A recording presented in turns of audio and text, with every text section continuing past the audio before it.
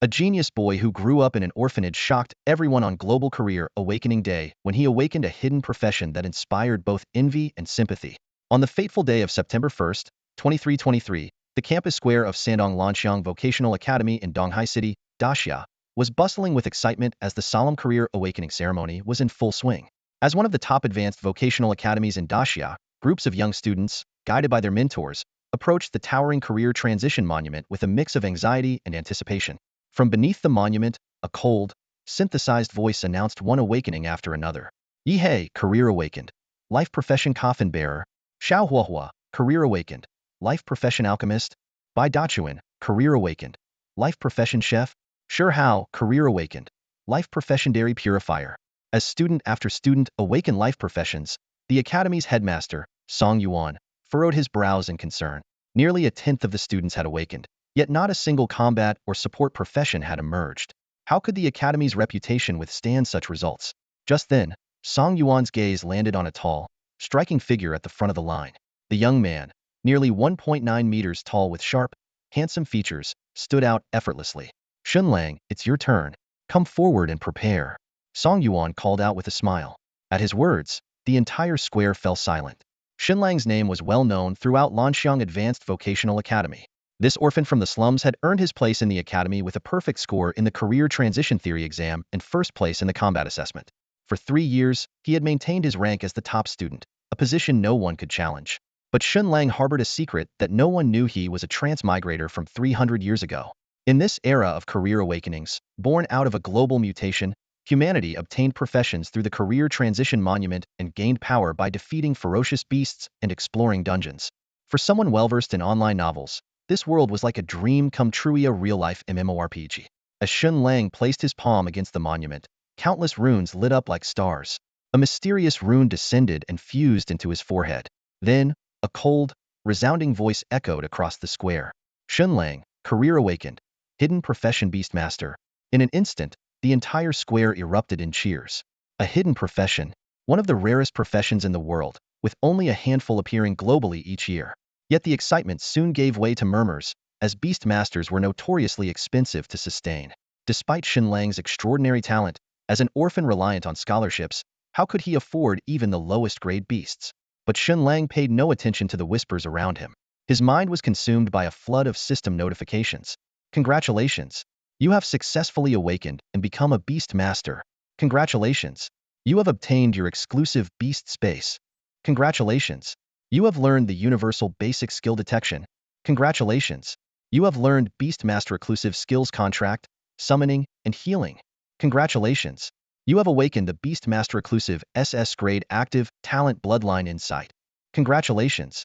You have awakened the Beastmaster Exclusive SS Grade Passive Talent Blessing. Congratulations! You have awakened the Beastmaster Exclusive Goddard Active Talent Bloodline Regression. Congratulations! You have awakened the Beastmaster Exclusive Goddard Active Talent Extraction. Congratulations! You have awakened the Beastmaster Exclusive Goddard Active Talent Beast Fusion Armor. Shen Lang felt a wave of confusion upon awakening as a Beast Tamer, a rare hidden profession. He had originally aspired to become a mage or dragon knight, but instead, fate had dealt him this unexpected hand. This type of profession inherently came with at least a level talent, giving its holders a significant advantage over ordinary practitioners right from the start. However, what seemed like a stroke of good fortune quickly turned into a source of stress for Shen Lang. As his classmates often said, Beast Tamers were notorious for being money sinks, with costs so high they bordered on terrifying. Ever since arriving in this world, he had been tirelessly preparing for his class transition, barely scraping by on academy scholarships. His current savings were less than 2,000 credits, nowhere near enough to afford even the most basic beast companion. It felt like owning a Gatling gun, but having no bullets to fire, a situation that was both frustrating and laughable. Just as he was about to lose his composure, the transition monument activated, revealing his class attributes and talents, 2 SS level talents and 3 Gaudier talents. The sheer brilliance of this configuration left Shen Lang utterly stunned. With his solid grasp of class theory, he immediately realized that this was no ordinary Beast Tamer profession. As a transmigrator, awakening such an overwhelmingly powerful hidden class seemed almost fitting. Before he could delve deeper into his detailed attribute panel, the voice of Dean Song Yuan interrupted him. Shen Lang, don't worry. Both the academy and the nation will support you. For someone like you, a hidden class holder, we won't let your potential go to waste. Head to my office and wait for me there. I'll explain everything in detail shortly. Catching the subtle promise of benefits in those words, Shen Lang quickly agreed and made his way toward the administrative building. His hurried steps betrayed his excitement, though to onlookers, his figure seemed somewhat forlorn. Back in the plaza, murmurs from the students filled the air. Poor guy. It's hard not to feel bad for him. Should we chip in and help him buy a beast companion? Don't bother. Didn't they say the academy and government will support him? That depends on the level of his awakened talents. Even for hidden classes, most people only get B or A level talents at best. While the crowd speculated, Shen Lang had already reached the office and eagerly opened his attribute panel. Name, Shen Lang. Class, Beast Tamer. Level, 0. Base attributes, Strength 23, Agility 22, Constitution 21, Spirit 50. Talents, Bloodline Insight SSS, Divine Blessing SSS, Bloodline Reversion God-Ear, Talent Extraction God-Ear, Beast Armament God-Ear. Skills, Basic Detection, Contract Technique Exclusive, Summoning Technique Exclusive, Healing Technique Exclusive. General abilities, Swordsmanship LV7, Martial Arts LV10. Equipment, none. Beast Companions, none. Free attribute points, 0. As he stared at this astonishing array of talents, Shen Lang couldn't contain his excitement. For most, awakening even one talent was considered a stroke of incredible luck. Dual talents were as rare as phoenix feathers. But Shen Lang had awakened 5 top-tier talents at once, something entirely unheard of. Without hesitation, he clicked on the detailed description of his first talent. Bloodline Insight Beast Tamer Exclusive, SS level talent.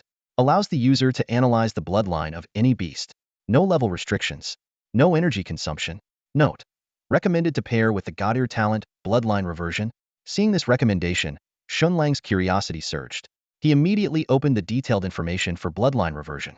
Shen Lang stared at the talent information that appeared before his eyes, his heartbeat quickening uncontrollably. The first God-Ear talent, Bloodline Reversion, caught his attention, and its description left him momentarily breathless. The ability to revert any beast's bloodline to its most powerful ancestral form, with no restrictions or energy consumption. The power of this talent lay in its complete disruption of the norms within the Beastmaster profession. Typically, a beast's potential is closely tied to the strength of its bloodline, but identifying and activating hidden bloodlines often requires immense resources. This is why Beastmasters are commonly known as a gold-devouring profession. However, for Shen Lang, these obstacles were now a thing of the past. Taking a deep breath to steady his excitement, he turned his attention to the other 2 God-Ear talents. Talent Extraction allowed him to extract 1 talent from any beast without limitation or cost. When combined with Bloodline Reversion, this meant that as long as he found beasts with divine level potential, he could acquire at least an S-tier talent. Even better, Beastmasters could contract multiple beasts, effectively enabling him to amass a collection of high-level talents. Shen Lang couldn't hide his excitement, a smile unconsciously forming on his lips. He moved on to examine the final God-Ear talent, Beast Armament. This talent broke the traditional limitation that beasts could not equip gear. The thought of a fully armed divine beast was enough to make its potential power truly unimaginable. In that moment, Shen Lang solidified his resolve to become a Beastmaster. The combination of these God-Ear talents would undoubtedly pave the way for him to ascend to the pinnacle of the profession. Confidence radiated from his face, as if he could already see himself conquering the world in the future. Shen Lang gave a faint smile as his gaze fell on the final SS grade talent. Blessing, this SS grade passive talent, exclusive to Beastmasters, immediately caught his attention. Its attributes were astonishing. No mana consumption when using Beastmaster-specific skills, no cooldown time, and a 500 increase in skill effectiveness. It was like a divine talent tailor-made for Beastmasters. As a Beastmaster, his combat strength primarily came from his beasts, while his own role was akin to that of a support healer, providing various buffs to enhance his beasts. With the Blessing talent, not only could he freely stack skill buffs on his beasts, but the effectiveness of these skills would also be multiplied 5-fold. Unable to contain his excitement, Shen Lang eagerly opened his skill panel and examined his current abilities. He discovered he had 4 skills. The first was a basic skill, Inspect, a general-purpose skill available to all professions. It allowed him to view information on targets up to 10 levels higher than himself. Unfortunately, this skill wasn't enhanced by Blessing. Otherwise, he could have analyzed targets up to 50 levels above his own. Next came 3 Beastmaster-specific skills. Contract Technique. This skill was used to form a master-servant contract with beasts, with the success rate depending on the level difference between him and the beast.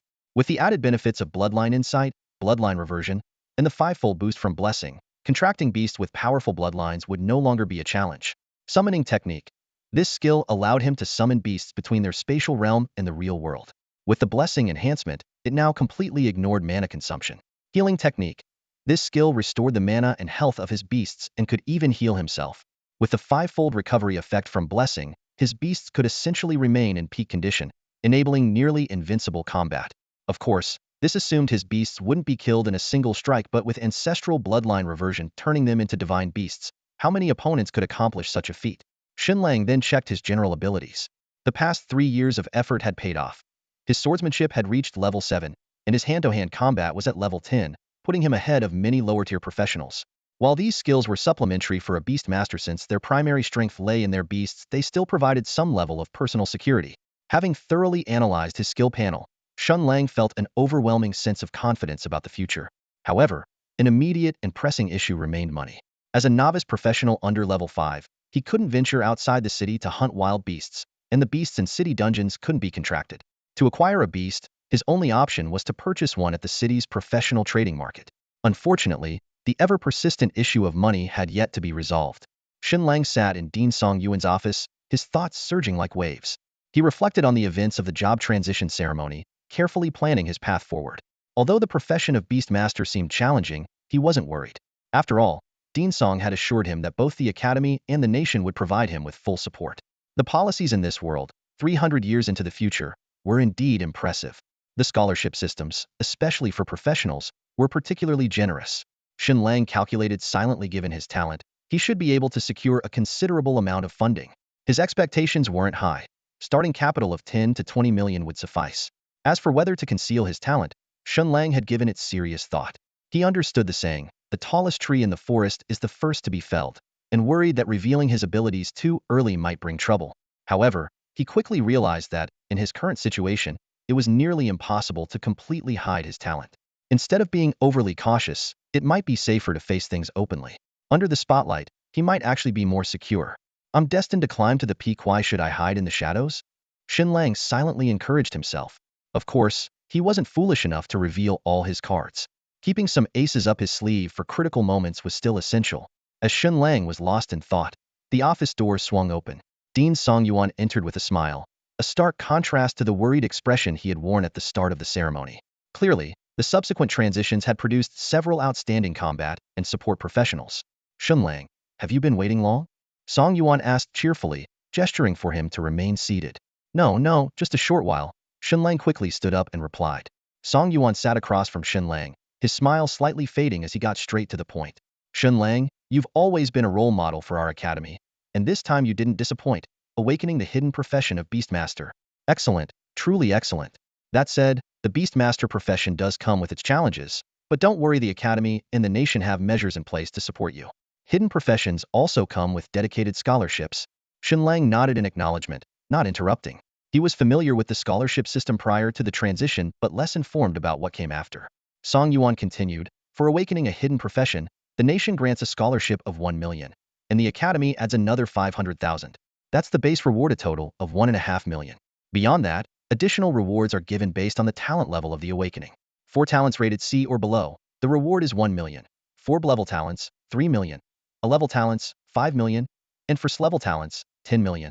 At this point, Songyuan paused briefly, smiling as he asked, Shen Lang, what level of talent did you awaken? It was clear that Songyuan assumed Shen Lang's talent would fall somewhere between B and A levels. Mentioning the reward for S-level talents was more of a hopeful afterthought. As for S-level or SS-level talents, he didn't even bring them up. Those were so rare that only a handful might emerge globally in a year. Hearing that S-level talents came with a 10 million reward, Shen Lang was already ecstatic inside. That amount would be more than enough to purchase a first or second-tier beast. He planned to seek out a beast with a powerful bloodline, not necessarily one of a high level. However, Shen Lang couldn't help but feel a bit regretful. After all, he didn't seem to have an S-level talent. His lowest was SS level. Internally, he allowed himself a fleeting moment of self-satisfaction before looking earnestly at Songyuan and asking, Dean, I was wondering, if it's an SS level talent, how much scholarship would that come with? SS level talent? Well, the scholarship for that level would be. Songyuan began to respond instinctively, but then he froze mid-sentence. Realization dawned on him, and he abruptly stood up from the sofa, staring intently at Shen Lang. For a moment, he was so stunned that he couldn't find the words to speak. An SS level talent. Song Yuan's voice pitched high with excitement as he flipped over the tea table and leaned in so close to Shen Lang's face that their noses almost touched. Shen Lang instinctively leaned back, trying to escape the overpowering scent of garlic on Song Yuan's breath. You awakened an SS-level talent? Song Yuan pressed eagerly, his eyes sparkling with fervor. Seems like it, Shen Lang replied awkwardly, shifting slightly to the side to put some distance between them. What do you mean, seems like it? Let me see your talent panel right now, Song Yuan demanded, his voice brimming with uncontrollable excitement. All right, Headmaster, Shen Lang replied, inching further away before cautiously revealing his talent panel. Knowing full well the commotion an SS-level talent could cause, he wisely concealed his other talents, leaving only Blessing, the SS-level talent, visible. The panel displayed Blessing, exclusive SS-level talent for Beast Tamers. Passive talent. When casting Beast Tamer exclusive skills, there is no mana cost, no cooldown, and effects are increased by 500. Song Yuan stared at the panel, his eyes glued to the display, his eyebrows twitching uncontrollably as his expression shifted through a range of emotions.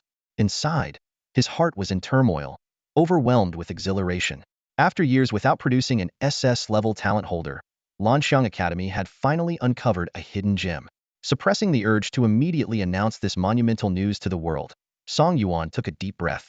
With a serious tone, he cautioned, Shen Lang, an SS-level talent is indeed extraordinary, but you've only just started on your path. There's still a long journey ahead. In the future, be sure to keep a low profile. Do you understand? Yes, Headmaster. I understand, Shen Lang replied respectfully, standing up and bowing slightly. Song Yuan nodded in approval and waved his hand. All right, you may go now. Shen Lang hesitated for a moment before asking, Headmaster, about the scholarship. Song Yuan laughed and scolded. Don't worry. It'll be transferred to your account soon. As for the amount, you'll find out when it arrives. Reassured, Shen Lang bid farewell and left. After taking just a few steps, he heard a loud clap and muffled laughter coming from the office behind him. Clearly, Song Yuan was struggling to contain his excitement. A faint smile tugged at Shen Lang's lips. He thought to himself that if he had revealed his god-ear talent, the headmaster might have completely lost his composure. For now, he decided to head home and wait for the scholarship funds to arrive before visiting the trading market. Not long after he hopped into a taxi, his phone buzzed with a text notification. Grand Xia Commercial Bank. Your account ending in 6789 received a deposit of 101,500,000 yuan at 11:23. Current balance, 101,500,984 yuan. Reminder, our bank will never ask for your card PIN or verification code. Beware of scams. Shen Lang carefully counted the digits, confirming that it was indeed 101.5 million yuan. He quickly realized that the 1.5 million was the base scholarship, while the additional 100 million was a special reward for his SS-level talent. This massive sum underscored the nation's emphasis on nurturing potential talent. In this era dominated by professional awakenings, the country needed a strong cadre of exceptional individuals. To the government, this money was just numbers on a ledger, a small price to pay for securing the loyalty and contributions of the most promising talent. It was an investment well worth making. Of course, loyalty among professionals is often unpredictable. Shen Lang couldn't help but recall those so-called top students from 300 years ago who had received generous scholarships but, after honing their skills, defected to foreign lands in droves. Shaking his head, he realized that the situation remains the same today. Human nature is complex and hard to fathom. As for the current state of the Great Xia Kingdom, Shen Lang did feel a faint sense of belonging, but that was about it. A reward of 100 million yuan was indeed tempting, but it wasn't enough to make him risk his life. He calculated in his mind that lending a hand when necessary wouldn't be a problem, but anything beyond that would depend on how the Great Xia treated him in the future. After all, before he could grow strong enough, dangers were lurking everywhere. Driver, turn around and head to the professional trading market. Shen Lang suddenly changed his mind and said excitedly, the money's already in my account, so forget about eating for now. Let's go buy a divine beast first. Before long, Shen Lang arrived at the bustling professional trading market in the heart of Donghai City. This marketplace, established under official guidance, brought together state-owned enterprises and private companies, offering almost everything a professional could need. Equipment, potions, beasts, tools, you name it, they had it. Coincidentally, today was Global Job Change Day, when countless students had just completed their job transitions and were eager to purchase essential items for their new roles. The market was packed with people, and aside from the storefront merchants, private vendors had also set up roadside stalls, their calls to attract customers rising and falling in a lively chorus. Shen Lang's primary objective for this trip was to acquire a beast companion. He had already researched the largest beast selling store in the market using his phone before arriving and quickly found his destination One Show Pavilion. This joint public-private operation was renowned for its quality assurance and wide selection of beasts. With his Godder talent, bloodline insight, Shen Lang needed access to a diverse range of beasts. He thought to himself, as long as there are enough options, I should be able to find one with a powerful bloodline, right? For his first beast companion, he wasn't about to settle for anything less than the best. The Beast Pavilion occupies a vast area, with its entrance marked by a grand and imposing tower. Stepping over the threshold, a spacious hall opens up before your eyes, lined with countless display platforms on all sides. Each platform contains ferocious beasts of various shapes and sizes, an incredible variety on display. Behind these platforms lie hidden courtyards, which serve as the true holding areas for a large number of these beasts.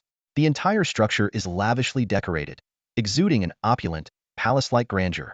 As Shen Lang stepped into the hall, he noticed that it was already bustling with numerous professionals carefully selecting their beasts. Most of them appeared to be newly transitioned beginners, some accompanied by their parents. After all, rookie professionals often lack financial resources and have to rely on their families for support in the early stages. Notably, beast tamers, being a hidden profession, were quite rare. These professionals were primarily purchasing beasts to gain experience for leveling up. The beasts sold at the Beast Pavilion covered all levels and had undergone special treatments, making it possible even for low-level professionals to purchase and defeat them to gain experience. With sufficient funds, one could theoretically level up to level 5 just by defeating these beasts. It was for this reason that the Beast Pavilion always thrived with business and saw a constant stream of visitors after the global transition day. Shen Lang glanced around the hall and saw several attractive sales representatives enthusiastically explaining the details of the beasts on display to customers. Just then, a young female sales representative, seemingly around 18 or 19 years old, quickly approached him with a bright smile. Wherever Shen Lang went, his good looks often earned him special treatment. "Hello, handsome. How can I assist you today?" she asked warmly. The saleswoman was tall, beautiful, and exuded energy. "Are you looking to buy a pet beast? We have all sorts of adorable little creatures here, with plenty of options. Would you like me to introduce you to some? I'd like to take a look around first, thank you." Shen Lang politely declined her offer. A flicker of disappointment crossed the saleswoman's eyes, but she maintained her professional smile and replied, "Of course, let me know if you need any assistance." Shen Lang nodded and made his way through the crowd toward the display platforms. In the far right corner, he noticed a beast resembling a Komodo dragon. Its entire body was fiery red, with scales faintly patterned like flames, and its breaths emitted a faint glow of fire, clearly a fire-type beast. A nearby electronic screen detailed the beast's information. Fire-breathing lizard. Level 3. Bloodline potential. Ordinary grade, 2-star fire dragon bloodline. Abilities. Decent fire manipulation. The term, ordinary grade, 2-star, referred to the beast's quality classification. Ordinary grade was equivalent to common monsters in games, with higher grades including Elite, Legendary, Beast King, and Divine Beast. A 2-star rating was akin to a professional's second job advancement, meaning this fire-breathing lizard could grow to a maximum of level 60 but could not evolve into a true fire dragon. Unless it encountered a rare opportunity, level 60 would be its limit. Despite this, Shen Lang decided to use his bloodline insight skill on the fire-breathing lizard. The results matched the information provided by the Beast Pavilion almost exactly. Fire-breathing lizard. Level 3. Bloodline upper limit. Ordinary grade, 2-star fire dragon. Growth limit, level 60. Shen Lang glanced at the price tag. 8 million. For someone like him, with billions in his account, this was a trivial amount, could easily buy 10 of these lizards at once. However, even if he could use bloodline reversion to transform the fire-breathing lizard into a fire dragon, what use would a level 60 ordinary fire dragon be? It would be a complete waste of his god-tier talent, bloodline reversion. Only beasts with divine beast-level bloodlines were worthy of such an ability. Adhering to his principle of quality over quantity, Shen Lang decisively moved on to the next display. Gale Wolf. Level 4. Bloodline potential. Ordinary grade, silver-backed flying wolf. Growth limit, 1 star, level 30. Silver-backed flying wolf? What trash? Shen Lang thought as he continued forward. Flame bird. Level 3. Bloodline potential. Elite grade, scarlet flame sparrow. Growth limit, 2 star, level 60. Elite grade, huh? Still trash, Shen Lang muttered, shaking his head as he moved on. Iron armored bull. Level 4. Bloodline potential. Elite grade, golden steel bull. Growth limit, 2 star, level 60. Golden steel bull? A level 60 godly bull? That godly title is really pushing it, Shen Lang scoffed, continuing his search. Suddenly, a peculiar display caught his attention. Inside the platform was a skeleton. A skeleton? This counts as a beast? Shen Lang wondered. But then, he recalled that skeletons were a common type of monster found in the wild and in various dungeon instances. Using his bloodline insight skill, Shen Lang immediately examined the skeleton. Its information appeared before him. Jade skeleton. Level 5. Bloodline potential. Legendary grade. Crystal skeleton general. Growth limit 6 star. Shen Lang was momentarily stunned. This skeleton isn't bad at all, it actually has a legendary bloodline. The growth cap of 6 stars meant that this skeleton, once it reverted to its ancestral form as a crystal skeleton general, could reach level 180. Shen Lang's gaze instinctively fell on the price tag at 9 million. He subconsciously thought of his scholarship and sighed inwardly. Clearly, the government was well aware of the steep costs of beast taming. By awarding him a scholarship of 100 million, they undoubtedly hoped his first tamed beast would reach the legendary level, laying a solid foundation for his future. For an ordinary SS-level talent beast tamer, a legendary bloodline beast would indeed be an excellent starting point. However, for Shen Lang, this level of beast was far from sufficient. He paused for a moment, then decided to keep exploring the other displays. In his heart, he silently vowed, I must not compromise when it comes to choosing my beast. Over the next half hour, Shen Lang meticulously examined the beasts on display at every booth in the hall. The majority of them had common or elite bloodlines, with only a few boasting legendary bloodlines. There was even a king-level Beasta lion cub carrying the bloodline of the Golden Lion King. However, no matter how highly Shen Lang regarded the Golden Lion King, the exorbitant price alone was enough to deter him. As for beasts with divine-level bloodlines, there wasn't a single one in the entire hall. A faint trace of disappointment emerged on Shen Lang's face. At that moment, the saleswoman from earlier noticed his expression and approached him once again. What's the matter, young man? Are you not satisfied with the beasts at our 10,000 beast pavilion? She asked softly. Shen Lang looked up at her and asked, Are the beasts in this hall all you have in stock? The saleswoman was momentarily taken aback, then smiled and replied, Of course not. This is just a small portion of the beasts we have at the 10,000 beast pavilion, mainly those suitable as pets or for beast taming, as they're easier to display. In the warehouse behind the scenes, we have many more rare and valuable beasts. The moment Shen Lang heard the word valuable, he knew those beasts were out of his reach. He gave a wry smile and said, Right, valuable, I can't afford them. The saleswoman, experienced in reading people, immediately recognized Shen Lang's financial predicament. However, she showed no hint of disdain. Instead, she maintained a kind and approachable tone as she continued, You seem like you've just completed your job transition. Are you looking to buy some beasts to level up quickly and get through the beginner phase? As she spoke, she pointed toward a bustling entrance in the hall and added, Over there is a section of the 10,000 Beasts Pavilion specifically designed for new tamers. It features low-level, low-star beasts whose bloodline quality hasn't been determined yet. Would you like to take a look? The price of low-grade beasts was undeniably affordable, making them the go-to choice for those on a tight budget and an ideal target for gaining experience points. But what truly caught Shen Lang's attention was the untapped potential of these beasts' unassessed bloodlines. Thanks to his divine tier ability, Bloodline Insight, Shen Lang had no need for the Beast Pavilion's bloodline evaluation services. The beasts with confirmed bloodline potential were either well beyond his budget or fell short of his expectations. On the other hand, these unassessed beasts presented him the perfect opportunity to utilize his gift. There was always a chance he'd uncover a rare and overlooked bloodline among them. Let's go take a look then. Thank you for your help, Shen Lang said to the female sales associate. Oh, it's no trouble at all. Follow me, handsome, she replied. Her cheeks tinged with a blush as she eagerly led the way. The entrance was bustling with people, but as they ventured deeper into the pavilion, the crowd thinned out. Unlike the polished displays at the front, the interior was lined with towering cages. Each cage housed a single type of beast, with numbers ranging from a handful to dozens. A strong metallic tang of blood filled the air. Occasionally, Shen Lang passed by cages where newly transitioned professionals were killing these low-grade beasts, rendered defenseless by the Beast Pavilion's special methods. Outside the cages, their families cheered them on from the sidelines.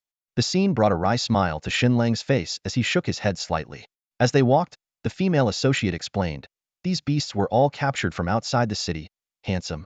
They're low-tier, low-grade bloodlines, but I assure you their quality is top-notch. Of course, since they've been subdued, the experience points you gain from killing them will be reduced, but you can always make up for it with quantity. Shen Lang carefully examined each cage, activating his bloodline insight to inspect every beast. Just as she mentioned, these were common one-star bloodline beasts frequently found in the wild.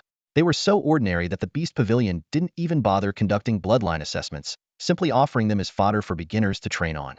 After passing by over a dozen cages without any luck, Shen Lang remained undeterred, meticulously evaluating each beast.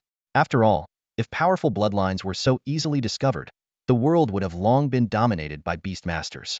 Half an hour later, they arrived at a cage filled with fire pythons, each as thick as a bowl. The snakes, their dull red scales glinting with an eerie iridescence under the lights, lay motionless on the ground, their energy completely drained. Fire pythons pretty common, one-star low-grade beasts. Their growth cap is only around level 30, the sales associate explained. Shen Lang casually activated his bloodline insight, but the moment he did, his pupils contracted sharply. One particular fire python, battered and covered in wounds, immediately caught his attention. Its body was riddled with gashes so deep that its writhing internal organs were faintly visible. The snake was barely clinging to life, its forked tongue flickering weakly. The results of his bloodline insight sent Shen Lang's heart racing. Fire python, level 5. Bloodline potential mythical 10-star Medusa Queen. Growth potential level 300. Suppressing his excitement, Shen Lang kept his expression neutral and asked, "How much are these fire pythons?" "These are all level 5, handsome. The original price is 10,000 yuan each, but I can offer you a 50 discount, just 5,000 each." How does that sound? The price, a fraction of what beasts on display usually cost, and the casual offer of a 50 discount from a regular salesperson made Shen Lang inwardly cautious. Still, he nodded and said, "All right, 5,000 it is. He'll take the entire cage."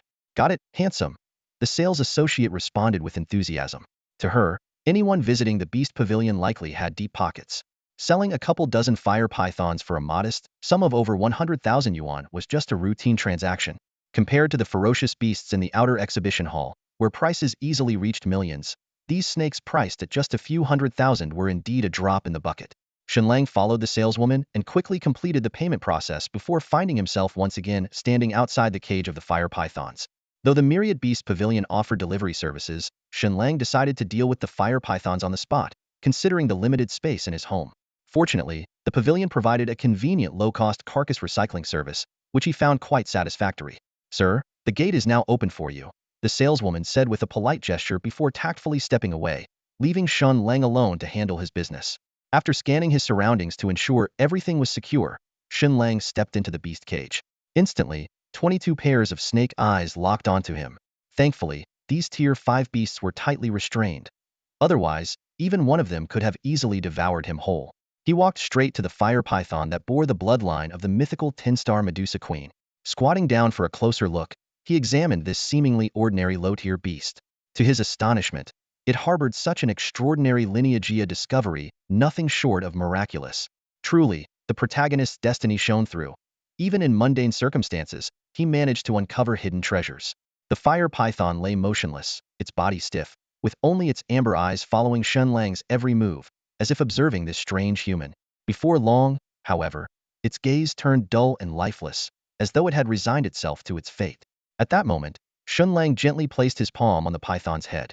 Instantly, a golden magic circle enveloped them both. This was the signature skill of a beast master. Contract magic. The fire python's forked tongue froze midair, and a flicker of human-like shock flashed through its amber eyes. If it could speak, it would undoubtedly exclaim, "What the? Are you blind, human? I'm so weak, and yet you're actually contracting with me?" The fire python, though puzzled by the intent of this human before it, instinctively accepted the contract. Within this beast cage, it had witnessed countless ferocious beasts meet their tragic ends, never once seeing anyone leave alive. To the fire python, this place represented the final destination of death. Yet now, someone was willing to form a contract with it, offering a glimmer of hope for rebirth. Even the humblest of lives instinctively strive to survive, how much more so for a fierce beast. At the moment the contract was sealed, Shen Lang immediately felt the unique bond established between himself and the fire python. Following that, a cascade of system notifications poured down like a torrential rain. "Congratulations! You have successfully formed a contract with the beast fire python." Fire python attributes: Fire element, level 5, Strength 51, Agility 50, Constitution 54, Spirit 60A. Talent: F level fire attribute, attack 15. Skills: Fire armor, Fire spike. However, even more shocking notifications followed in quick succession. SSS level, talent bloodline insight triggered. Detected that the contracted beast possesses traces of the mythical 10-star Medusa Queen's ancient bloodline. Divine talent bloodline reversion triggered. Would you like to activate the fire python's ancient bloodline, reverting it into the Medusa Queen? Divine talent extraction triggered. Would you like to extract talents from the contracted beast? Divine talent beast armament triggered. Would you like to transform the contracted beast into an armament? Faced with these astonishing options, Shen Lang chose no without hesitation. While he had no intention of hiding his abilities forever, he preferred to reveal them selectively to specific individuals. Clearly, the Beast Pavilion was not among those he deemed worthy. Through the contract, Shen Lang could clearly sense the fire python's current state of weakness and pain. He immediately cast several Beastmaster-exclusive healing spells. With the blessing of his SS-level talent, the effects of these spells were amplified fivefold. Moreover, they required no mana consumption and had no cooldown time. In the blink of an eye, the previously battered and scarred fire python was fully restored, and its one-stem eyes regained their vitality. The fire python flicked its tongue repeatedly, seemingly wanting to get closer to Shen Lang, though the lingering control effects on its body still restrained its movements. Shen Lang didn't overlook this and quickly retrieved a blue pill from his bag, placing it into the fire python's mouth. This special drug, sold to him by a female merchant, was designed to release the control curse imprinted on the fire python. The moment the fire python swallowed the pill, a miniature six-pointed star array appeared on its forehead, then dissipated into nothingness. Finally free, the fire python immediately straightened its body and affectionately rubbed its head against Shen Lang's leg, as if expressing its gratitude for saving its life. Shen Lang gently stroked the fire python's head and said, "All right, save the affection for later." His gaze then shifted to the remaining 21 fire pythons in the cage, and he commanded, "Kill them all." At his master's order, the fire python's amber eyes instantly filled with a savage gleam. It slithered toward the nearest kin and activated its fire armor skill. Its scales were enveloped in a fiery red blaze, enhancing both its defense and attack power. The fire python raised its tail high like a flaming sword and, with a sharp whistling sound, struck down fiercely on the controlled fire python's head. With a sickening crack, the fragile skull shattered instantly. A system prompt followed. Your contracted beast has killed a level 5 fire python. You and your beast each gain 8 experience points. Shen Lang quickly realized that the experience points gained from these captured beasts in the Beast Pavilion were far lower than expected. Normally, killing a level 5 wild beast would yield 3 to 5 times more experience points. But this was understandable after all. These beasts were like stationary targets trapped in cages, incapable of resisting. By contrast, slaying beasts in the wild or dungeons involved significant risk, and naturally, the rewards were higher. This served as yet another reminder of the principle that risk and reward go hand in hand. While Shen Lang pondered this, the fire python continued executing his command with ruthless efficiency.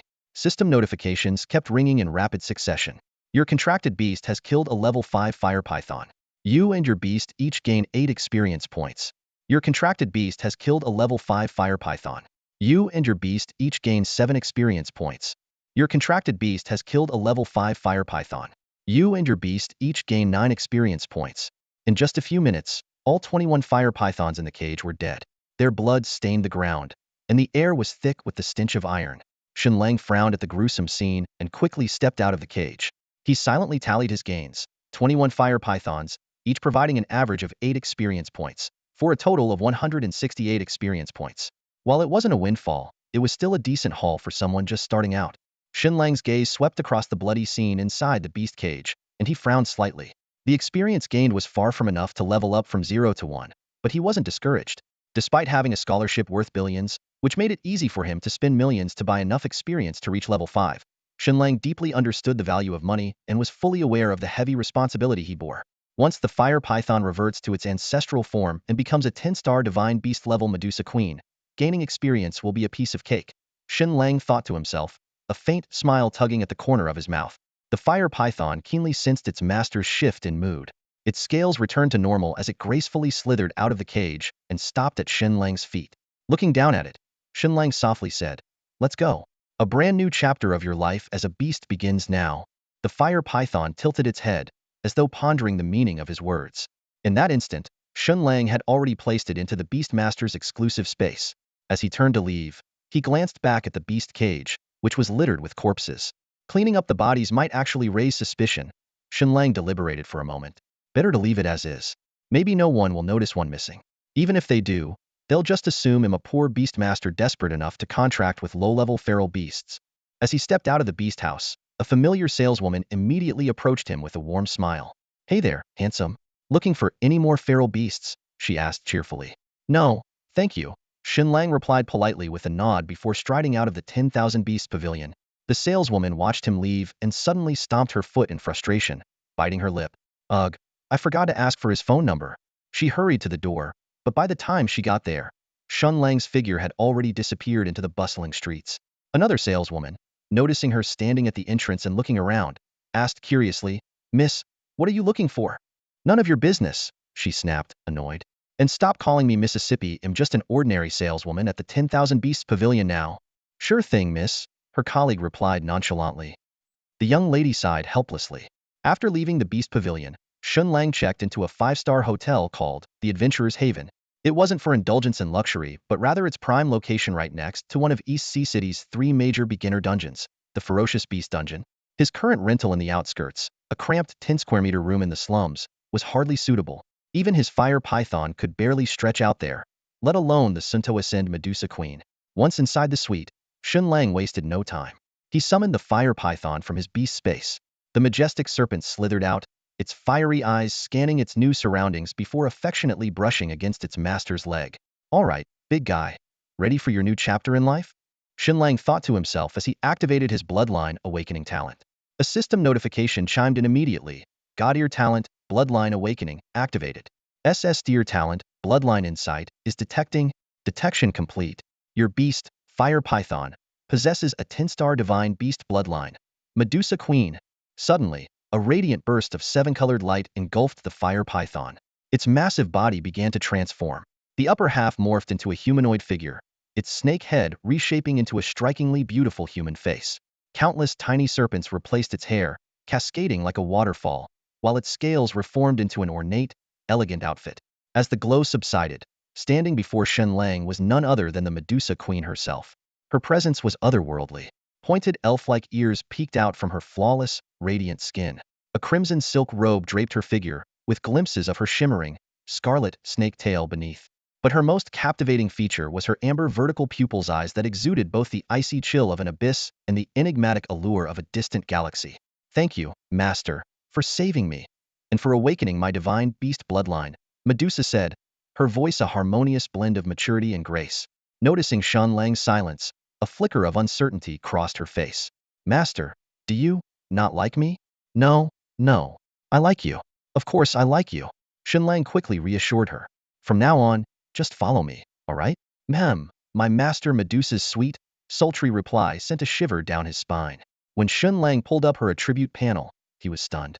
The level 5 Medusa Queen displayed jaw-dropping stats, all 4 core attributes exceeding 1,000, with an average nearing 1,600. She boasted 2 SS-tier talents, Queen's Gaze and Queen's Resilience, along with a repertoire of devastating skills like Death Stare and Mystic Serpent Arts.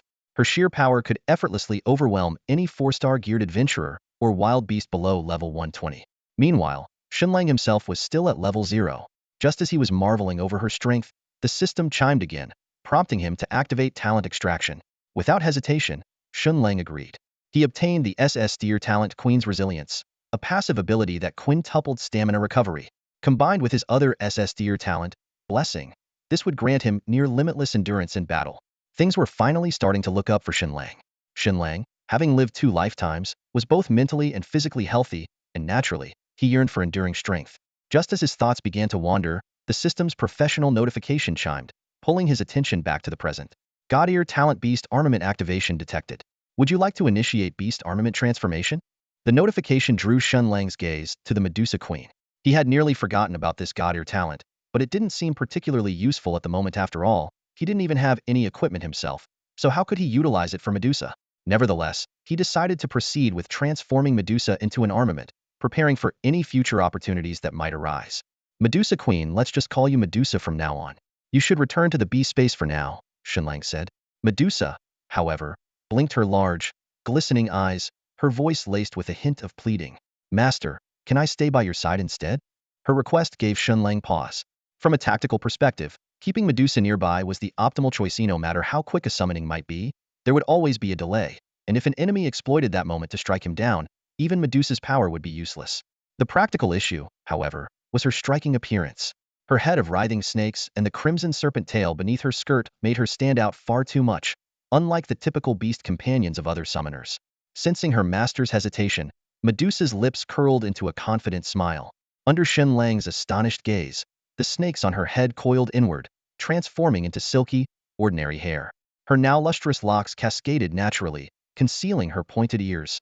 The crimson tail she once bore receded entirely beneath her skirt. The transformation left Shen Lang momentarily spellbound. Medusa's wild, beastly aura was replaced with a mature, alluring elegance. Master, is this better now? Medusa softly asked, her teeth lightly grazing her lower lip as her eyes brimmed with anticipation. Perfect. Shen Lang nodded repeatedly, then quickly added, but when we're in private, keep your original form. It's more distinctive that way. As you wish, my master. Medusa's smile widened, and in an instant, her snake hair and tail returned to their original form, showcasing her flawless control over her appearance. All right, let's grab something to eat first, and then we'll head to the dungeon to level up, Shen Lang said. Of course, master. I'll follow your every command, Medusa replied with a graceful bow, the subtle motion revealing just enough to make Shen Lang's breath hitch. As he took in the captivating figure before him, a restless energy stirred within him. If Su Xian and Xiao Huahua dared to embrace their desires, why should he hold back? Still, he couldn't help but wonder what exactly lay beneath Medusa's elegant robes. Shen Lang suppressed the swirling thoughts and led Medusa downstairs to the restaurant. Her stunning beauty and enchanting presence immediately caused a stir among the diners. The moment Medusa stood beside Shen Lang, the atmosphere in the hotel lobby instantly froze. Her tall, striking figure and cold, alluring demeanor, paired with Shen Lang's extraordinarily handsome face, made them look like a perfect match. The men glanced at Shen Lang with envy and jealousy, while the women gazed at Medusa with admiration.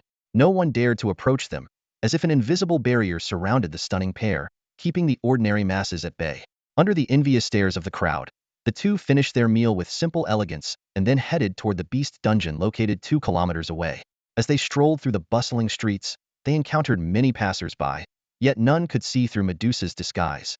At this moment, she appeared just like an ordinary human professional, flawlessly concealing her true identity as a 10-star divine beast. Who could have imagined that this seemingly graceful woman actually possessed terrifying power capable of overwhelming all in her path? Being a major metropolis, Donghai City boasted 3 beginner-level dungeons, a rare resource not found in smaller towns. Many rookie professionals from small cities traveled great distances just to pass the critical level 5 beginner phase. Today marked Global Job Change Day, and beginner dungeons everywhere were unusually busy.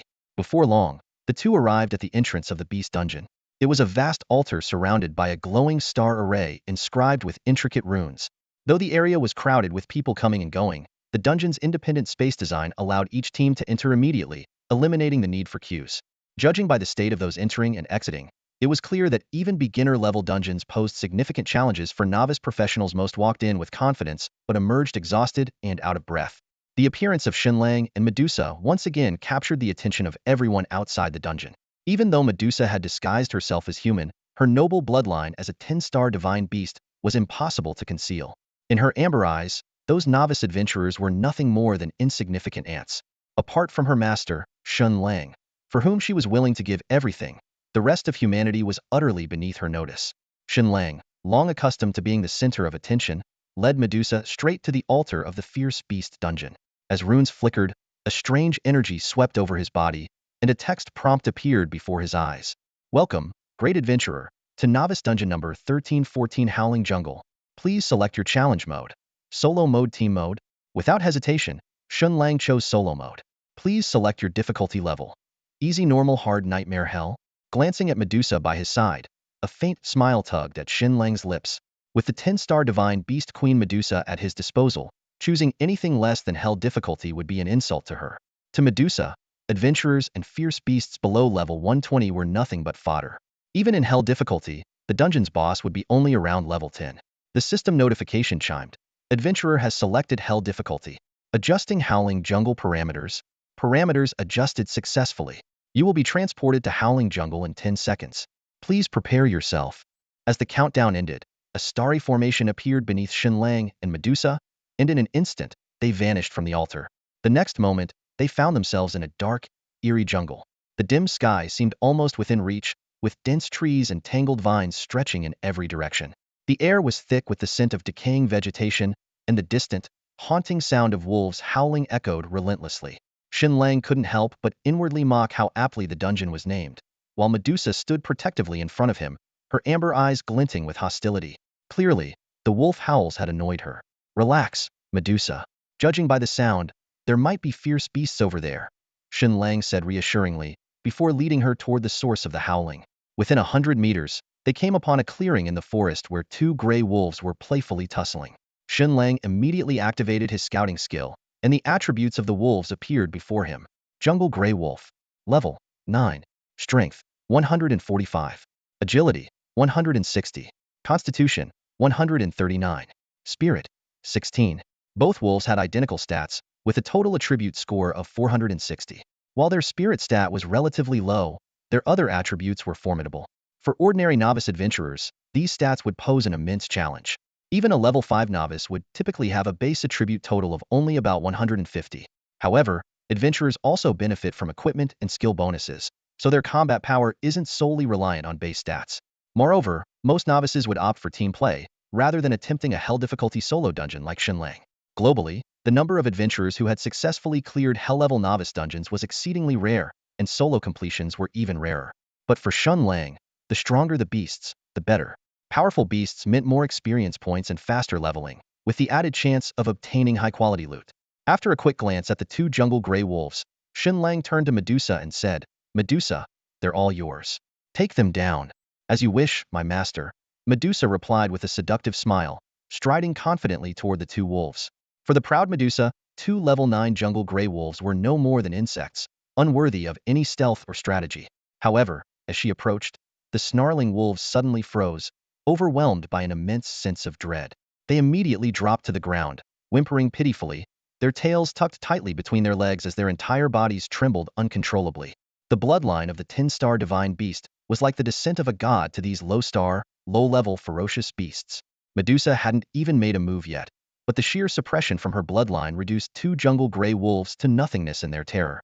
Before Shen Lang could even process what had happened, the system notification sounded. "Congratulations! Your contracted beast has slain the jungle gray wolf.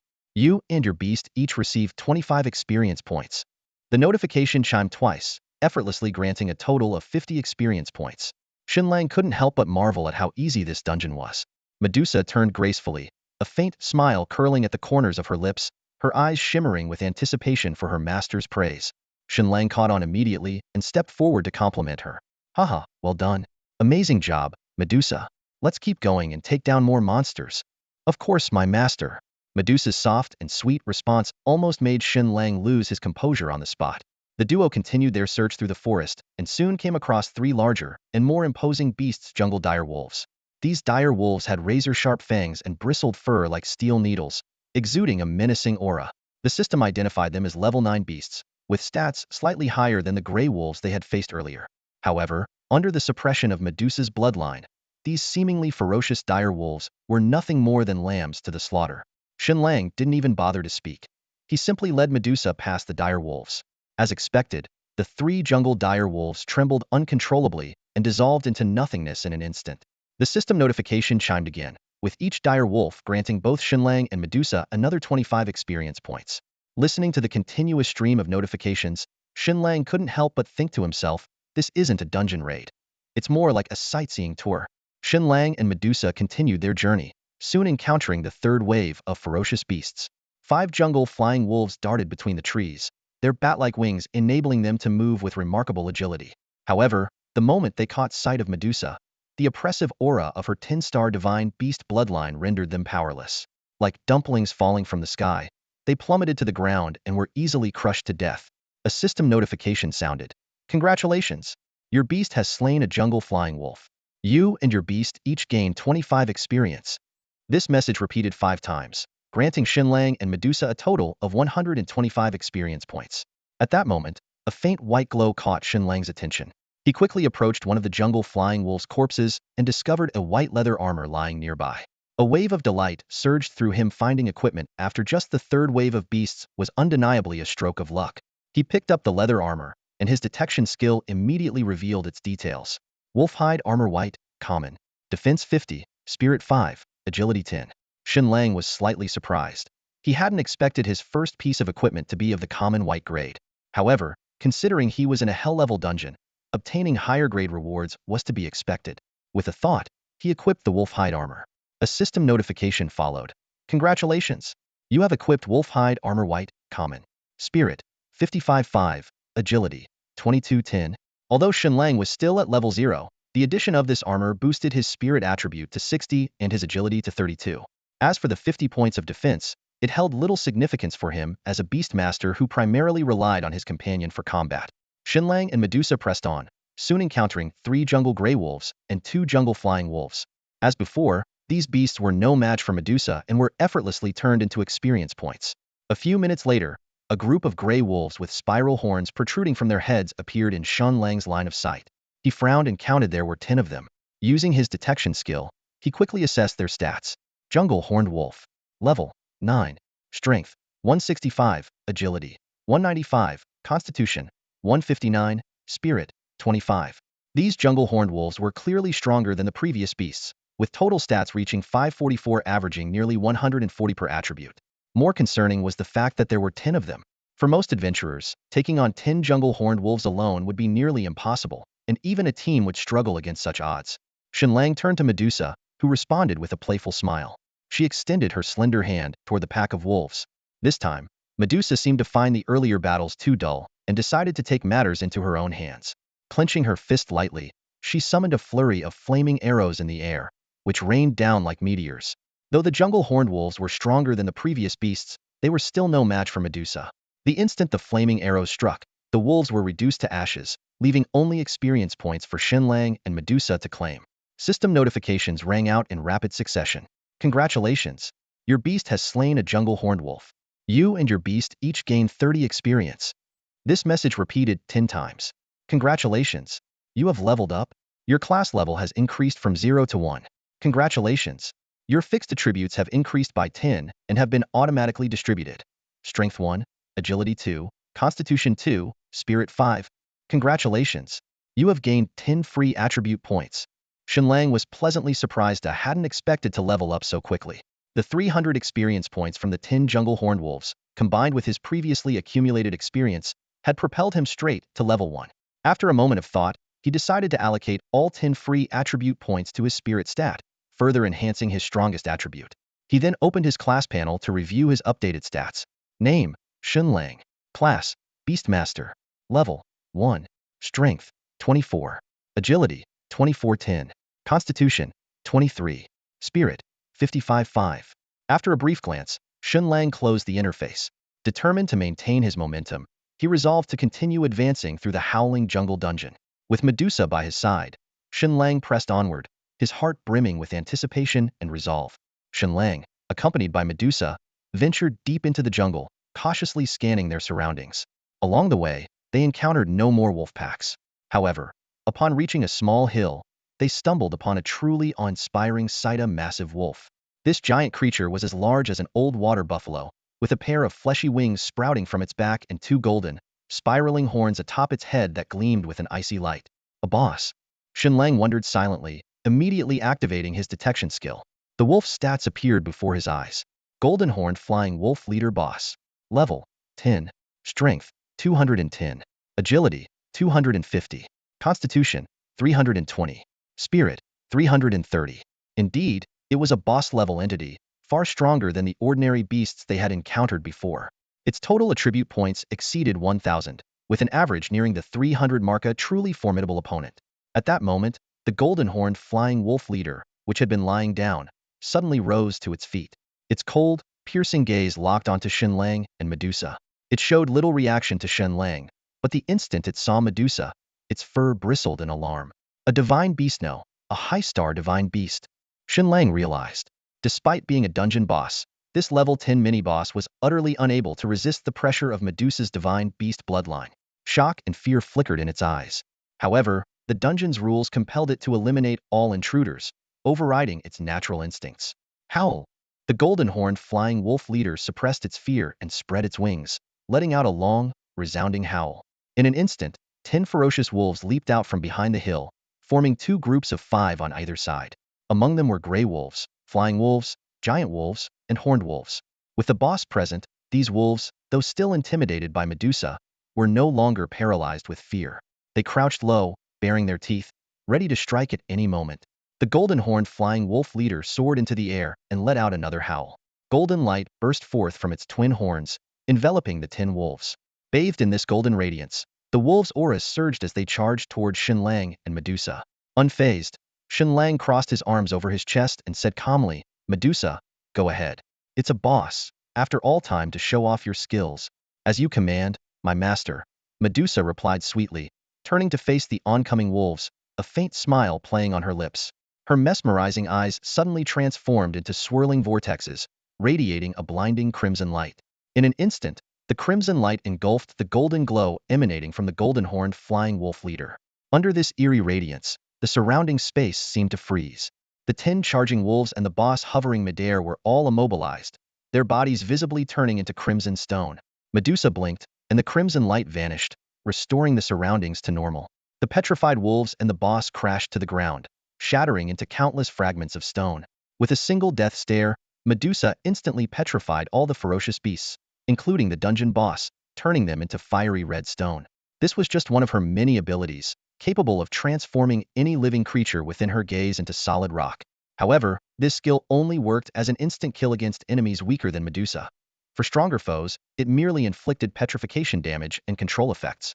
But in this beginner-level dungeon, filled with weak creatures, her death stare was nothing short of devastating. System notifications rang out repeatedly, announcing the experience points earned by Shen Lang and Medusa. From ordinary jungle gray wolves to the final boss, the Goldenhorn Sky Wolf Leader, every kill brought a significant boost to their experience. Congratulations! You have successfully cleared the Howling Jungle Solo Challenge mode. The system's voice echoed in his ears. You have 5 minutes to collect and organize your loot. After that, you will automatically exit the dungeon.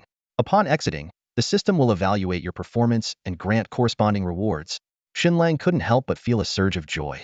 This effortless victory left him practically floating with excitement. He began to imagine the thrill of commanding even more beasts in the Futuria prospect that filled him with anticipation. Well done, Medusa, Shen Lang said with an approving nod before starting to gather the loot. Medusa responded softly, following him with small, graceful steps, a stark contrast to her fearsome status as a 10-star divine beast. The battlefield yielded only 2 pieces of equipment, one from the boss and the other from a jungle giant wolf. Shen Lang first inspected the ordinary white-grade item, the wolf bone dagger, and quickly stored it in his inventory. Then, he turned his attention to the green-grade superior item dropped by the boss, the wolf fang ring, and immediately equipped it. The system updated Shen Lang's stats panel automatically, reflecting the significant attribute boost from the new equipment and his level up. Despite the improvements, Shen Lang was fully aware that he had barely contributed to this dungeon run. It was Medusa's overwhelming power that carried them through. As the 5-minute loot collection period neared its end, the system chimed in once more. Your dungeon performance has been evaluated. You have achieved an SS grade clearance for the Howling Jungle Dungeon. Congratulations! You have been awarded a Supreme Treasure Chest, which has been automatically added to your inventory.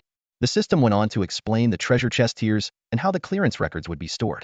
It specifically mentioned that an SS grade evaluation would trigger a global announcement, giving players the option to choose between revealing their real name or using a pseudonym. Shen Lang quickly weighed the pros and cons. A global announcement would undoubtedly draw attention to him, which was not ideal at this stage. While using a pseudonym wouldn't completely conceal his identity, it would at least buy him some time. After careful consideration, Shen Lang chose the alias Qianlong Hidden Dragon. Alias recorded. Your achievements and global broadcast will be displayed under the name Qianlong. The system confirmed. Time's up. You will now be exited from the dungeon.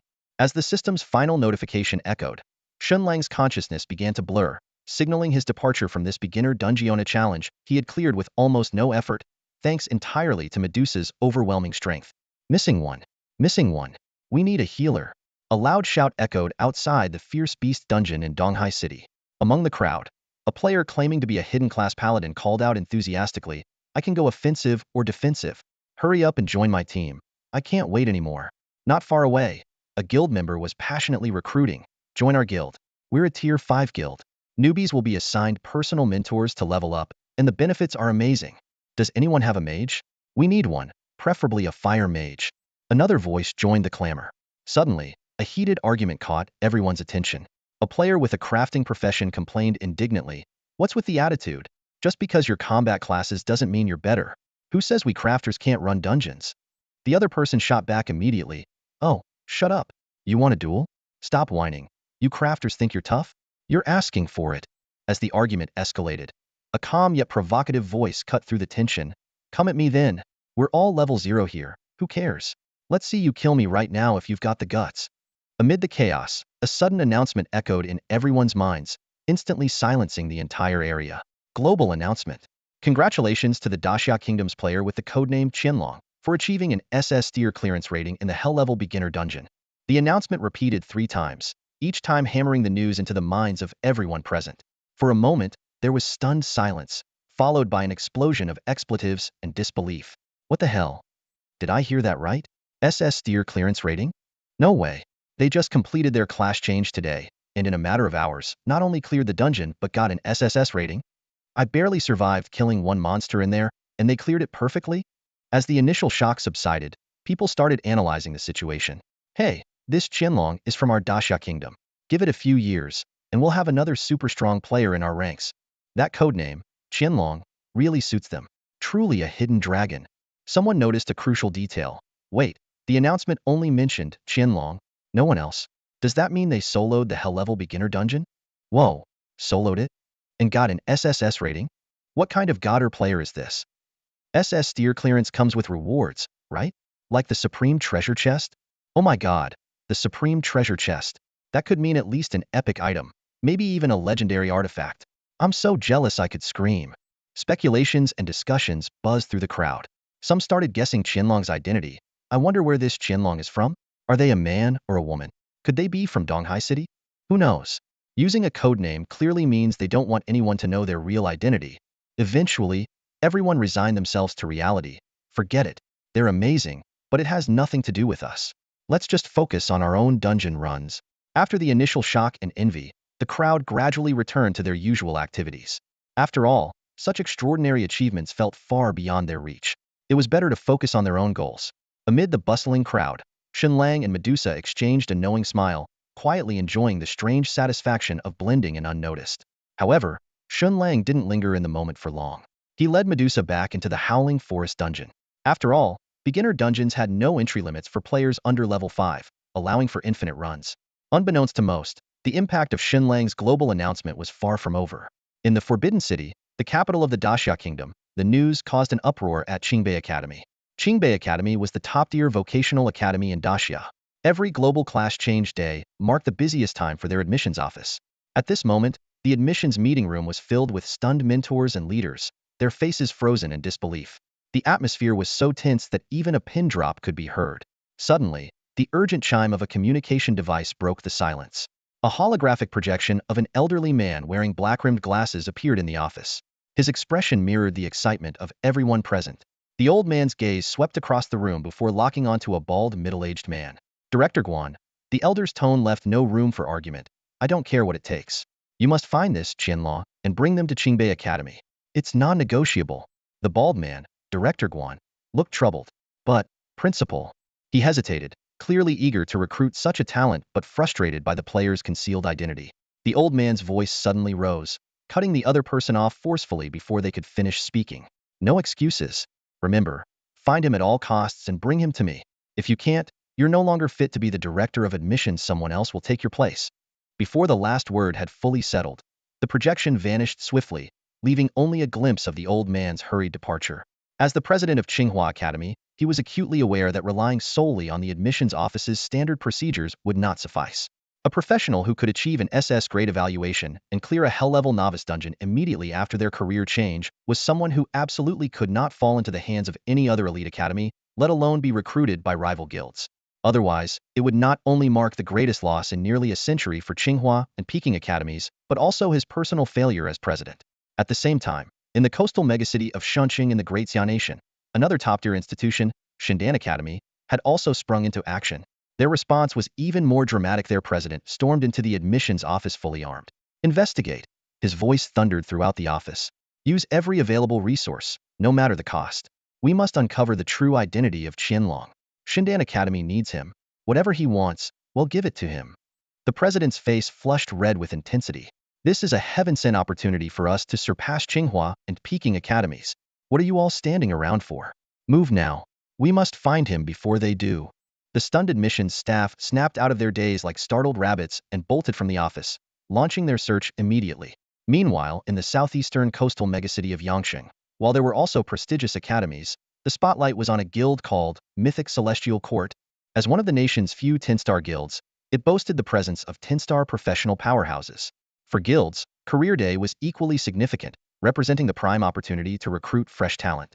These promising professionals were not only the targets of elite academies, but also the prized recruits fiercely pursued by major guilds. In the Great Xia Kingdom, higher institutions and guilds serve fundamentally different purposes. The former are state-run educational organizations directly under the Cabinet of State Affairs, while the latter are government-recognized private organizations. Compared to the well-supported institutions, guilds face significantly greater challenges in recruiting new members, having to compete fiercely each year to attract talent. Inside the headquarters of the mythical Celestial Court Guild, Guild leader Wang Tong was presiding over an urgent recruitment meeting. The spacious conference room was filled with senior executives from the headquarters, while heads of regional branches participated via holographic projections. The atmosphere was a mix of tension and anticipation. Wang Tong's sharp gaze swept across the room, resting on each participant. With a commanding voice, he asked, 3 hours have passed since the transfer day began. By now, all transfer candidates across the nation should have completed their transitions. I want to know how have we fared this year. As soon as he finished speaking, one of the senior executives at the headquarters promptly reported, Guild leader, recruitment across the branches this year has been relatively promising. So far, we've recruited a total of 38,000 newcomers. Among them, over 20,000 are combat professions, while the remaining 17,000 plus are support professions. Notably, we've secured 972 hidden class professionals. Of these, 3 possess awakened grade talents, while the rest are all a grade and above. He paused, a hint of pride in his tone as he added, the highest talent level among them is an S-grade individual from Yangqing Advanced Vocational Academy, specializing in the rare hidden class of Ghost Swordsman. Hearing this, Wang Ting frowned slightly. He asked bluntly, not a single SS-grade talent? The executive's face immediately showed a wry smile. Apologies, guild leader. None so far, he said, quickly adding, but we're actively reaching out to advanced vocational academies nationwide. I believe there will be more results soon. Wang Tung sighed, his tone tinged with helplessness. Our Great Xia Kingdom has a vast population, yet only 3 to 5 SS-grade talents emerge each year. The higher institutions fight tooth and nail to secure them, and sometimes even the military steps in. While our guild is strong, we still lack the leverage to compete in this area. Recruiting an S-grade Ghost Swordsman is already a significant achievement. For the rest, let's do our best. Just as Wang Ting finished speaking, a loud global announcement suddenly echoed through the room, breaking the subdued atmosphere. Global announcement. Congratulations to the Great Xia Kingdom's player, codename Hidden Dragon, for achieving an SS grade clearance rating in a Hell-level beginner dungeon. 3-inch. The unexpected announcement struck like a bolt of lightning, leaving everyone in the meeting room stunned. They exchanged bewildered glances, their eyes filled with disbelief. How is this possible? Wang Ting abruptly stood up, his gaze flickering with excitement and astonishment. It had only been 3 hours since the transfers began, and yet someone had already cleared a beginner dungeon with an SS grade rating. This was completely unheard of. As the guild leader, Wang Ting himself was an SS grade talent, and had once achieved an SS grade clearance in a Hell-level beginner dungeon. But that was when he was level 5, and it was in team mode. By comparison, this Hidden Dragon's accomplishment was on an entirely different level. If there were no mistakes, this Hidden Dragon was likely still at level 1. To clear a Hell-level beginner dungeon with an SS grade rating at level 1, and in solo mode no less if not for the global announcement as proof, Wang Tong would have dismissed it as pure fantasy. After all, the last time a newly transferred professional in the Great Xia Kingdom achieved an SS grade clearance in a Hell-level beginner dungeon, it triggered a fierce competition among countless institutions and guilds, ending with the military's War God Battalion claiming the individual. Today, that person was a legendary, peerless powerhouse known as the Dragonblood War God. Yet even the Dragonblood War God had only achieved his SS grade clearance at level 3. Taking a deep breath, Wang Ting's voice carried unprecedented determination. All-out effort find him. I am ordering every branch nationwide to act immediately. Anyone who provides credible information about Hidden Dragon will be rewarded with a blue quality rare item. Whoever finds Hidden Dragon himself will receive a purple epic item. And anyone who persuades him to join us will be rewarded with a gold legendary item and the position of branch leader of their choice. Hearing these generous rewards, the guild members snapped out of their shock, their eyes ablaze with determination. While blue and purple items might not mean much to them, a gold legendary item was an irresistible prize, even for senior executives. Someone raised a crucial question. Guild leader, if we find him, what terms should we offer to entice him? Wang Tung's gaze turned sharp. After a brief pause, he declared, a talent like this will undoubtedly attract competition from all sides, including foreign forces who are always watching for opportunities. They will not sit idly by as another Dragonblood War God rises. If we find him, tell him this. If he joins us, he will immediately become the first vice guild leader of the mythical Celestial Court, second only to me in rank. Once he reaches 10 stars, the entire guild will be his to command. Furthermore, until he reaches 8 stars, I will personally serve as his guide and protector. The room erupted in astonishment at these terms. Yet no one dared to object, for the mythical celestial court was Wang Tung's creation from the ground up. Was a single SS-grade hell-level dungeon clearance worth such a monumental promise? The answer was unequivocal yes. A future peerless powerhouse could secure the mythical celestial court's dominance as the top guild in the nation, granting it unparalleled influence in the Great Xia Kingdom. Meanwhile, similar scenes were unfolding across other institutions and guilds within the Great Xia Kingdom. Abroad, the reactions were even more dramatic. In the Chiota Castle Council chamber of the neighboring island nation, an enraged official roared, "Impossible. This cannot be real. Find this hidden dragon immediately. I want him dead within 3 days." No, 1 day. You have 1 day. In the National Assembly of the neighboring peninsula nation, a group of officials was in heated debate. Unbelievable. Great Xia producing such a monster? Only our nation has the bloodline for such talent. Deploy our spies in Great Xia immediately. Bring Hidden Dragon back to claim his heritage. In the federal cabinet of the distant southern nation, an official scoffed dismissively. So what if they cleared a hell-level dungeon with an SS grade rating? It's meaningless. Our population has surpassed Great Xia's. We are the strongest nation in the world. Effective immediately, all new professionals must drink 10 liters of sacred river water and bathe in cow dung and urine for 10 days. Across the ocean in the beautiful country, the atmosphere in the White Palace was somber. A high-ranking official spoke gravely. Great Xia has produced another SS-grade hell-level dungeon clearer? That nation remains our greatest obstacle to global dominance. Deploy the Shield Bureau's professional agents. At all costs, find this hidden dragon and eliminate them. We cannot allow another dragon blood war god to rise in Great Xia. In the Grand Xia Kingdom, within the national leader's office in the Forbidden City, the elderly leader, dressed in a Zhongshan suit, reclined in his leather chair, massaging his temples with visible fatigue. The moment a knock sounded at the door, he straightened his posture immediately, and the weariness on his face vanished in an instant. In a clear voice, he called out, "Xiao Wang, come in." A middle-aged man, also clad in a Zhongshan suit, entered the room and stood at attention. "Leader, the information on this year's new career awakeners has been compiled. Please take a look." He pressed a button on the remote in his hand, and a virtual screen materialized, displaying detailed data, reports, and a complete list of this year's new career awakeners in the Grand Xia Kingdom. The elderly leader scanned the information quickly and broke into a satisfied smile. "Not bad. We've got 1 more SS-level talent this year compared to last. Both combat and support professions have seen a 3% increase. These individuals represent the future of our Grand Xia Kingdom. This year's results are indeed better," the middle-aged man agreed. The leader's expression turned serious. "Xiao Wang, as the newly appointed minister of the career department, there are matters you must handle with utmost care. Once career awakeners step onto the path of the extraordinary, the ancient saying holds true, with great power comes great responsibility. We cannot afford to slacken in managing them. And regarding the scholarship program, should you discover any corruption or abuse, you must investigate thoroughly and deal with it harshly. These funds must go to those with true potential. In a nation as populous and fraught with challenges as ours, fostering a sense of national and cultural belonging among career awakeners is vital." At that moment, an electronic notification rang out. "Congratulations to the Grand Xia Kingdom. The career awakener codenamed Hidden Dragon has achieved an SS level clearance in a hell-level novice dungeon."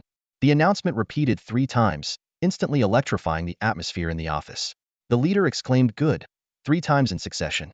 Though his demeanor remained composed, his delight was unmistakable.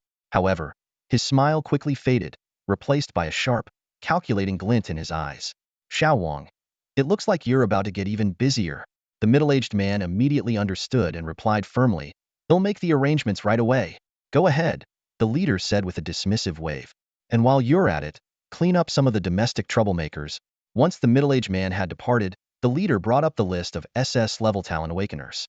3 names stood out: Hong Qing, Duan Zijing, and Shen Lang, all barely 18 years old. They had awakened to the professions of Frost Mage, Storm Knight, and Beast Tamer, respectively. Smart enough to use a codename smarter than that other kid, at least. But really, you underestimate the Grand Xia Kingdom. Here, no one can harm you. No one.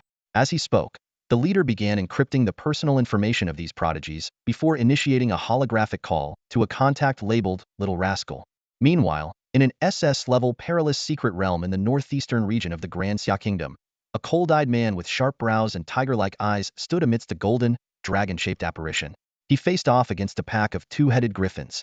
Wielding a massive blade that gleamed with a chilling light, he bellowed. A bunch of trash dares to block my way? Die. With a thunderous dragon's roar, the blade's aura transformed into a golden dragon, tearing through the griffin horde. In an instant, the ferocious beast reduced dozens of two-headed griffins, each nearing level 300, into a bloody storm of carnage. The stoic man, his face devoid of emotion, slid his long blade back into the scabbard on his back. He descended from the sky with the grace of a deity, landing with a force so powerful that it sent rocks from the neighboring desert flying several meters into the air. The ground echoed with a deafening roar as cracks splintered across its surface. At that very moment, a peculiar communication device at his waist began to emit a biu-biu-biu sound. It was a dedicated line, and fewer than 5 people in the entire Xia nation had the authority to contact him through it. Here we go again, the man muttered in annoyance, curling his lips as he pressed the device to answer the call. Almost instantly, a holographic projection of the old ruler of the nation appeared before him. Before the old ruler could speak, the man cut him off. Let me make this clear up front: if you're asking me to babysit someone, forget it. He had clearly already caught wind of Shen Lang's SS-rated completion of the Hell-level novice dungeon and had guessed the purpose of the call. The old ruler, amused, chuckled and scolded. You little rascal. Can't even spare a moment to call me grandpa, can you? Come on, I'm 33 years old, and you're still calling me a rascal? The man looked exasperated. If anyone overheard this, what would they think of me? Me Chu Jinhua, the Dragon Blood War god of the Xia nation. Where's my dignity? This man, Chu Jinhua, was none other than the last person to achieve an SS-rated completion of the Hell-level novice dungeon. Now a legendary figure in the Xia nation, he was known far and wide as the Dragon Blood War god. Few knew, however, that he was also the grandson of the old ruler. All right, our esteemed Dragon Blood War god, the old ruler said with a serious expression. Let's get to business. I need you to return immediately. What else could it be about? It has to be about that kid from the global announcement earlier, Chu Jinhua said bluntly. Okay, I admit, the kid's impressive, did something even I couldn't pull off back in the day. But if you're asking me to babysit him, you might as well send me to flatten the pretty nation instead. Why not send the Ultimers from the War God Battalion? They've got nothing better to do. I'm swamped. It's not about making you his bodyguard. The old ruler sighed in exasperation. Then what is it? Chu Jinhua asked, his brow furrowing in confusion. The old ruler gave him a meaningful look and spoke slowly. Have you forgotten what happened after you achieved an SS-rated completion of the Hell-level novice dungeon back then? At those words, Chu Jinhua's expression shifted instantly. His brows shot up, and a sharp glint of killing intent flickered in his eyes. 15 years ago, Zhu Jinhua, much like Shen Lang now, achieved an SS grade clearance in the Hell-level novice dungeon of his city. Although he accomplished this feat at level 3, it still caused a global sensation. To protect himself, he chose to release the clearance record under a pseudonym. However, this disguise lasted only a single day before it was uncovered. As the saying goes, true talent cannot remain hidden. Among billions of people worldwide, there are always a few prodigies capable of piecing together the truth from the faintest clues. Once Zhu Jinhua's true identity was exposed, he immediately became the target of assassination attempts by foreign forces. As the biological grandson of the former Grand Leader, he appeared to lack protection on the surface but was secretly guarded by many powerful individuals. Yet this time, foreign forces were determined, deploying their elite operatives from various nations. That battle left an indelible mark on Zhu Jinhua's memory. To protect him alone, Xia suffered devastating losses, including several 10-star professionals and tens of thousands of civilians. Half a city was reduced to rubble, rivers of blood flowing in its streets. Such heavy casualties should have been unthinkable in the heartland of Xia. But who could have predicted that the beautiful nation would dispatch a nation-level superpower to eliminate a level 3 professional? The assailant was Anthony Curios, the beautiful nation's strongest warrior and a level 10 agent of the Shield Bureau. This hidden-class demon summoner, capable of calling forth fallen angels, was infamously known as Satan. His sudden assault led to catastrophic losses for Xia's professionals, and Zhu Jinhua narrowly escaped death at level 3. Fortunately, Xia's elite War God Battalion arrived just in time, forcing Anthony to retreat and saving Zhu Jinhua's life. The incident enraged the former Grand Leader. His own grandson had nearly been assassinated on home soil. In response, Xia launched a year-long, ruthless purge. The ease with which foreign operatives infiltrated the country was due to the prevalence of traitorous professionals within Xia, including some high-ranking officials acting as collaborators. That year, media outlets frequently broadcasted live executions of foreign spies and domestic traitors, their severed heads a stark warning to the world. For Zhu Jinhua, however, this purge held no meaning. He chose to join the military, relentlessly leveling up and slaughtering countless enemies in foreign campaigns, earning him the title of Dragon Blood War God. Over the years, he had slain an untold number of foreign professionals on battlefields both domestic and abroad. Yet, the one target he most yearned to kill remained Anthony Curios. Unfortunately, Anthony had since been promoted to the director of the Shield Bureau in the Beautiful Nation and rarely appeared in public. Even when Zhu Jinhua personally traveled to the Beautiful Nation to provoke him, Anthony refused to engage. This left Zhu Jinhua deeply frustrated. Though he understood that just as Anthony had avoided confronting the War God Battalion back then, he too couldn't afford to storm the Shield Bureau, a veritable fortress. As these thoughts churned in his mind, a murderous glint flashed in Zhu Jinhua's eyes as he asked the former Grand Leader, "Satan, will he come?" "The chances are slim, but his people will undoubtedly show up," the Grand Leader replied with a calculated prediction. Zhu Jinhua's expression darkened with disappointment, though the killing intent in his gaze remained undiminished. "Have you figured out the identity of that young guy? Which city is he in? I'll head there directly and wait." "Not yet, but we're close. You'll know by the time you return," the Grand Leader answered. "All right, understood. I'll head back to the Forbidden City first. Give me half an hour." Zhu Jinhua ended the call abruptly, his eyes blazing with unrelenting fury. "Satan, don't you dare send a bunch of weaklings. That would be far too disappointing. But if you come yourself, that would be perfect." Before his words had even faded, he shot into the sky, abandoning his progress in the SS-grade secret realm to head straight for the Forbidden City. Meanwhile, in the city of Donghai, Shen Lang had once again entered the Howling Forest dungeon, entirely unaware that his clearance record had not only caught the attention of the Grand Leader but also drawn the gaze of Dixia's top warrior, Zhu Jinhua.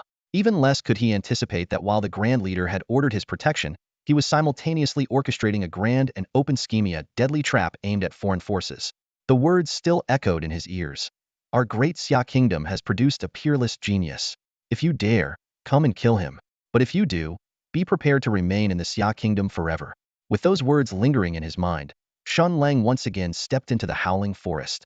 This time, Shen Lang had a precise understanding of the beast's locations, his eyes gleaming with confidence. Turning to Medusa beside him, he smirked slightly and said, "Let's get started, Medusa. This time, let's aim for a quick victory. No need to waste time here." Medusa's serpent-like eyes fixed on Shen Lang as she spoke calmly, "Master, this dungeon is actually quite small.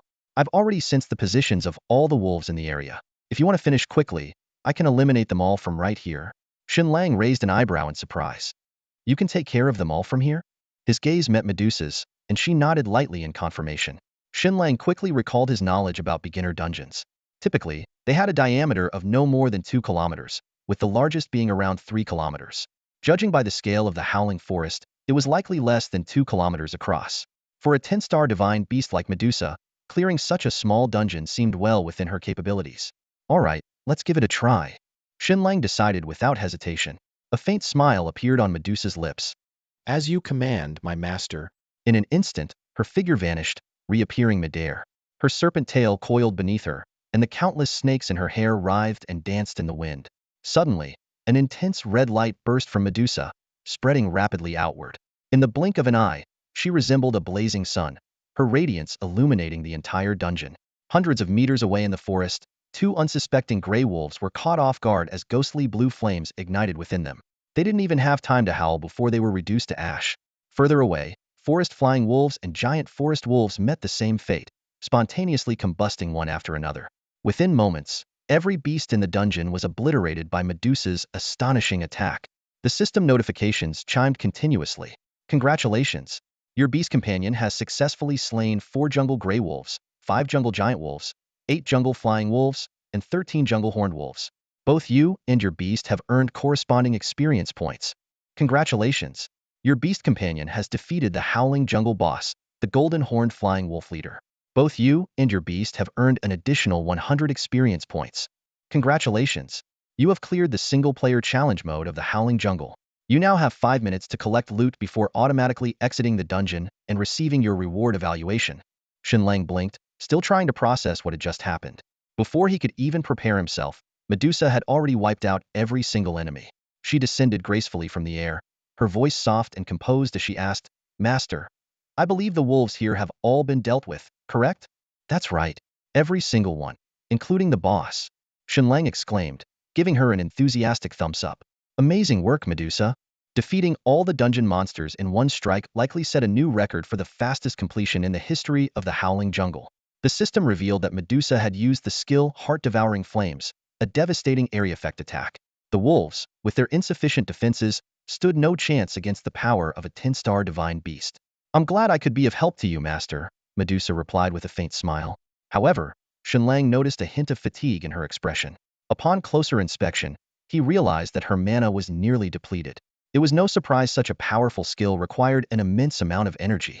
Despite the support of her bloodline's ancestral abilities, it was remarkable that a level 5 Medusa could unleash such a devastating attack. Unfortunately, Shen Lang's healing spell could only restore health, not mana. I need to find a way to get my hands on a mana recovery spellbook or some equipment, Shen Lang thought to himself as he began searching for loot with Medusa. The dungeon yielded 3 pieces of equipment this time. Wolfhide Armor White Common, Defense 50, Spirit 5, Agility 10. Wolfbone Staff White Common, Spell Attack 50, Spirit 10, Agility 5. Wolfmane Robe Green Uncommon, Defense 80, Spirit 15, Agility 15. Although the boss had dropped the Wolfmane Robe instead of a higher tier blue quality item, it was still a significant upgrade from the ordinary Wolfhide armor. Without hesitation, Shen Lang swapped out his worn gray mage robe for the new Wolfmane robe. The updated stats on his character panel now read: Strength, 24. Agility, 24-15. Constitution, 23-15. Spirit, 55-30. In terms of experience points, Shen Lang had reached 87, just shy of leveling up to level 2. Medusa, who received the same amount of experience, progressed to 31 due to her higher leveling requirements. As the 5-minute timer neared its end, a notification for the dungeon evaluation reward sounded right on cue. The results for completing the dungeon were finalized, and the system notification sounded in Shen Lang's ear. Congratulations! You have achieved an SSS rating in the Howling Jungle Dungeon. A diamond chest 1 has been automatically added to your inventory. Shen Lang raised an eyebrow, noting that the rewards this time were different from the last. The system continued to explain. Platinum level or higher chests can only be obtained once per beginner dungeon. Rewards will be distributed sequentially. Your completion record will be saved on the player performance display, using the same alias as before. As the notification ended, Shen Lang felt the environment around him begin to distort. Was about to leave the dungeon world. In the fleeting moment before everything disappeared, a few thoughts crossed his mind. This time, he only received a diamond chest instead of a supreme chest, but the rule made sense. Otherwise, wouldn't it be possible to endlessly farm supreme chests? There were still 2 beginner dungeons left in Donghai City, meaning he could at least obtain 2 more supreme chests. Of course, it was impossible to endlessly farm chests by traveling to other cities. Beginner dungeons were only accessible to players below level 5, and Shen Lang had no intention of suppressing his level just for the sake of farming chests. The experience gained from each dungeon completion was steadily driving him forward. This time, the system didn't broadcast the completion globally. Shen Lang understood why. Having already proven his strength, another SSS rating no longer warranted a public announcement. A faint smile appeared on his lips as Shen Lang and Medusa's figures gradually faded from the dungeon. Back in the real world, he quickly adjusted his plans. He had originally intended to repeatedly farm this beast dungeon, but now he had changed his mind. After all, with 2 more supreme chests waiting for him, how could he ignore them? Shen Lang decided to clear the Howling Jungle once more to claim the platinum chest, and then move on to the next beginner dungeon in Donghai City. His eyes glimmered with anticipation, ready for the challenges that lay ahead. Shen Lang and Medusa had just exited the dungeon and immediately dove back into the Howling Forest. This time, Medusa didn't one-shot all the monsters like before, as her magic had been nearly depleted during the previous dungeon run. Even so, thanks to the overwhelming power of her 10-star Divine Beast bloodline, they effortlessly crushed every monster in the beginner dungeon and quickly completed the run. On their 3rd completion of the Howling Forest, Shen Lang finally earned a platinum-grade treasure chest as a reward. This marked the point where the dungeon had lost its value to him. He thought to himself that unless he couldn't reach level 5 or find other cities to farm treasure chests, there was no reason to waste more runs on low-tier rewards. To avoid drawing attention, Shen Lang quickly changed back into his original outfit and left the dungeon with Medusa. They headed straight to the hotel to check out and then took a taxi to the next destination, a beginner dungeon in the western part of the city, about 40 kilometers away. There, a necromancer-themed dungeon awaited them. During the ride, Shen Lang opened his inventory and carefully examined the 3 newly acquired treasure chests: Platinum Grade, Diamond Grade, and Supreme Grade, each labeled as 1 star. This indicated that they were the highest tier chests available below level 30, but it didn't necessarily guarantee that the items inside would be invincible or the best. Without hesitation, Shen Lang opened the lowest tier platinum chest first. A red, perfect grade piece of equipment called Thorn Armor appeared before him. It offered an impressive 250 defense, along with boosts to constitution, strength, and physical defense. While it wasn't particularly useful for Shen Lang as a beast master or for Medusa, it would undoubtedly be a godder item for knights or warriors in the early stages of the game. Next, Shen Lang opened the diamond chest and obtained a purple, epic grade item: the Earthfire Bracelet. This piece of equipment not only enhanced spirit and agility stats, but also increased mana regeneration and boosted fire-based skill damage. Shen Lang's eyes lit up. This was practically tailor-made for Medusa. Even though it was only a 1-star item, it represented a significant upgrade for the level 5 Medusa. Shen Lang quickly calculated the benefits. The Earth-Fire bracelet would not only resolve Medusa's mana deficiency, but also greatly enhance her combat capabilities. However, the cramped space in the taxi wasn't an ideal place for equipping it. He decided to wait until they reached the next dungeon to give it to her.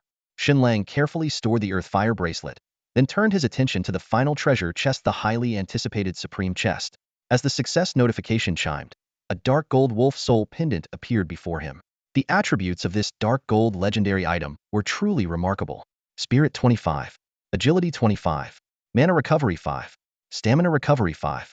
Equipment requirement: Spirit 140. Shen Lang examined the extraordinary item closely. The dark gold legendary gear lived up to its reputation, offering comprehensive boosts to 4 key attributes. Its quality was at least on par with green excellent grade equipment, possibly even rivaling 2-star blue superior grade items. However, as he glanced at his own spirit attribute, which was only at 85, he couldn't help but sigh. Although Medusa's stats met the requirements to equip the pendant, its lack of attack bonuses made it less suitable for her compared to the bracelet. Reluctantly, Shen Lang decided to temporarily store the pendant in his inventory, waiting until his spirit attribute reached the required level. Being job change day, the city's outer loop was unusually congested. It took nearly half an hour for them to finally reach the newbie dungeon in the western part of the city. This undead dungeon, teeming with zombies and skeletons, was bustling with activity, filled with players shouting to recruit teammates. As they waited in line, Shen Lang overheard excited discussions about achieving an SS-level dungeon clearance. He and Medusa, a strikingly handsome duo, naturally caught many curious glances, though no one dared to approach them. Soon, it was their turn to step onto the dungeon altar. The system notification promptly sounded. Honorable adventurer, welcome to newbie dungeon number 3567 Crimson Tomb. Please select your challenge mode. Solo mode, team mode. Please select your difficulty level. Easy, normal, hard, nightmare, hell. Without hesitation, Shen Lang chose solo mode and held difficulty. The system immediately began calibrating the dungeon data, followed by the final countdown. 10, 9, 8, 7, 6, 5, 4, 3, 2, 1, 0. The scene shifted, and before Shen Lang's eyes appeared a dilapidated cluster of buildings. Among the crumbling walls and ruins, a graveyard faintly emerged, clearly ravaged by some unknown force. Shen Lang cautiously made his way through, peering through the dim gaps. Inside the structures, cobwebs stretched across every corner, and an eerie cacophony of insect chirps echoed intermittently. Suddenly, a flicker of green ghostly fire darted past just as Shen Lang turned his head, nearly startling a cry out of him. It wasn't fear, but the abruptness of the sight that caught him off guard. Beside him, Medusa, ever attuned to her master's emotions, noticed his unease. With a sweeping gaze, the flickering ghost flames instantly vanished into nothingness. "Master, are you all right?" Medusa asked softly. Shen Lang shook his head. "I'm fine. By the way, I've got something for you." As he spoke, he retrieved the Earth-Fire bracelet from his inventory and held it out to Medusa. Medusa's eyes lit up, though she hesitated. "Master, is this for me?" "Yes, it's yours. Take it. It should help enhance your strength," Shen Lang replied with a smile. Only then did Medusa accept the bracelet, her tail swishing slightly as she slipped it onto her wrist. She presented it to Shen Lang. "Master, does it look good?" Shen Lang nodded approvingly. "Yes, it looks great." The fiery red Earth-Fire bracelet complemented Medusa perfectly, adding an even more enchanting allure to her. "Thank you, Master." Medusa's eyes shimmered with warmth. Seeing her expression, Shen Lang felt a surge of emotion and quickly coughed to compose himself. "Ahem, Medusa, it's just equipment. Get familiar with it. Let's get started on the dungeon." "Understood, my master," Medusa obediently replied. Just then, the sound of bricks and tiles shifting reached their ears. Shen Lang and Medusa turned their eyes to the source. Beneath a broken beam, the ground cracked open with a rumble, and 2 skeletal heads emerged. Moments later, entire skeletons clawed their way out, charging straight toward them. White bone skeleton. Level 9. Strength 143. Agility 169. Constitution 109. Spirit 15. The stats of these skeletons were comparable to the gray wolves from the Beast Forest dungeon, indicating that the difficulty across beginner dungeons didn't vary significantly. Before Shen Lang could issue a command, Medusa had already locked her cold gaze on the oncoming skeletons. Despite their incredible speed, closing the distance in mere seconds, they seemed insignificant as ants in Medusa's eyes. With a flick of her fingers, 2 red streaks of light shot out, engulfing the skeletons in an instant. Within the flames, the white bones disintegrated into ash. The system notification sounded. Congratulations! Your beast has defeated a white bone skeleton. You and your beast have each gained 25 experience. Twice. 50 experience points in total, comparable to the Beast Forest dungeon. Shen Lang felt no excitement. The fact that Medusa had personally acted was already an honor for these 2 skeletons. Let's keep going and aim for the SSS rating. We need to pick up the pace, Shen Lang urged, emphasizing the need for speed to secure the highest dungeon evaluation. As you wish, my master. Medusa responded energetically. She unleashed her powerful spiritual perception, scanning the entire necromancer's dungeon with ease. Soon, they spotted 3 zombies and 2 more skeletons. Starving zombie. Level 9. Strength 153. Agility 165. Constitution 119. Spirit 14. These zombies even had rudimentary skills, capable of spewing ghostly fire arrows from their decayed mouths. Medusa wasted no time. With a light stomp, the 3 zombies and 2 skeletons shattered simultaneously. The system notification chimed again, announcing the experience gained. As Shen Lang and Medusa prepared to move deeper into the dungeon, they noticed a faint glow emanating from where one of the zombies had fallen. Huh, it dropped something? Shen Lang exclaimed in surprise, hurrying over to inspect. It turned out to be a grayish-white skill book. Using basic appraisal, the skill book's details appeared. Skill book, Fire Spit. Consumes a certain amount of mana to release a fiery arrow, dealing fire-based magic damage. Requirement, Fire Mage. Although Medusa was fire-aligned, her abilities stemmed from her bonded beast nature, making her unable to learn skills. Even if she could, this skill would be useless for a 10-star beast like her. However, the skill book would undoubtedly fetch a high price on the market, where demand always outstripped supply. After storing the skill book, Shen Lang and Medusa resumed their hunt, mowing down skeletons and zombies of various kinds without encountering any resistance. After defeating 20 more monsters, they finally reached the dungeon boss. However, the so-called boss was no different from regular mobs under Medusa's might. With a single slap, it was reduced to rubble. The system notification sounded. Congratulations! Your beast has defeated the skeleton mage. You and your beast have each gained 100 experience. Congratulations! You have completed the Blood-Red Graveyard Solo Challenge mode. Your performance is being evaluated. Please wait. Shen Lang was confident. With their speed, an SSS rating was practically guaranteed. Unexpectedly, the system notifications kept coming. Congratulations, Beast Master. Your beast, Medusa the Queen, has leveled up to level 6. Fixed attribute points 100. Shen Lang froze for a moment. Did Medusa just level up? Medusa's eyes sparkled with joy, her excitement unmistakable. Her voice trembled slightly as she exclaimed, Master, I've leveled up. Before she could finish her sentence, tears shimmered in her serpentine pupils. Shen Lang watched Medusa's elated expression and gently said, Yes, let's keep it up. Level 6 is just the beginning for us. Medusa nodded firmly, responding with determination, Yes, just the beginning. Shen Lang quietly calculated in his mind. They had cleared the beginner dungeon 4 times, earning several hundred experience points each time. Medusa's level up was expected. However, the attribute bonus from this upgrade was astonishing. While Shen Lang received 20 attribute points per level 10 fixed, 10 free, Medusa's single level up granted a staggering 100 fixed attribute points. This was equivalent to a standard professional leveling up 5 times, showcasing the extraordinary potential of a 10-star divine beast. With Medusa's level up, Shen Lang's vision displayed her updated status panel. Beast, Queen Medusa. Attribute, Fire. Level, 6. Strength, 1,537. Agility, 1339-25. Constitution, 1,613. Spirit, 1970-20. SSS talent, Queen's Gaze. Fire-based attacks 500. Eye contact can petrify enemies, with a chance to incinerate them. Queen's Resilience. Stamina recovery 500. Skills, Death Stare, Arcane Serpent, Inferno Devourer, 9-fold Flame Shield, Falling Meteor. Equipment, Earthfire Bracelet equipped. Shen Lang quickly scanned the panel, noting that the 100 fixed attribute points had been evenly distributed among her 4 main stats, indicating no obvious weaknesses in her growth. Satisfied, he closed the panel and turned toward the spot where the skeletal mage had been vanquished. There, a green bangle lay quietly. Shen Lang picked it up and examined it closely. Bone bangle green, excellent. Spirit 12, Constitution 12.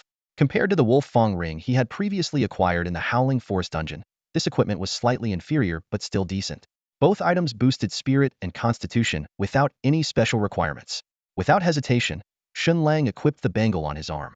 Just then, a clearance evaluation prompt appeared. Your dungeon clearance results have been finalized. After comprehensive assessment, your performance in the Bloodstained Cemetery dungeon has been rated SSS. Congratulations! You have received a Supreme Treasure Chest 1, which has been automatically added to your inventory. Your clearance record will be displayed on the Dungeon Player Leaderboard.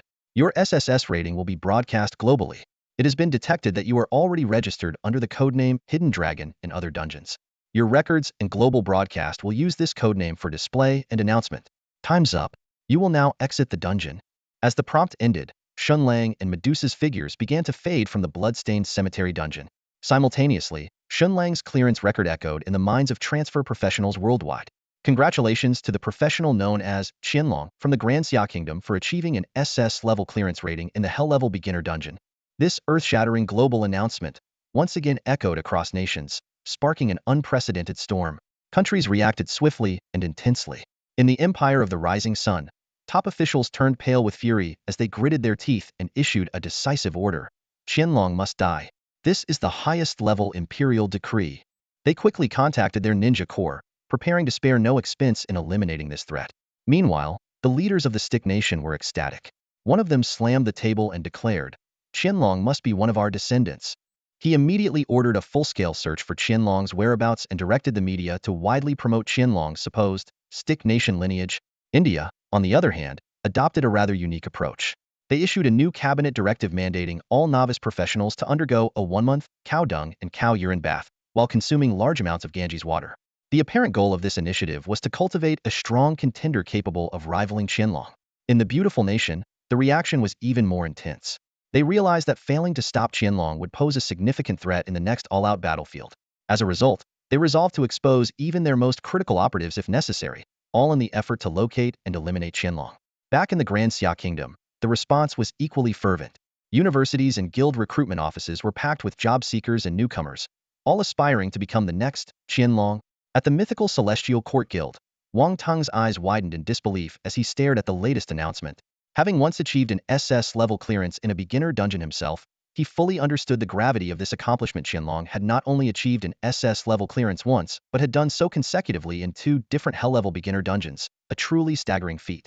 Muttering to himself, Wang Teng said, "This can't just be a matter of attribute counters. This Shen Lang, he's a true monster among monsters." As the news spread, nations across the globe, especially those in conflict with the Grand Xia Kingdom, found themselves gripped by a complex mix of fear, envy, and determination. They were all pondering the same question. How can this terrifying newcomer, Shen Lang, be stopped? Wang Teng frowned deeply, racking his brain to figure out how Shen Lang managed to achieve SSS ratings in 2 Hell-level beginner dungeons. Was it equipment? Impossible. A level 1 or 2 beginner couldn't possibly equip Dark Gold legendary gear. No matter what, he had to recruit Shen Lang into the guild. Without hesitation, Wang Ting opened the guild mission board and issued another task to locate Shen Lang. 2 SSS ratings meant Shen Lang must be in a large city with multiple beginner dungeons. This significantly narrowed the search area. His plan was straightforward. Identify the city with 2 SS-rated dungeon records, then pinpoint the individual's true identity. Even if there wasn't a second SSS rating, Shen Lang's identity would eventually come to light. After all, the codename Shen Lang paired with SS-level accomplishments in Donghai City would soon spread. Meanwhile, in the office of the national leader of the Xia Kingdom's Forbidden City, Dragonblood warlord Zhu Zhenhua was reviewing the profiles of new job changers alongside the former national leader. News of Shen Lang's second SSS dungeon clear had just arrived, leaving Zhu Zhenhua astonished. 2 consecutive SSS ratings made it difficult for him to gauge the full potential of Shen Lang. The former national leader speculated that Shen Lang was in Donghai City, a conclusion Zhu Zhenhua agreed with. They analyzed the situation and suspected that Shen Lang was likely Shen Lang, who had awakened an SS-level talent. However, Zhu Zhenhua hinted that Shen Lang might have awakened more than just one SS-level talent. At that moment, Minister Wang from the vocational department burst in with an urgent report. The 2 SSS dungeon clear records had been confirmed to originate from Donghai City, and the record holder was indeed Shen Lang. Without hesitation, Zhu Zhenhua decided to head to Donghai City, disappearing from the office in an instant. The former national leader ordered full cooperation with Zhu Zhenhua, emphasizing the importance of gaining the upper hand. As he flipped through Shen Lang's profile, he quietly assessed the young man as intelligent but somewhat reckless. Meanwhile, outside the blood-stained cemetery dungeon in Donghai City, Shen Lang, entirely unaware of the attention he had drawn, was preparing for his second challenge. After completing 3 clears and earning a platinum loot box, He was planning to move on to the next dungeon when his phone suddenly rang. An unfamiliar number lit up the screen. Shen Lang stood before the altar in the Scarlet Cemetery, his fingers lightly brushing against the communicator as his brows furrowed. As a transmigrator, he always felt out of place among the youths of this world, with hardly any real friends. For the past 3 years, he had been singularly focused on preparing for his career advancement, with little interaction with the outside world. Now, an unexpected call from an unfamiliar number left him slightly puzzled. After a moment of contemplation, a faint smile curved at the corner of Shen Lang's lips. He realized he might have been overthinking. If someone truly meant him harm, wouldn't it be more direct to confront him face-to-face? Without hesitation, he answered the call. Shen Lang, where are you? You're at the beginner dungeon in the Scarlet Cemetery on the west side of the city, right? A familiar voice came through the communicator. It was Song Yuan, the principal of Sandong Lanxiang Vocational Academy. His voice was low and tense, as if he was suppressing some kind of emotion. Just as Shen Lang was about to respond, another voice abruptly cut in. This voice was strong and commanding, yet carried a hint of calm detachment. Qianlong, is it? Listen carefully to what I'm about to say. The speaker seemed certain that Shen Lang was the one who had twice achieved an SS grade rating in clearing hell-level dungeons. If you don't want to die, find a place to hide. Stop running dungeons. The moment the words were spoken, Song Yuan quickly chimed in. Yes, Shen Lang, did you hear that? Stop running dungeons. Find a place to hide, and stay hidden.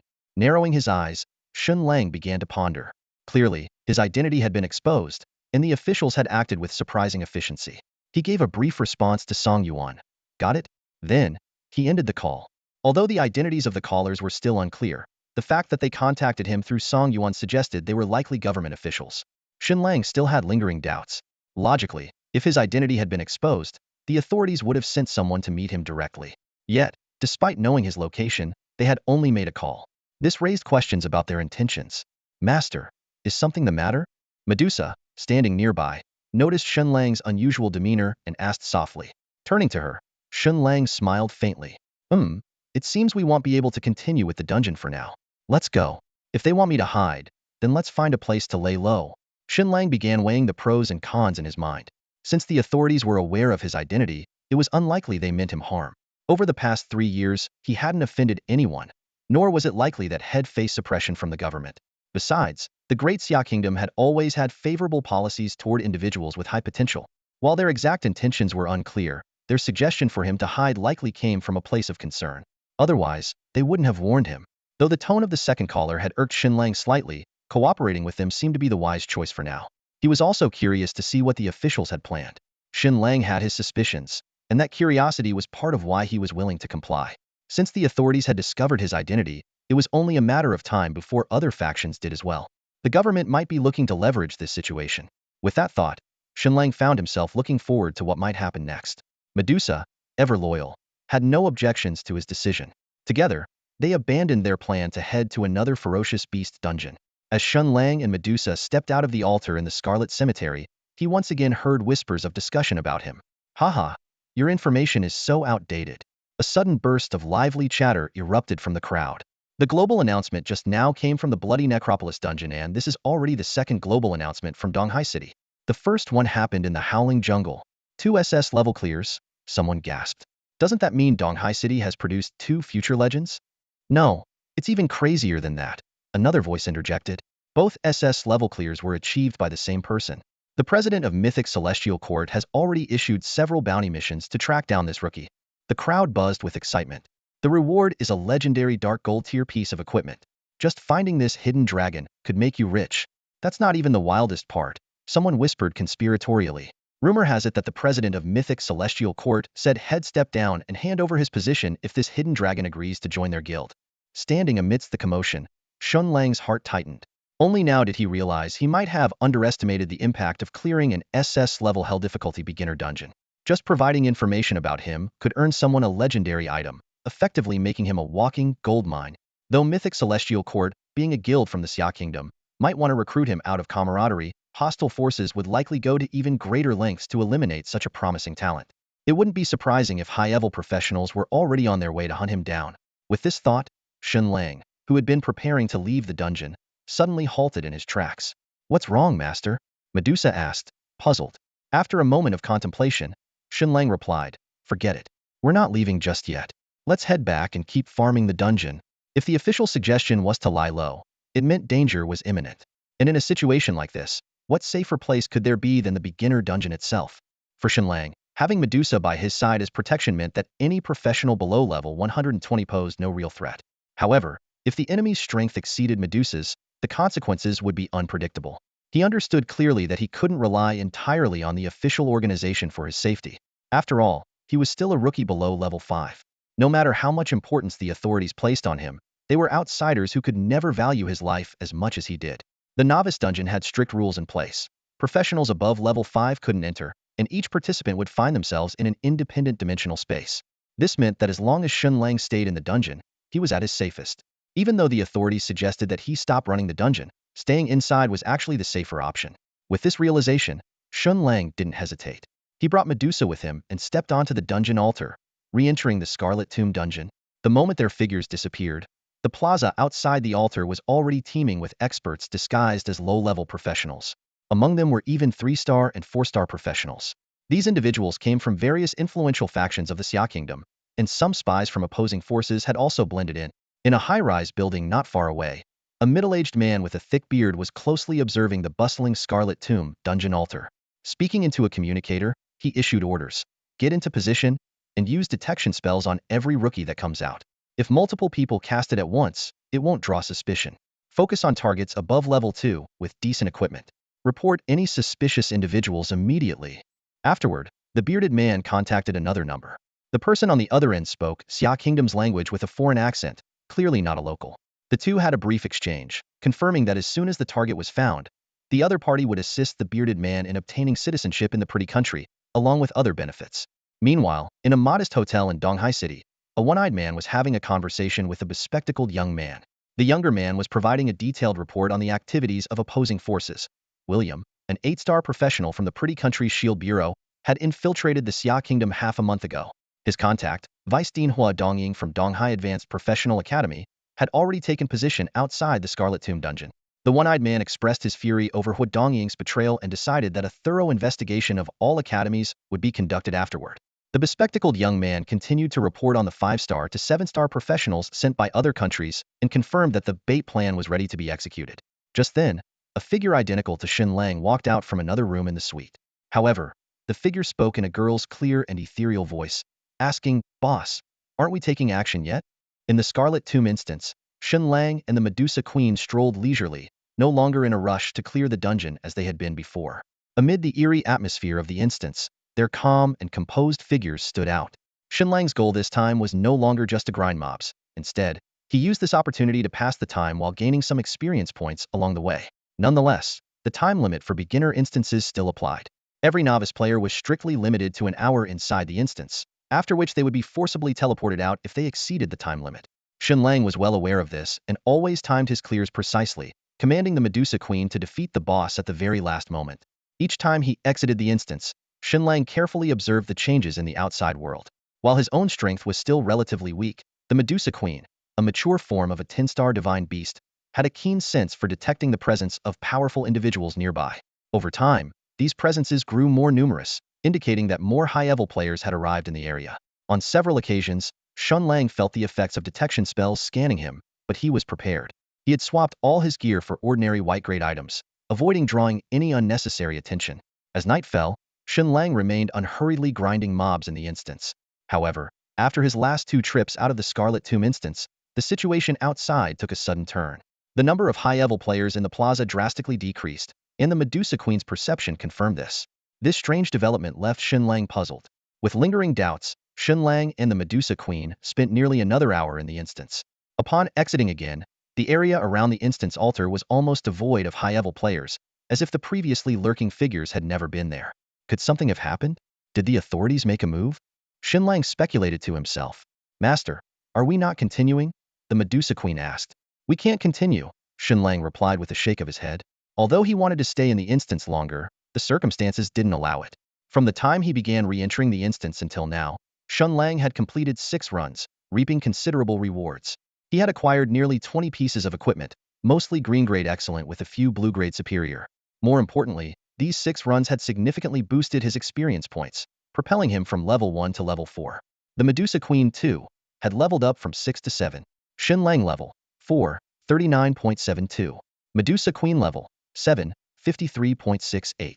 As a beast companion, the Medusa Queen was not subject to the level restrictions of beginner instances, even after surpassing level 5. However, Shen Lang himself was nearing level 5, which would prevent him from entering beginner instances anymore. Though he still needed about 60 more experience to reach level 5, Shen Lang had to save room for his progress to tackle the next beginner instance. The upcoming beginner instance had 3 treasure chests waiting for him, an opportunity Shen Lang was unwilling to miss. To secure these chests, he needed to leave enough room in his experience bar. Moreover, the sudden changes outside made him eager to figure out what was happening. If the situation turned unfavorable and the authorities proved unreliable, Shen Lang would have to quietly leave Donghai City tonight and find a safer place to grow stronger. By this time, it was already past 9 p.m., and the plaza outside the shadowy tomb remained crowded with many beginner players. These newly transitioned novices were eager to level up and shed their beginner status as quickly as possible. However, Shen Lang noticed something unusual about the atmosphere. Apart from a few players entering or leaving the instance, most were engrossed with their communication devices, excitedly discussing something in groups. Perking up his ears, Shen Lang discovered that their conversation was, surprisingly, about him. Supreme grade chest, diamond grade chest, platinum grade chest. I am so jealous I could cry. Well, what can you do? The guy cleared the beginner instance on hell difficulty with an SSS rating. He earned it fair and square. Who would have thought our Donghai City could produce someone like that? Shen Lang is sure to become a major figure in the future. They mentioned Shen Lang's name directly instead of referring to him by his alias, Potential Dragon. Clearly, his identity had been fully exposed, and even his real name was no longer a secret. Shen Lang kept a calm demeanor as he scanned the surroundings, relieved that no one seemed to be paying attention to him or the Medusa Queen. The chatter continued. You might not know this, but I went to the same school as Potential Dragon Shen Lang. I mean, we were both at Sanong Lanxiang. He was always top of the class in theory and combat skills. When he awakened the Beastmaster class, a lot of people thought he was doomed. Beastmaster is such a strong hidden class, though. How could it be doomed? Shen Lang's family is poor as an orphan, and Beastmaster is a money-draining class. Ah, I see. But talent shines no matter what. 2 SS rated clears on hell difficulty? His future is limitless. Exactly. And he's so handsome. I can't believe I didn't notice him running instances here earlier. No doubt Shen Lang is impressive, but don't you think he's being too bold? Going live to open those chests, practically asking for trouble. You mean foreign players might target him? Nah, I trust our country's protection. Of course I trust the country, but still, flaunting it so openly is just reckless. He's practically inviting foreign forces to make a move. Well, he's probably just a poor guy trying to show off now that he's made it understandable. Whatever, we ordinary players are just here for the entertainment. By the way, isn't the chest opening stream at 10 p.m.? Yeah, 10 p.m. There's still over 40 minutes to go. That's a while. Let's run another instance. I'm so close to hitting level 2. Listening to these conversations, Shen Lang was deeply confused. A live stream at 10 p.m. to open treasure chests? How could he, the person in question, know nothing about it? Filled with confusion, Shen Lang decisively pulled out his communicator. In this era of professionals, old forms of entertainment still thrived, such as short video apps that were all the rage 300 years ago. Today, this app was known as ProCircle, aptly named as the community for professionals. ProCircle was a melting pot of content, quirky videos, serious dungeon clearing guides, product promotions for professional gear and equipment, and lively live streams of professionals battling monsters. The app was wildly popular among the professional community. When Shen Lang opened ProCircle, he didn't even need to search. The homepage instantly displayed a prominent live stream. The name of the stream boldly read, I am Qianlong. Watch me open supreme treasure chests. Next to it was the platform's official certification. Global Genius, 2-time SSS rank hell difficulty dungeon clear Qianlong. The live stream showed 2 neatly stacked rows of treasure chests. The top row held supreme chests, the middle row diamond chests, and the bottom row platinum chests, 6 in total, exactly matching the number of chests Shen Lang had received. However, this wasn't what caught his attention. His gaze was fixed on the person in the live stream, casually lounging with their feet propped up on the treasure chests, leisurely snacking on sunflower seeds. No wonder someone had just accused him of being arrogant and flaunting his success through live streams. This posture alone screamed, punchable. If there was a scale for being infuriating, this person maxed it out. Shen Lang stared at the streamer munching on sunflower seeds, his mouth twitching involuntarily. The reason? The streamer looked exactly like him. Even Medusa, who had been watching the screen beside him, was visibly stunned. Her lips slightly parted in shock. What are you looking at? That's not me. Shen Lang muttered darkly, turning off the communicator with a complicated expression in his eyes. There was no need to think too hard. This had to be the work of the officials. They wanted him to stay hidden, yet they created a fake version of him? Clearly, they were using his likeness as bait. Though annoyed, Shen Lang cooperated by putting on a plain white mask, a piece of equipment he had obtained in a beginner dungeon. It conveniently concealed his face, both for his own safety and to avoid jeopardizing the official's baiting operation. He then turned to Medusa. While his appearance was now disguised, Medusa had previously been seen with him. Given the current situation and the potential for danger, Shen Lang wasn't about to send Medusa back to her beast space. Fortunately, he had acquired 2 masks in the Bloody Cemetery, and Medusa, now equipped with the colonized armor, could wear gear as well. And so, the 2 masked figures quietly slipped away from the Bloody Cemetery dungeon altar, blending into the crowd. Since many curious beginner professionals were also wearing masks nearby, Shen Lang and Medusa didn't stand out. Unable to stay in the dungeon any longer, Shen Lang decided to find a safe place to hide with Medusa. To him, the official's baiting tactics were clumsy at best. A simple investigation would reveal the impersonator as a fraud. While the operation was likely aimed at foreign forces, who could guarantee there weren't insiders from the Xia Empire involved? If someone clever caught on, they'd see through the ruse in no time. For his own safety, Shen Lang deemed it necessary to lay low. They quickly left the Bloody Cemetery behind, carefully avoiding surveillance cameras along the way. Eventually, they found a small, run-down inn in an old alley and rented a single room. The choice of the inn was simple. It didn't require real name registration to check in. To be precise, it wasn't that ID registration wasn't required, it was just easily bypassed. Shen Lang handed over an extra 100 yuan, and the innkeeper promptly used their own ID to book the room for Shen Lang and Medusa. Young people these days, sneaking around in masks. What a wild generation! The innkeeper muttered disdainfully as Shen Lang and Medusa climbed the dimly lit stairs one after the other and entered their room. Under normal circumstances, being alone in a cramped room with Medusa might have led to some awkward or suggestive thoughts. But right now, Shen Lang's mind was preoccupied with the image of the imposter. The moment they entered the room and turned on the light, he immediately pulled out his communicator and reopened the Pro Circle app. The imposter's live stream continued to dominate the homepage recommendations, and the viewer count had skyrocketed to an astonishing 16 million. Shen Lang glanced at the clock. It was only a few minutes until 10 o'clock. His eyes shifted to the barrage of comments flooding the chat, so dense it was nearly impossible to make out individual messages. Bro, you're insane. You're seriously not afraid of dying, huh? First time in my life seeing a supreme tier treasure chest. Can you open it already? I gotta run a dungeon soon. Shen Lang, it's me, Park Changda from Lanxiang High School, Class 9. Remember me? Don't forget your old buddy when you make it big. Help me out in the future. Look at this guy acting all high and mightie's got short-lived written all over him. Exactly. Someone like you, wasting the talent the heavens gave you, just causing trouble for the country. Hope you grow into your potential. If another Dragon Blood War god emerges, our Daxia would dominate the national battlegrounds. With his personality? I doubt it. He'll probably get himself killed doing something reckless. The imposter, cracking sunflower seeds leisurely, occasionally responded to the comments with a tone full of provocation. Afraid of dying? I've been alive for 18 years, and I still don't know how to spell fear. So what if I'm cocky? If you can clear a hell-level beginner dungeon with an SSS rating, you can be this cocky too. Why does there need to be another Dragon Blood War god? Why can't I, Shen Lang, surpass the Dragon Blood War god? My name is Shen Lang. So what if I'm a little reckless? Listening to the imposter's remarks, Shen Lang felt his head throb. He thought to himself, with my image being wrecked like this, how am I supposed to face anyone in the future? Time ticked quickly, and soon it was 10 o'clock. The imposter finally stopped munching on sunflower seeds and arguing with the audience. He swung his feet off the table and straightened up.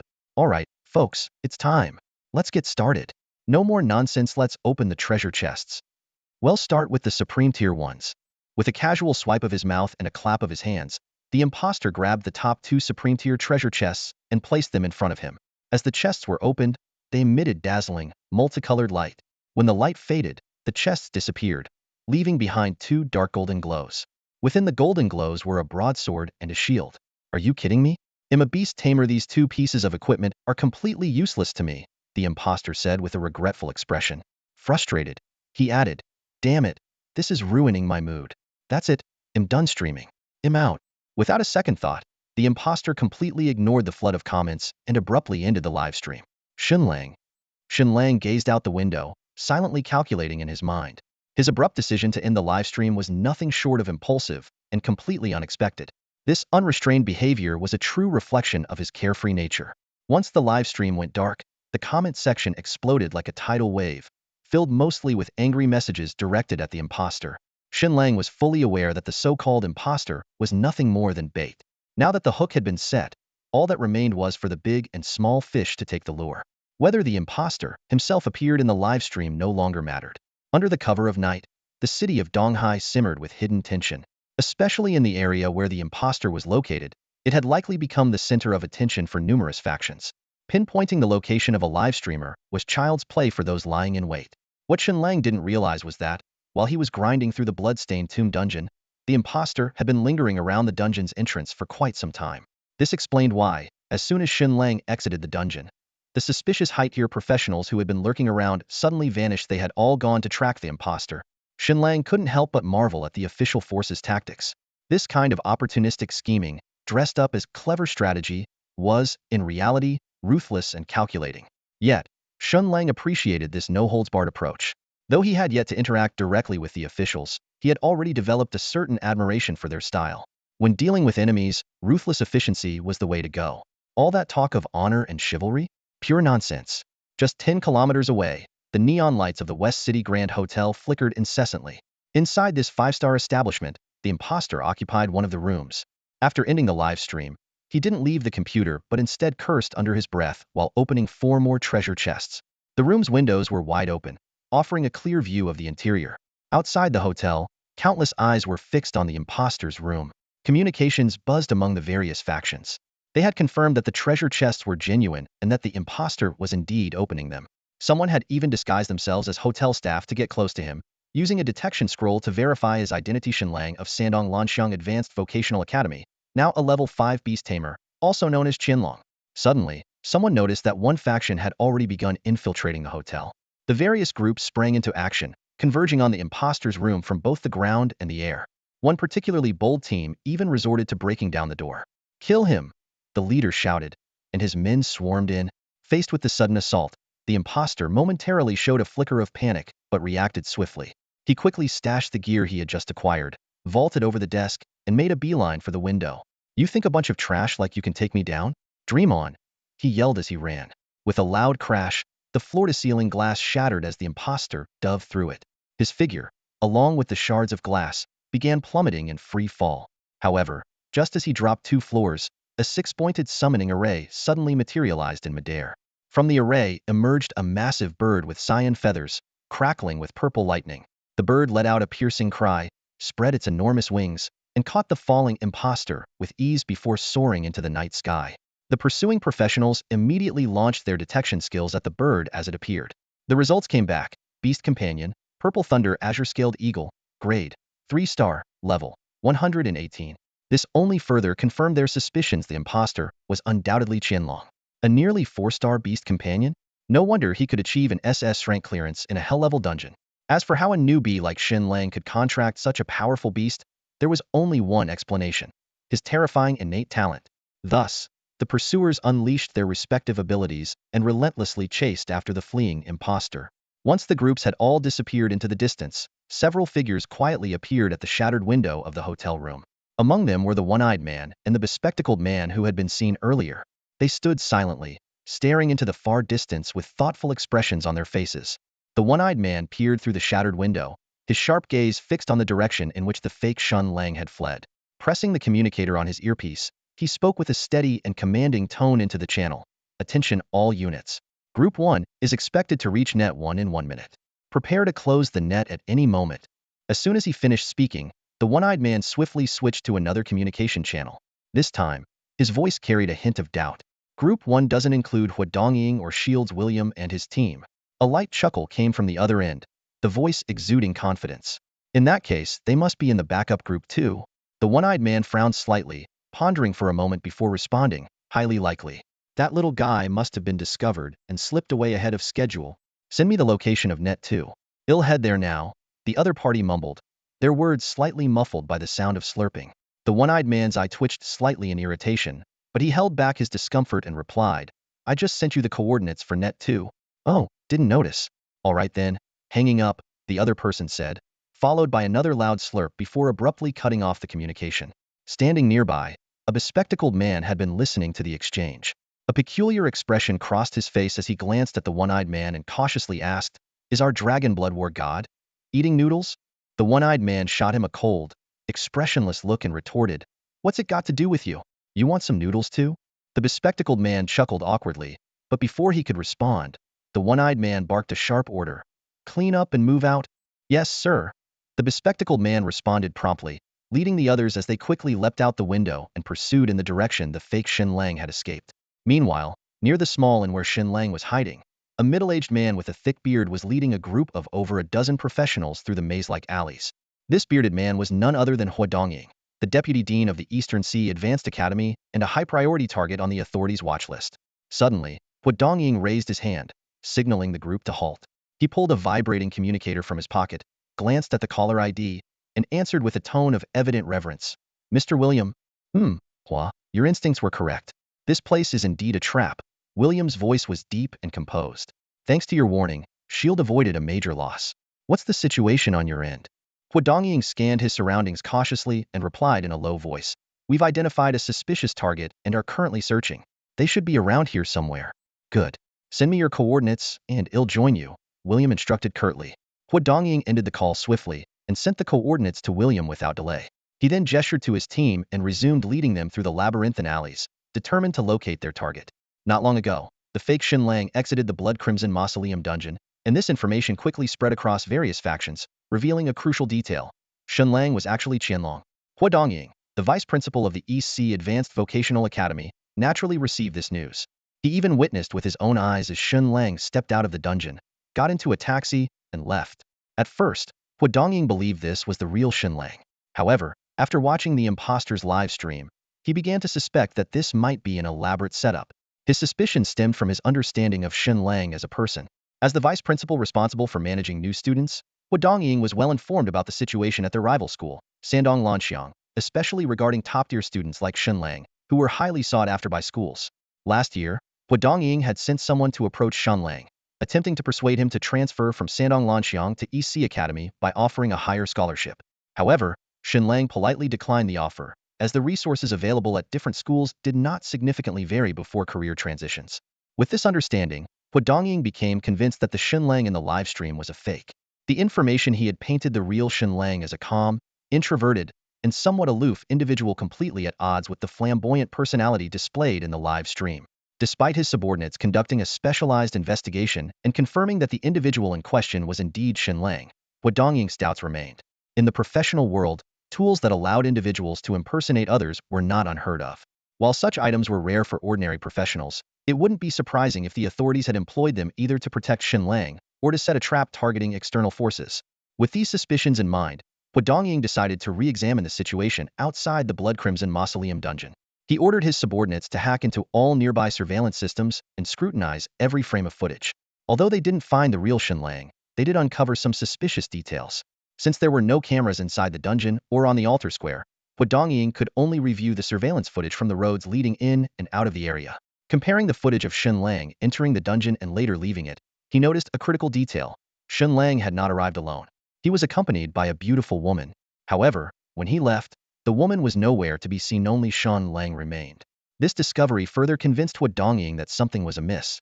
He continued to analyze the footage from the surrounding roads and eventually spotted a figure resembling Shen Lang. Around 9 p.m., a masked man and woman exited the dungeon together. While it wasn't uncommon for rookie professionals to wear masks, it was rare to see a pyra man and a woman leaving together. This immediately reminded Hua Dongying of the scene when Shen Lang first entered the dungeon, and his intuition told him these two were likely the real Shen Lang and his companion.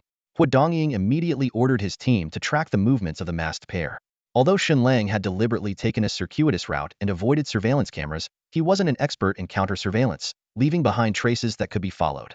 Using these clues, the cunning and experienced Hua Dongying led his team to a location near the inn where Shen Lang was staying. At this moment, Shen Lang was standing by the window, gazing in the direction where the fake Shen Lang and his pursuers had fled earlier. The commotion had been significant, and Queen Medusa had promptly alerted him. Shen Lang had personally witnessed the lightning-clad azure-scaled eagle and several professionals chasing after it. Those fools really fell for it, Shen Lang murmured to himself, a slight smirk forming on his lips as he looked into the night sky. He thought to himself that the authorities must have gained a lot from this operation. Although he hadn't directly participated, it was all because of him. If not for his SS level clearance of the Hell Difficulty Rookie Dungeon, the authorities wouldn't have had such an opportunity. While he hadn't done much, he figured some credit should still go to him. Just then, Queen Medusa's voice broke his thoughts. Master, someone is approaching our room. and their level isn't low.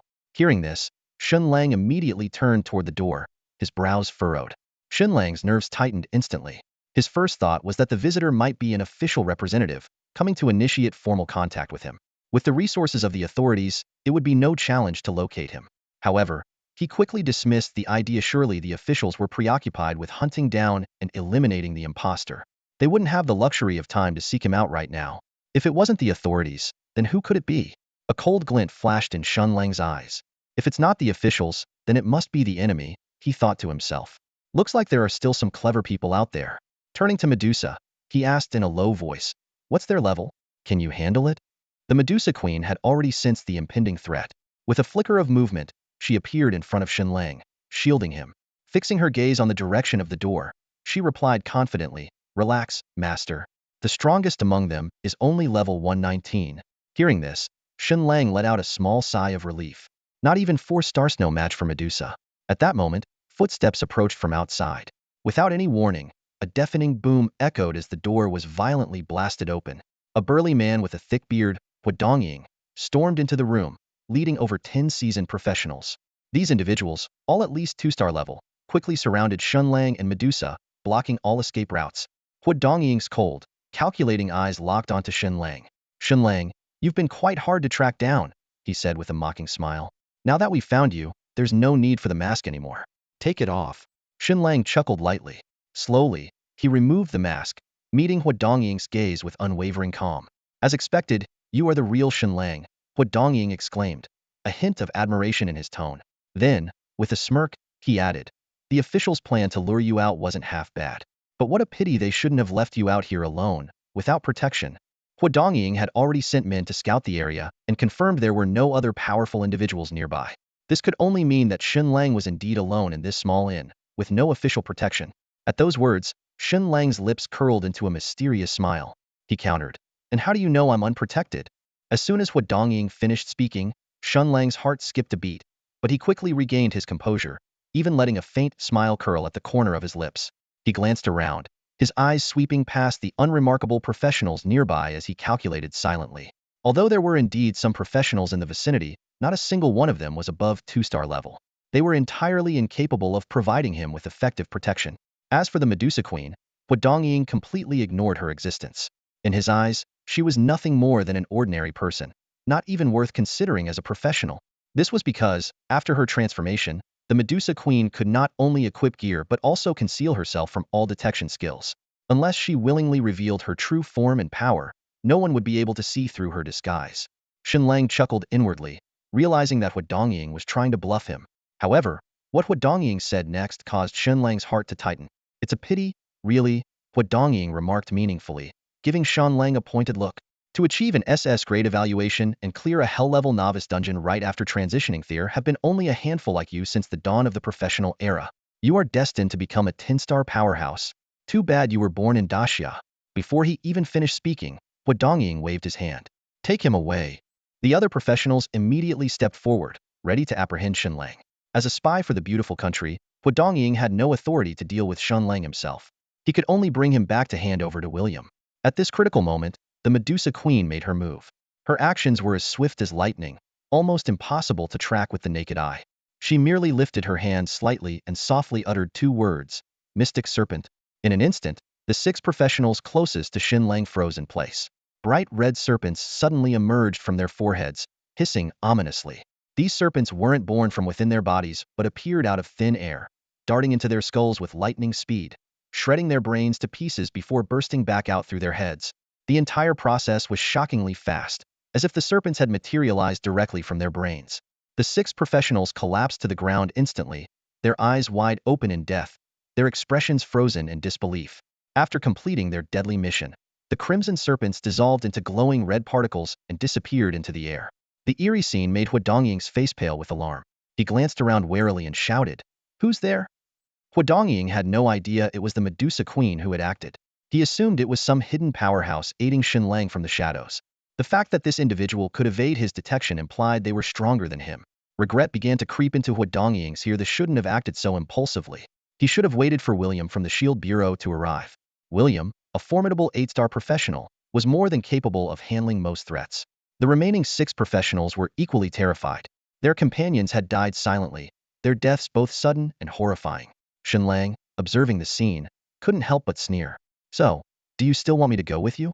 However, Dongying ignored him entirely, still scanning the surroundings vigilantly. He shouted again, his voice laced with anger. Show yourself, coward. What should we do, Brother Ing? One of the professionals asked in a trembling voice. It must be an official powerhouse. As spies for an external force, they usually operated like rats in the sewers, only daring to gather intelligence at most. If it weren't for the enticing rewards promised by Dongying and the beautiful country, they would never have dared to oppose the authorities. Now it was clear that a powerful figure was protecting Shen Lang, and their courage was rapidly crumbling. After a moment of hesitation, Dongying made a decisive choice. Retreat. The presence of a strong individual who could evade even his detection was enough to make Dongying reconsider. He had already sent their location to William, and with William's speed, he would likely arrive soon. Better to leave this matter to him. Without another word, Dongying turned and led his group toward the exit of the inn. However, Shen Lang's icy voice rang out behind them. Come and go as you please. Did you ask for my permission? Medusa, leave no one alive. Kill them all. These people had seen his face, they had to die. Otherwise, they could jeopardize official operations or pose a continued threat to Shen Lang himself. Besides, they had come with the intent to kill him. Eliminating them was nothing short of justified. As you command, my master, the Medusa Queen replied. In an instant, her figure blurred into a streak of motion, appearing before Dongying and his group, blocking their path. She extended her slender right arm, and a fiery red glow materialized around it, taking the form of a shield. This was one of the Medusa Queen's skills, the ninefold flame shield. However, the ninefold flame shield was not being used for defense this time. Instead, it became a deadly weapon. Without hesitation, the Medusa Queen swung it toward Dongying and his team, the fiery glow carving a dazzling arc through the air. The 9-layered flame shield swept forward with overwhelming force, hurtling straight toward Dongying. His pupils contracted sharply as he realized, too late, that it was the work of the Medusa Queen. With the fire shield descending upon him, he hastily summoned his weapon, a massive, pitch-black greatsword, and raised it in a desperate attempt to block. A deafening crash erupted as shield met sword. Despite being a formidable level 119 fighter on the brink of ascending to a 4-star profession, Dongying was no match for Medusa. The greatsword quivered violently under the immense force of the flame shield. An unstoppable surge of power tore through him, splitting the skin between his thumb and forefinger. His body was flung backward like a kite with a broken string, slamming heavily into the wall. The glass doors and windows of the small inn shattered under the impact, sending shards flying in all directions. Medusa, however, did not press her advantage. With a graceful flick, she launched the 9-layered flame shield into the air, transforming it into a fiery blade that streaked across the room. Thud, thud, thud. 6 heads fell to the ground in unison, fountains of blood erupting from the severed necks. Yet, as soon as the blood left the bodies, the scorching flames of the 9-layered flame shield incinerated it completely, leaving no trace behind.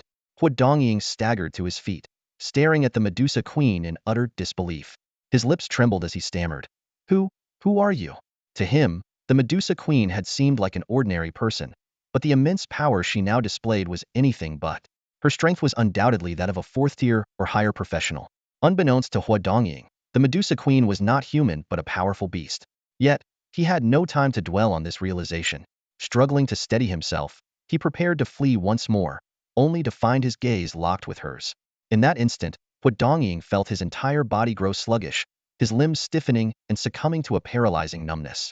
Terror gripped him as he watched, helpless, while his flesh and blood transformed into burning stone. No! He screamed in despair, his voice echoing as his body rapidly turned to solid rock. Under the relentless heat of the flames, his petrified form began to crack and disintegrate, until finally, he was reduced to nothingness. Not even ash remained. The lifeless bodies of Dongying and his 12 companions were sprawled across the inn room, their equipment scattered around them. This formidable team had met its end in an instant at the hands of Queen Medusa. Even Dongying, who was on the verge of reaching 4-star rank, was not spared. After being critically injured and losing his will to fight, he was struck by Medusa's death gaze while attempting to escape, turning to ashes. The room was not only littered with corpses, but also a multitude of equipment and items emitting glimmers of various colors. In battles between professionals, all equipped gear, and even items stored in their bags would drop upon death.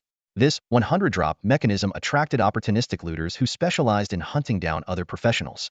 However, such killings did not yield the experience points needed for leveling up, which could only be earned by defeating wild monsters, clearing dungeons, or participating in special events like the all-player battleground. Shen Lang briefly scanned the spoils of war.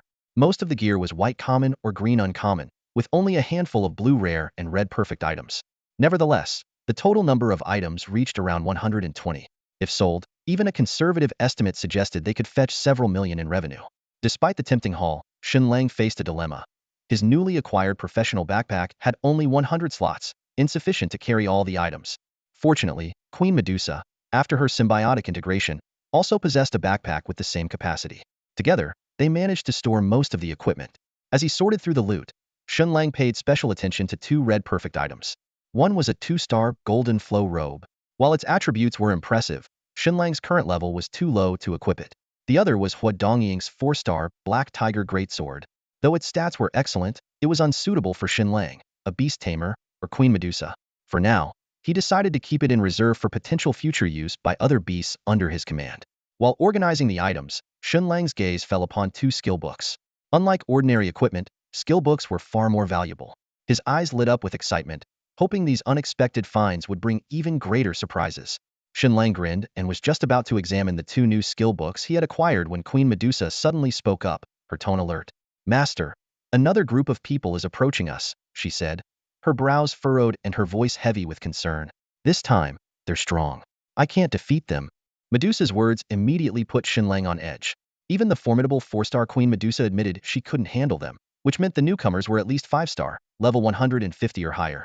Shen Lang quickly stuffed the skill books back into his backpack and cursed under his breath, "Damn it, they must have called in reinforcements from abroad. We need to move now." "Understood, master."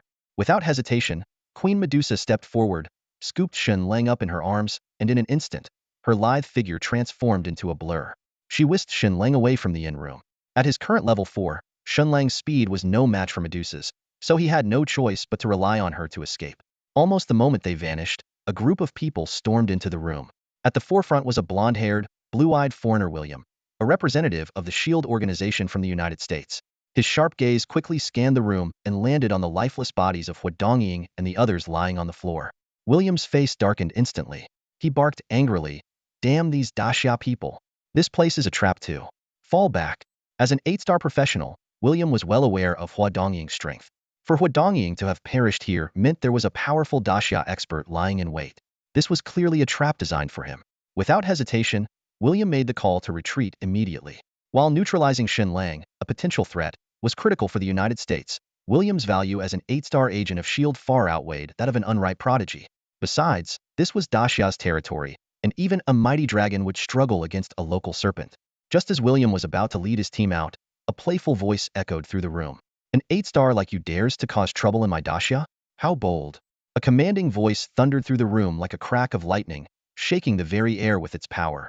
As an 8-star operative, William managed to withstand the deafening force, but his subordinates were far less fortunate. Several clutched their ears in agony, while others collapsed lifelessly, blood streaming from their ears onto the cold floor. William's face turned ashen, not from the sheer might of the voice, but because he recognized its owner, the Dragonblood warlord, Zhu Zhenhua. "Unbelievable. Even you would personally come to Donghai City for a mere rookie operative," William muttered inwardly, his emotions a volatile mix of shock and anger. Yet he made no move to flee. He knew all too well there was no escape. Among the elite operatives of the Granxia nation, Zhu Zhenhua was a name that struck both awe and terror. His exploits were legendary. Countless powerful enemies from the beautiful nation had fallen at his hands. Hailed as the strongest warrior of Granxia, Zhu Zhenhua was classified as a top-tier threat by the beautiful nation. Even William's mentor, Satan, the director of SHIELD, had admitted that he might not be able to best Zhu Zhenhua. Against such a titan, William, despite his 8-star rank, was inconsequential. Suddenly, a figure materialized in the air, radiating an aura of dominance. Zhu Zhenhua stood with his hands clasped behind his back, gazing down at William with an air of quiet authority. Amusingly, a faint trace of chili oil lingered near the corner of his mouth, a detail that validated the earlier remark from the bespectacled manha had indeed just finished a bowl of noodles. "Why aren't you running?" Zhu Zhenhua asked calmly, his tone almost casual. William forced a bitter smile. "With you here, running would be pointless. At least you're self-aware, just like your teacher," Zhu Zhenhua remarked with a mocking smirk. "He knows he's no match for me, so he hides away in SHIELD, refusing to show his face." "Zhu, you may be strong, and even my teacher acknowledges that," William retorted, frowning. "But don't mistake his caution for fear. Zhu Jinhua chuckled softly. Oh, is that so? Well, we'll pay the beautiful nation a visit soon. Let's see if he dares to face me then. William fell silent, unable to counter. He knew full well that Satan, as the director of S.H.I.E.L.D., would never stoop to a direct confrontation, no matter how provoked. Taking a deep breath, William steadied himself. The fear that had gripped him moments ago faded, replaced by a fierce resolve. He raised his head and locked eyes with Zhu Jinhua, his voice steady and solemn. I know I'm no match for you, and I understand you won't let me leave alive. So allow me a final requesto die with dignity. I, William Ramses, level 9 agent of the beautiful nation's shield, hereby challenge the Dragonblood warlord of Grand Xia. You. Zhu Jinhua raised an eyebrow, his tone dripping with derision. You're not even worth my time. Before the words had fully left his lips, Zhu Jinhua's right hand swept forward. What seemed like a casual gesture transformed in an instant. A colossal golden dragon claw materialized in the air, hurtling toward William with blinding speed. William had no chance to react. His final thought was a bitter pang of regret for his earlier arrogance. In the next heartbeat, the dragon claw closed around him like an unyielding mountain, and with a sickening crunch, his body was reduced to a bloody pulp. Crimson droplets seeped through the claw's massive fingers, marking the end of what could only be called a futile and laughable challenge. Not only was William obliterated in an instant, but the shockwave annihilated his 6-star and 7-star subordinates as well, leaving no survivors. Zhu Jinhua stepped forward, surveying the carnage with an expression of cold indifference. An uninvited guest is nothing more than a thief, and thieves don't deserve dignified deaths, he declared, his voice cutting through the silence like a blade. With a wave of his hand, he gathered the hundreds of items and pieces of equipment scattered among the corpses, storing them effortlessly into his well-upgraded inventory. Without sparing another glance, he turned and walked away, leaving nothing but destruction in his wake. After executing William, Zhu Jinhua slowly turned around, his gaze locking onto an old 5-story building about 100 meters away. On the rooftop, Shen Lang stood watching intently, his eyes burning with intensity. Beside him, Queen Medusa tensed, her entire body on high alert. Disobedient little one, Zhu Jinhua said with a faint smirk, his voice carrying a hint of mockery. What now? Do I need to personally come and invite you out?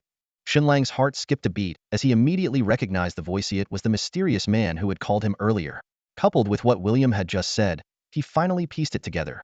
This was Zhu Jinhua, the Dragonblood war god, the idol of countless practitioners in Xia, and an almost invincible figure on the global stage, now standing here in Donghai City, seemingly for him.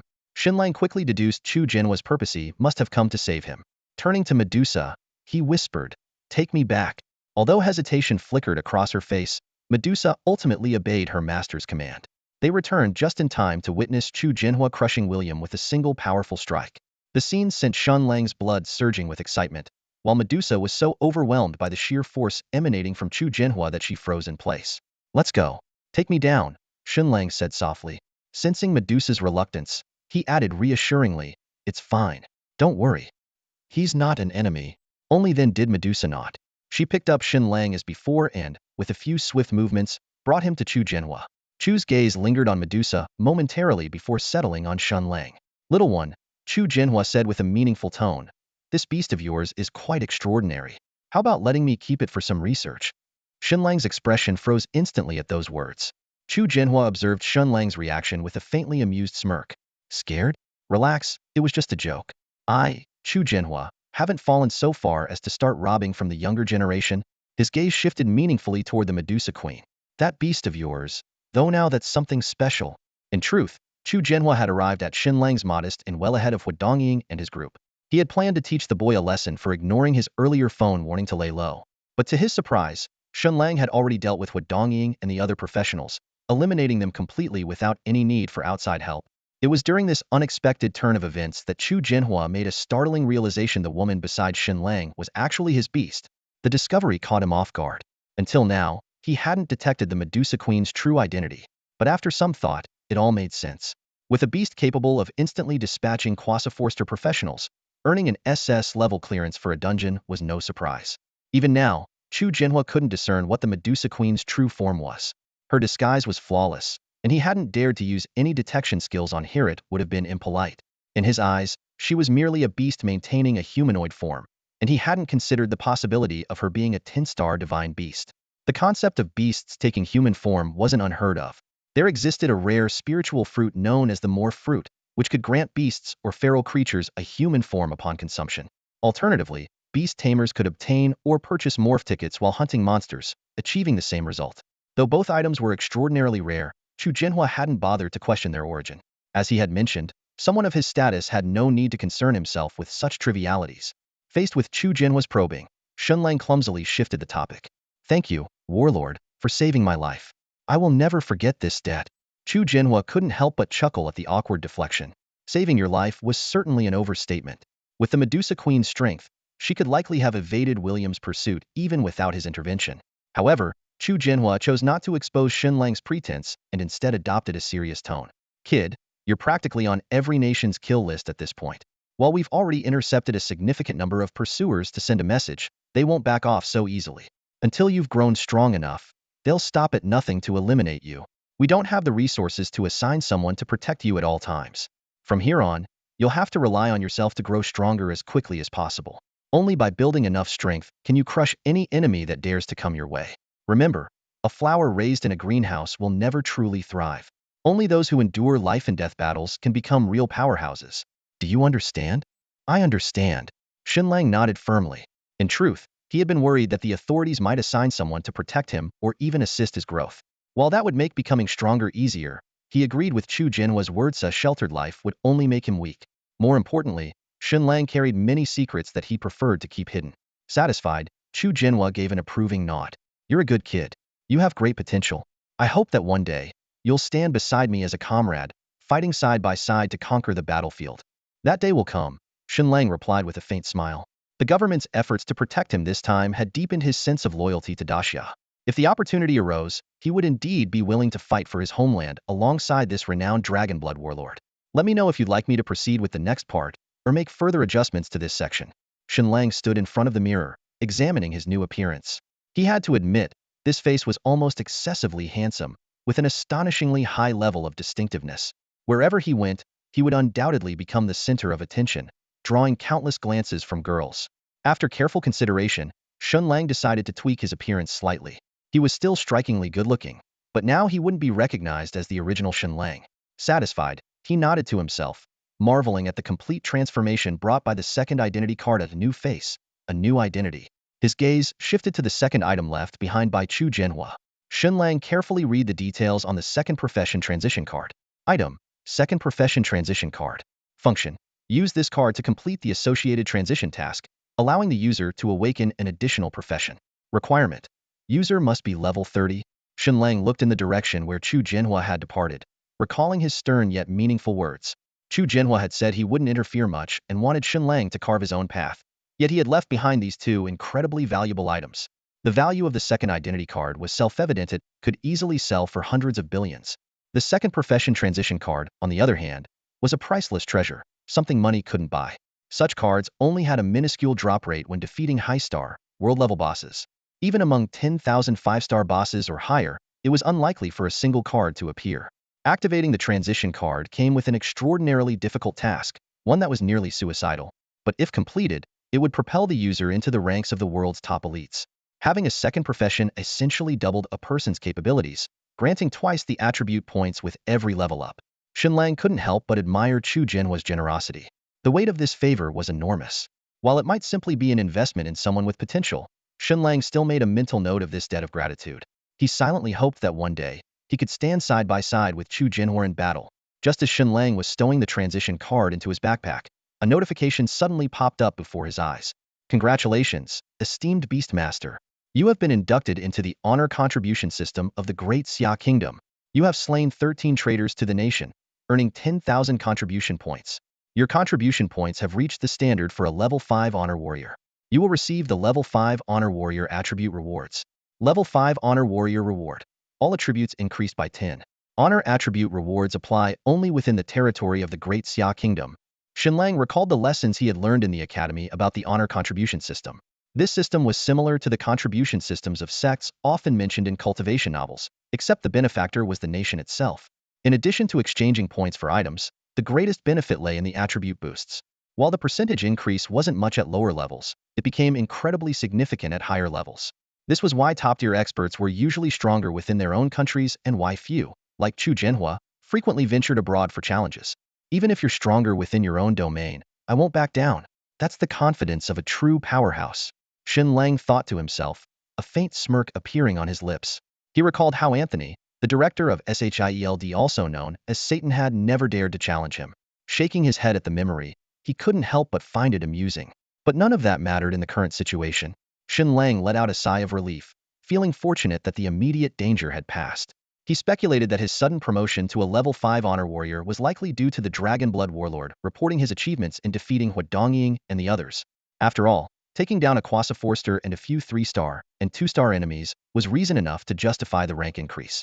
Alright, first things first, let's get out of here, Shen Lang murmured to himself.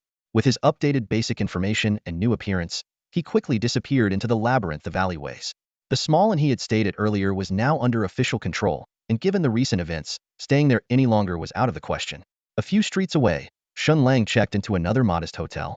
Although Medusa didn't have updated basic information, she had personally taken care of Huadongying and his companions, so there was no need to worry about them anymore. Besides, Medusa's disguise was so masterful that even Zhu Jianhua, the Dragon Blood Warlord, hadn't been able to see through it. Shen Lang was confident that the authorities would do their best to erase any records related to him. Once inside the hotel room, Shen Lang indulged in a refreshing shower. After drying his hair, he relaxed on the sofa, his thoughts drifting back to the 2 skill books that had dropped when Medusa had slain Huadongying and his treacherous comrades. Just as he was about to retrieve the skill books, Medusa curiously leaned her head closer to him. Shen Lang glanced at her and, with a playful smile, said, "Medusa, why don't you take a shower too?" "A shower?" Medusa tilted her head, puzzled. "You mean like what you just did, pouring water over yourself?" As a beast companion, she was still unfamiliar with many human habits. Hearing this, Shen Lang felt a sudden surge of excitement. Swallowing hard, he replied, "Yeah, something like that. You know what? Never mind. I'll teach you how to do it myself." With that, Shen Lang decisively tossed the skill books back into his inventory, stood up, and took Medusa by the hand, leading her toward the bathroom. His face lit up with an expression of eager anticipation. An hour and a half later, in the messy bed of the inn, Shen Lang leaned against the headboard, holding the skill book he had put away earlier. He glanced at the Medusa queen lying beside him and said softly, "Move your tail a little." Medusa lounged lazily on the bed, responding obediently, "All right, my master." Her slender purple snake tail slowly retreated from Shen Lang's waist and slid back under the blanket. "We'll be reading for a while longer. You can go ahead and sleep," Shen Lang said, shifting his focus back to the skill book in his hands as he carefully examined its details.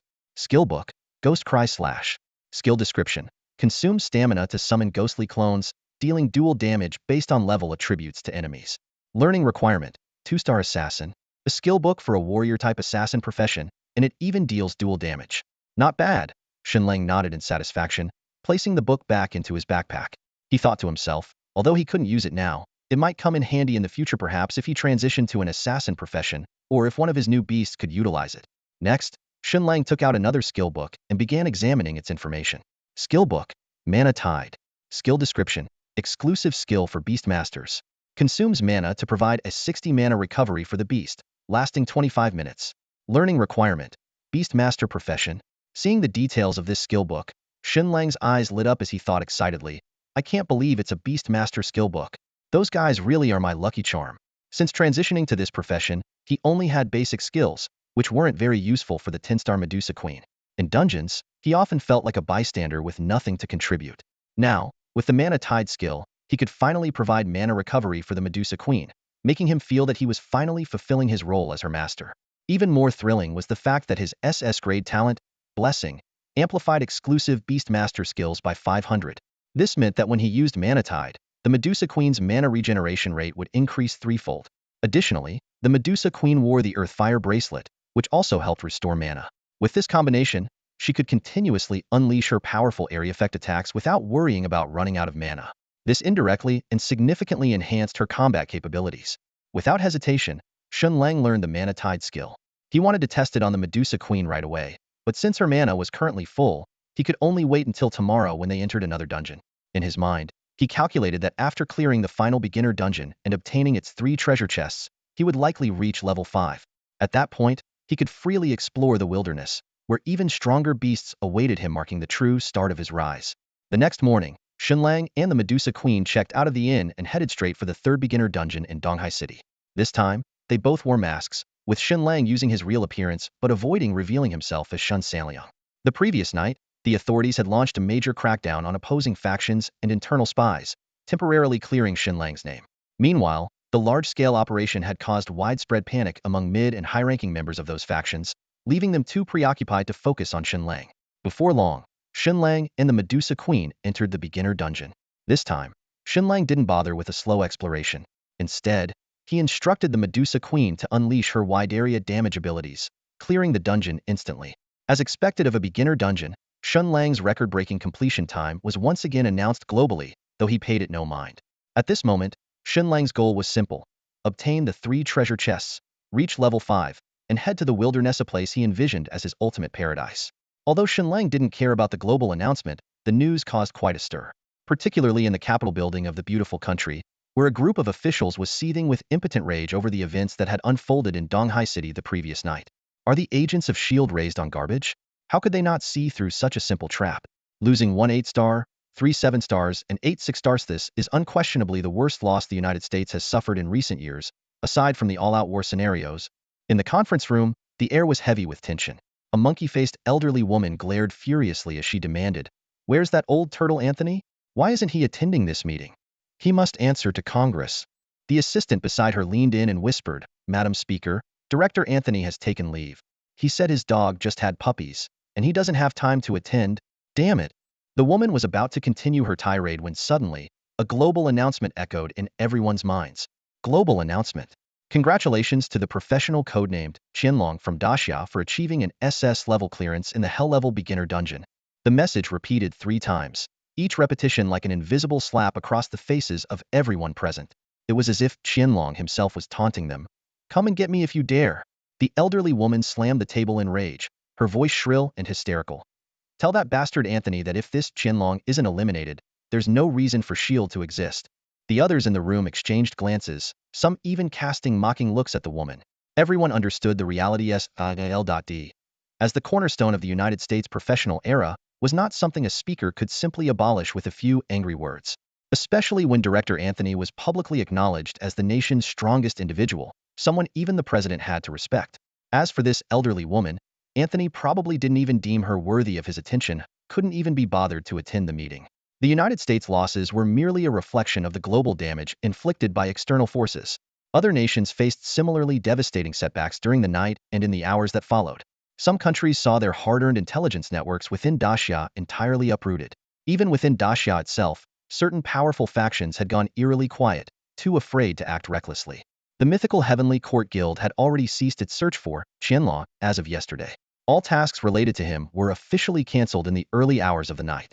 Morning sunlight streamed into the guild leader's office as Wang Ting sat with his eyes closed, resting. Suddenly, the sound of hurried footsteps broke the silence. A burly middle-aged man pushed the door open. It was the guild's vice president, a formidable 9-star professional.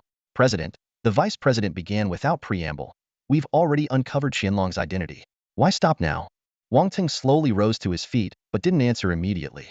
The vice president's gaze fell on a long, deep knife wound across Wang Ting's chest, visible even through his dark gold legendary armor. The gash ran so deep it exposed the bone beneath. The vice president gasped sharply. Was it him? That guy surnamed Chu? Wang Ting nodded slightly. After a moment's pause, he spoke with difficulty. "I gave it my all, but he didn't even use half his strength. He's that powerful?" The vice president's expression darkened, his voice tinged with disbelief. Wang Ting gave a bitter smile and sank back into his chair. "Forget about Chen Lang. He's already been marked by the authorities. If nothing unexpected happens, he'll end up in the War God Battalion sooner or later." The vice president fell silent for a long time before sighing helplessly. "Ah, we were overthinking it. A figure like that, here's no way the government would let other factions get their hands on him. It's simply outrageous." The vice president couldn't help but complain. "We're not outsiders, and we mean him no harm." Wang Teng's face remained impassive as he replied, "A sharp blade is always safest when it's in your own hands." Just then, a global announcement echoed through the office. "Congratulations to the professional from the Great Xia Kingdom, codenamed Chen Lang, for achieving an SSS rating in a Hell-level novice dungeon." 3-inch. Wang Ting and the vice president exchanged a glance, both ultimately letting out a resigned sigh. In the face of the nation's machinery, even a 10-star guild was nothing more than an ordinary organization. The scene shifted to a secluded courtyard within the Forbidden City. The elder head of state was meticulously pruning a grapevine, the large clippers in his hand occasionally making a crisp, snip sound. Nearby, at a stone table, the dragon blood war god, Chu Jinhua, was noisily devouring a bowl of noodles, slurping with gusto. Could you at least try to maintain some decorum? The elder head of state turned and glared at Chu Jinhua. Chu Jinhua gulped down half a bowl of soup and let out a loud burp before replying, "There's no one else here, what's the point? Besides, this is how noodles are meant to be enjoyed. You taught me that when I was a kid, didn't you? That was when you were a child." The elder cut off a new vine and remarked, "Now, you're the dragon blood war god. So what? In your eyes, I'm still just a brat," Chu Jinhua said nonchalantly, wiping his mouth. "You're as cheeky as ever." The elder set the clippers down and walked over to the stone table. Taking a sip of tea from a clay teapot, he said, "By the way, for this upcoming purge, it's best if you keep a low profile. Leave it to young Wang to handle." "Yeah, I'll just lend my support to old Wang from the sidelines. After all, he only recently took the position," Chu Jinhua replied casually. The elder nodded, a knowing smile spreading across his face. "I hear you've left quite a few good things for that young fellow. Seems like you have a soft spot for him." "Soft spot? Not really. Let's just say I don't dislike him," Chu Jinhua replied nonchalantly. The elder's smile deepened. "Not many people manage to earn your approval. I also heard that this kid single-handedly took down a quasi-4-star professional and several 3-star professionals." "Single-handedly, my foot. It was all thanks to his contracted beast," Chu Jinhua scoffed. "That kid's got secrets. He's definitely not going to grow up to be a saint. But for someone who just started his profession to contract a beast capable of killing a quasi-4-star professional, that beast is likely a high-tier divine beast descendant, and not a weak one at that. He's a beast master. The strength of his beast is his strength," the elder said with a chuckle. Chu Jinhua rolled his eyes but said nothing. He suddenly felt that the aura of that beast seemed oddly familiar, though he couldn't recall where he'd encountered it before. "You confronted Wang Tong?" the elder asked abruptly. "Yeah, gave him a slash," Chu Jinhua replied, meeting the elder's gaze directly. The elder sighed. "It shouldn't have come to this between you two. You were once. That was then. This is now," Chu Jinhua interrupted, cutting him off. The two fell into silence. After a long pause, the elder spoke again. "The nationwide battlefield is about to open. Are you prepared? I don't care about life or death. If someone challenges me, I'll fight." Chu Jinhua shrugged. The elder seemed about to say more, but was interrupted by another global announcement. "Congratulations to the professional from the Great Xia Kingdom, codenamed Shen Lang, for achieving an SSS rating in a Hell-level novice dungeon. 3-inch. The two exchanged glances. Chu Jinhua frowned. This kid really values treasure over his life. What use is a 1-star treasure chest, anyway? After a pause, he added, "I was planning to wait another year before taking him to the nationwide battlefield, but it looks like I'll have to let him experience the brutality of the professional world this year. Isn't it too soon for him to go this year?" The elder looked concerned. Chu Jinhua snorted. "Not at all. It's only his first day as a professional, and he's already taken down a quasi-4-star professional. What's the point of making him compete with the academy rookies in talent ranking battles? Might as well just hand him the championship trophy." The elder thought for a moment before replying, "If that's the case, I'll leave it to you to decide. But let me make one thing clear, this kid has immense potential. Don't let him fall in the nationwide battlefield. Losing him would be a great loss for the Great Xia Kingdom." Yeah, I get it," Chu Jinhua replied impatiently. The elder chuckled and scolded. "All right, if there's nothing else, stop lingering here and bothering me while I tend to these grapevines. And take your food container with you, it stinks." Outside the plaza of the 3rd Novice Dungeon in Donghai City, Shen Lang and the Medusa Queen hopped into a taxi and began a leisurely tour around the city. By now, the 3 treasure chests from the final Novice Dungeon had been safely tucked into his inventory, and the accumulated experience from repeated dungeon runs had propelled him to level 5, officially marking his graduation from the Novice phase. It had been less than 30 hours since the global Novice class transition began, and most new players were still stuck between levels 2 and 3. Even those with deep pockets, who could afford to pay for exotic beasts to grind experience, were capped at level 4 at best. Shen Lang was undoubtedly among the fastest in the world to reach level 5. While he couldn't claim to be the sole achiever, this accomplishment alone was enough to make him stand out. Having formed a contract with the Medusa Queen, Shen Lang's perspective had already far surpassed that of his novice peers. In his eyes, only 4-star and above class holders were barely worth his attention. Yet, he remained grounded, knowing his ultimate goal lay far beyond targeting 9-star, 10-star elites, and even the mythical beasts hidden in the wild secret realms. Notably, when Shen Lang advanced to level 5, the Medusa Queen also leveled up to 8. Although this upgrade did little to enhance her combat prowess, it was still a positive sign for their journey ahead. After 5 taxi transfers and plenty of city exploration, Shen Lang had discreetly alternated between his original appearance and the second identity registered in his base information card. By the end of their final ride, he had fully assumed the look of his secondary identity. Despite his eagerness to venture into the wild for monster grinding and further leveling, there was an urgent matter to address, first organizing his inventory. Between the two of them, their combined 200 inventory slots were already more than half full, cluttered with items they couldn't use. Clearing out space was essential to prepare for the loot they would inevitably gather in the field. With the Medusa Queen's efficiency, even the stingiest drop rates would yield a bountiful haul. For their final stop, Shen Lang directed the taxi to the Donghai City Adventurers Trading Center. He could have opted for an official agency to trade gear for contribution points, but he preferred to avoid dealings with government institutions for now. Moreover, the distance to those agencies was inconvenient, making the trading center a more practical choice. This marked Shen Lang's second visit to the trading center.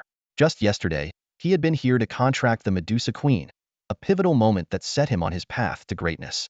The Medusa Queen seemed to recognize the place as well. Her eyes glistened faintly. If not for Shen Lang's timely intervention, she might have ended up as experience points for some other adventurer, rather than the noble 10-star mythical beast she was destined to become. Sharing a knowing glance, the two entered the bustling trading center.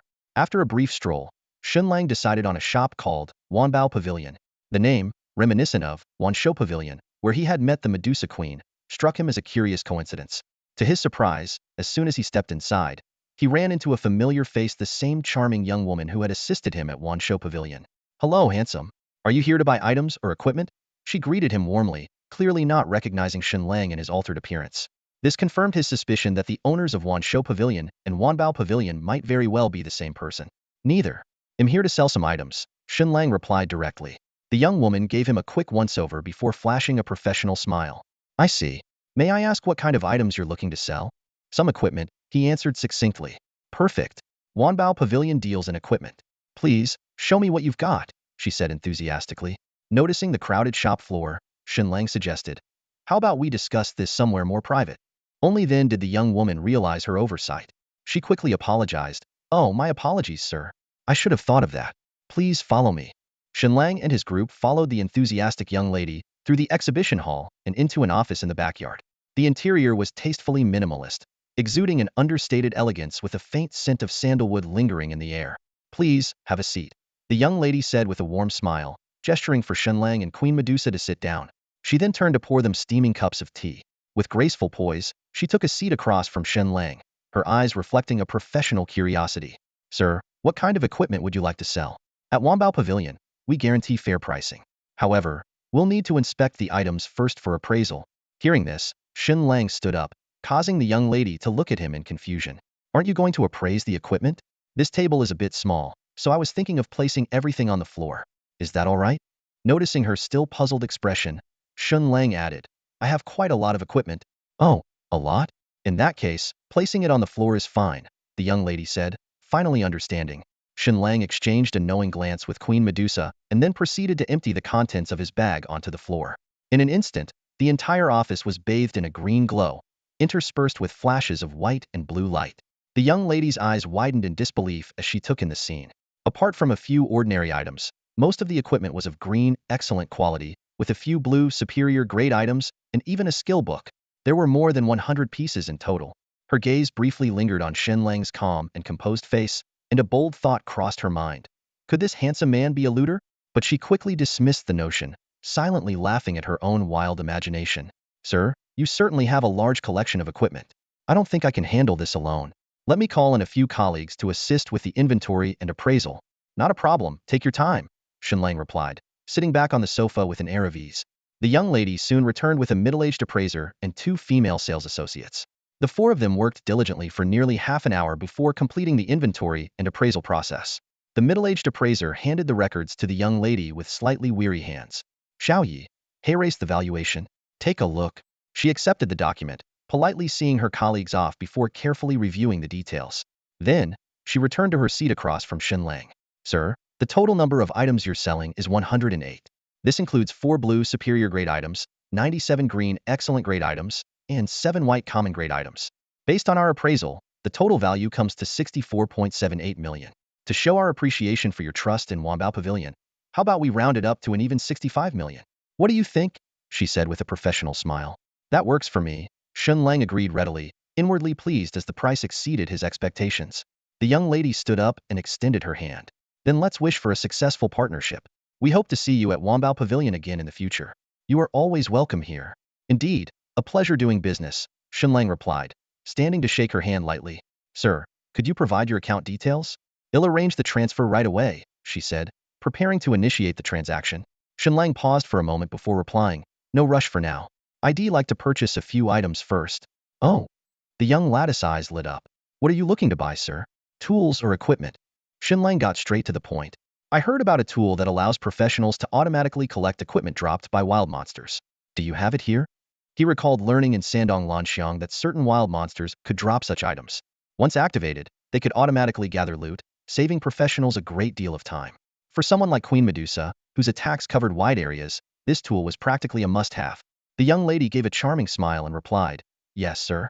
The one-tap pickup cards are available in 3 levels. The third level has an automatic pickup range of 100 meters and costs 1 million. The second level has a range of 500 meters and costs 6 million. The first level has a range of 1,000 meters and is priced at 15 million. Which one would you like? Shen Lang furrowed his brows slightly. Although he thought it was worth it, he couldn't help but ask, no discounts.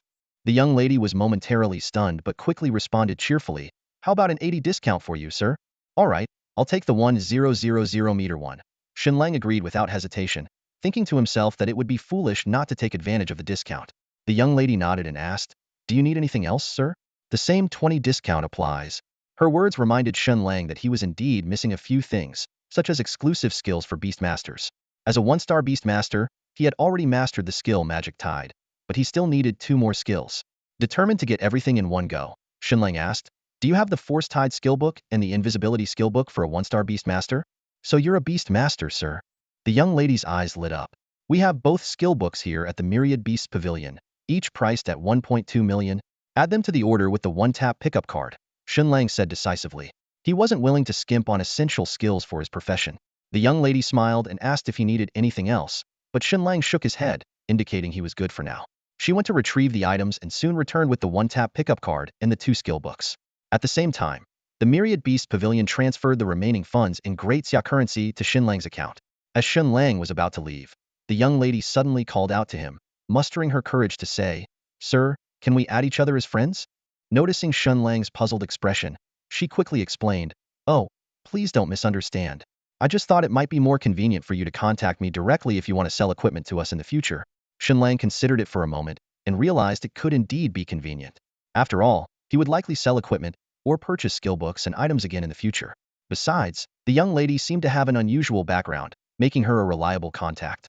Thus, the young lady successfully became Shen Lang's first professional contact. After Shen Lang and the Medusa Queen left, she clenched her fist in excitement and exclaimed, yes, I finally added a handsome guy as a friend. Unable to wait, she opened her friend list to check Shen Lang's profile.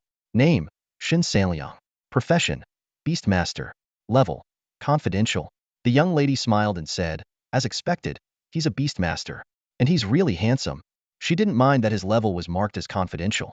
After leaving the Myriad Treasures Pavilion, Shen Lang also checked the young lady's profile. Name, Yihong Yu. Profession, Thunder Mage. Level, 69. Raising an eyebrow, Shen Lang was surprised to learn that she was a combat-type Thunder Mage. Judging from her level, she must have transitioned to her profession just last year, meaning she wasn't much older than him. Curious, Shen Lang used his communicator to look up the backgrounds of the Myriad Beasts Pavilion and the Myriad Treasures Pavilion. As it turned out, both stores were owned by the same person, who was backed by the city lord of EC City. Coincidentally, the city lord's surname was Yi. However, none of this had much to do with Shen Lang. He was just browsing out of curiosity. By this time, he had already boarded a vehicle heading toward the city gates, ready to continue his adventurous journey. The establishment of novice dungeons within cities, along with the rule requiring beginner professionals to reach level 5 before venturing outside, serves a critical purpose. The beasts roaming beyond the city walls are generally level 5 or higher. This globally adopted regulation is designed to ensure the safety of novice professionals. Of course, for those who insist on heading out, there is a special exception accompaniment by a professional of level 10 or above, coupled with strict approval and registration procedures. In this perilous world, public transportation in the wilderness is virtually non-existent. Those with significant strength might utilize private vehicles, but the vast majority of professionals rely on teleportation arrays, especially for intercity travel. These arrays are managed by official authorities, making their usage relatively affordable for the general population. At the moment, Shen Lang had no plans for long-distance travel. He simply sought to train and level up in the wild. He opted for the Eastern City Gate, which was the closest to the professional trading center, and easily passed through the city's defense system verification.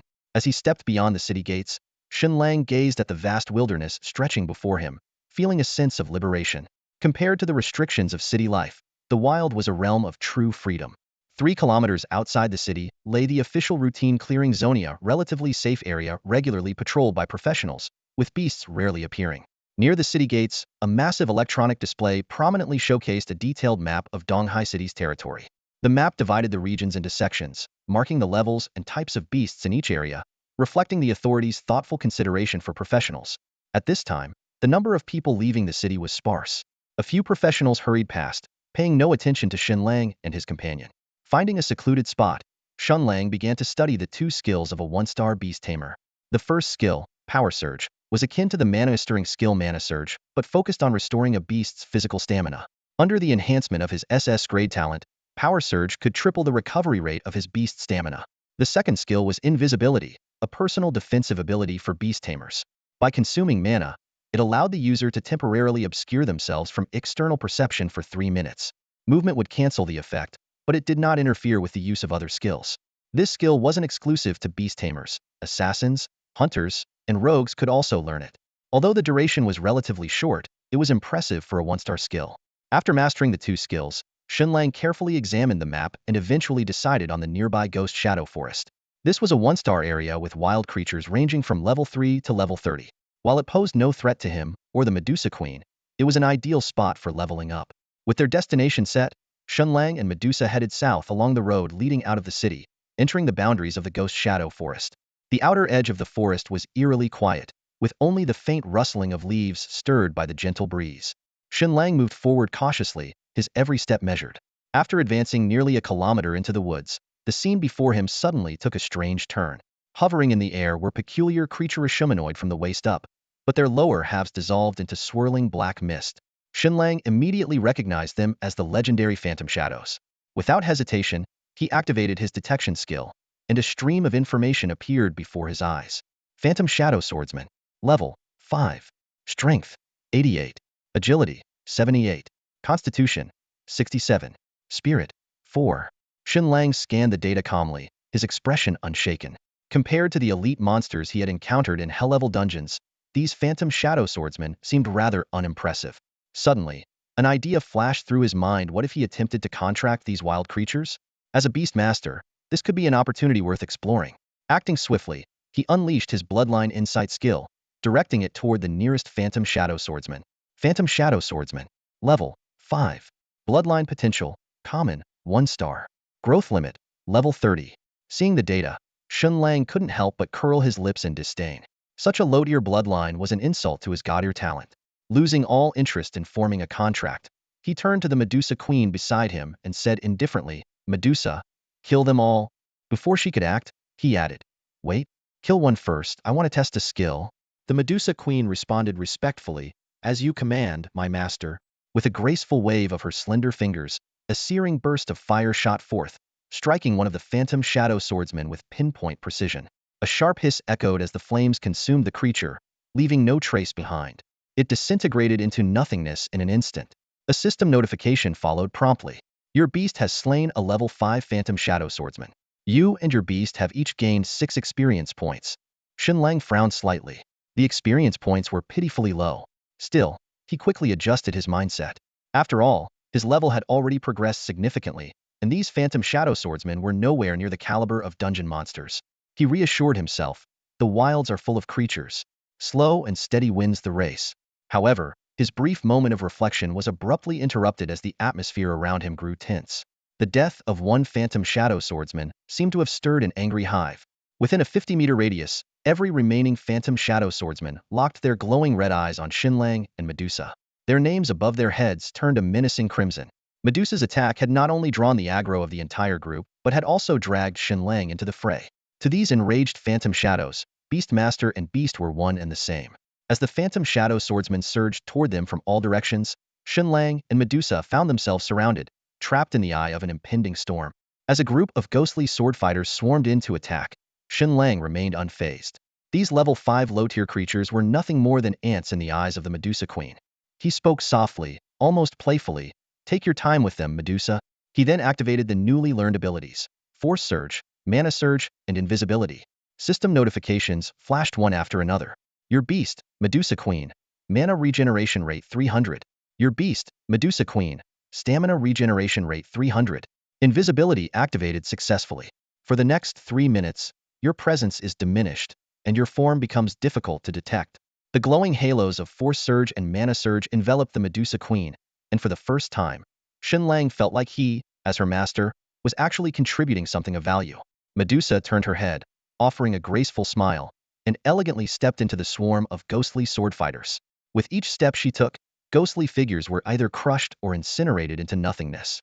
Once the invisibility spell took effect, the ghostly sword fighters lost all hostility toward Shen Lang and turned their attention entirely to the Medusa Queen. Suddenly, 2 new types of ghostly figures appeared.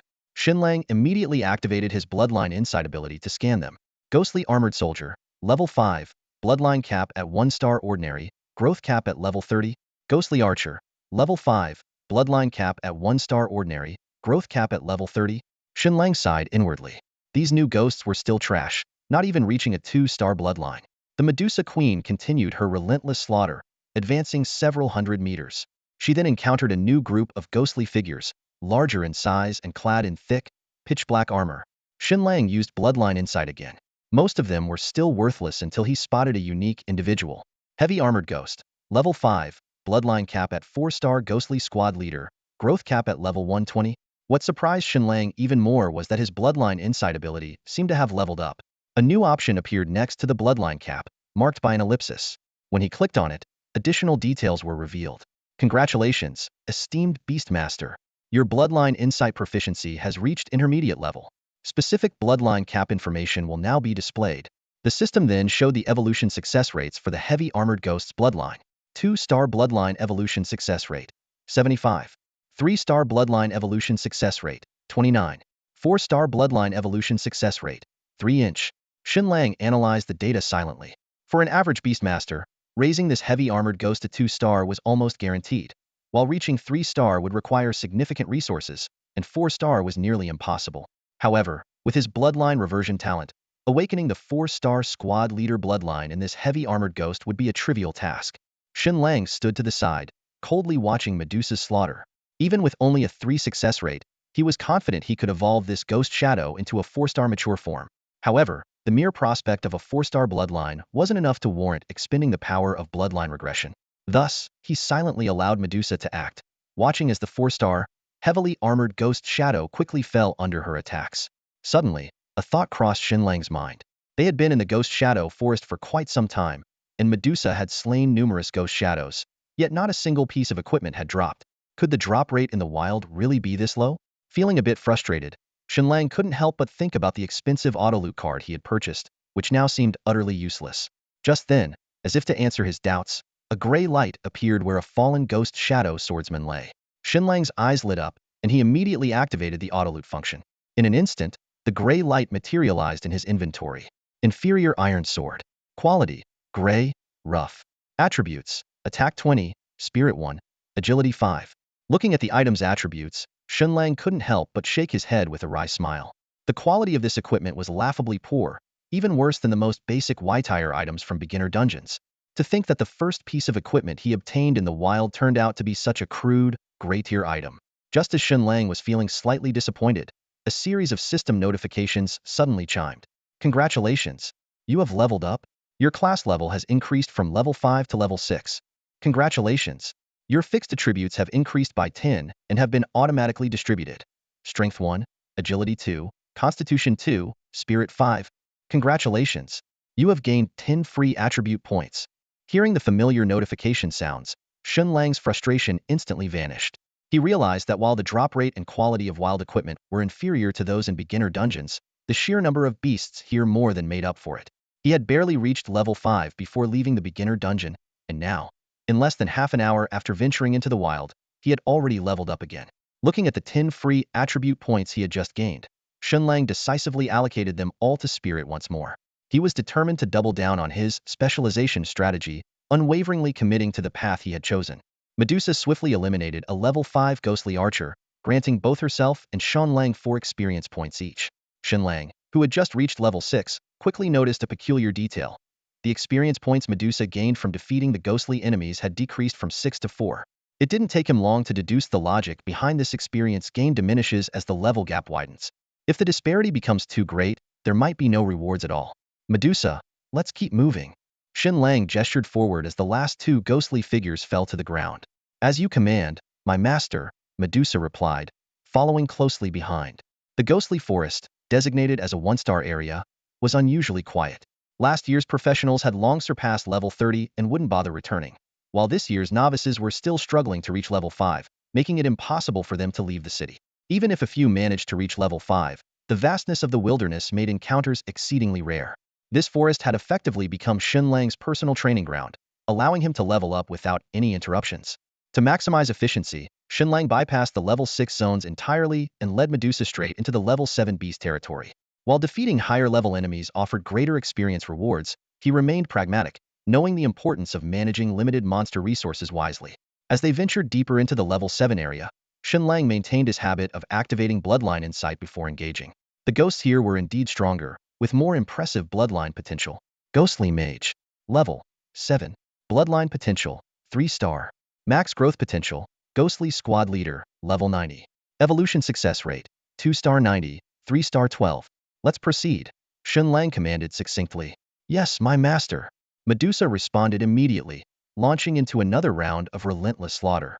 When the first ghostly mage fell, the system notified them that both had earned 20 experience points, a number far exceeding Shen Lang's expectations. However, upon reflection, it made sense. The dangers of the wilderness were far greater than those of beginner dungeons, and the rewards naturally matched the heightened risks. Medusa, pick up the pace, Shen Lang urged. Within minutes, nearly every ghost in the level 7 zone had been wiped out, leaving only a handful wandering the outskirts.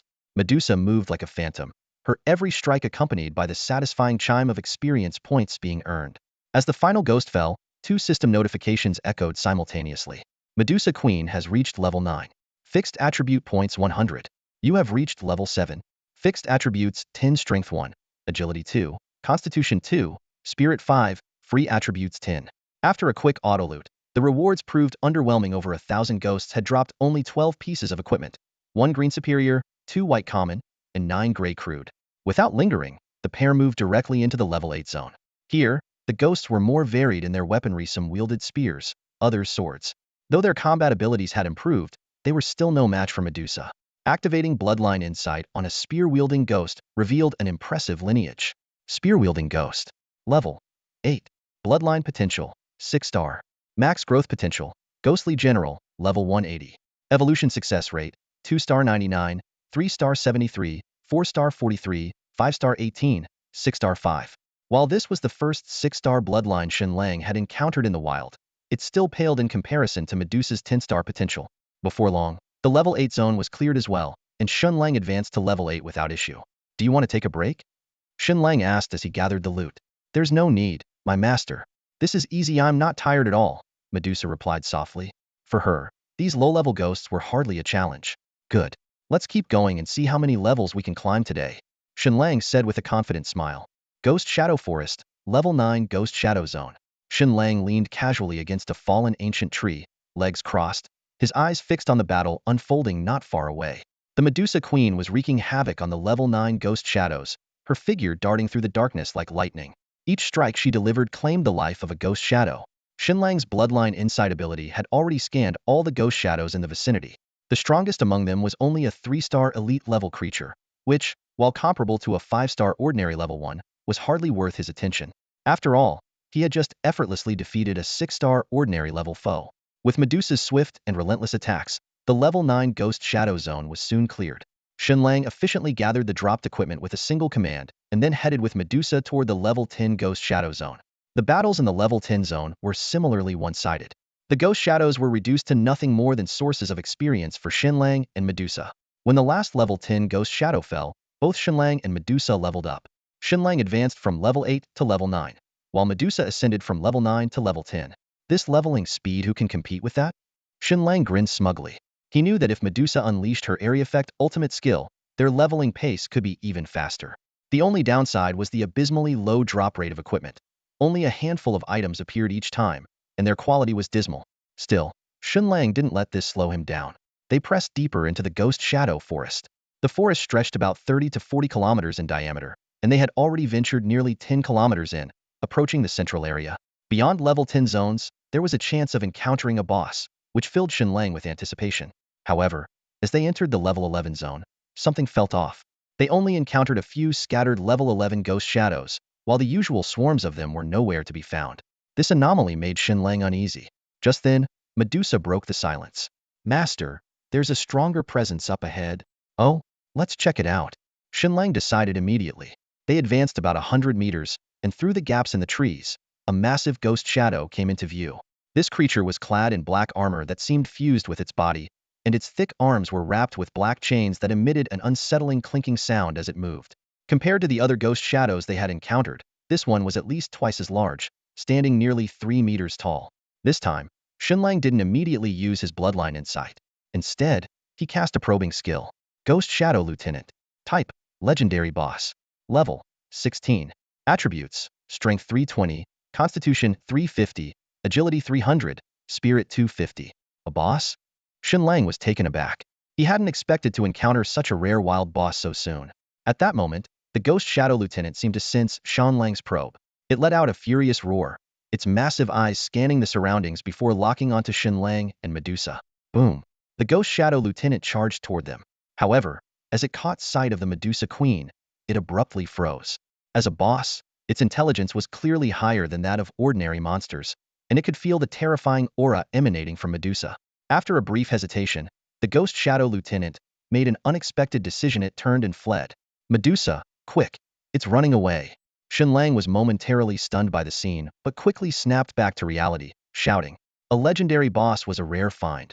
There was no way he was letting it escape. It won't get far. Medusa's voice was calm yet commanding. Before her words even faded, her figure vanished. Shen Lang had barely taken a few steps when he saw the Ghost Shadow Lieutenant, now dozens of meters away, suddenly collapse to the ground. In midair, Medusa's figure reappeared, her hand gripping one end of the ghostly chains. Get back here, Medusa commanded sharply, yanking the chain with immense force. What had once been the Ghost Shadow Lieutenant's weapon now became her tool for subduing it. The chain coiled around the Ghost Shadow Lieutenant's neck, lifting its massive body into the air before slamming it into the ground near Shen Lang with a resounding crash. Medusa landed gracefully, still holding the other end of the chain. The Ghost Shadow Lieutenant struggled to rise, but under the oppressive might of Medusa's divine aura, it remained pinned, unable to move. The ghostly apparitions encountered earlier were no match for Medusa's mythical beast. They were utterly crushed, akin to cannon fodder in a beginner-level dungeon, without even a chance to retaliate. At this moment, the Queen of Medusa elegantly held her chain and asked Shen Lang, Master, shall I execute it directly? Hold on. Shen Lang stepped forward and quickly activated his bloodline insight skill on the ghostly lieutenant boss. The data immediately appeared before his eyes. Ghostly Lieutenant.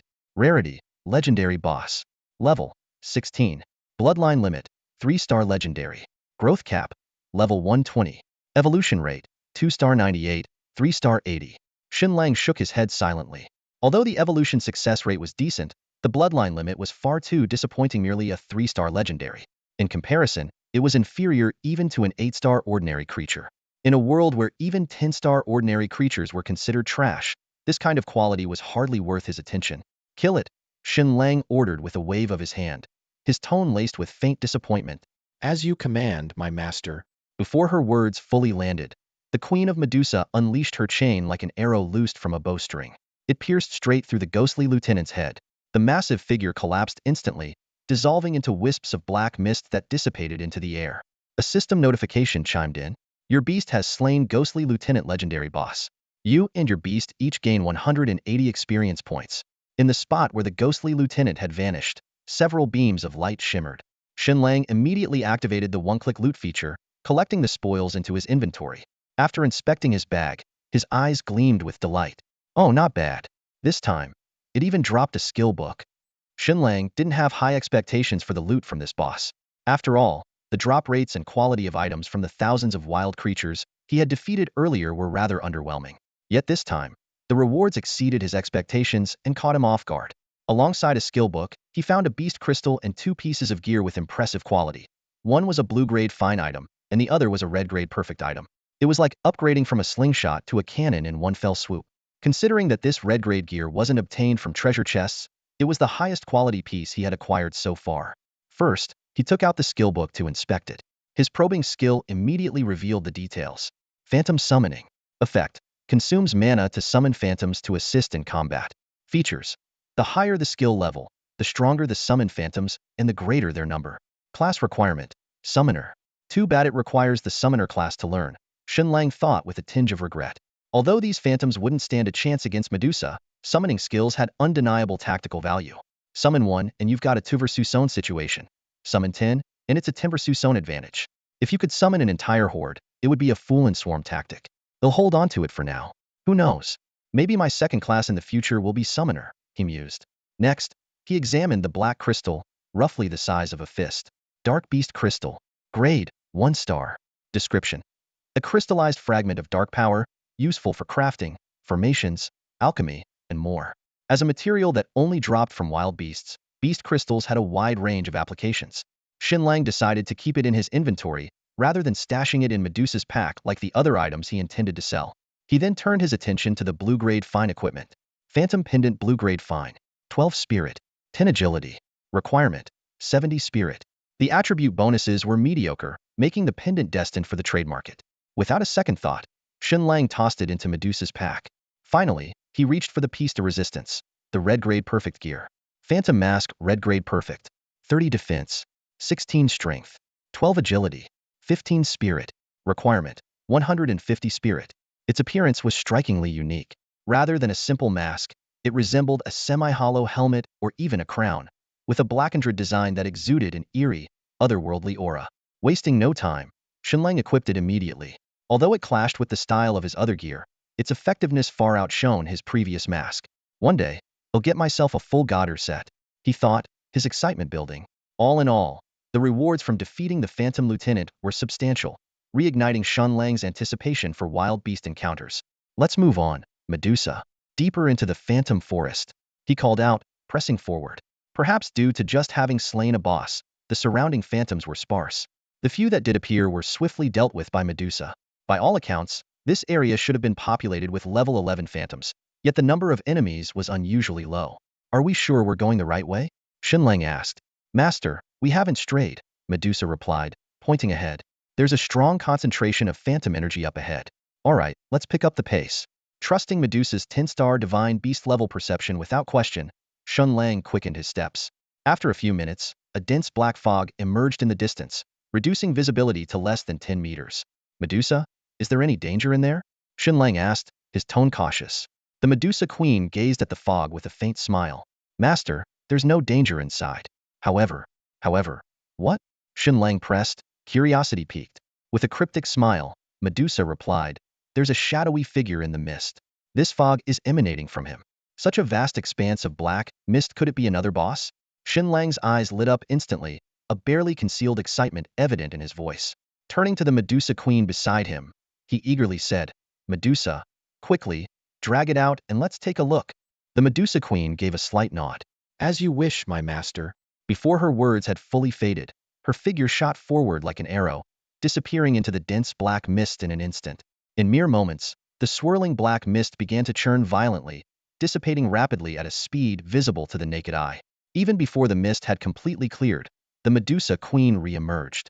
In her slender fingers, she was holding a small creature resembling a baby shark. The little thing, despite its sharp fangs, trembled pitifully in her grasp, looking utterly helpless. Shen Lang stared at the tiny creature, a hint of surprise crossing his face. How is it so small? To him, the creature's size was no larger than that of a small puppy.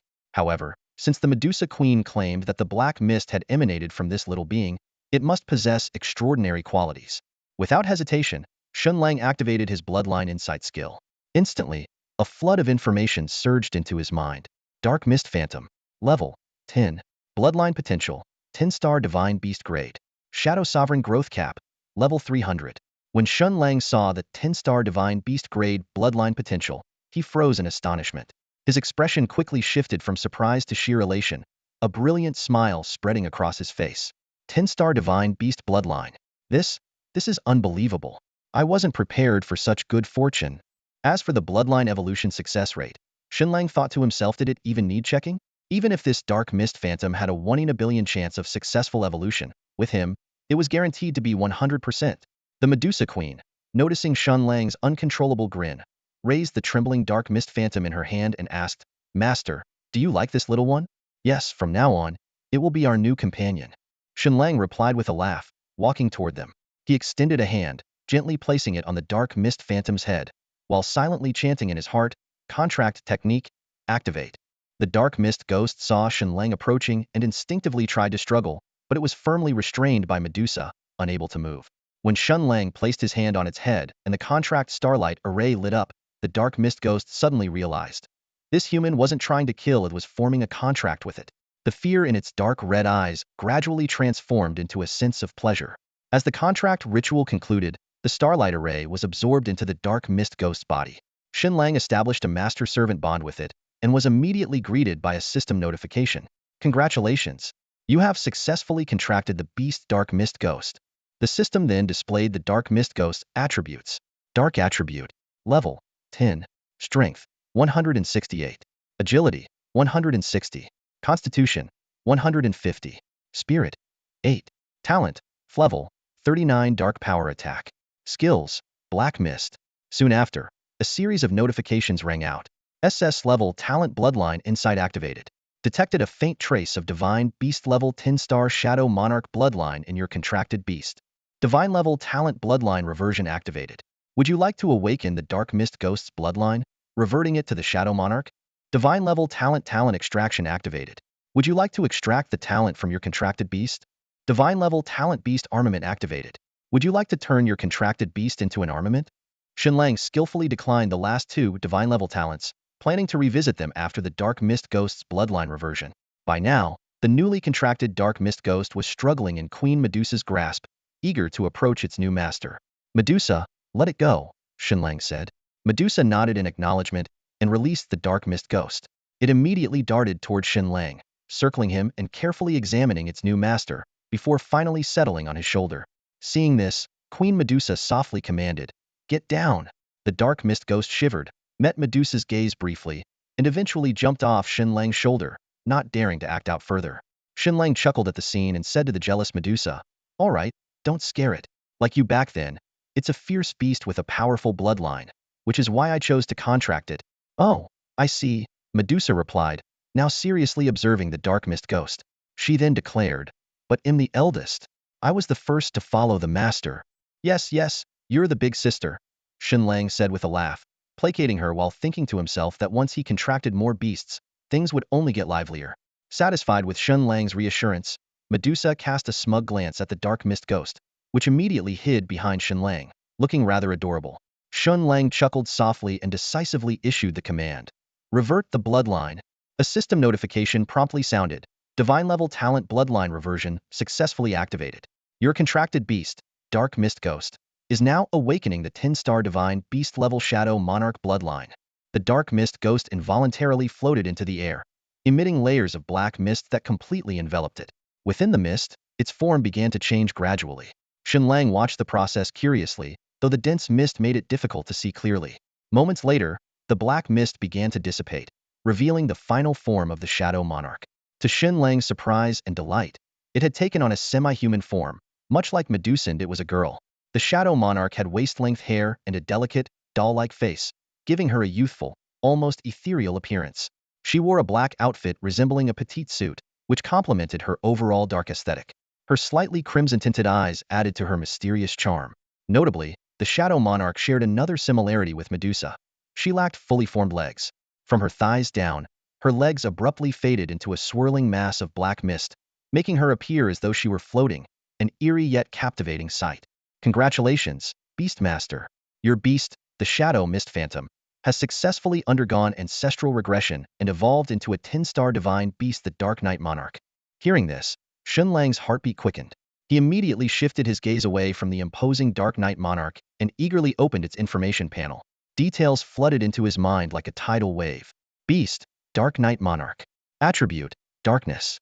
Level, 10. Strength, 1,400. Agility, 1,300. Constitution, 1,600. Spirit, 1,300. Shen Lang's eyes quickly scanned the stats, silently comparing them in his mind.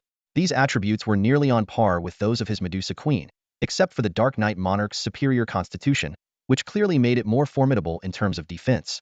However, what truly excited Shen Lang was the information that followed.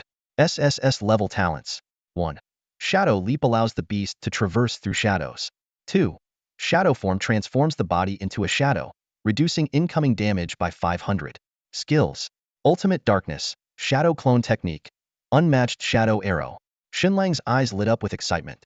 2 SS-level talents. This was on the same level as his Medusa Queen. He immediately began analyzing the potential of these abilities. Shadow Leap was an incredibly powerful ability, whether for escaping or assassinating. Shadow Form, on the other hand, was a near-perfect defensive talent. Shen Lang couldn't help but imagine. If an enemy unleashed an attack dealing 10,000 points of damage, the Dark Knight Monarch would only take 2,000 points. It essentially turned devastating attacks into minor scratches. As a beast master who relied heavily on his beasts in battle, Shen Lang deeply understood the importance of defense. If he could gain shadow form for himself, even if his beast failed to protect him, he could still minimize damage when confronted by an enemy. With this thought, Shen Lang made up his mind without hesitation and shouted, "Extract talent." Although he leaned towards shadow form, Shadow Leap was also an exceptional escape tool. Shen Lang reassured himself that no matter which talent he extracted, it would be a significant boost to his strength. The few seconds of waiting felt like an eternity. Finally, the familiar notification sound echoed in his mind. "Congratulations! You have extracted the SS-level talent Shadow Form from your beast, the Dark Knight Monarch." A triumphant smile spread across Shen Lang's face. His power had just reached a whole new level. Shen Lang's luck was truly remarkable. He successfully acquired the Shadow Morph talent. This divine skill, which reduces damage by 5-fold, was more powerful than any top-tier equipment. He calculated silently once paired with divine gear in the future, achieving 6-fold or even 7-fold damage reduction might leave his enemies utterly hopeless. At that moment, the Shadow Monarch awakened from her ancestral bloodline reversion state. Lowering her gaze, she examined her newly transformed form. Memories of a 10-star divine beast inheritance surged into her mind, and she instantly understood everything that had transpired. The Shadow Monarch timidly looked at Shen Lang and softly called, "Master." She floated over to Shen Lang's side and bowed deeply in gratitude. "Thank you, Master, for awakening the divine beast bloodline within me and enabling my successful reversion." Shen Lang waved his hand with a smile. "No need to thank me. Just stay by my side and follow me well from now on." The Shadow Monarch nodded repeatedly. "I will, Master. I promise." Shen Lang pointed to the Medusa Queen and introduced her to the Shadow Monarch. "She is my first contracted beast, and you are the second. Medusa, also a 10-star divine beast, the Medusa Queen. You can call her sister." Only then did the Shadow Monarch notice the Medusa Queen. Recalling her earlier encounter in her Shadow Wraith state, she felt a lingering fear and nervously greeted, "Shadow greets you, sister." The Medusa Queen responded with only a cold hum. Seeing the Shadow Monarch's pleading gaze, Shen Lang turned to the Medusa Queen and said, "Medusa, we're all companions from now on. The two of you not only need to help me fight monsters and level up, but you're also responsible for my safety. You must work well together." The Medusa Queen glanced at the Shadow Monarch and decisively ordered, "Shadow, your attributes lean toward defense. You'll be responsible for the Master's safety. I'll focus on helping the Master fight and level up. Do you understand?" Before the Shadow Monarch could respond, Medusa added, "If the Master gets hurt under your protection, I won't forgive you." Though the Shadow Monarch's strength was on par with Medusa's, she sensed her master's tacit approval of this arrangement. Resolutely, she responded with obedience. "Understood, Sister Medusa. As long as I live, no one will harm the Master, not even a hair." The Medusa Queen remained expressionless. "That's for the best." Just then, Medusa's demeanor shifted as she became alert. "Master, a large number of wraiths are converging in this direction. Likely drawn here by her bloodline reversion." Shen Lang asked, "How many?" "At least several thousand." A sharp glint flashed in Medusa's eyes. "But they're all weak, no boss-level threats. I can handle them." Shen Lang stopped Medusa, who was ready to act. "Let Shadow take care of it this time. I want to see her capabilities." "You take a break." Medusa nodded. "Understood, Master." Excited, the Shadow Monarch floated toward the approaching swarm of wraiths, determined to prove herself in front of her master. Shen Lang leaned closer to Medusa and said in a low voice, "If you want Shadow to willingly respect and follow you, it's not just about strength. Do you understand?" "What should I do, Master?" Medusa asked earnestly. Shen Lang explained, "Simply put, you need to be strict but also treat her well." "I understand. Thank you for the advice, Master." Medusa replied. rubbing against Shen Lang's arm, her heart filled with joy. Suddenly, Shen Lang and Medusa noticed the light around them dimming, as if a dark cloud had descended. Looking up, they saw the shadow monarch hovering midair, black mist surging wildly beneath her feet. The mist spread outward from her as the center, shrouding the incoming wraiths. This was her ultimate area effect skill, Eternal Darkness. Under the shroud of black mist, day seemed to transform into night as darkness reigned supreme. At its center stood Shadow, like a queen ruling over the abyss. The power of her ultimate darkness extended far beyond simply summoning the mist. Wherever the black fog spread, countless ghostly figures, charging forward with ferocity, began to dissolve at a visible rate, merging into the mist itself, which then surged toward others, consuming them in turn.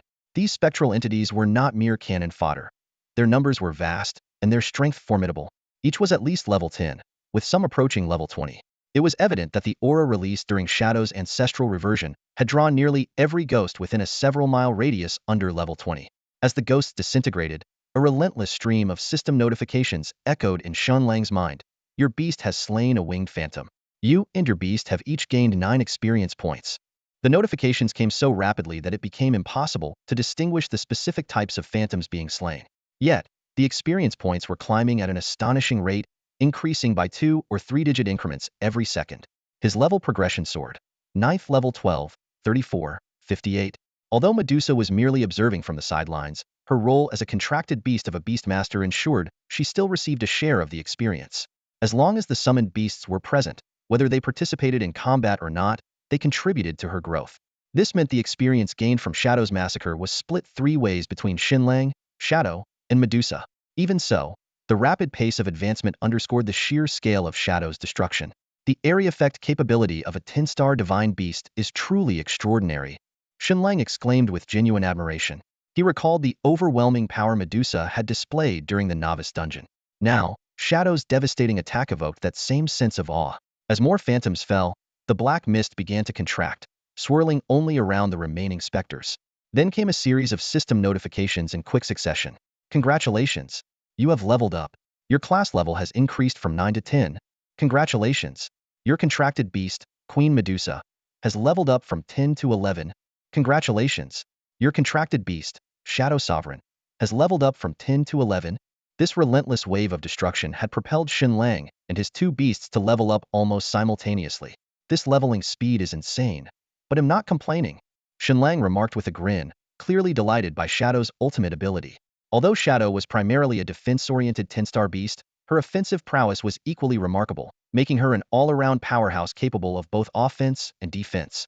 The collective level-up wasn't just due to the sheer number of phantoms Shadow had annihilated thousands of them, but also the significant bonus experience gained from defeating higher-level foes while being at a lower level.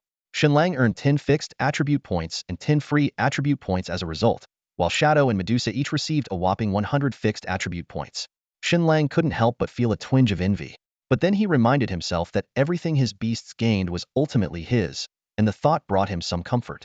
Though it seemed like an eternity, the entire process from the release of Shadow's ultimate darkness to the present had taken barely over half a minute. In that time, thousands of level 10 and above phantoms had been completely obliterated. As the black mist dissipated and reformed into Shadow's feet, she glided swiftly back to Shen Lang. Master, I took care of all of them, Shadow announced proudly, her tone seeking approval. Shen Lang gently patted her head and smiled. Well done, Shadow, you're amazing. Thank you, Master. I'll work even harder in the future, she replied joyfully, her demeanor as innocent as a child's. At this moment, Medusa, who had maintained her usual aloofness, unexpectedly spoke up. Good job. Shadow blinked in surprise at Medusa before responding enthusiastically. Thank you, Sister Medusa. I'll do my best. And if I ever make any mistakes, please don't hesitate to point them out. All right, Medusa replied with a nod, then cast an admiring glance at Shen Lang. She could feel that initiating a conversation with Shadow had noticeably improved their relationship. In her mind, this was a testament to her master's wisdom and leadership. Shen Lang returned her gaze with a look of approval before saying, with so many phantoms defeated, there must be plenty of loot. Time to collect the spoils. Hearing the notification, Shen Lang felt a surge of excitement. There seemed to be quite a lot of equipment dropped. He quickly activated the one-click loot function, and his inventory was instantly filled with various items. Without taking a closer look, he immediately switched to the Medusa Queen's inventory, which also filled up in no time. Just as Shen Lang was considering using Shadow for storage, he suddenly remembered he had an unused talent bio storage. He promptly applied this talent to Shadow, which instantly added 100 extra inventory slots. However, this additional space was also filled in the blink of an eye. A system notification popped up. There are still some items within the loot range that could not be picked up. To continue looting, please clear your inventory. Shen Lang paused to think. While the drop rate for wild beasts wasn't particularly high, Medusa and Shadow had together slain tens of thousands of them, so it was reasonable to end up with over 300 pieces of equipment. Feeling secretly pleased, he was soon overwhelmed by the problem of too much loot. Suddenly, Shen Lang remembered the Wanbao Pavilion. Before leaving the city, he had added the contact of a girl from the pavilion, specifically to sell equipment. He immediately opened the profession friend system and easily located Yi Hongyu's name. After all, she was his only friend. Without hesitation, Shen Lang sent her a message. Hey there, are you around? I've got a deal worth billions I'd like to discuss with you.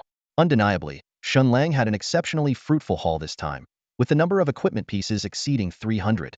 He recalled how selling just over 100 pieces at the Myriad Beast Pavilion previously earned him tens of millions. This time, the profits were bound to be even more substantial. Although most of the equipment was of white or gray quality, the sheer quantity more than made up for the lack of quality. While an expectation of earning over 100 million might seem exaggerated, making several tens of millions was certainly within reach. Coincidentally, the timing was perfect, as novice professionals worldwide had just undergone their career transitions. These affordable white and gray pieces of equipment were the ideal choices for them.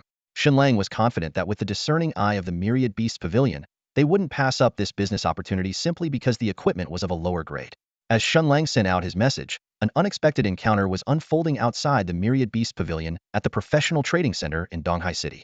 Yi Hongyu had just arrived at the Myriad Beast Pavilion after leaving the Myriad Treasures Pavilion. Heading toward her was a slightly overweight middle-aged man, none other than the manager of the Myriad Beasts Pavilion. Miss, you've arrived, the man said, bowing slightly with a respectful tone. Yi Hongyu smiled and replied, Uncle Hong, there's no need to call me that. I'm just here to help out. If my uncle finds out, I'll get an earful for sure. Just call me by my name or Little Yi here. All right, Miss Little Yi, the middle-aged man replied with a polite smile. Yi Hongyu gave him an exasperated look and said, Fine, I'm off to work. You go ahead with your tasks too, Uncle Hong.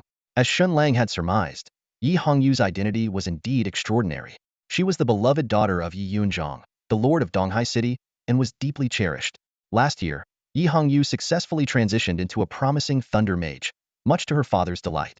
She was supposed to attend the prestigious Qinghua Academy in the Forbidden City this year for further studies, but she insisted on staying in Donghai City to accompany her father.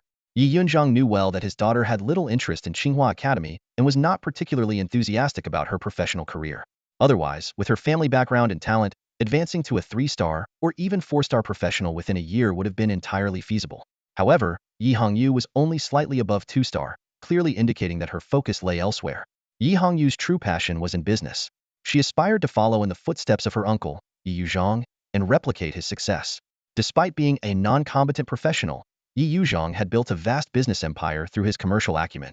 The branches of the Myriad Treasures Pavilion and Myriad Beast Pavilion were not only spread across Donghai City but had also expanded to neighboring cities.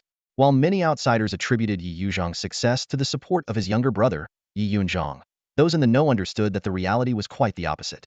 Before Yi Yuzhang's rise, Yi Yunzhang was relatively unknown within the country's professional circles. It was with his elder brother's backing that Yi Yunzhang eventually ascended to the position of Donghai City's lord. Of course, after Yi Yunzhang took office, Yi Yuzhang's businesses flourished even further. Even though Yi Yunzhang was known for his fairness and integrity, few dared to disrespect the elder brother of the city lord. This familial background inspired Yi Hongyu's admiration for Yi Yuzhang. She spent most of her time by his side, rarely appearing at the lord's mansion. Since Yi Yuzhang had no children of his own, he treated Yi Hongyu as if she were his own daughter, doting on her as much as, if not more than, her own father. He even declared that he planned to pass on the Myriad Treasures Pavilion and Myriad Beasts Pavilion to her. With Yi Hongyu's persistence and Yi Yuzhang's approval, Yi Yunzhang reluctantly allowed his daughter to remain in Donghai City. As a result, Yi Hongyu took on various tasks at the Myriad Beast Pavilion and Myriad Treasures Pavilion at her uncle's behest. She moved tirelessly between the two shops every day, thoroughly enjoying her work and never once complaining about the effort involved. Today, Yi Hongyu was in particularly high spirits. Not only had she successfully closed a major deal at the Myriad Treasures Pavilion that morning, but she had also made the acquaintance of a charming and dashing professional. Now, as she stepped into the Myriad Beasts Pavilion, even the ferocious beasts displayed in the showroom appeared adorable in her eyes. As someone with a keen eye for appearances, Yi Hongyu had a soft spot for handsome men. However, She wasn't the type to lose her composure or act infatuated at the sight of one. She appreciated good looks, but maintained her sense of reason. Not only did she repeatedly offer Shen Lang discounts, but this wasn't solely because of his striking appearance. More importantly, she firmly adhered to her uncle's business philosophy. People love to feel like they're getting a deal. Making customers feel they're saving money is often more effective than pouring funds into advertising. This, perhaps, was one of the underlying reasons Shen Lang chose to visit Wanbao Pavilion today. While Yi Hongyu appreciated good looks, she wasn't without business acumen. Upon arriving at the Wanshou Pavilion, she first professionally reviewed the day's transaction records in the front office before preparing to personally greet customers. Just as she stepped into the exhibition hall, her professional companion system suddenly chimed with a notification. Unlike Shen Lang, Yi Hongyu already had a considerable list of contacts and often kept in touch with them. Hearing the notification, her first assumption was that it was another message from her father. "It's only been a week since I last went home. Is he really that eager to rush me?" she muttered to herself. This stemmed from her father, Yi Yunzhang's attitude toward her business pursuits. While he had eventually agreed to let her dive into entrepreneurship, he had set a clear condition. She wasn't allowed to spend all her time at Wanshou Pavilion and Wanbao Pavilion. She had to return home on time every day. However, ever since moving out, Yi Hongyu had long abandoned these rules. It had become her habit to go 3 or even 5 days without returning home, to the point where her father now sent daily messages urging her to come back. With this in mind, she opened her companion system, only to be stunned. The sender was none other than Shen Lang. "Wait, isn't this the handsome guy I just added this morning?" The impatience on Yi Hongyu's face vanished in an instant, replaced by eager anticipation. Glancing around to ensure no one was watching, she slipped into a corner and opened Shen Lang's message. After reading its contents, a faint blush crept across Yi Hongyu's cheeks. As someone nearing her 20th birthday, she naturally understood the significance of business deals worth billions. She stared at the message for a long moment before finally typing her reply. "Sorry, handsome, but I'm not that kind of girl." Yi Hongyu was feeling restless and irritated. As someone who valued appearances, she certainly appreciated handsome men, but she valued inner purity even more. The man in front of her, Shen Lang, was undeniably good-looking, but the moment he started talking about billion-dollar business deals, her heart sank. She bit her lip, her finger hovering over the delete friend button. Just then, Shen Lang sent 2 quick messages. "Oh? Missy, what are you thinking? I meant I want to sell equipment to you." Staring at the messages, Yi Hongyu blinked a few times before her face turned crimson, the blush spreading all the way down to her neck. She wished she could dig a hole in the ground with her red high heels and bury herself. "I can't believe I misunderstood him," she thought, feeling mortified. How could such a handsome guy possibly have such thoughts? Her mood instantly lifted, and she quickly replied, "Haha, just kidding, handsome. By the way, didn't you just sell equipment this morning? Why are you selling more now? That's for me to worry about. Are you taking them or not?" "Of course, I'll take them. As many as you've got." "All right, I'll send them over right away. Keep an eye out. You guys can calculate the price yourselves. You already know the account. Just transfer the payment directly." Yi Hongyu responded promptly. "It's an honor that a handsome guy like you trusts our Wanbao Pavilion. Rest assured, we'll offer you a fair market price. Send the equipment over, and he'll extract it and get it appraised right away." "Got it. Give me a moment." Yi Hongyu didn't reply further and waited quietly for the equipment to be transferred through the Pro Player Friend system. The convenience of this system was that it allowed instant remote transfers, and she had specifically set it to require in-person extraction mode. A few seconds later, a system notification chimed. "Your friend has sent you an email. Would you like to extract it now?" Without hesitation, she mentally commanded, "Extract." "Extracting email for you. Extraction complete." As the notification sound ended, her vision went black, followed by a dull thud. Ouch, what the heck? It turned out that the quantity of equipment Shen Lang sent was staggering. The gear piled up into a small mountain in the corner of the Wanbao Pavilion exhibition hall, completely burying her. The sudden appearance of the equipment mountain immediately drew the attention of everyone in the hall. What's going on? So much equipment. Isn't this Wanbao Pavilion? Don't they sell exotic beasts? Why are there so many pieces of gear? This must be at least 300 to 500 items. Most of it's white or gray, but even so, they're worth tens of millions. There's some blue and green gear in there too. Customers speculated that this might be a temporary inventory transfer for Wanbao Pavilion. After all, with only 1 day since the new job system launched, low-tier equipment like this was in high demand. The employees of Wanbao Pavilion, however, were completely dumbfounded. None of them had received any notice about incoming inventory. Among them was an experienced staff member, Hong Lei, affectionately called Uncle Hong, who happened to be present. He had just instructed the front desk manager to attend to Yi Hongyu when he witnessed the scene. "Let's go check this out," Hong Lei said, leading the security team briskly toward the equipment pile. Suddenly, with a rustling sound, a head popped out from the mountain of gear. Little Yi, Hong Lei exclaimed, startled. Yi Hongyu shook her head, still buzzing from the impact, and stared at the pile of equipment that had completely enveloped her. She was utterly shocked. In just a couple of hours, this handsome guy had sent over at least 300 pieces of gear, possibly more than 500. How on earth did he acquire so much? The drop rate for gear in the wild was notoriously low. It was absolutely impossible to farm this many items in just 2 hours. This was beyond belief. Xiaoyi, are you alright? Hong Lei cautiously approached Yi Hongyu, his voice filled with concern. Yi Hongyu finally snapped out of her daze, glancing around to find everyone pointing and whispering about her. She quickly waved her hand, forcing a calm demeanor. I'm fine, really, she assured. As soon as the words left her mouth, the scattered equipment on the ground vanished as if by magic. As the daughter of the city lord and heir to both the Myriad Beast Pavilion and the Myriad Treasures Pavilion, such minor tricks were child's play to her. A 2-star professional, Yi Hongyu landed gracefully on the ground. The avalanche of equipment that had buried her moments ago was merely a result of her brief lapse in attention. After all, who could have anticipated Shen Lang dumping hundreds of pieces of equipment on her all at once? After tidying up, Yi Hongyu turned to Hong Lei and said hurriedly, Uncle Hong, I need to run an errand. I'll be back shortly, okay? Without waiting for a reply, she dashed out the door under the bewildered gazes of the crowd, heading straight for the Myriad Treasures Pavilion. With so much equipment in hand, she definitely needed professional appraisers to evaluate their worth. There was no way she could handle it on her own. Before long, Yi Hongyu found herself back in the familiar office. The appraiser was the same as always, but the number of assistants had increased from 2 to 5. Instead of working herself, Yi Hongyu leisurely reclined on the sofa, chatting with Shen Lang. Hey, where did you get all this equipment? She asked curiously. You have no idea, I was almost buried alive by it. Don't worry, it's all legit. Shen Sanliang replied curtly. Yi Hongyu pouted. Clearly, this handsome guy wasn't about to reveal the source of the equipment. Reflecting on her interactions with Shen Lang, she found him aloof but unlikely to be a bad person. After some thought, she speculated that he might be backed by a team dedicated to farming and selling equipment. Given that Shen Lang was a Beast Tamer, a notoriously resource-intensive profession, having a strong financial backing was essential for his growth. However, Yi Hongyu didn't press further. Instead, she said, all right, I'll let you know once the appraisal is done. No need. Just transfer the money directly. It's not like it's anything valuable, Shen Sanliang replied indifferently. Yi Hongyu's throat tightened at his words. While it was true that the pile of white and gray equipment wasn't exactly top tier, it was still worth millions. Yet, from his tone, it sounded like he was dismissing it as trash. Got it? Yi Hongyu responded tersely, and the conversation ended there. Shen Lang didn't send her any further messages. Meanwhile, outside Donghai City in the Ghost Shadow Forest, Shen Lang wasn't sitting idly, waiting for Yi Hongyu to transfer the funds. That would have been a waste of time. To him, this equipment was indeed junk. Previously, he'd held onto blue quality gear, but now, anything below red perfect grade was discarded. As a result, his inventory contained only red perfect items, with the rest handed over to Yi Hongyu. After wrapping up the conversation with Yi Hongyu, Shen Lang turned to Medusa and Shadow. Let's go. Keep grinding, let's aim to level up a few more times. Understood, my master. Medusa and Shadow replied in unison.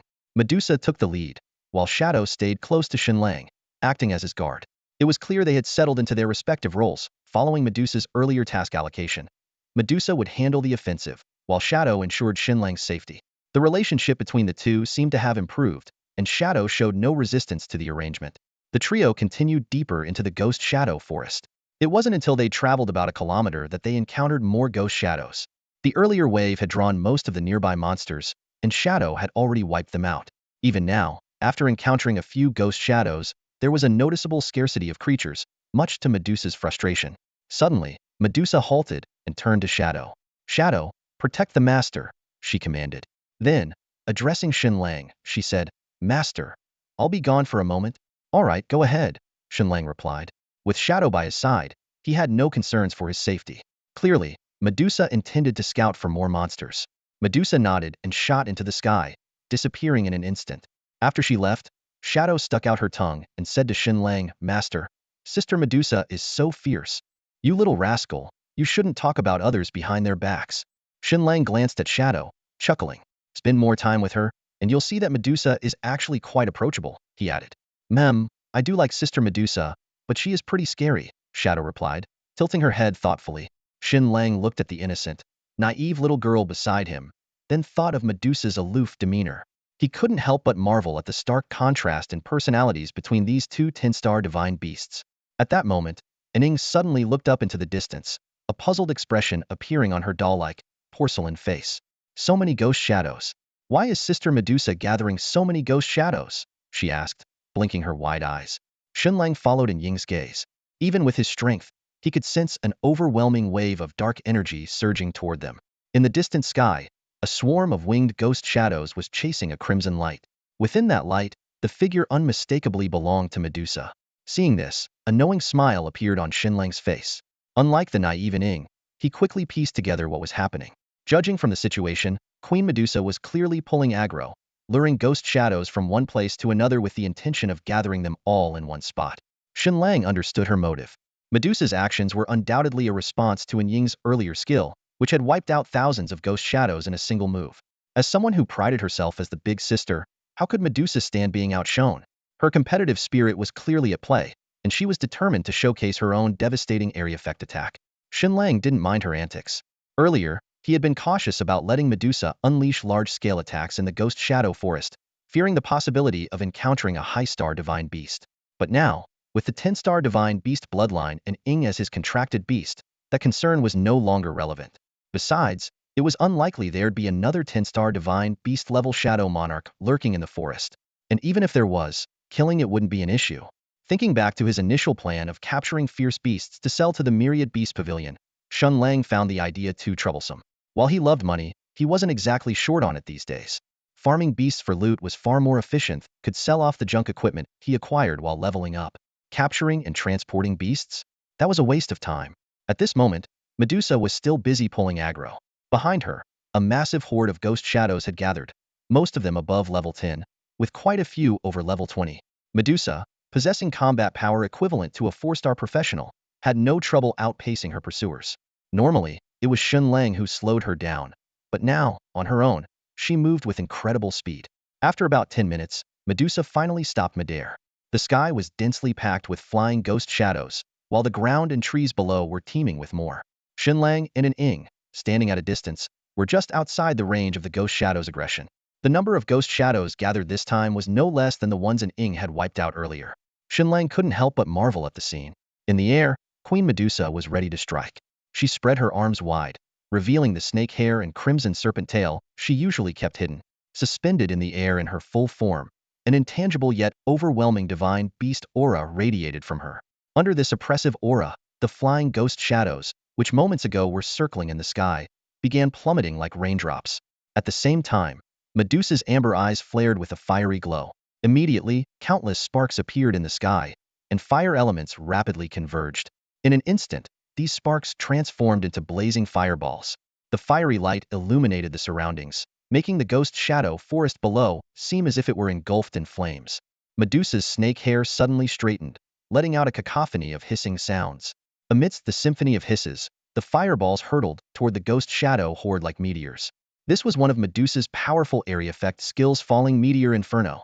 Meanwhile, not far away, 3 armored professionals were traversing the forest. They weren't rookies but 3-star professionals, passing through the ghost shadow forest to save time on their way back to the city from another area. When they noticed the firelight ahead, the 3 of them stopped in their tracks and looked up at the sky. From their vantage point, they had a clear view of the fireballs raining down from above. However, what truly caught their attention wasn't the fireballs, but the figure with the human torso and serpentine tail hovering above them. One of the professionals stared blankly at the sight and muttered, "Could that be the divine beast Queen Medusa?" "Drop the could that be and the maybe," another professional said, swallowing hard. "That's definitely Queen Medusa." As for the third professional, he had already taken off running. Shouting as he fled, he yelled, "You 2 idiots want to die? Run for your lives. That's Queen Medusa's ultimate skill, Falling Meteor Inferno. We're in its range." With a shout from their teammate, the 2 professionals snapped out of their daze and, panic-stricken, turned and bolted. However, it was already too late. In midair, countless fireballs descended like meteors, crashing down with deafening explosions that echoed throughout the ghost shadow forest. The ground trembled violently under the impact. Shen Lang stood to the side, raising a hand to shield his eyes from the blinding light of the flames, his heart pounding with shock. He felt a deep sense of relief that the Medusa Queen was his contracted beast, yet he couldn't help but wonder. If such an attack were unleashed on humans, the consequences would be catastrophic. And this was when Medusa was only at level 11. If she were to reach max level and 10 stars, her power would be unimaginable. His mind raced as he recalled the professional era, during which other Medusa queens were indeed known to exist worldwide. These 10-star divine beasts were closely monitored by various nations, as their appearance often heralded disaster. Yet humanity had not been wiped out by these fearsome creatures, a testament to the formidable strength of human professionals.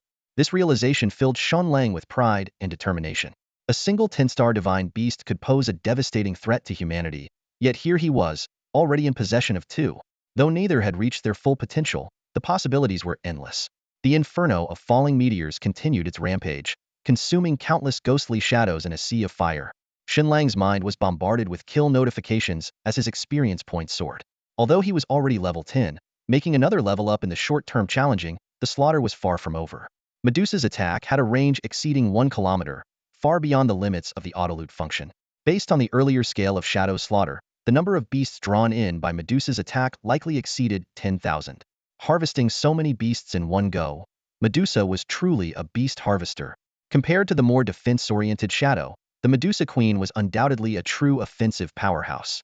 Both the visual impact and actual damage of her ultimate ability were leagues ahead. Shadow's eyes sparkled with admiration as he exclaimed, "Sister Medusa, you're amazing." Shen Lang nodded in agreement, then added, "The range of this ultimate is massive. Let's go pick up the loot first." With the ghostly shadows obliterated on such a large scale, the surrounding area was littered with glowing equipment, some even scattered beyond a kilometer. To avoid wasting time later, Shen Lang decided to take the opportunity to collect the surrounding loot. Under Shadow's protection, Shen Lang moved quickly, activating auto-loot repeatedly. However, after covering just 2 locations, his 3 backpacks each with 100 slots were already full. With no other choice, Shen Lang resorted to his old trick. He sent all the junk equipment directly to Yi Hongyu.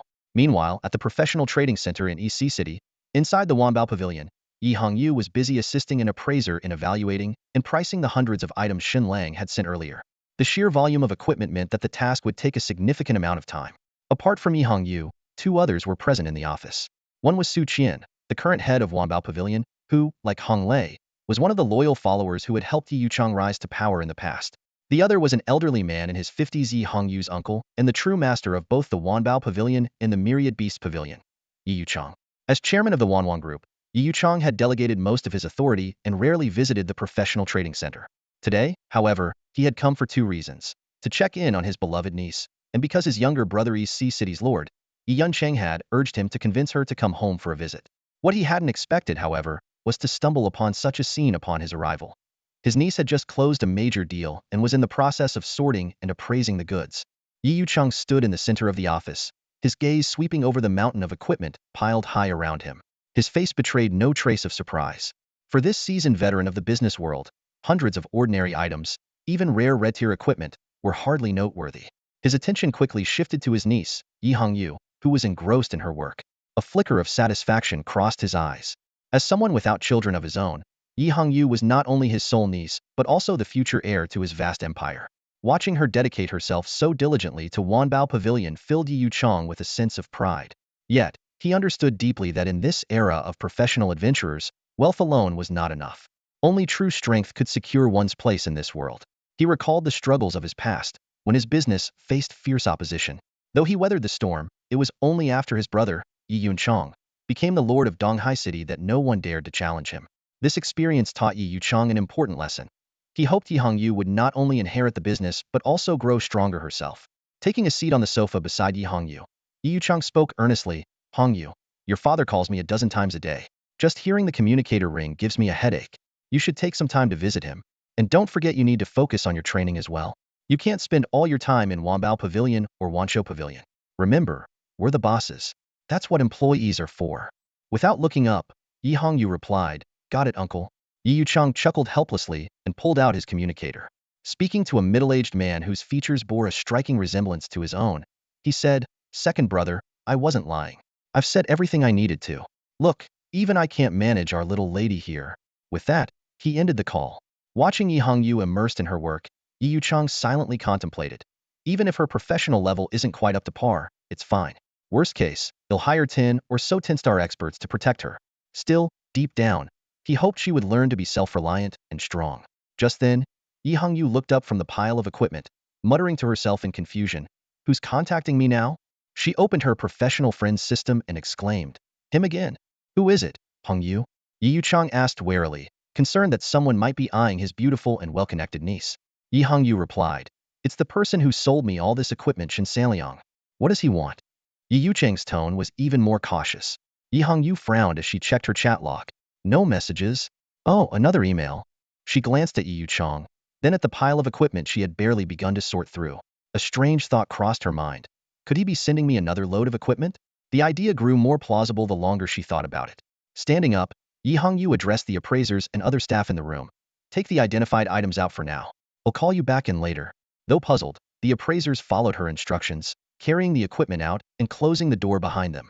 Yi Hongyu, now on high alert, noticed that Yi Yuchang and Su Qian were still seated on the sofa. She said, Uncle and Uncle Su, you both need to move as well, stay far away from me. Exchanging confused looks, Yi Yuchang and Su Qian complied, retreating behind the sofa. But Yi Hongyu wasn't satisfied. She gestured for them to move further back, this time toward the office desk. Once she was certain there was enough distance, Yi Hongyu took a deep breath and said solemnly, receive. Both Yi Yuchang and Su Qian watched curiously. Suddenly, their eyes widened in astonishment. Before them, equipment began materializing out of thin air, crashing onto the floor in a massive heap. Yi Hongyu quickly stepped back to join Yi Yuchang and Su Qian. The pile of equipment grew rapidly, soon towering over 2 meters high. The sofa where they had been sitting moments ago was now completely buried under various items. The three of them could only watch in disbelief as the mountain of gear continued to rise. Yi Yuchang, Su Qian, and Yi Hongyu stood in the office, their gazes fixed on the mountain of equipment piled before them. Yi Hongyu's eyes sparkled with astonishment. Even though she had experienced a similar scene before, the sheer volume of equipment this time far exceeded her expectations. This is even more than last time. Yi Hongyu exclaimed softly, her fingers unconsciously tracing the edge of a finely crafted blue piece of equipment. She recalled the hundreds of items Shen Lang had given her previously, and her shock deepened. There must be thousands of pieces altogether. How is there so much? Yi Yuchang frowned. As the chairman of Wanwang Group, he had seen his fair share of rare legendary-grade dark gold equipment, but he had never encountered such a vast quantity of lower-tier gear in one place. His eyes shifted from the equipment pile to Yi Hongyu as he asked, was it the same person who sold you the goods earlier? Yi Hongyu nodded in confirmation. Yi Yuchang mused aloud. It seems like their team is quite large. They might have been targeting this market for a while now. Su Qian chimed in. That's true. We've seen professionals stockpile low-level equipment before, but never on this scale. Suddenly, Yi Hongyu interjected. That guy who sold me the equipment's a beastmaster. This piece of information seemed to enlighten Yi Yuchang. That explains it. Beastmasters need a lot of funding, whether it's for buying beasts or nurturing them. Su Qian added, beastmasters may not be strong in the early stages, but once they grow, they can be incredibly powerful. This could be their team's investment in him. As the three continued their discussion, Yi Hongyu's friend system suddenly lit up with a notification. A new email had arrived. She quickly opened it and, after a moment of hesitation, turned to Yi Yuchang. Uncle, we might need to step back a bit. Although Yi Yuchang found it hard to believe there could be even more equipment, he and Su Qian moved to the wall as a precaution. Yi Hongyu took a deep breath and silently accepted the email. With a loud clatter, another massive pile of equipment spilled out of thin air, even more than before. The three barely had time to react before another notification popped up in Yi Hongyu's system. What followed was a seemingly endless cycle. Yi Hongyu kept receiving emails, and waves of equipment poured into the office like a flood. Every time they thought it was the final batch, another email would arrive. In no time, the office was packed to the brim with equipment, leaving barely any room to stand. When the last batch finally hit the floor, the office fell into a brief silence.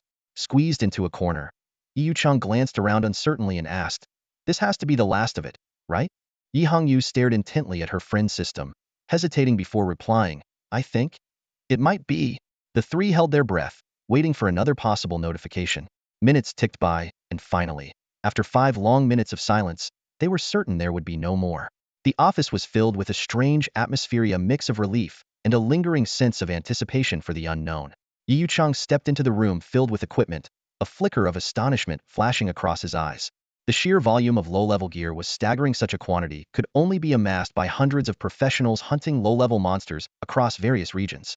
His gaze swept over the mountains of weapons and armor, and a seed of doubt sprouted in his mind. How could a Beast Tamer, who hadn't yet fully matured, garner such extensive support? This Beast Tamer must be anything but ordinary.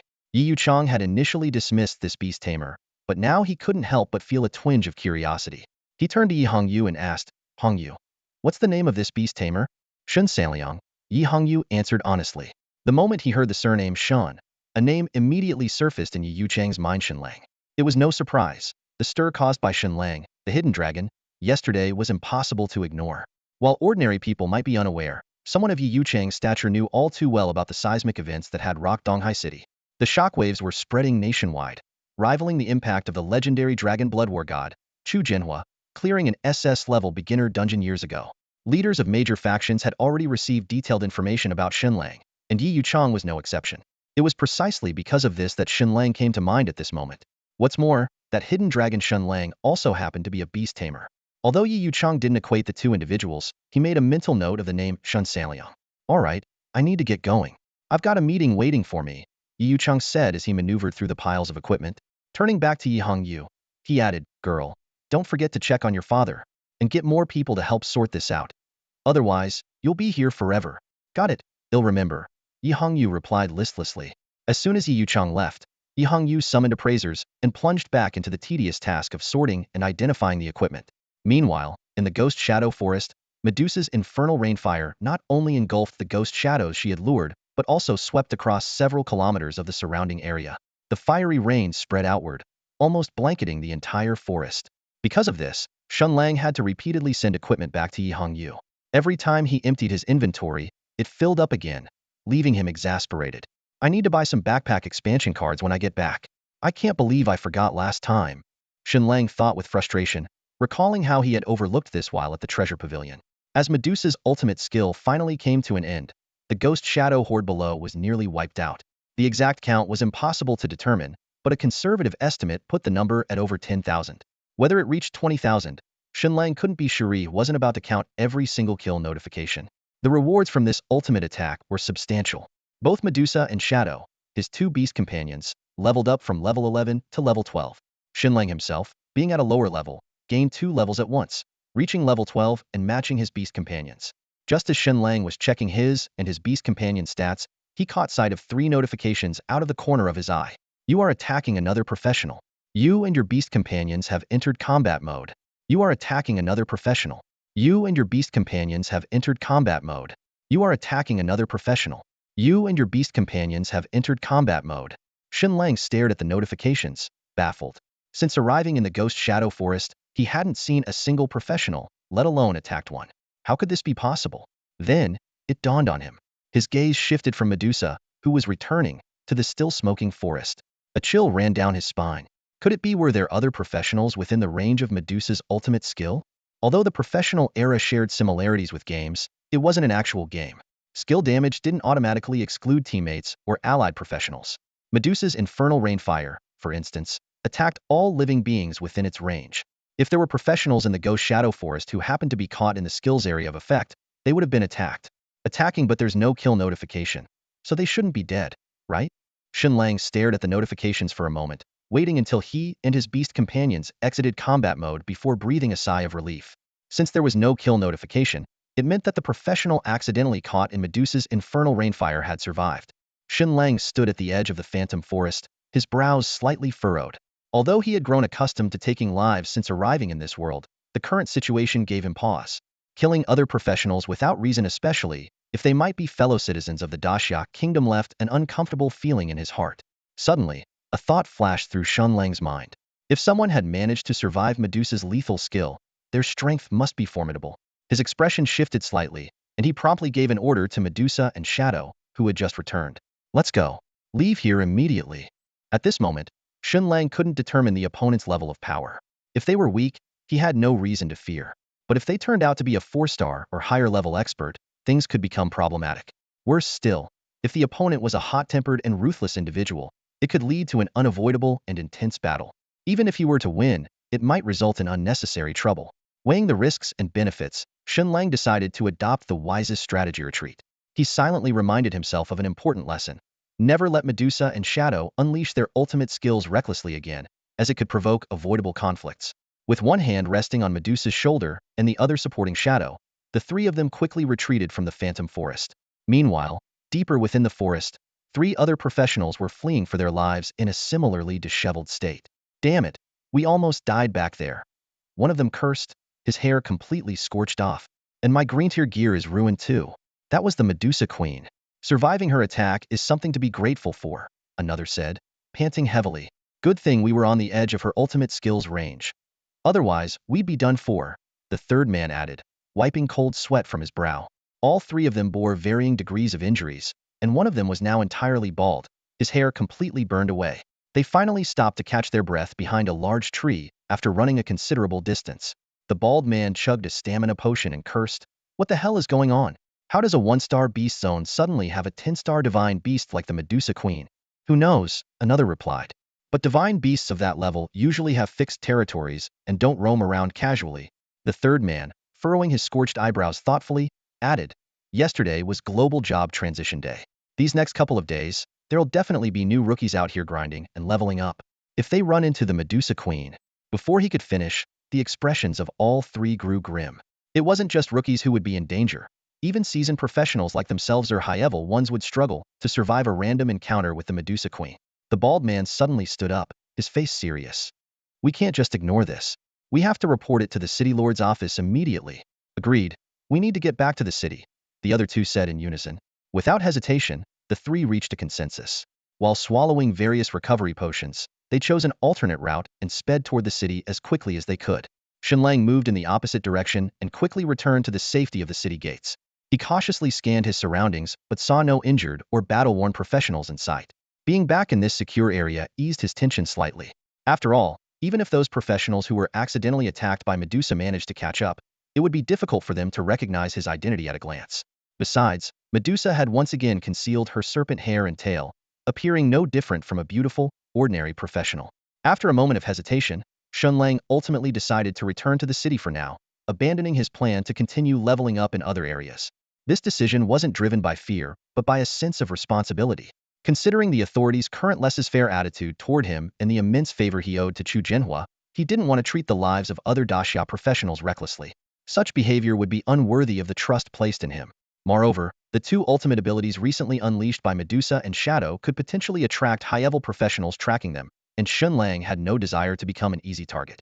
However, Shadow faced a small issue when attempting to enter the city. She didn't have legs, as her lower body was composed entirely of black mist. Fortunately, this problem was easily resolved, just like with Medusa. Under Shen Lang's instructions, Shadow's short skirt transformed into a long one, perfectly concealing the black mist beneath her. With that, the group of one man and two beasts re-entered Donghai City. Almost immediately after their return, the three professionals who had been accidentally injured also arrived at the city gates. Instead of entering the city directly, they headed to the local defense office and sought out the city's defense forces. In this era of professionals, the wilderness was largely occupied by various dungeons, secret realms, and ferocious beasts. While cities were protected by barriers to shield civilians, these defenses could only repel lower-level beasts. When faced with high-level beasts or large-scale beast attacks, the city's defense forces were required to fend off the threat. Ultimately, though, it was the responsibility of high-ranking professionals to resolve such crises. But the defense forces served as the backbone, the iron-blooded warriors who followed orders without hesitation. Shen Lang had studied some history during his time at the academy and knew that, in the early days of the professional era, small cities were occasionally breached by wild beasts, resulting in the near-total annihilation of their inhabitants. The scenes were horrifying. At that time, humanity had yet to produce enough powerful professionals to resist such attacks. Now, 3 centuries later, the rapid development of human professionals had made such tragedies exceedingly rare. The 3 professionals approached the checkpoint management office and found Zhou Cheng, the leader of the city defense squad responsible for this gate. After hearing their report, Zhou Cheng scrutinized the trio and frowned, asking, "Are you certain that the beast you saw in the Ghost Shadow Forest was truly the 10-star divine beast, Queen Medusa?" 2 nearby border guards stifled their laughter, clearly skeptical. They had been stationed here for nearly 2 years and had never heard of any 10-star divine beast near Donghai City, let alone in the Ghost Shadow Forest, which was only a 1-star area. Besides, if these 3 3-star professionals had really encountered Queen Medusa, would they even be alive to tell the tale? Zhou Cheng shot a glance at the 2 guards, and they immediately straightened up, resuming their disciplined postures. The bald-headed professional nodded firmly and said, "I'm certain, absolutely certain. Captain, all 3 of us saw it with our own eyes. She had serpent hair and a snake tail. At the time, Queen Medusa seemed to be fighting with some powerful professional and unleashed an ultimate ability. We were injured by the shockwave. If we had been any closer, would probably be ashes by now. The other two professionals chimed in, backing up his account. Zhou Qing listened, nodding slightly as they finished. All right, I've taken note of your report. Stay here and rest for now, he said before stepping outside. The two border guards remained stationed at the door. The bald-headed professional and his companions exchanged confused glances, sensing something was off. It felt as though they were being detained. The bald man raised his voice, shouting, "Hey, what's going on? We're here to report a situation." Zhou Cheng's voice came from outside. "Stay put and wait.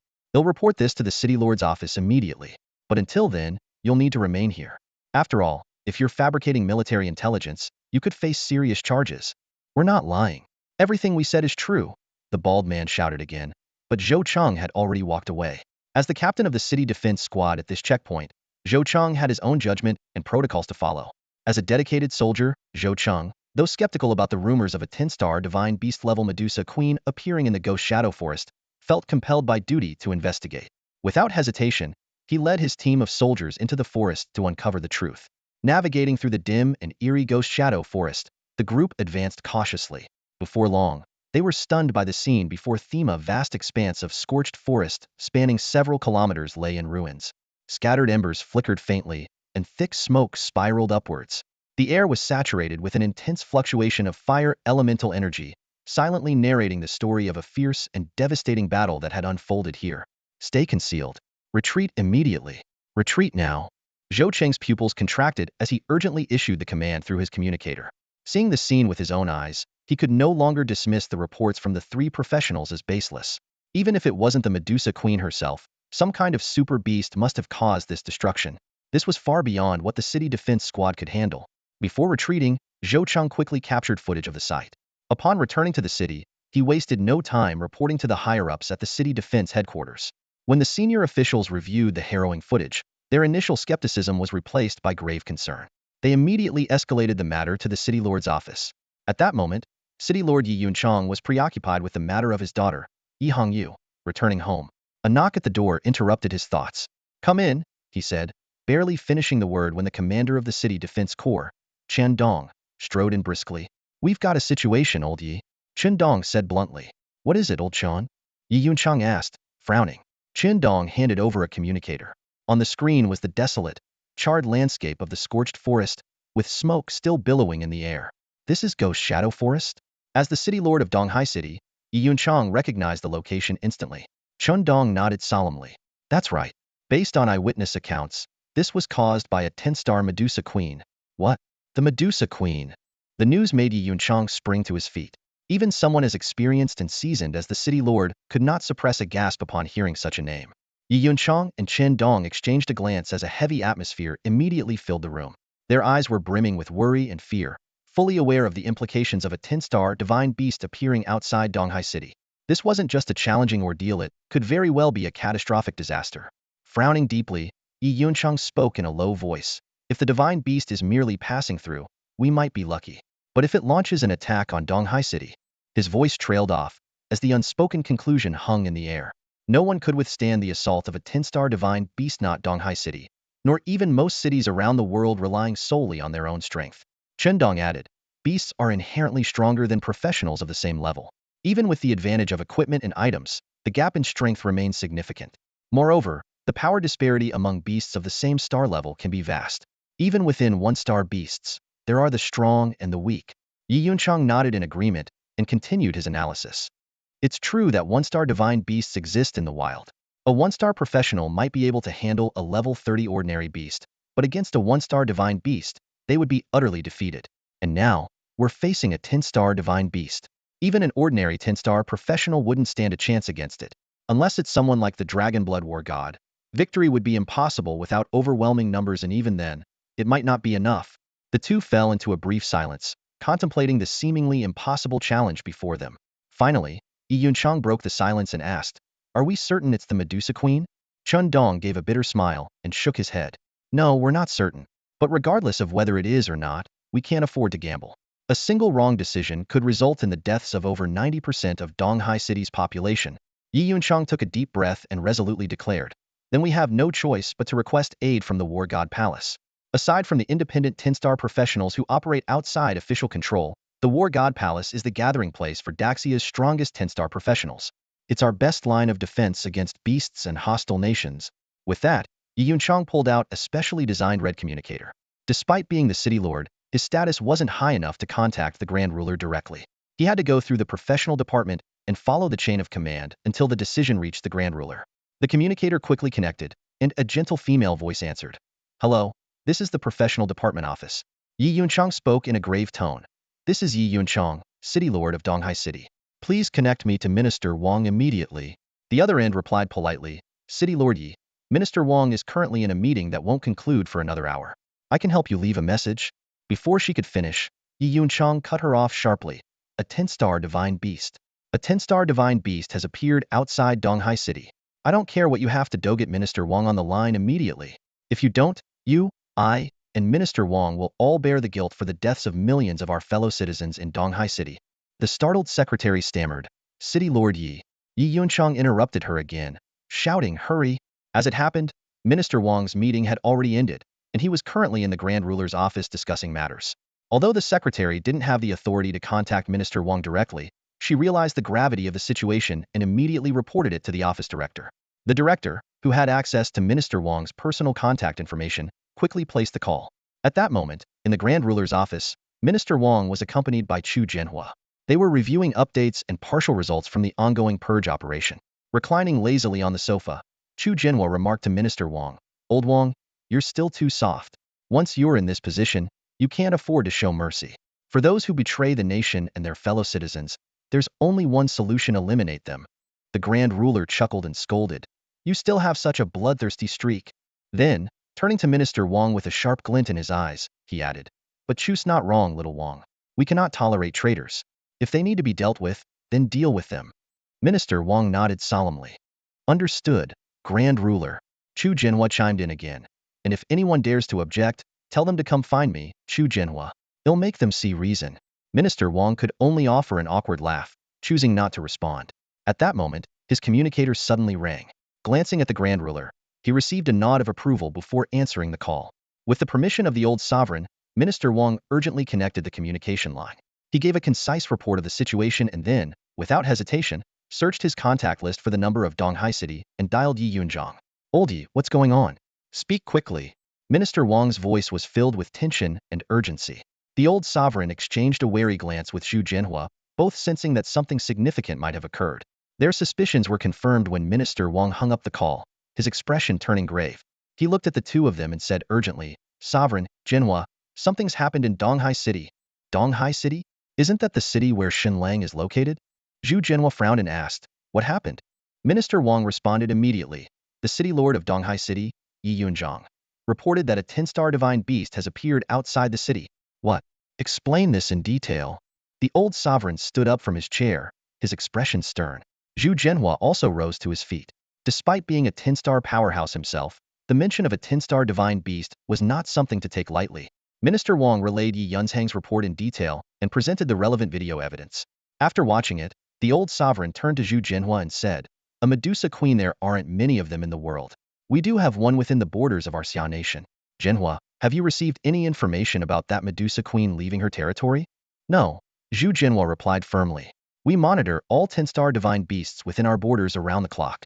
Any unusual activity would be detected immediately. Minister Wang added, It's unlikely to be the Medusa queen within our borders.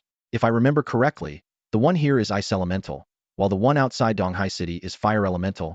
So, a foreign Medusa queen has crossed into our territory? The old sovereign furrowed his brows and said to Zhu Jianhua, If that's the case, you'll need to head to Donghai City. Zhu Jianhua nodded in agreement. Right now, we can't confirm whether it's a fully matured Medusa queen or not. They'll request reinforcements from the War God Palace. If it's indeed a mature Medusa queen, I might not be able to protect the citizens of Donghai City on my own. Understood. Move quickly, the old sovereign urged. Zhu Jianhua turned to leave, but suddenly paused and looked back at Minister Wang.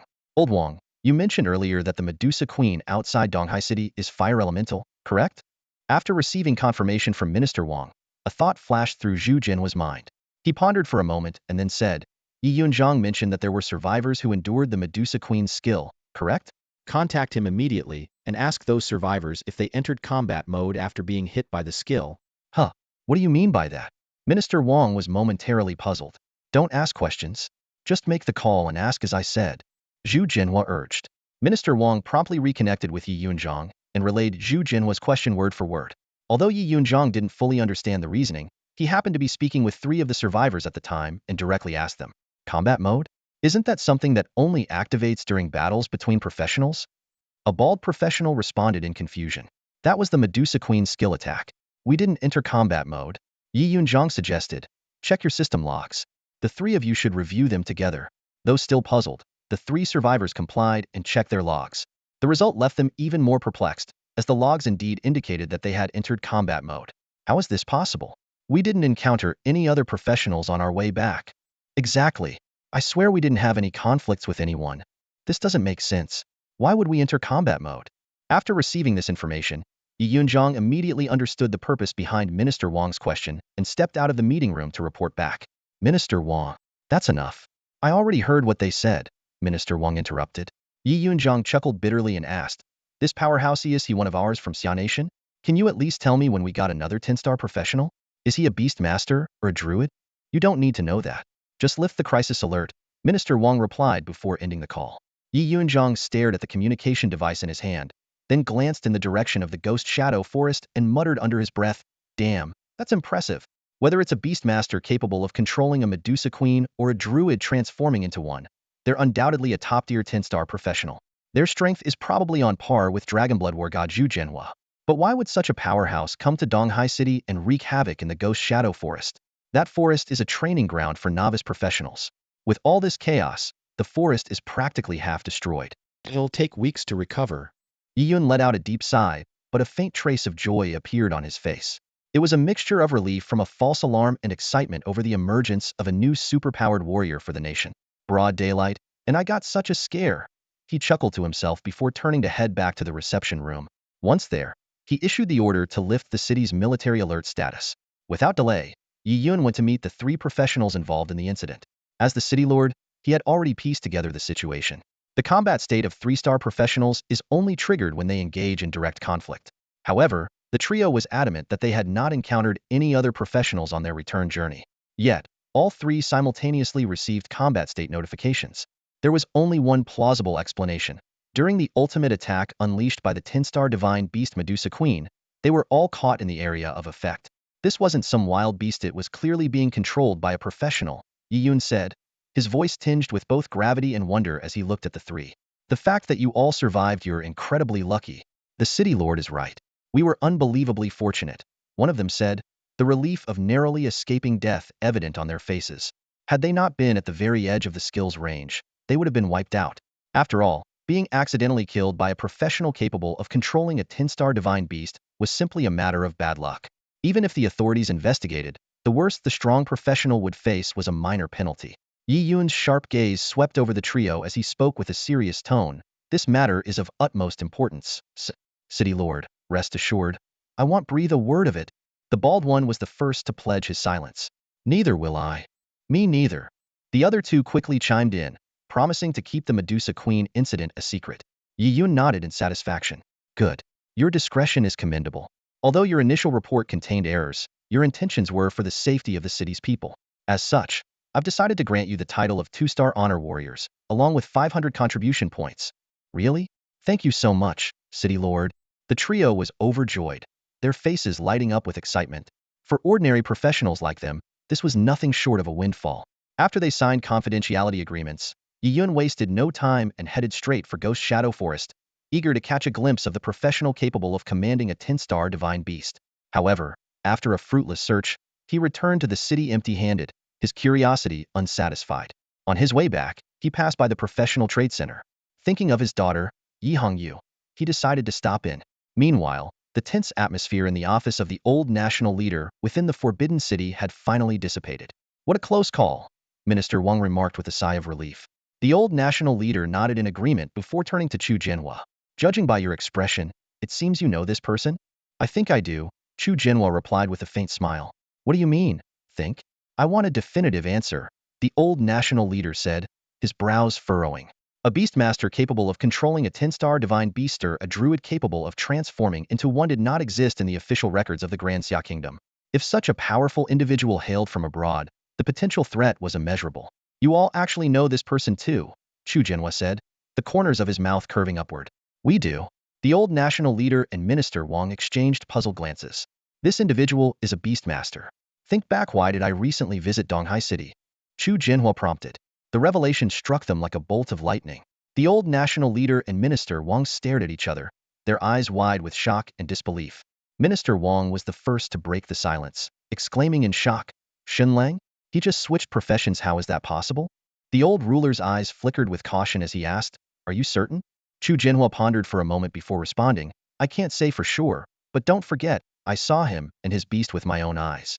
Although I couldn't identify the beast's true form at the time, I saw it in action. It has fire attributes. I also mentioned before that his beast was capable of killing a 4-star professional. His voice involuntarily rose as he continued. Thinking back now, that beast turned out to be a 10-star Medusa queen. After a brief pause, he added, however, it probably hasn't fully reached the 10-star level, likely it carries the bloodline of a 10-star divine beast. Otherwise, it wouldn't have shown fear when it encountered me.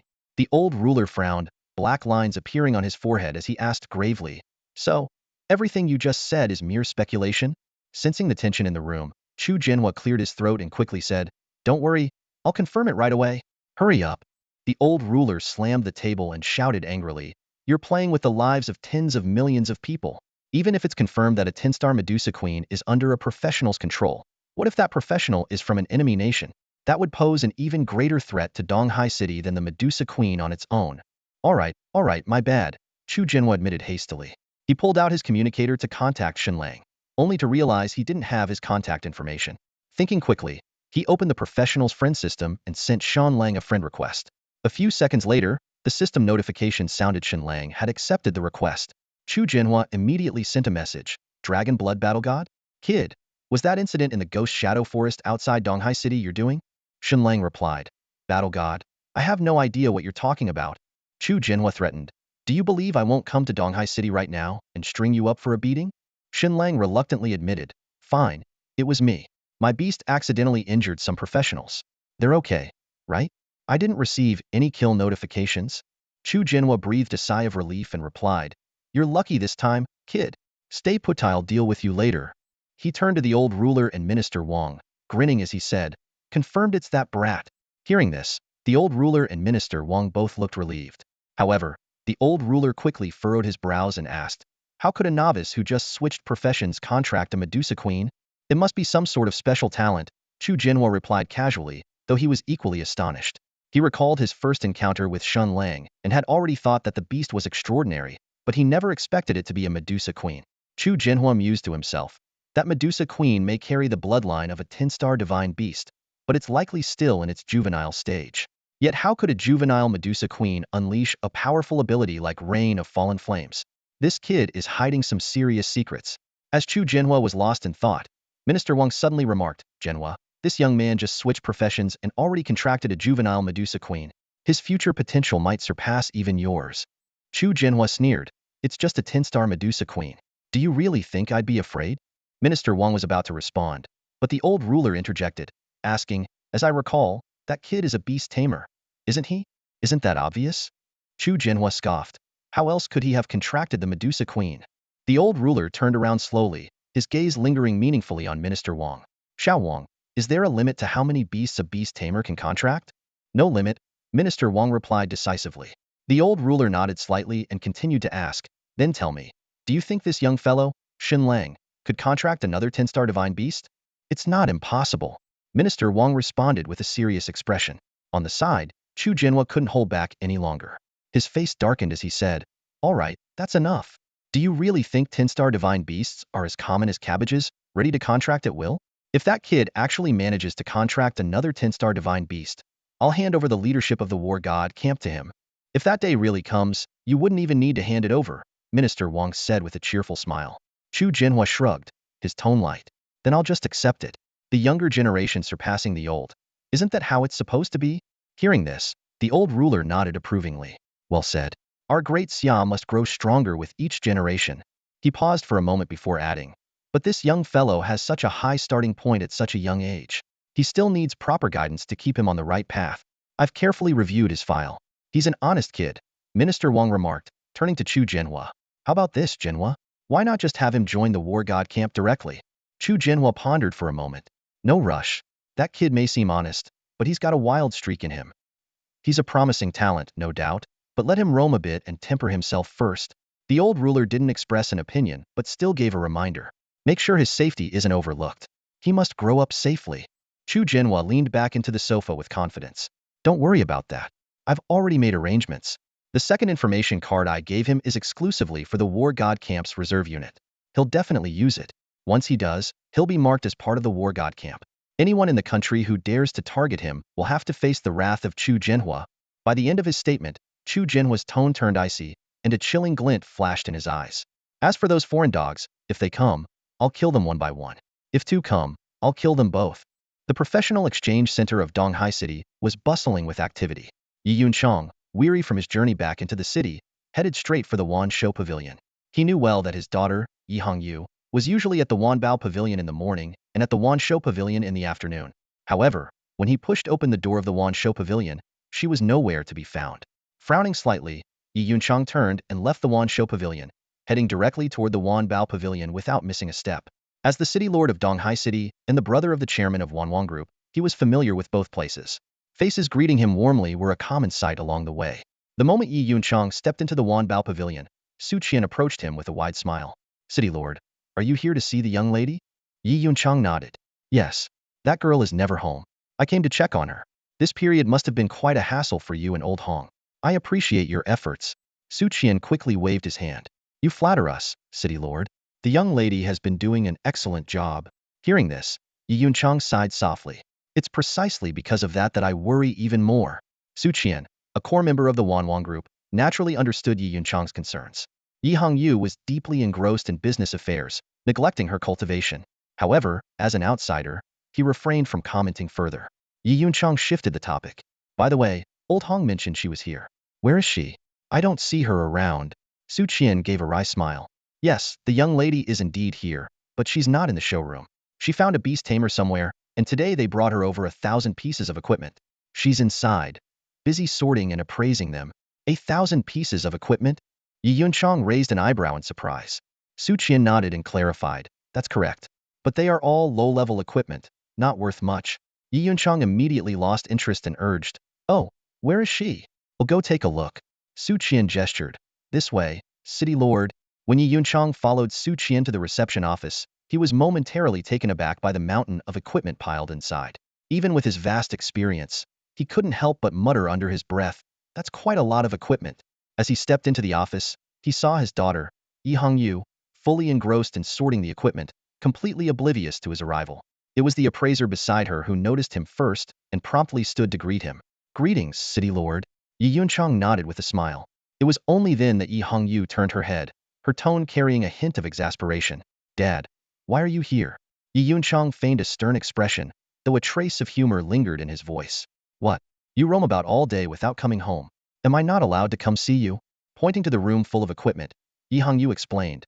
Didn't I say I'd come home tonight? Look, I'm busy here. Busy, busy, busy. Yi Yunchang snorted. If only you were this dedicated when I asked someone to take you to a secret realm. Glancing around at the equipment, Yi Hongyu broke into a grin. This is way more fun than running dungeons and fighting monsters. Yi Yunchang sighed inwardly, shaking his head in resignation. Ah, how did I end up with a daughter like you? Yi Hongyu chuckled mischievously. Well, you already have me. It's not like business where if you're dissatisfied, you can return the goods, right, Dad? Yi Yunchang glared at her playfully. If I could, I'd send you back in a heartbeat. Suddenly, Yi Hongyu pouted and said, Mom, you're here? Yi Yunchang's face froze as he instinctively turned around, only to find no one there. Realizing he'd been tricked, he let out a bitter laugh and shot her a warning look. Yi Hongyu burst into laughter. Don't worry, Dad. If you're really planning to return me, I promise I won't tell Mom. Yi Yunchang's expression softened, and he let out a small huff. Stretching lazily, Yi Hongyu said, Dad, why don't you head back first? They'll come home after I'm done here. Oh, you're definitely coming home. They'll just wait for you right here. Yi Yunchang declared, taking a seat in a chair, clearly skeptical of her promise. Yi Hongyu shook her head helplessly. Fine, suit yourself. With the appraiser's assistance, Yi Hongyu resumed sorting and evaluating the equipment, determining their value. Su Qian, seeing the harmonious interaction between father and daughter, quietly excused himself to attend to other matters. Yi Yunchang stood idly in the office, his gaze wandering aimlessly across Yi Hongyu's busy figure. Suddenly, a thought struck him. Hongyu, he asked, breaking the silence. Old Su said you personally handled these pieces of equipment. Is that true? Without even lifting her head, Yi Hongyu's fingers continued flying across the keyboard. Yep, she replied casually. I've already collected hundreds before. This is the second batch. Yi Yunchang raised an eyebrow and pressed further. All from one person? Yeah, one person. A beastmaster. Yi Hongyu answered succinctly. A beastmaster? The word caught Yi Yunchang off guard, and a vivid image of the powerful beastmaster he had encountered outside the city flashed through his mind. But he quickly dismissed the absurd notion. Someone who could command a 10-star divine beast like the Medusa Queen couldn't possibly be farming this much low-level gear. Frowning, Yi Yunchang pondered the situation. Hundreds of pieces in the first batch, and over 1,000 in the second. It didn't seem feasible for one person to achieve this alone. He suspected there might be a team working behind the scenes. Yet, oddly enough, he hadn't heard of any team operating outside the city to farm gear on such a large scale. After a moment of silence, Yi Yunchang asked, Hongyu, are you familiar with this beastmaster? This time, Yi Hongyu paused and looked up. Not really. I just met him this morning. He came to sell the equipment and bought 2 one-star beastmaster skill books and a pick-you-pal items card. Oh, and we added each other as profession friends. All the equipment was sent through mail. Yi Yunchang nodded thoughtfully. I see. That explains why I haven't seen him in person. He glanced around the office before asking again. What's his name? Shen Lang, Yi Hongyu replied. Shen Lang. A beastmaster, Yi Yunchang muttered under his breath, his brows furrowing deeper. Suddenly, he strode out of the office, pulling out his communicator. He dialed the head of the professional management office in Donghai City. I need information on someone named Shen Lang, Yi Yunchang instructed. He's a beastmaster, likely specialized last year, maybe the year before. There's also a chance he switched professions this year. A brief pause followed before the voice on the other end responded, noticeably tinged with surprise. City Lord, we found him. This Shen Lang, he's no ordinary person. Why are you looking for him? This evaluation is quite unusual, Yi Yunchang murmured, his brows furrowing slightly as he pondered for a moment. There was a hint of intrigue in his tone. What's going on? He pressed, his voice tinged with urgency. The voice on the other end of the line was low and cautious. Shen Lang, a professional beastmaster, level 12. As for other details, all classified. Yi Yunchang's eyes narrowed slightly. Which department classified it? His tone grew more serious. The response hit like a bombshell. The War God Battalion Reserves. At the mention of those 3 words, Yi Yunchang's eyebrows shot up, a flicker of surprise flashing in his eyes. He took a deep breath to compose himself. All right, I understand, he said, hanging up swiftly. Yi Yunchang's eyes gleamed with sharp focus as his thoughts raced. A member of the War God Battalion Reserves from Donghai City? How did I not know about this? He muttered to himself, his mind quickly flipping through the faces of this year's standout students who had recently completed their profession changes in Donghai City. As the City Lord of Donghai City, Yi Yunchang was intimately familiar with the lists of newly transitioned professionals from each academy. After all, the reports submitted to the capital had to pass through his hands. Suddenly, his eyes narrowed again, and the corners of his mouth curled into a faint smile. Shen Lang, what a careless choice of alias. Yi Yunchang's ability to quickly connect Shen Lang to Shen Lang wasn't due to some supernatural ability, but rather because he had access to information far beyond the reach of ordinary people. By piecing together a series of events, he was almost certain that Shen Lang was none other than Shen Lang. First, among all the new professionals in Donghai City, no one else had the qualifications to enter the War God Battalion Reserves. The War God Battalion was the elite force of the Great Xia Nation, composed entirely of top-tier professionals ranked 10 stars or higher. Any one of its members could easily overpower ordinary professionals. And the War God Battalion Reserves, as the name suggested, were the future members of this elite force. Those who made it into the reserves were almost guaranteed to join the battalion eventually, which meant they were destined to become 10-star professionals. Even among 10-star professionals, there were varying levels of strength. For instance, the Dragonblood War God, Chu Jinhua, could take on 10 opponents at once. But even the most ordinary 10-star professional was leagues beyond what 99 of other professionals could achieve. Therefore, anyone who qualified for the War God Battalion Reserves was undeniably one of the brightest talents in the Great Xia Nation. This year, the only person in Donghai City with such potential was none other than Shen Lang, the one who achieved an SSS clearance of the Hell-level Novice Dungeon. Secondly, Yi Yunchang knew that Chu Jinhua, the Dragonblood War God, had visited Donghai City just the day before. With Shen Lang's extraordinary talent, it was almost certain that Chu Jinhua would have sought him out. And Chu Jinhua happened to be one of the few individuals in the entire Great Xia Nation with the authority to directly grant a spot in the War God Battalion Reserves. All the evidence added up, leaving Yi Yunchang confident that Shen Lang was indeed Shen Lang. As for the peculiar name, Yi Yunzhang, aside from being the city lord, was also the younger brother of the chairman of Wanwang Group. It was only natural that he was familiar with items like the secondary information card tool capable of completely altering a professional's identity. It seems Chu Jinhua truly values this young man Shen Lang. Yi Yunzhang mused, a faint smile appearing on his lips. Clearing a hell-level novice dungeon with an SSS rating right after transitioning, who wouldn't? However, his brows furrowed slightly again. But I wonder, is there a connection between Shen Lang and that beast master outside the city? He pondered for a moment before concluding, there's likely a connection, though the exact nature of it remains unclear.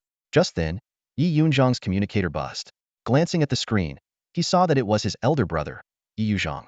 He immediately answered. Hello, big brother. Yi Yunzhang greeted respectfully.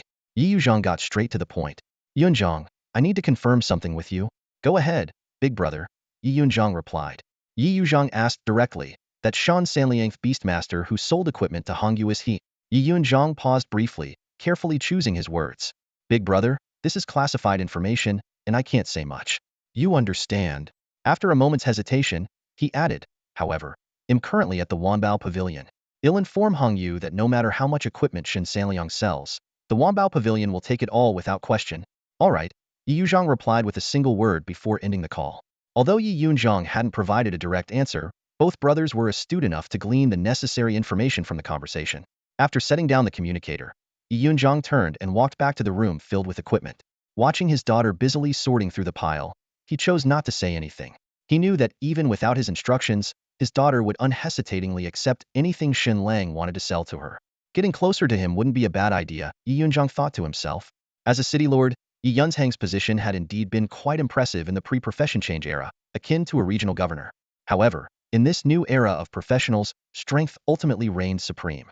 Fully aware of this reality, a deep, thoughtful glint flashed in Yi Yunzhang's eyes. Yi Yunzhang was quietly calculating in his mind. If Yi Hongyu could establish a connection with the future war god, it would undoubtedly bring immense benefits to the Yi siblings. Of course, this was merely his wishful thinking. Ultimately, his daughter's future would be hers to decide. As he was pondering, Yi Hongyu suddenly looked up from the pile of equipment, tapped the screen, and opened the chat window of the professional friend system. The ding-ding-ding notification sound accompanied by a flashing avatar indicated a new message from Shen Lang. Yi Hongyu. Shen Lang. Does your Wanbao Pavilion have backpack expansion cards? Shen Lang. What's the price? Yi Hongyu. A bit pricey, but it's nothing for someone like you. The original price is 12 million each, but I'll give it to you for 10 million. Shen Lang. Whoa, that's expensive. Yi Hongyu. Little brother, to be honest, 10 million is already the cost price. Shen Lang. Okay. How much are my items worth? Yi Hongyu. Almost done tallying. An initial estimate puts it at just over 100 million, with a few million as loose change. Shen Lang. Then give me 9 backpack expansion cards and transfer the rest to my account. Yi Hongyu. Got it. They'll send you the backpack cards first, and once the tally is finalized, they'll transfer the remaining amount.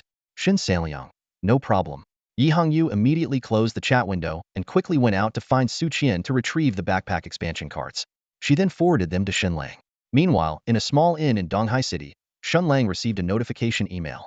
9 backpack expansion cards appeared before him instantly, each glowing faintly and marked with the description. Increases backpack slots by 100. Without hesitation, Shen Lang used all 9 cards.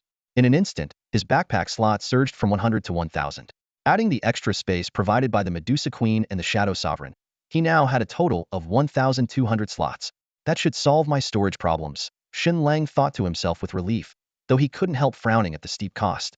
But man, this stuff is expensive, almost $1 billion for just a few cards. As he was lamenting the expense, the professional friend system chimed again with another notification. Seeing it was a message from the Dragon Blood War god, Shen Lang raised an eyebrow in curiosity. What does this Dragon Blood War god want from me now? Due to the accidental injury incident, Shen Lang couldn't help but feel a bit guilty. Earlier, even the Dragon Blood War god, Chu Jinhua, personally came to confront him about it, which gave Shen Lang quite a scare. The fact that such a prominent figure was alarmed by this minor issue was truly unexpected.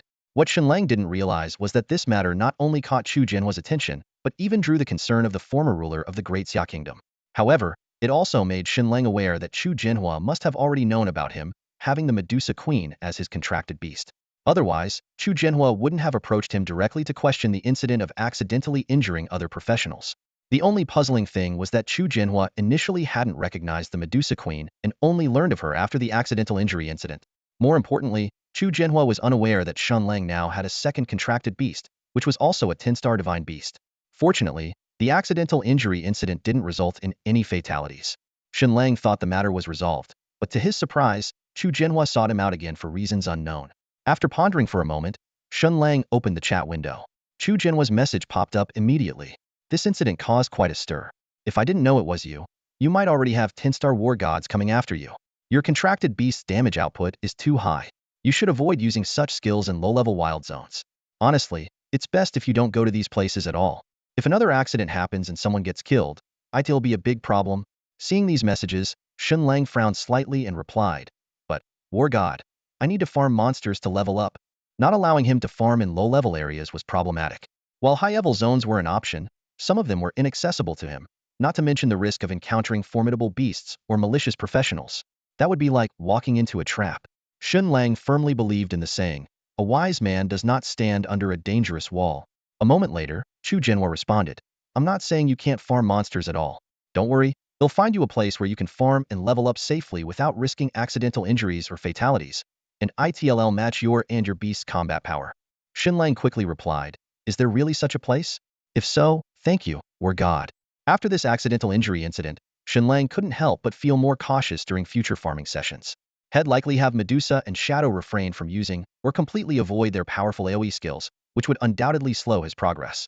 However, if Chu Jianhua's promise of a safe farming zone was true, he could farm to his heart's content without worry. Feeling a bit of anticipation, Shen Lang ordered some takeout and waited for Chu Jianhua's reply. Soon enough, Chu Jianhua messaged back, "It's all set." Shen Lang was puzzled and was just about to ask when a notification popped up in the chat window. "Your friend Chu Jianhua has sent you a special mission. Please check it out." A special mission? What's that? Shen Lang was somewhat familiar with the mission system. It had appeared after he became an honor warrior. It was an official platform where national-level missions were issued. Professionals could choose tasks suitable for them through this system and earn contribution points upon completion. For most ordinary professionals, this was a way to improve their strength and status. After all, the official honor warrior platform allowed them to exchange contribution points for equipment and other items. Shen Lang hesitated for a moment before opening his mission system. Sure enough, a golden, flashing special mission icon appeared next to it. He quickly clicked to view it. Special mission: clear the 8th zone of the East Sea City 1-star region. Mission objective: clear the wild monsters in the 8th zone of East Sea City's 1-star region. Mission reward: 1,200 contribution points. Mission duration: unlimited. Mission location: wild zone outside East Sea City. Mission difficulty: 1 star. Mission issuer: Chu Jianhua. Mission target: Shen Lang only. Reading the mission details, Shen Lang blinked as information about restricted zones surfaced in his mind. Restricted zones were areas of extremely high danger. A 1-star restricted zone meant it was nearly impossible for professionals below level 30 to survive. Shen Lang had seen these zones marked with skull symbols on the maps displayed on electronic boards outside the city. However, since it was just a 1-star zone, Shen Lang wasn't too concerned. After all, the wild beasts in such zones wouldn't exceed level 30. For someone like him, who had 2 10-star divine beasts, entering such a place might be as easy as taking a casual stroll. Besides, this mission was specifically assigned to him by the Dragon Blood War god, so the difficulty shouldn't be too high. Without overthinking, Shen Lang accepted the mission. After all, there was no time limit on it. If it turned out to be too dangerous, he could always abandon it. Upon accepting the mission, a route map to the 8th zone appeared before his eyes. Coincidentally, it was in the same direction he had previously taken to leave the city. Feeling a bit eager, Shen Lang decided to check out the 8th zone but figured he should fill his stomach first. Before long, Shen Lang's takeout arrived. As someone worth billions, he never skimps on food. A feast of meat and seafood was a given. Since Medusa and Shadow were with him, he ordered extra portions. Though they were humanoid in appearance, they had only recently evolved into mature 10-star divine beasts and were still getting used to eating cooked food. With Shen Lang's guidance, both of them had grown to love it and joined him in enjoying the meal.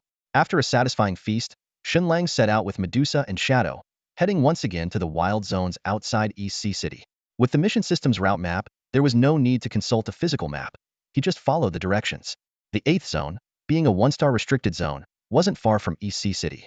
It was located in a relatively remote area within the low-level zones outside the city. It didn't take long for Shen Lang and his companions to arrive at the outskirts of the zone. From a distance, Shen Lang spotted a massive opening. A cave? The cave entrance was not very large, but even from a distance, a strange odor wafted out, an unpleasant mix of fishy and foul, sharp enough to sting the nose. Inside the dimly lit cave, A faint glow could be seen, though obscured and hazy due to the angle of the entrance. Shadow, merge into my shadow first, Shen Lang said, turning to his companion. As a being capable of transforming into a shadow, Shadow effortlessly melded into Shen Lang's own shadow, fusing with it seamlessly. This was one of Shen Lang's hidden trump card. Shadow Monarch was undoubtedly the best defensive ally, capable of shielding him instantly in moments of danger. Understood, my master, Shadow replied, its tone tinged with a mischievous charm, clearly influenced by Medusa's personality, which made it hard not to chuckle. Once Shadow had disappeared into his shadow, Shen Lang proceeded towards the cave entrance with Medusa by his side. At the entrance, 5 guards stood watch. Each of them was a professional, at least at level 30 and 1-star rank. Though their strength wasn't insignificant, it was just enough to guard the entrance to this restricted area within the low-level wilderness. The 5 guards sat cross-legged, their energies linked in a way that formed a nearly invisible barrier at the entrance. This was their duty and privilege, granted by Donghai City to ensure that no one entered or exited without their permission. This is a restricted zone. No entry without authorization. Leave at once, rookie. One of the guards barked coldly as Shen Lang approached. Unperturbed, Shen Lang smiled and asked, "Brother, I know this is a restricted zone, but why exactly is it off-limits?" The guard, slightly softened by Shen Lang's casual use of brother, explained, "The restricted zone is full of ferocious beasts. Low-level professionals entering would be courting death, and even 2-star professionals could be overwhelmed and killed. That's why it's classified as off-limits." Hearing this, Shen Lang felt a surge of excitement. What others considered a nightmare was, for him, an opportunity. But this is a low-level wilderness. Why would such a restricted zone be left unchecked for so long? Shen Lang pressed on. The guard replied, "Every year after the job transition day, the authorities send people to clear it out. It's then opened for 2 months to allow new professionals to train. For the remaining 10 months, entry is strictly forbidden." He paused before adding, "It should be about time for the next cleanup. You two seem capable, but you'd best wait until after the clearing to enter." Shen Lang smiled knowingly. "Brother, have you considered the possibility that I might be here to clean up the restricted zone?" The guards exchanged skeptical glances, scrutinizing him closely. Without further explanation, Shen Lang calmly brought up his task interface, showing them the details. This is a mission issued by the Dragonblood Warlord." One of the guards exclaimed in shock.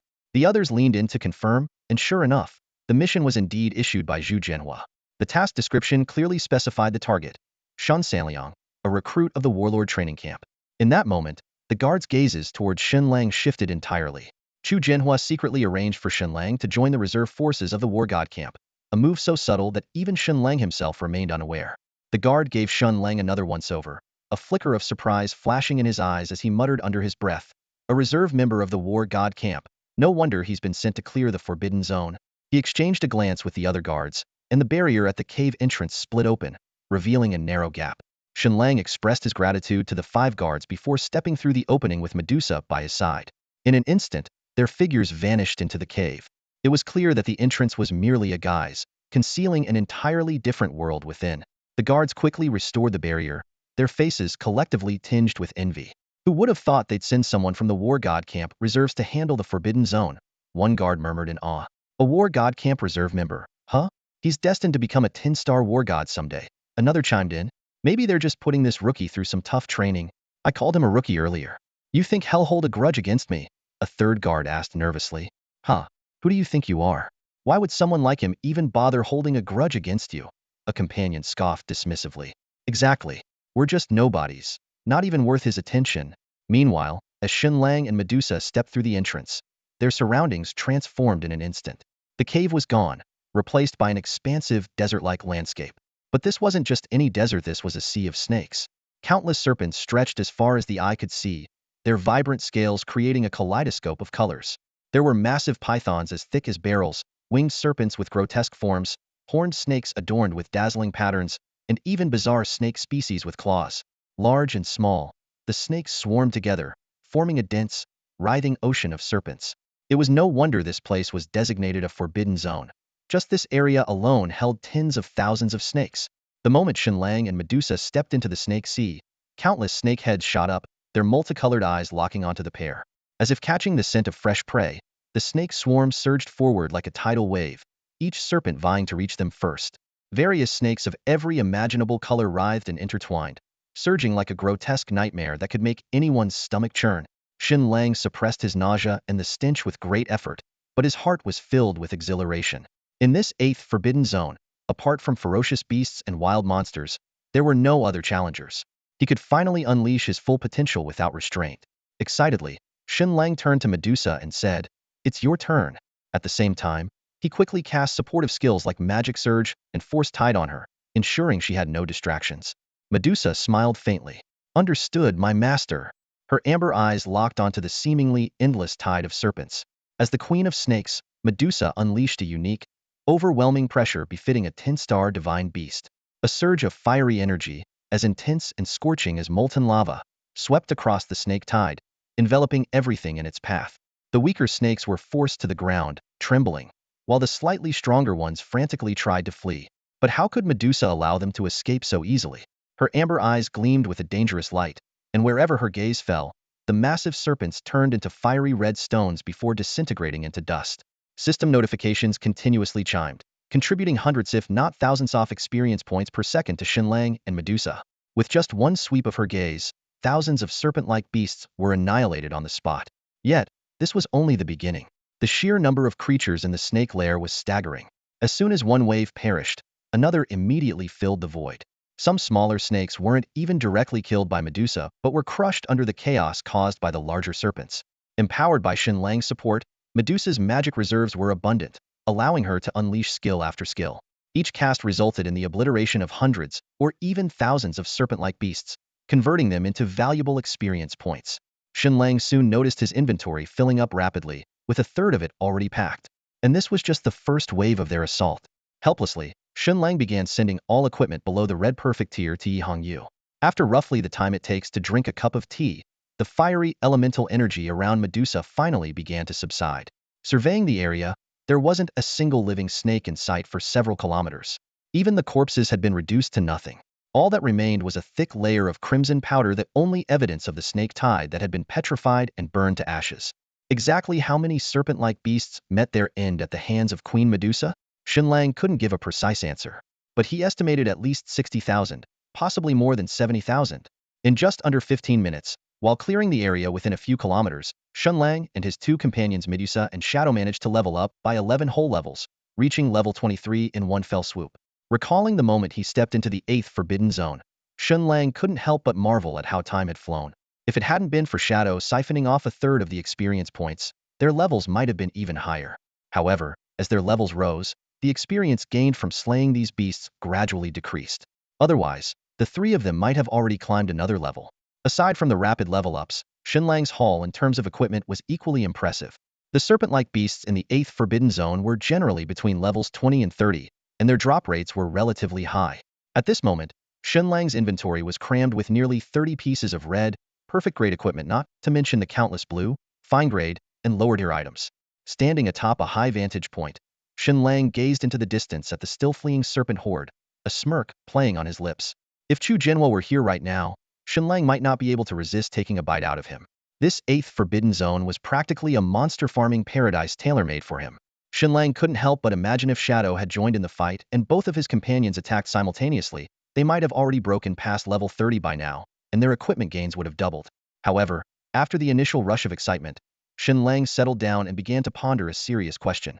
With countless serpent-like beasts still swarming this region, how could he make the most of this feast?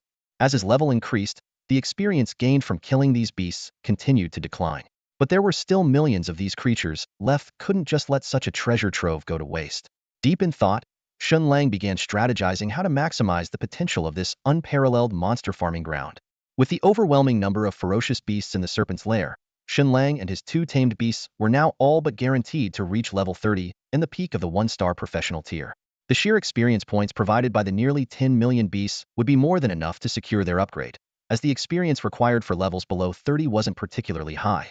However, Shen Lang quickly realized a critical issue. Once they reached level 30, continuing to hunt these beasts would result in a significant drop in experience gain. More importantly, the drop rate for equipment would also plummet or even cease completely. That would be the real loss. Recalling the spoils he'd gathered earlier, even the blue-grade gear of lesser quality could easily bring in 3 to 5 billion in revenue. Not to mention, he still had several red perfect-grade items in his possession. If he could keep his level at 23, both the drop rate and experience gain would remain at their optimal levels. After some contemplation, Shen Lang's gaze fell on the general skills section of his personal information panel. These were skills that anyone, regardless of profession, could learn, even ordinary people. His two current general skills, swordsmanship at level 7 and combat at level 10, were acquired during his time at the Shandong Lanxiang Advanced Professional Academy, where he had been the top student. Though these skills seemed insignificant within the professional system, their presence on the attribute panel indicated their potential value. With his current level of swordsmanship and combat, he could hold his own against ordinary professionals below level 5 in close combat. If he could push these skills to level 70 or even 100, their power would be unimaginable. Shen Lang turned his attention to Medusa and Shadow, who had emerged from the darkness. He noticed that their attribute panels lacked any general skills, which was understandable. They were originally ordinary feral beasts with slightly heightened intelligence. Beyond their instincts for survival and killing, how could they possibly know swordsmanship or combat techniques? Medusa, let me teach you swordsmanship and see if you can learn it, Shen Lang suggested. Yes, my master, Medusa replied obediently. Shen Lang retrieved two fiery red perfect-grade longswords from his backpack. Though it seemed extravagant to use such high-quality weapons for practicing general skills, he currently had no other gear of lower grade. Handing one of the swords to Medusa, he began demonstrating the basic sword techniques taught at Shandong Lanxiang Advanced Professional Academy. This foundational swordsmanship was simple enough that anyone could grasp it with minimal practice. In less than a minute, Shen Lang completed his demonstration. How about it? Let me try, master, Medusa said earnestly, gripping the long sword tightly as though tasked with an important mission. Her movements became fluid and nimble as she began to wield the sword, her form flashing gracefully while the blade danced in her hands. Shen Lang focused intently on observing Medusa's swordsmanship demonstration, his eye twitching involuntarily a few times. Although this was merely a basic introductory sword technique, for someone who had never touched a sword before, it should have been impossible to execute it with such precision on the first attempt. Yet, every move Medusa made mirrored Shen Lang's demonstration, perfectly flawless in every sense. As the demonstration concluded, Medusa looked at Shen Lang with a hint of nervousness. Master, how did I do? Not just good, absolutely remarkable. Shen Lang responded with excitement. Truly worthy of being a 10-star divine beast, her level of comprehension was extraordinary. With just one glance, she had completely mastered the essentials. Eager to confirm his thoughts, Shen Lang immediately pulled up Medusa's attribute panel. His eyes scanned the four-dimensional stats before settling on the skill section. As expected, a new universal skill slot had appeared, displaying swordsmanship LV12. The number left Shen Lang momentarily stunned. He had spent 3 arduous years training in Shandong Lanxiang to raise his swordsmanship to LV7, yet Medusa had reached LV12 after practicing just one basic sword technique. It was nothing short of astonishing. This, however, validated his theory. As long as Medusa and Shadow learned universal skills, their attribute panels would update accordingly with new universal skill slots. With these slots, they could gain experience points to level up their skills, just like Shen Lang. With this realization, Shen Lang immediately began teaching Medusa combat techniques, bringing Shadow into the training as well. Before long, both Medusa and Shadow had successfully mastered swordsmanship and combat skills, adding these universal abilities to their arsenals. Once the universal skill slots were unlocked, Shen Lang adjusted the settings to allocate all experience points from himself, Medusa, and Shadow toward leveling up these skills. Gazing at the distant, faintly visible swarm of snakes, a smile spread across his face. Now, it's your turn. Go ahead, unleash your fury and revel in the slaughter. With this plan in motion, the nearly 10 million ferocious beasts within the snake pit of the 8th Forbidden Zone gained new purpose, not only maintaining the drop rate for equipment and items, but also ensuring that no experience points would go to waste. Under Shen Lang's command, Medusa and the Shadow Sisters exchanged a knowing glance before vanishing in an instant. Shen Lang had already applied every available support skill to his two beasts, doing everything a considerate master could. At the same time, he activated the Beast Tamer's 1-star skill, invisibility, providing himself with basic protection. In the blink of an eye, Medusa and the Shadow Sisters reappeared at opposite ends of the Crimson Sand battlefield. Without hesitation, they unleashed their skills, one engulfing the area in blazing flames, the other shrouding it in thick, black mist. A series of kill notifications echoed in Shen Lang's mind as fearsome beasts fell one after another under the relentless assault of the two 10-star divine beasts, transforming into streams of experience points. Taking advantage of the chaos, Shen Lang moved closer to the battlefield and activated the autoloot function. In no time, his inventory was filled with equipment. Without a second thought, he sent the gear to Yi Hongyu and resumed looting. This process repeated over and over, with Yi Hongyu essentially serving as Shen Lang's mobile storage. Any equipment below perfect red grade was dismissed outright and sent to her without a glance. Meanwhile, the shared skill levels of Shen Lang and his two beasts soared rapidly, climbing as if propelled by rockets. The experience needed to level up was relatively low, and even with the three splitting it, the progress was astonishingly fast. allowing them to jump several levels in mere moments. In Donghai City, Yi Hongyu had just finished sorting through a batch of equipment and was preparing to transfer payment to Shen Lang. As she and her father, Yi Yunzhong, approached the exhibition hall's entrance, she suddenly stopped in her tracks. Yi Yunzhong, puzzled, asked, "What's wrong, Hongyu?" Yi Hongyu looked up at her father and said, "Dad, Shen Lang seems to have sent me another email." Glancing around, she suggested, "Why don't we head back to the reception room?" With that, she turned and began walking back. Yi Yunzhong shook his head helplessly and followed his daughter to the reception office. Suddenly, a loud clattering noise erupted as a torrent of equipment burst through the office door, spilling out and spreading across the floor. Yi Yunzhong froze momentarily before reacting. "Something's not right, Hongyu," he shouted, immediately rushing into the reception room. A purple glow emanated from him, dispersing the incoming flood of equipment. He quickly made his way inside and emerged moments later, cradling a disheveled Yi Hongyu in his arms. It turned out that while Yi Hongyu had been mentally prepared, she hadn't expected the sheer volume of equipment to completely fill the reception room. She was instantly buried beneath the mountain of gear, unable to free herself, and had to rely on Yi Yunzhong's timely rescue. With Yi Yunzhong's support, the father-daughter duo stepped back repeatedly, watching as the equipment continued to pour out. Their faces were a mix of shock and helplessness. The reception office was in chaos, with equipment spilling out like an uncontrollable fountain, threatening to flood into the exhibition hall. Yi Hongyu snapped out of her daze and shouted urgently, "Dad, hurry! Move them back inside. Don't let them get into the hall." As she spoke, she began to cast a spell. Yi Yunchang responded calmly, "All right, leave it to me." He pulled his daughter behind him, cutting her spell short. With a wave of his hands, a solid wall of wind materialized before him, surging forward to block the stream of equipment. The powerful gusts pushed the relentless flow of items back into the reception room.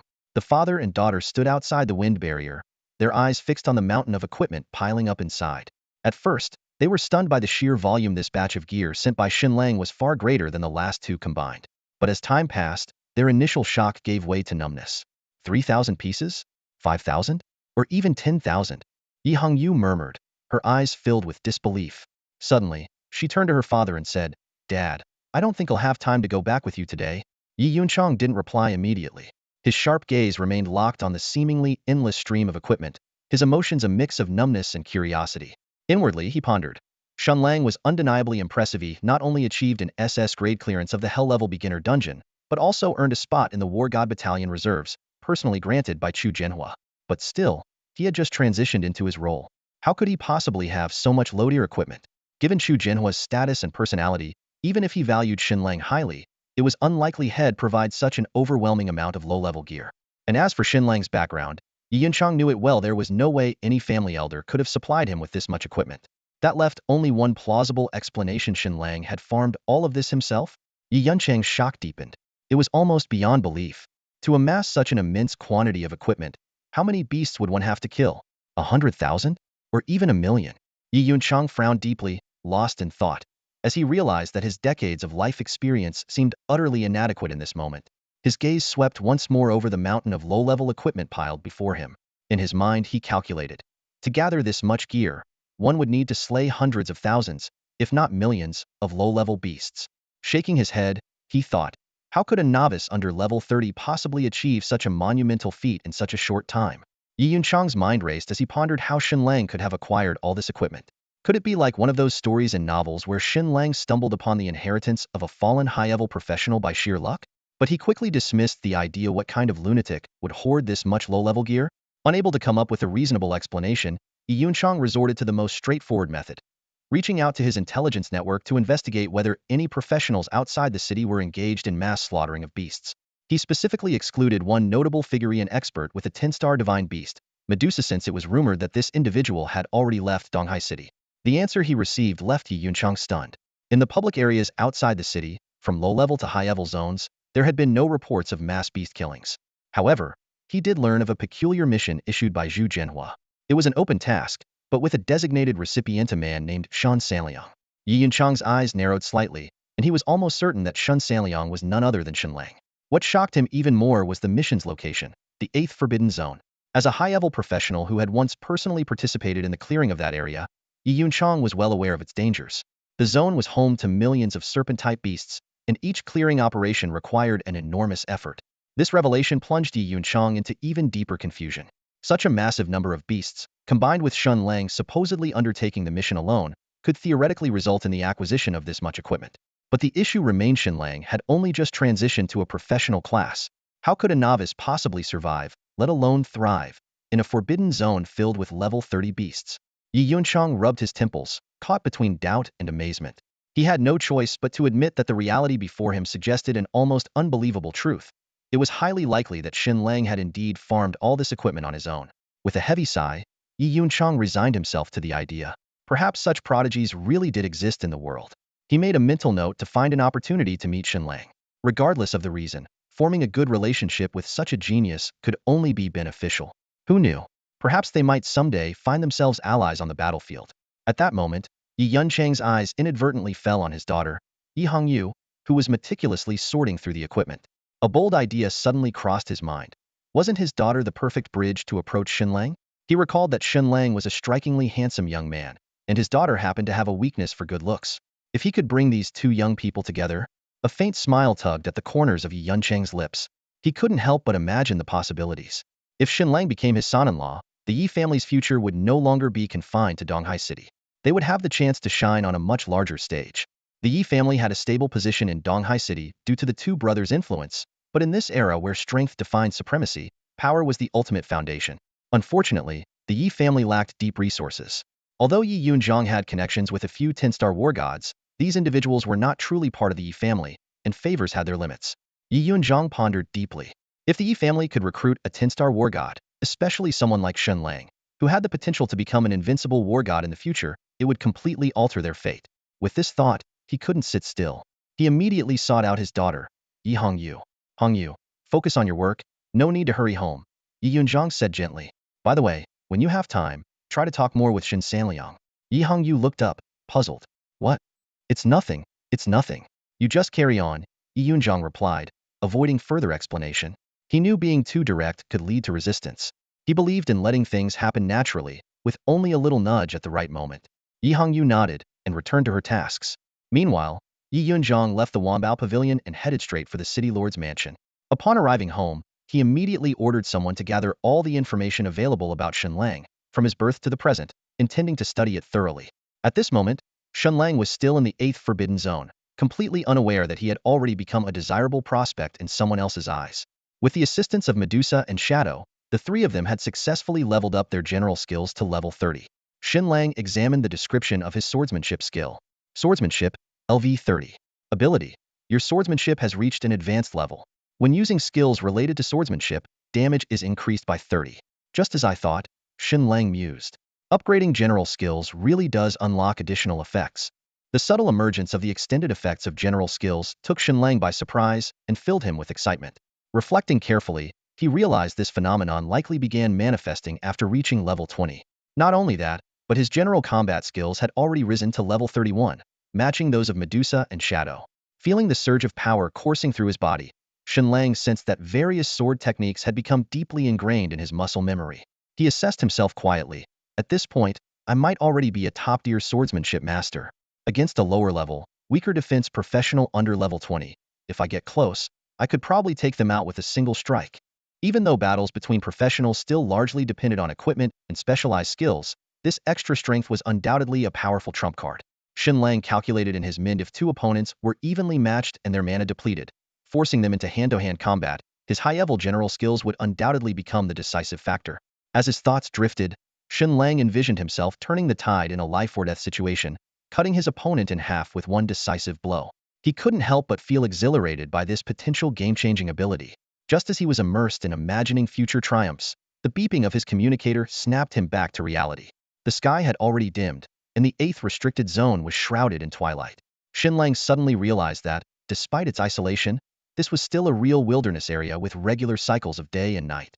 At that moment, Shadow and Medusa returned, seeking instructions on whether to proceed further. Shen Lang smiled and said, "No rush. We're the only guests here. Let's head back and rest for now. We'll continue tomorrow."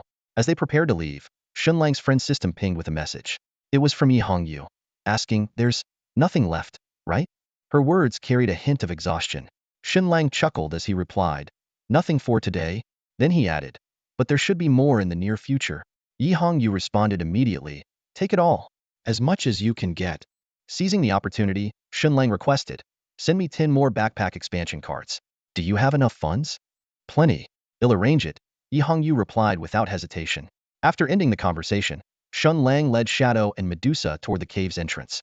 Outside, 5 guards were whispering among themselves. Still no sign of them after all this time. "Do you think something's happened?"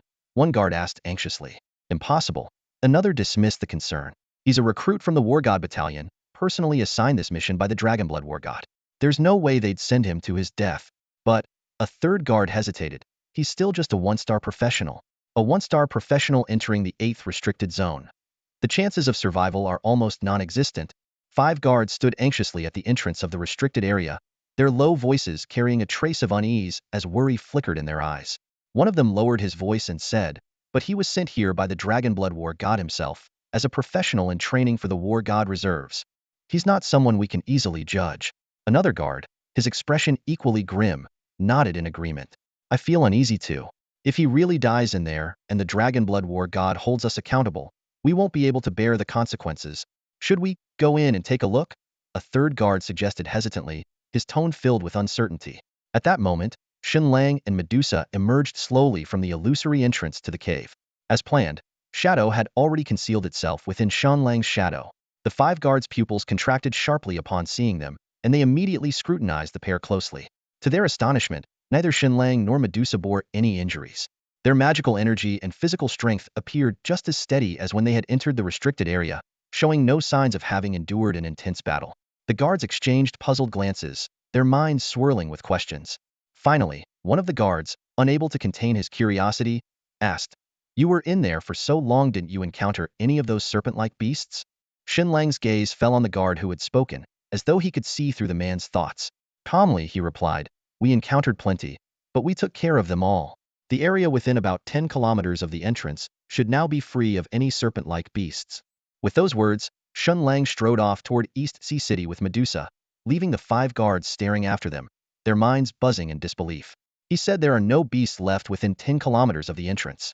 Could they really have killed them all? One guard murmured, his voice filled with doubt. "No way," another guard countered. "Even though he made it out alive, he's still just a 1-star professional." "Well, there's only one way to find out. We go in and check," someone suggested. "But the beasts inside." Another hesitated. "We'll just take a quick look near the entrance. If there's any danger, we retreat immediately," the lead guard decided firmly. "All right, let's go take a look." The others agreed in unison. "Stay close to me. We'll enter together," the lead guard commanded in a low voice. The 5 guards huddled together, activating the unique abilities granted by their guard status. In the next moment, they stepped into the mysterious, shimmering cave entrance and vanished into the ethereal light. These 5 guards were barely qualified for their post, their abilities just scraping past the threshold of a single-star ranking. Though permitted to enter the forbidden zone, they had never dared set foot inside, fully aware of the dangers lurking within. But now, curiosity overpowered fear, and they resolved to venture in together. A flash of light streaked before their eyes, and in an instant, they found themselves in the Serpent's Den, the 8th forbidden zone. They were on high alert, prepared to retreat at the first sign of danger. Yet, the scene before them left them frozen in shock. The first thing they saw was a vast expanse of crimson dust remnants of the ferocious beasts slaughtered by Medusa. The gentle breeze sculpted the dust into sweeping dunes, and the red particles danced eerily in the air. There was no scent of blood, but the sight alone was deeply unsettling. Scanning their surroundings, the guards were stunned to discover that not a single beast could be found within a 10-kilometer radius. In the distance, they could faintly make out the silhouettes of serpentine beasts, but even those seemed paralyzed by some primal fear, hesitant to approach. The 5 guards instinctively swallowed hard. One of them muttered in disbelief, "How did he manage this?" Another sighed softly, "He's part of the War God Battalion's reserves. Ordinary professionals like us can't even begin to imagine it." Awed by the vast gulf between themselves and such a powerhouse, the 5 guards left the Serpent's Den with a mix of envy and admiration, returning to their posts. Meanwhile, Shen Lang and Medusa had already passed through the city gates and entered Donghai City. Under the glow of the setting sun, the striking pair cast long shadows on the road, drawing envious gazes from passers-by. Instead of heading back to the modest inn, Shen Lang led Medusa to an upscale restaurant. Now that he had wealth to his name, he decided it was time to treat himself and his companions to a proper feast. Choosing a discreet corner, he gestured for Shadow to emerge from the darkness.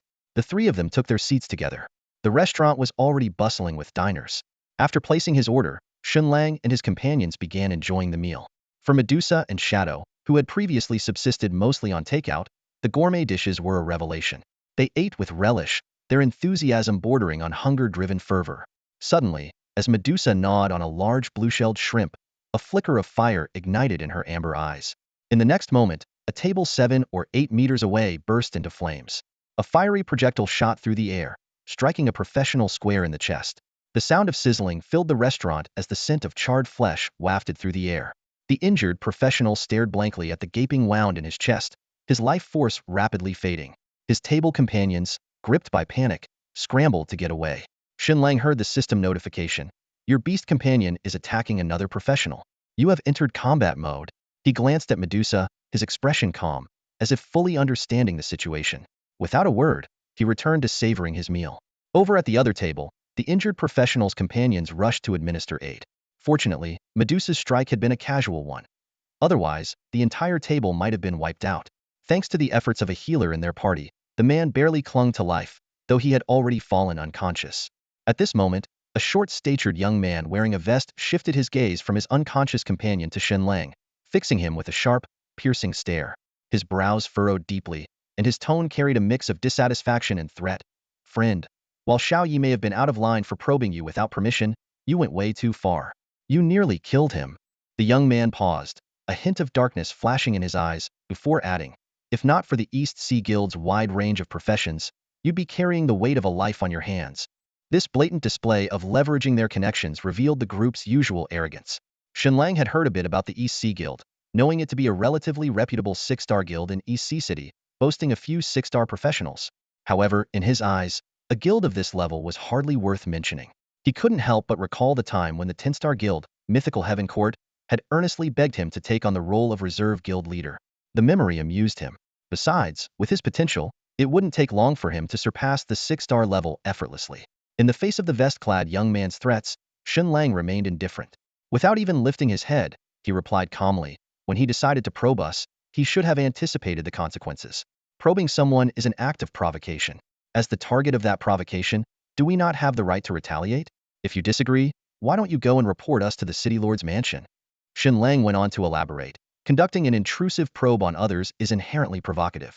The one being probed has every right to retaliate, even to the point of killing the offender, and it would not be considered a crime. This is an official regulation. While it may seem harsh, it serves an important purpose. He briefly recounted the origin of the rule. In the beginning, too many professionals abused probing skills, leading to countless disputes. This strict regulation was implemented to curb such behavior, and it proved highly effective. Nowadays, unless conflict arises, professionals rarely probe others at will. Only individuals like that self-important fool who was gravely injured by Medusa would make such a mistake. When Shen Lang suggested they take their grievance to the City Lord's mansion, a flicker of malice crossed the eyes of the young man in the vest. They had been probing someone else but ended up injured in retaliation. No matter where they took this complaint, they would still be in the wrong. The young man in the vest glared coldly at Shen Lang, his voice laced with provocation. Are you trying to provoke the East Sea Guild, my friend? Shen Lang set down his chopsticks, his gaze sharp as a blade. Who said we're friends? Don't forget it was you who provoked me, not the other way around. His voice turned heavy, and his brows furrowed. Daring to investigate Mado, you really think I wouldn't kill you? At the same time, Medusa also set down her chopsticks. Her eyes burned with a fiery glow, ready to act at any moment. Just as the tension reached its peak, a middle-aged man in armor strode over and stepped in front of the young man in the vest. Bowing deeply to Shen Lang, he spoke in a sincere tone. Young brother, we sincerely apologize for today's events. It was my failure to properly discipline our members. On behalf of the East Sea Guild, I offer you our apologies. All your expenses in this restaurant today will be covered by our guild. We will leave immediately and not disturb you further. After speaking, the armored man turned sharply toward the young man in the vest and his companions, his voice stern. What are you waiting for? Get out of here. The young man in the vest opened his mouth to protest, but the armored man slapped him hard across the face and bellowed, I said get out. Realizing the situation had taken a turn for the worse, the young man in the vest quickly gathered his companions and left in a hurry, not daring to meet Shen Lang's gaze. Shen Lang watched the retreating armored man with a meaningful look but did not stop him. Since the other party had shown a sincere attitude, he decided not to pursue the matter further. Even so, Shen Lang couldn't help feeling a bit puzzled. The person who had conducted the second probe on him earlier had been this same armored man. Shen Lang had initially expected the armored man to confront him on behalf of the guild members whom Medusa had injured. Instead, The man had come to apologize, completely contrary to the cliché turn of events Shen Lang had anticipated. Judging by the man's apparent strength and his probable high rank in the East Sea Guild, it would have made more sense for him to cause trouble. Yet here he was, bowing and scraping. Shen Lang thought to himself, he doesn't seem to know who I am, and there's no way he could have seen through Medusa or Shadow's disguises. So why is he so afraid? Could he have sensed something from probing me? Frowning, Shen Lang opened his personal information panel to check for abnormalities, but found nothing out of the ordinary. What he didn't know was that, thanks to Zhu Jinhua's handiwork, there was an invisible tag attached to the second layer of his basic information card that he couldn't see. After the armored man and his group left, the other diners in the restaurant cast astonished glances toward Shen Lang's table. A man who could easily defeat members of the East Sea Guild and force their higher-ups to apologize, not to mention one who was accompanied by two stunning beauties, was bound to be the object of envy and admiration. Meanwhile, the armored man caught up with the young man in the vest and his group, who were waiting a short distance away. The young man in the vest asked cautiously, "Uncle Gong, who was that guy? He didn't seem all that strong. Why did you?" Uncle Gong's face darkened, and he let out a cold laugh. "You think I was groveling, don't you? Let me tell you this, if I hadn't done what I did, you'd all be dead by now." The young man in the vest widened his eyes in disbelief. "What? How could that be?" Uncle Gong's voice remained cold as ice, yet every word carried an overwhelming sense of authority that sent shivers down their spines. "If you had just died, that would have been the end of it. But now, you risked dragging the entire East Sea Guild into this mess. You should be grateful that man didn't pursue the matter further. Otherwise, even if the guild leader himself came here, he'd have no choice but to tie you up and hand you over." Hearing this, the young man in the hoodie and several other professionals broke into a cold sweat, their backs drenched in fear. Supporting their unconscious companion, their eyes were filled with a mix of terror and resentment. It was all because of this person's reckless probing that they had almost brought disaster upon themselves. After taking a moment to calm himself, the young man in the hoodie asked in a trembling voice, "Uncle Gong, who is that man?" "War God Battalion," Uncle Gong replied, his tone heavy with dread. Those three words seemed to carry an invisible weight, causing everyone present to gasp audibly. The young man in the hoodie turned pale, stammering, "He's a war god?" The mere thought of having provoked someone from the War God Battalion filled them all with an overwhelming sense of regret and fear. Uncle Gong shook his head. "Not yet a war god, but he's destined to become one. He's a war god trainee." Having examined Shen Lang's basic information, Uncle Gong had already noticed the unique title attached to his name. Though Uncle Gong's current strength did surpass Shen Lang's, the mere status of trainee was enough to make him tread carefully. In the entire Disya nation, the War God Battalion was synonymous with invincibility and iron discipline. No civilian organization would dare challenge them lightly. For the East Sea Guild, this was even more of a concern. After all, there had been a time when the Dragonblood War God, Zhu Jinhua, sought to abolish all guild organizations, a proposal that was only suppressed by the previous ruler. Provoking even a single War God trainee was tantamount to declaring war on the entire War God Battalion, effectively giving Zhu Jinhua the perfect excuse to carry out his agenda. Uncle Gong knew full well that if he made a move against Shen Lang, by the time he returned to the East Sea Guild headquarters, he might find it already reduced to rubble by the War God Battalion. The members of the Donghai City Guild exhibited a dramatic shift in attitude when facing the reserve members of the War God Battalion. In the past, they might have been respectful toward these reservists, but never to the point of such humility. After all, a six-star guild like theirs rarely had any interaction with the elite figures of the War God Battalion, let alone the chance to meet an actual war god in person. However, the current situation was entirely different. Although the Donghai Guild wasn't particularly large, it was a significant grassroots force within Donghai City, with an extensive information network. They were well aware of what had transpired the previous night. Donghai City had been visited by none other than Zhu Jinhua, the Dragon Blood War God and the strongest warrior of the War God Battalion. Zhu Jinhua's arrival was like a hurricane sweeping through Donghai City. In just one night, hundreds of professionals had lost their lives. Though his primary target was the rising star who had achieved an SS clearance in the Hell-level beginner dungeon, his mere presence was akin to a mountain weighing down on all professionals in the city. No one dared to show even the slightest disrespect, as doing so would mean challenging the authority of the strongest warrior in Daxia. Even if Zhu Jinhua had already left, the fear he instilled lingered like a shadow. Moreover, the appearance of a reserve member from the War God Battalion now confirmed that the battalion still had a presence in Donghai City. Under these circumstances, the Donghai Guild wouldn't dare to show the slightest hint of defiance, no matter how bold they were. The armored man Uncle Gong, along with the young man in a vest and their group, hurriedly drove away from the scene, not daring to linger for even a moment longer. Shen Lang, however, didn't think much of it. He was simply curious why the armored man had been so servile toward him. Still, the commotion had disrupted his mood. What had been a pleasant dining experience was now ruined, and the curious gazes and whispers from the surrounding crowd left him feeling uncomfortable. Left with no choice, Shen Lang and his companions quickly finished their meal and returned to the small inn. By the time they stepped through the inn's door, the night had completely enveloped the city. As soon as they entered, Medusa spoke up, "Master, should I take a bath now?" Her words brought a flood of memories from the previous night to Shen Lang's mind. He nodded slightly. "Yes, go ahead." Standing nearby, Shadow's eyes lit up with curiosity. She asked, "Medusa, can I join you?"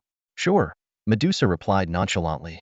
Shadow then turned to Shen Lang, her eyes filled with anticipation. "Master, is that okay?" Shen Lang's gaze shifted between the two of them, his mind racing with thoughts. He took a deep breath and waved his hand. Go ahead." With that, Shadow and Medusa entered the bathroom together.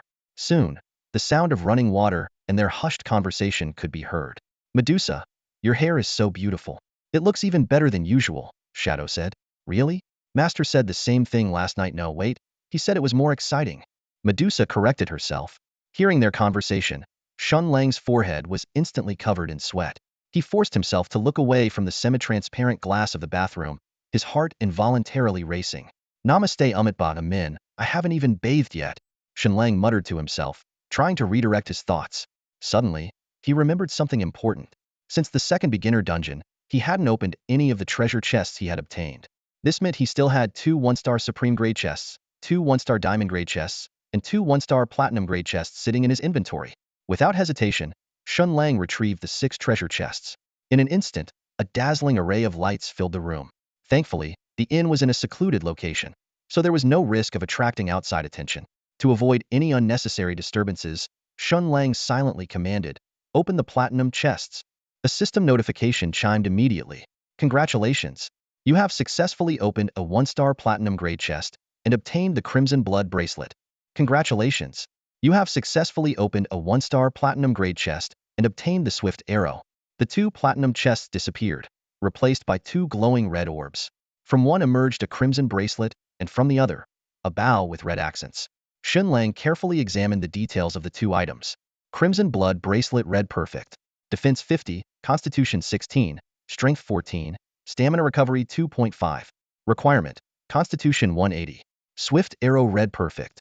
Attack 250, Agility 16, Strength 14, Damage Bonus 2.5. Requirement: Agility 180. Both items were of the Red Perfect grade, which wasn't surprising since the platinum chests always yielded red tier equipment. One was for defense, and the other for attack, an ideal combination. Shen Lang's thoughts turned to Shadow. She just joined me and doesn't have any equipment yet. These 2 items should suit her perfectly. Although the Swift Arrow wasn't a perfect fit for Shadow, it met the requirements to equip. Shen Lang decided to let Shadow use it for now. He placed the 2 red grade items back into his inventory and instead pulled out 2 diamond tier treasure chests. Diamond tier chests were guaranteed to yield purple epic grade gear or items. Eagerly, Shen Lang opened them. "Congratulations! You successfully opened a 1-star diamond tier chest and obtained the wind chasing boots. Congratulations! You successfully opened a 1-star diamond tier chest and obtained the desolate magic ring." From the glow of 2 purple lights emerged a pair of boots and a black ring. Shen Lang carefully inspected their attributes. Wind chasing boots Purple Epic. Defense 60. Constitution 20. Agility 18. Movement speed 60. Requirement: Spirit 180. Desolate Magic Ring Purple Epic. Constitution 17. Spirit 20. Mana consumption 5. Requirement: Spirit 180.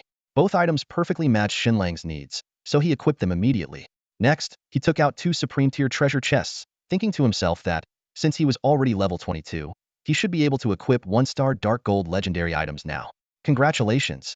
You successfully opened a 1-star Supreme Tier chest and obtained the Blazing Mystic Sword. Congratulations! You successfully opened a 1-star Supreme Tier chest and obtained the Radiant Scepter. Blazing Mystic Sword Dark Gold Epic. Attack 250. Agility 25. Spirit 25. Strength 25. Damage bonus 7. Shen Lang examined the sword, which looked as though it was forged from molten lava. He decided to give it to Medusa. Although it wouldn't greatly enhance her abilities, it was still better than nothing. Radiant Scepter Dark Gold Legendary. Magic Attack 250. Spirit 25. Constitution 25. Agility 25. Damage bonus 7.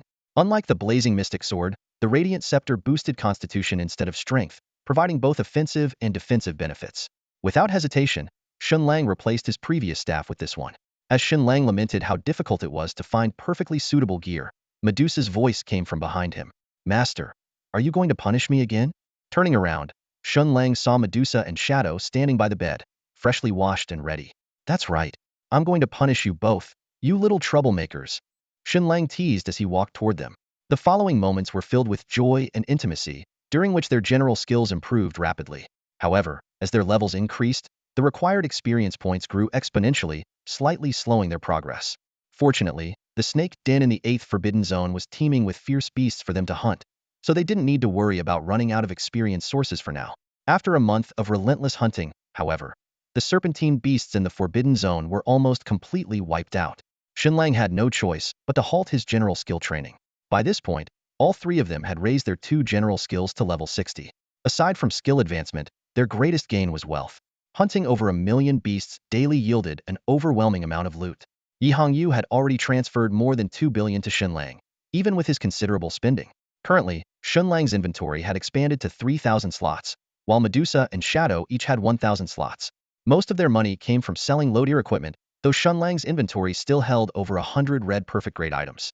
If sold, these could easily bring in billions more. Unfortunately, despite their efforts, they hadn't managed to find any 1-star purple epic-grade items over the past month. Shen Lang's equipment had already reached the pinnacle of perfection.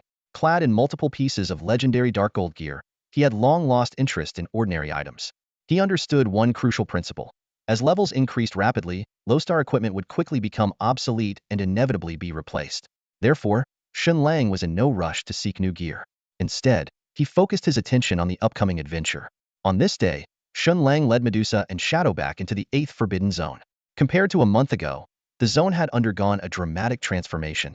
The once pervasive stench had completely vanished, replaced by swirling red sandstorms that blanketed the area, creating an atmosphere of desolation and lifelessness. Scanning his surroundings, Shen Lang's gaze settled on the 2 women. In a deep voice he said, I'm going to adjust the settings. From now on, we'll focus on leveling up. The beasts I deliberately left untouched in the central area last time should be enough to push us to the peak of 1 star. As you command, my master. Medusa and Shadow responded in unison, their eyes gleaming with anticipation. With a nod of confirmation, Shen Lang swiftly adjusted the experience-sharing settings. The 3 of them then raced toward the central area of the Forbidden Zone. This region not only housed a large number of snake-type beasts, but also concealed a powerful boss-level creature whose bloodline rank remained unknown. Along the way, scattered remnants of snake beasts were effortlessly slain by Medusa and Shadow, their deaths converting into experience points that nourished the trio's growth. Before long, they reached the heart of the Forbidden Zone. Here, the density of beasts increased dramatically, and the slaughter began anew. System notifications flashed incessantly. Your beast has killed a flying snake. You and your beasts have gained experience points. Your level has increased from 23 to 24. Your beast, Queen Medusa, has leveled up from 23 to 24. Under the overwhelming onslaught of Medusa and Shadow, Shen Lang and his companions' levels skyrocketed, surging toward the 1-star peak of level 30 at an astonishing pace. The battlefield was shrouded in the smoke of combat, and the exhilaration of leveling up filled the air. Shen Lang could feel his power growing rapidly, and a wave of uncontrollable excitement surged within him. Level up, level up, level up. As wave after wave of snake-like beasts fell to the combined efforts of the 2 women, Shen Lang was the first to break through to level 30. The system notification promptly chimed in. Congratulations, Beastmaster. Your level has advanced to 30, reaching the pinnacle of 1 star. However, until you complete your Star Ascension quest, your beasts will no longer gain experience from killing monsters. The system elaborated further. If your beasts are below level 30, they will still gain experience. However, if they have already reached level 30, no additional experience will be awarded for slaying beasts until the Star Ascension quest is completed. Would you like to initiate the Star Ascension quest now? These notifications didn't come as a surprise to Shen Lang.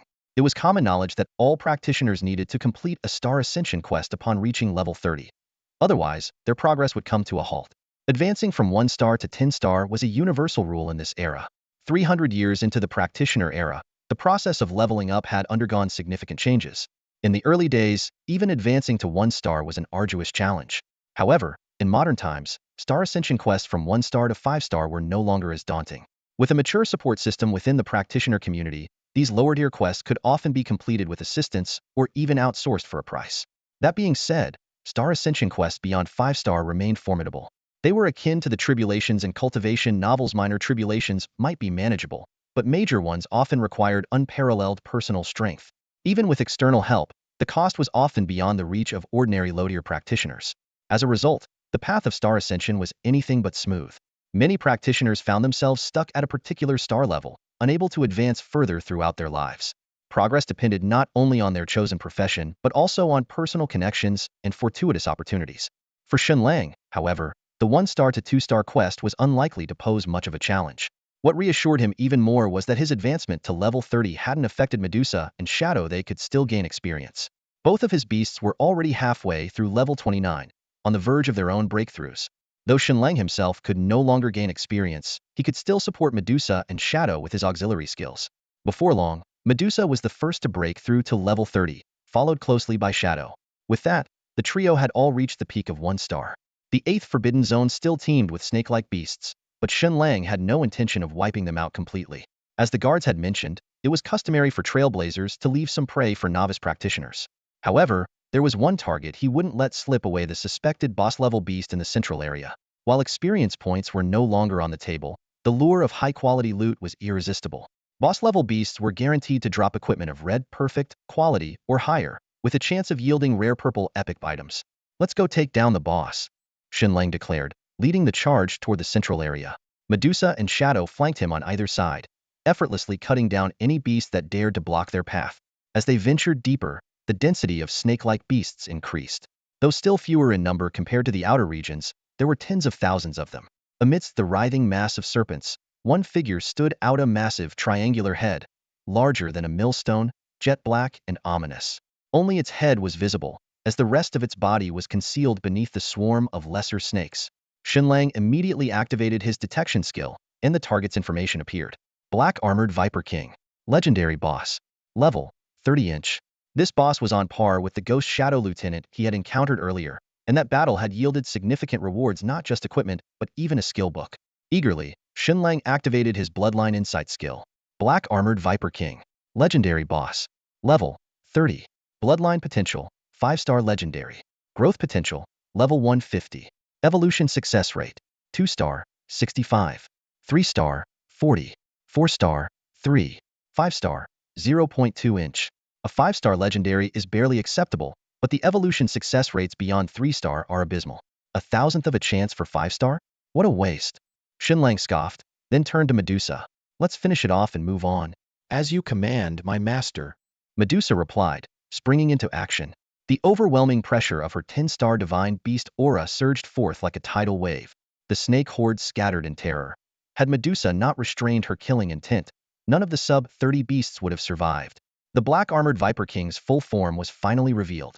Its enormous body was covered in scales larger than an outstretched hand, all as pitch black as its triangular head. The seams between its scales were the only discernible features, breaking the uniform darkness. It seemed the boss had been in a deep slumber, undisturbed even by the earlier large-scale battle. But now, the commotion among its underlings had roused it. Slowly, it opened its eerie, glowing green eyes, only for this to be its final moment of awareness. In an instant, an inferno engulfed the Black Armored Viper King. It managed only a single anguished hiss before falling silent. Medusa, now at level 30, possessed strength far surpassing that of a level 120 practitioner. A mere level 30 legendary boss was no match for her overwhelming power. "Congratulations! Your beast has slain a legendary boss, the Black Armored Viper King. You have earned." A notification sounded in Shen Lang's ears, but he no longer needed to pay attention to it. Thanks to the system's auto-loot feature, the dropped items instantly appeared in his inventory. As he reviewed his spoils, he realized that defeating the Black Armored Viper King had yielded 6 rewards in total. The first item was a guaranteed drop: a 1-star Fire Elemental Beast Crystal. Brimming with concentrated fire element energy, it could be used in crafting weapons, setting up arrays, alchemy, and other fields. However, Shen Lang wasn't particularly interested in such items for now, as they weren't immediately useful to him. The second item, however, caught his attention: a 2-star Beast Tamer skill book. This was far more valuable than the Summoner skill book he obtained from defeating the Ghost Shadow Lieutenant previously. As expected of a level 30 legendary boss, the rewards were indeed generous. The skill book, Beast Blood Surge, immediately displayed its attributes. By consuming mana, it could enhance beast damage by 25, with the duration scaling according to the Beast Tamer's level. The skill had no elemental restrictions, making it beneficial for both magic-type and combat-type beasts. Combined with his SS grade talent that provided a five-fold multiplier, this skill was essentially a game-changing ability that doubled damage output. Once I complete my star upgrade quest, I'll be able to learn this skill right away. Shen Lang thought with satisfaction as he carefully stored the skill book. He then turned his attention to the remaining 4 pieces of equipment. The quality of these items was impressive. 1 purple epic, 1 red perfect, 1 blue fine, and 1 green superior. Without hesitation, Shen Lang stored the lower quality items and focused on examining the higher grade gear. The red perfect quality obsidian pauldron stood out with its stats: defense 35, strength 12, agility 14, and spirit 16. Although it required a spirit stat of 180 to equip, this was no longer an issue for Shen Lang. He promptly equipped it on his right shoulder, and combined with the ghost shadow mask, his overall look was strikingly cool and intimidating. Finally, there was the purple epic grade black armor, which boasted even more exceptional attributes: defense 280, constitution 19, strength 17, and a 3 defense bonus. The armor required a constitution stat of 300 to wear, making it perfect for the defense-oriented Shadow. "Thank you, Master," Shadow exclaimed gratefully as he donned the armor. "You deserve it. After all, I couldn't have gotten this far without all of you," Shen Lang replied with a smile. His gaze shifted to the scattered viper beasts fleeing in all directions. "Let's avoid coming back to this place in the future. These past few days, I felt like I reek of snakes even in my sleep." "Master, are you talking about me?" Medusa immediately looked at him with a hurt expression. As a member of the serpent race and someone who shared the same blanket with him every night, she took his comment personally. "Huh. No, not you. I meant the smell of this place," Shen Lang hurriedly clarified, trying to dispel her misunderstanding. Shen Lang quickly waved his hand to change the subject and said, "All right, let's head out first." With that, he took the lead and walked towards the entrance of the restricted zone, with Medusa and the Shadow lurking within the darkness, following close behind. As they walked, Shen Lang wasn't idle. He quietly activated the star upgrade task system and held his breath, waiting for the task to generate. Moments later, a system notification sounded in his mind. "Star upgrade task generated. Your task: obtain 3 beast crystals, each with a different attribute, at the 1-star level." "That's it," Shen Lang scoffed internally. For ordinary professionals, this task would be extremely challenging, especially for solo wanderers. But for someone like Shen Lang, who had already slain 2 wild bosses, it was child's play. 1 more wild boss, and the task will be done, he calculated silently. Suddenly, Shen Lang remembered his secondary profession's transfer card. As he walked, he attempted to activate it, but no matter what he tried, it wouldn't work. "Looks like I'll have to wait until I complete the star upgrade," he thought to himself, making a mental note. Without realizing it, the group had arrived at the entrance. 5 guards stood diligently at their posts, just as they had a month ago. Upon seeing Shen Lang emerge, one of them smiled and asked, "Hey there, young man, heading out? What time will you be back tomorrow?" Over the past month, Shen Lang had developed a casual acquaintance with the guards. They weren't particularly close, but they were familiar enough to exchange greetings. Shen Lang smiled and replied, "I won't be coming back tomorrow." "Not coming back?" The guards looked puzzled. Shen Lang replied coolly, "That's right, I won't. Farewell, gentlemen." With that, he led Medusa and the Shadow away, their figures gradually disappearing from the guards' sight. The guards watched him leave, and one of them speculated thoughtfully, "When he says he's not coming back, does that mean the restricted zone has been cleared?" "Probably," another guard replied, blinking in surprise before breaking into a pleased grin. "That means we might finally leave this wretched place soon." The other 3 guards nodded in agreement. Ever since witnessing Shen Lang's strength on the first day, they had never doubted the young man's abilities. In fact, they had quietly guessed that if not for some unknown factors, the 8th restricted zone might have been cleared within a day or two. Though curious about why Shen Lang had taken so long, the guards understood their place and the boundaries of their relationship with him, so they refrained from asking too many questions. However, they all shared one belief. In the near future, Shen Lang would undoubtedly become a legend in the professional world, not just in Daxia, but across the globe. Before long, Shen Lang and Medusa, along with their companions, arrived at the plaza outside the city. Suddenly, Shen Lang remembered something important hadn't yet clicked to complete the task of clearing the 8th forbidden zone. Without delay, he accessed the task system and located the mission, which had been marked as in progress. To his surprise, the task status had already changed to completed, with a submit button displayed below. With a light tap, Shen Lang submitted the task. The system responded, Verification complete. You have successfully completed the limited time mission to clear the 8th forbidden zone of East Sea City and earned a reward of 1,200 contribution points." Shen Lang didn't pay much attention to the contribution points, as they weren't immediately useful to him. By the time the task was submitted, the group had returned to EC City. They headed to a restaurant for a hearty meal before going back to their small inn. As soon as Shen Lang stepped into the room, his communicator buzzed. The caller ID showed it was Song Yuan, the principal of Sandong Lanxiang Advanced Vocational Academy. Medusa and Shadow, as usual, headed straight for the bathroom. Shen Lang waved at them casually before answering the call. "Hello, principal." Shen Lang greeted politely. He had a favorable impression of Song Yuan, who had secured several benefits for him. "Shen Lang." Song Yuan's voice carried an unusual tone of respect. After all, Shen Lang was likely to become one of the Academy's most outstanding professionals, deserving a place of honor on their wall of fame. Noticing the peculiar tone in Song Yuan's voice, Shen Lang got straight to the point. "Principal, is there something you need?" Clearing his throat, Song Yuan replied, "Well, Shen Lang, although you're now a member of the War God Reserve, your student status is still retained at Sandong Lanxiang until you officially join the War God camp. So technically, you're still our student." "Wait, principal, what is the War God Reserve?" Shen Lang immediately caught on to the unfamiliar term. Song Yuan paused in surprise. "The War God Reserve? You don't know?" "No," Shen Lang answered honestly. While he had heard of the War God camp, he had no knowledge of the War God Reserve. There was a brief silence on the other end of the line before Song Yuan muttered under his breath, "Little Chu didn't tell you. My goodness, he even told me not to let it slip." Frowning, Shen Lang pressed further.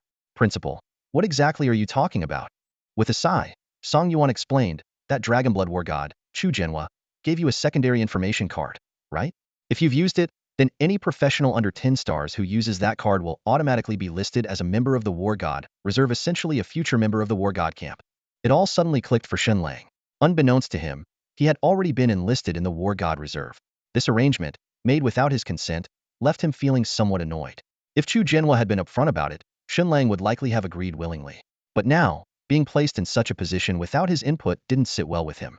A thought struck him, and he asked, "This designation, does it appear on my information card?" "Exactly," Song Yuan confirmed. "If someone uses a detection skill on you, your profile will display your status as a member of the War God Reserve." Shen Lang nodded, finally understanding an incident from a month ago. Back then, he had gotten into a confrontation with someone from the East Sea Guild at a restaurant. However, after the professional used a detection skill on him, their attitude changed completely. They immediately apologized profusely and left in a hurry. It all made sense. No, it was because they had seen his unique status. Shen Lang suddenly realized why the professional was treating him with such respect. It was because they had noticed his hidden identity as a reserve member of the War God Battalion, concealed behind his alias, Shen Sanliang. However, this information was not visible to Shen Lang himself. He speculated that Zhu Genhua, as the commander of the War God Battalion, had used some special method to achieve this. Perhaps Zhu Genhua intended to prevent Shen Lang from becoming arrogant or bullying others due to his status. After pondering for a moment, Shen Lang looked up and asked, "Headmaster, is there something you needed from me?" Song Yuan snapped out of his thoughts and quickly replied, "Oh, right. Here's the thing. You probably know that every year after Global Job Transfer Day, the new job transferees from advanced professional academies are invited to participate in the National Advanced Academy Job Transfer Tournament. As long as you're level 10, you can join. Since you're still officially enrolled in our academy, so?" Shen Lang interrupted with a peculiar tone. "So, Headmaster, are you asking me to participate in this tournament?" Song Yuan replied a bit awkwardly. "Well, if you have the time, Shen Lang, I'd certainly hope you could bring glory to our academy. As for your identity issue, I've already found a way to resolve it. You won't need to compete under either of your current identities." Shen Lang couldn't help but chuckle inwardly. Song Yuan had even thought of such details. But upon reflection, he realized that for an advanced professional academy, this was indeed a great opportunity to shine. With Shen Lang's talent and strength, he would undoubtedly stand out in the tournament, bringing fame to Sandong Lanxiang Academy in the process.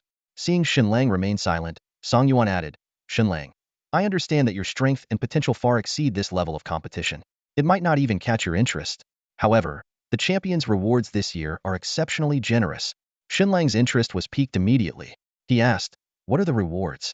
Although this rookie tournament was indeed a trivial matter for him, akin to a dimensional downgrade, where even if all the participants joined forces, they likely wouldn't withstand a single skill from Medusa or Shadow.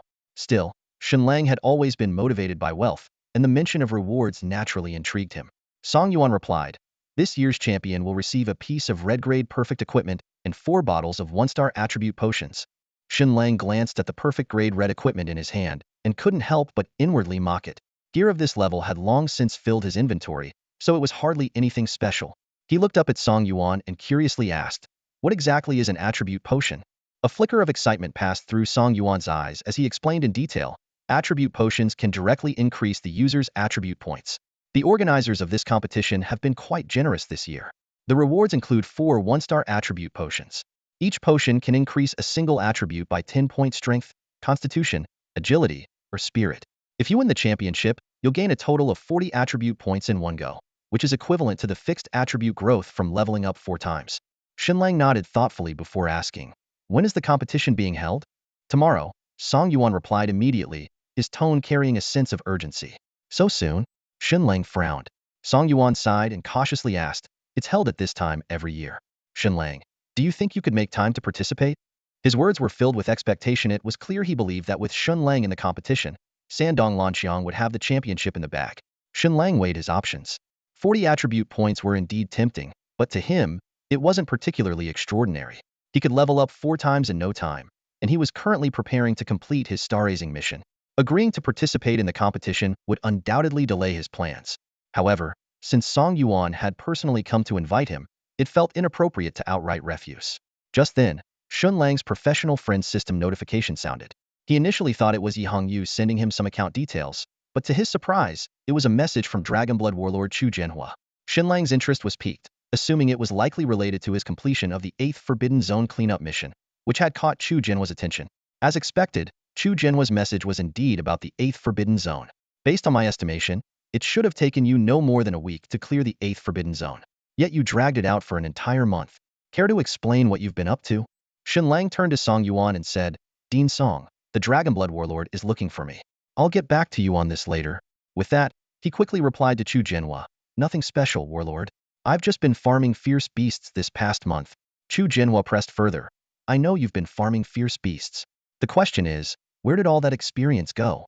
Feigning ignorance, Shen Lang responded, "Obviously, I used it to level up." Chu Jianhua bluntly called him out, "Kid, do you think you're the smartest person in the world? Or do you take me, Chu Jianhua, for a fool? The 8th Forbidden Zone in Donghai City has over 20 million fierce beasts. That amount of experience could have leveled you up 30 times over. Yet here you are, still at level 30. Care to explain the discrepancy?" Realizing he couldn't talk his way out of it, Shen Lang immediately resorted to flattery. "Warlord, you truly live up to your reputation, sharp as ever." Chu Jianhua snorted. "Let me guess, you've been using that experience to upgrade your general skills, haven't you? Did you really think such a small trick would escape my notice? Honestly, I was planning to remind you to upgrade your general skills when you got close to level 30, but it seems you figured it out on your own. I have to admit, your intuition is pretty impressive. Don't underestimate general skills. Once you reach 10 stars, you'll understand their true value." Shen Lang was momentarily stunned. Truth be told, he hadn't given much thought to upgrading his general skills. He simply didn't want to waste all that experience. He hadn't expected a top-tier powerhouse like Chu Jianhua to confirm that general skills had significant potential. That was an unexpected bonus. Chu Jianhua continued, "By the way, you're level 30 now. Are you ready for your star-raising mission? How difficult is it?" Shen Lang replied, "Thank you for your concern, warlord. It shouldn't be too much of a problem." Chu Jianhua said, "I thought so. Advancing from 1 star to 2 stars shouldn't be a big deal for you. Try to reach 3 stars within 3 months. There's a place I want to take you then." 3 stars in 3 months? Shen Lang chuckled to himself. That was a piece of cake for him. He asked curiously, "Where are we going?" Chu Jianhua responded cryptically, "Don't ask for now. You'll find out when the time comes. But first, make sure you reach 3 stars within the next 3 months." Shen Lang agreed. "All right. By the way, warlord, there's something else I'd like to ask you about." Chu Jianhua suddenly appeared, interrupting Shen Lang's train of thought. "What is it?" he asked directly. Shen Lang hesitated slightly. "Well, about the matter of being a War God Reserve member. What's the situation with that?" Chu Jianhua raised an eyebrow. "You found out? Who told you?" Without waiting for Shen Lang to answer, he added, "What? You have a problem with becoming a War God Camp Reserve member? Are you looking down on my War God Camp?" Shen Lang was momentarily at a loss for words. He had intended to confront Chu Jianhua, but somehow, the tables had turned, and now he was the one being questioned. He quickly clarified, "No, not at all. The War God Camp is very impressive." Though he had great respect for the War God Camp, which protected the nation of Daxia, Shen Lang still felt that he should have been informed beforehand. Chu Jianhua nodded in satisfaction. "Good. As long as there's no problem." He then admitted frankly, "Yes, I made this decision on my own.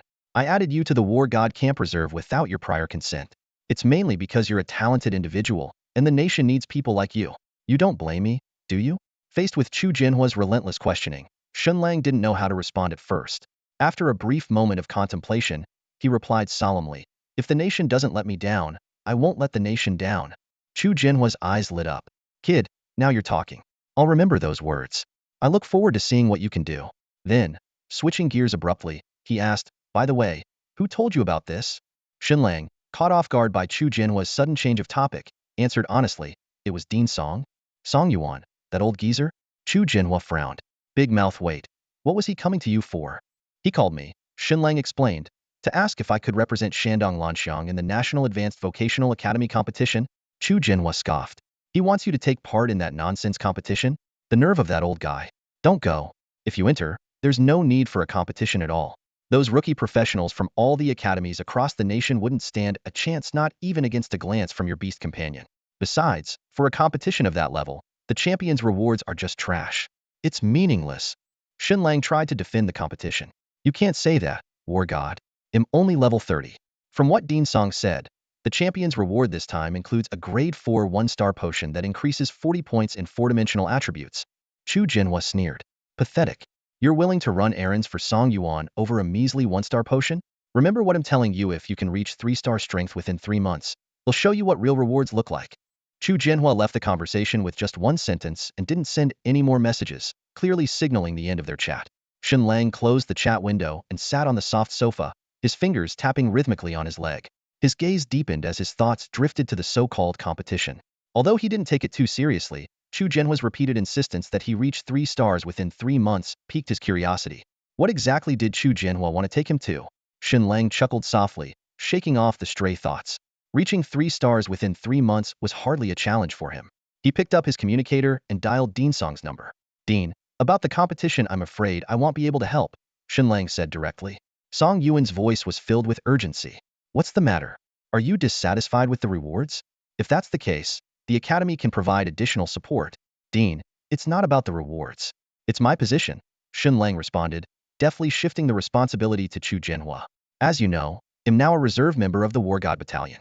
Just now, Dragonblood War God contacted me and specifically instructed me not to participate in any events unrelated to the battalion. Otherwise, my reserve status would be revoked. Hearing this, Song Yuan let out a long sigh. Very well, I understand. We can't afford to jeopardize your future. My apologies, Dean, Shen Lang said, his tone carrying a hint of regret. Song Yuan chuckled wryly.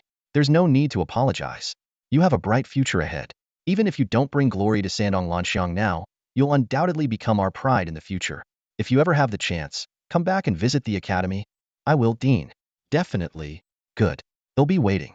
Hopefully, they'll still be in this position by then. After ending the call, Shen Lang showed no sign of guilt for bending the truth.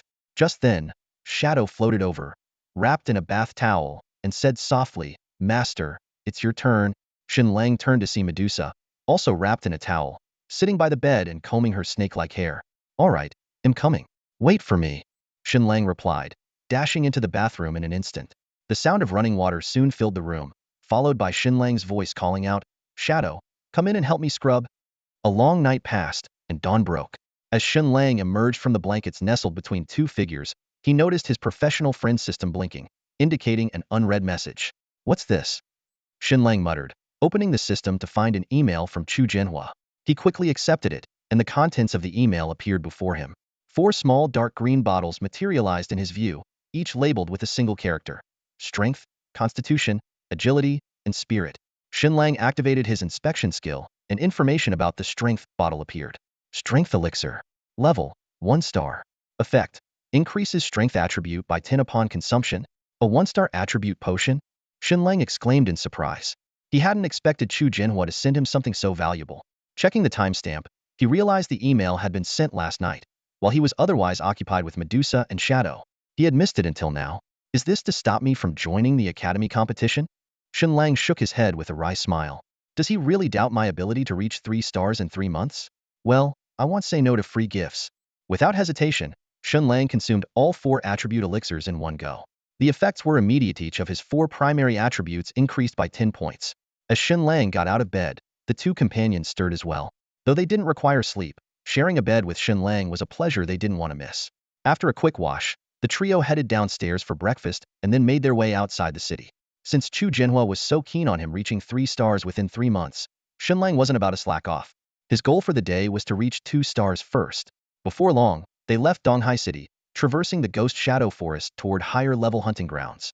Along the way, ordinary beasts were everywhere, but Shen Lang's sights were set on boss-level beasts. These common creatures weren't even worth Medusa or Shadow's effort, as they wouldn't yield any experience points. As for equipment or items, the drop rates in low-level areas were so abysmal that it wasn't worth their time. An hour passed, and Shen Lang grew impatient. They hadn't encountered a single boss-level beast, and even Medusa and Shadow's scouting efforts proved fruitless.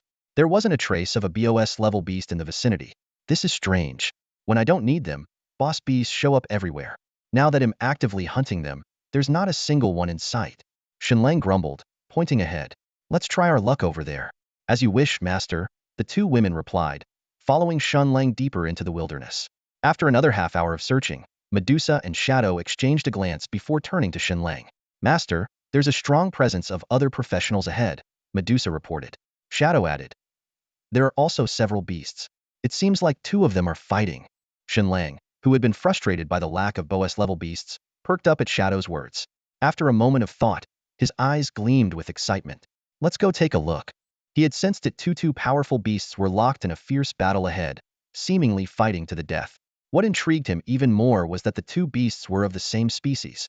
Typically, beasts of the same kind wouldn't fight each other, let alone engage in life-and-death combat. However, there was one exception: a battle for dominance. When two beasts vied for leadership of their group, they would often fight to determine the alpha-like a lion becoming the king of its pride, or a wolf asserting dominance over its pack. This wasn't the most significant detail, though. What mattered most was that the leader of a beast group was often the boss. While some bosses were system-generated, many were beasts that had naturally evolved or awakened their bloodline, earning the title of boss. The two beasts fighting ahead were likely battling for dominance, meaning the victor could very well ascend to boss status. Shen Lang had come here specifically to hunt boss-level beasts. There was no way he'd miss this opportunity. Shen Lang was only a few kilometers away from the site of the ferocious beasts battle and quickly made his way to the scene. However, about a kilometer from his destination, he and other professionals were stopped by a group of uniformed individuals. These guards bore the emblem of the Divine Spear Guild on their chests, a 5-star guild and the second most powerful in Donghai City, surpassed only by the Donghai Guild. Leading the group was a berserker in his 20s named Wang Xian. A menacing scar stretched diagonally from the corner of his eye to the edge of his mouth. Clad in finely crafted blue armor and wielding a massive silver broadsword on his shoulder, he swept a cold, calculating gaze over the crowd. You Divine Spear Guild people are too overbearing. What gives you the right to block the road? Angry protests erupted among the gathered professionals. So what if we're overbearing? Wang Xian sneered, raising the broadsword on his shoulder. If anyone wants to pass, they'd better ask my sword first. As his words fell, the other members of the Divine Spear Guild unsheathed their weapons, their imposing presence silencing the crowd. Many professionals hesitated and backed off at the sight, but some chose to stay, their expressions conflicted. Like Shen Lang, they understood the allure of the potential boss ahead.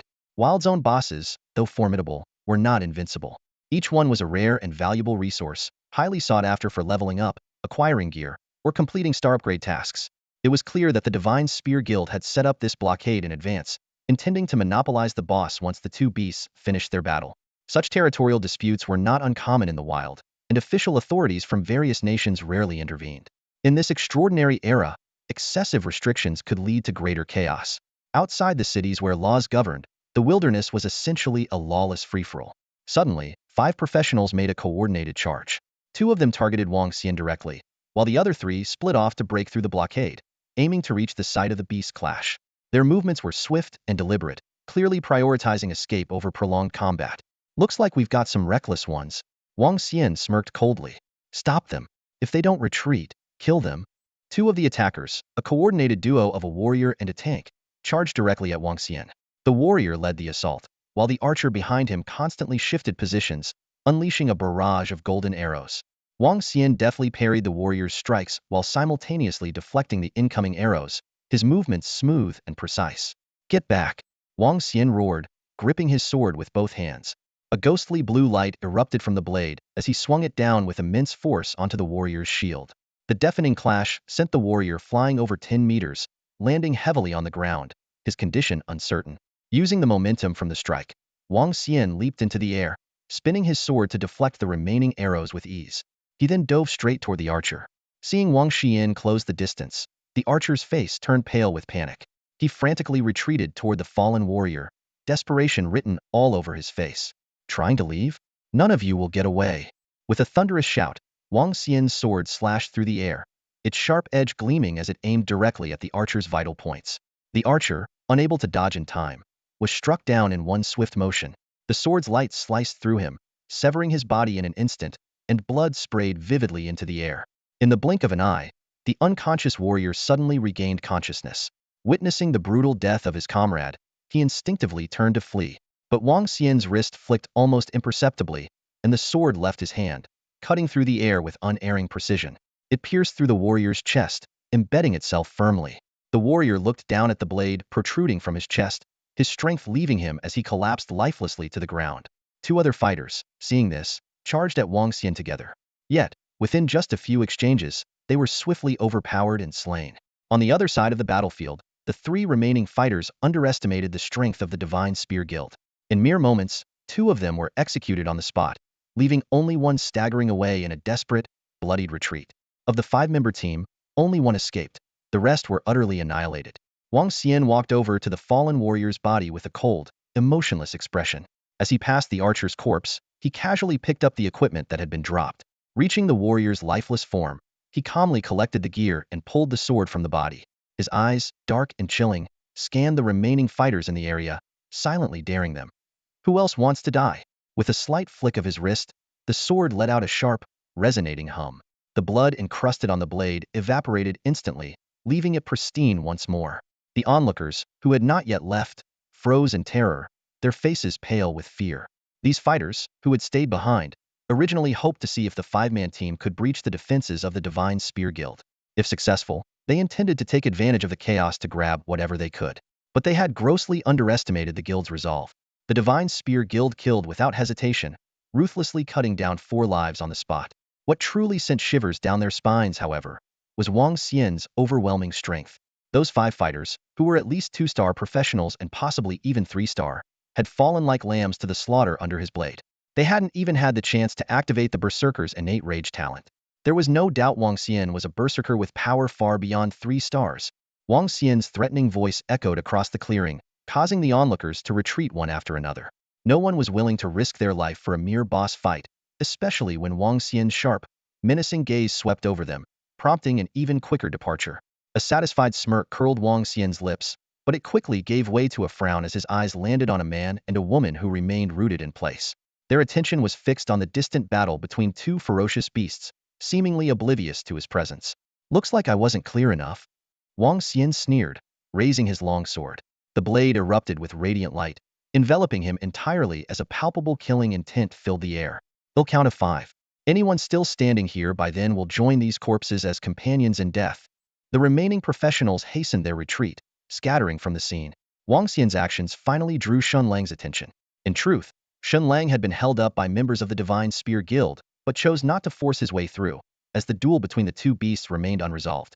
Protected by shadow within the darkness, Wang Xian's earlier murderous aura had left him entirely unaffected. Where did everyone go? Shen Lang muttered, glancing around. He noticed 4 lifeless bodies sprawled on the ground, and then shifted his gaze to the cold, hostile Wang Xian. In an instant, he pieced together what had transpired. If you're so eager to die, then I'll grant your wish. Wang Xian growled, gripping his sword with both hands as a sharp, luminous slash tore through the air, aimed directly at Shen Lang. Medusa's amber eyes flickered with light, but she remained still after all, with Shadow by his side. No mere amateur could lay a finger on her master. The sword's radiance came to an abrupt halt 3 feet from Shen Lang as a sudden plume of black mist rose, effortlessly engulfing the attack. Wang Xian's pupils contracted sharply. Though the strike wasn't his strongest, it was more than capable of killing a 2-star professional, yet it was nullified by a simple wisp of mist. A system notification flashed before Shen Lang's eyes. You are under attack by another professional. You have entered combat mode. Shen Lang was not someone who killed indiscriminately, but when his life was threatened, he never showed mercy. A glance at the words, Divine Spear Guild, above Wang Xian's head was all it took for him to deliver a silent verdict. Sasha. Shen Lang called out to Medusa.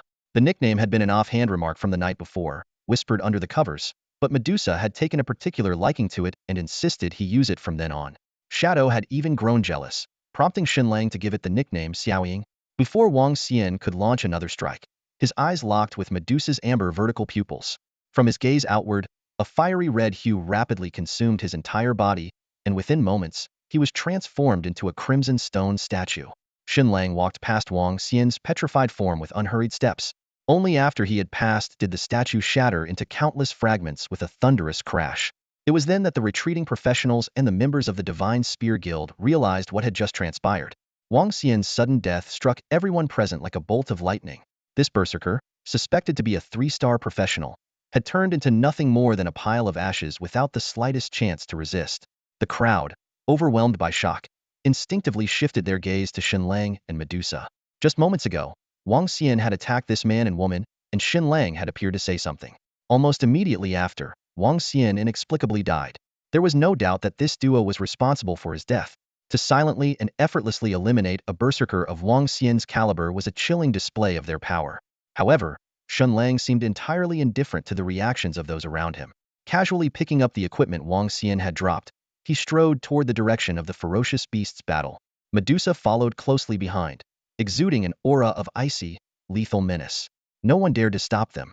Even the members of the Divine Gun Guild were paralyzed with fear. They knew full well that if even their strongest Wang Xian had been effortlessly killed by this pair, stepping forward to intervene would be nothing short of suicide. While their guild had ordered them to block intruders in this area, it hadn't demanded they throw their lives away. Only after Shen Lang and Medusa had disappeared into the distance did one of the guild members shakily pull out a communicator. His hand trembled as he swallowed hard, his voice filled with obvious terror.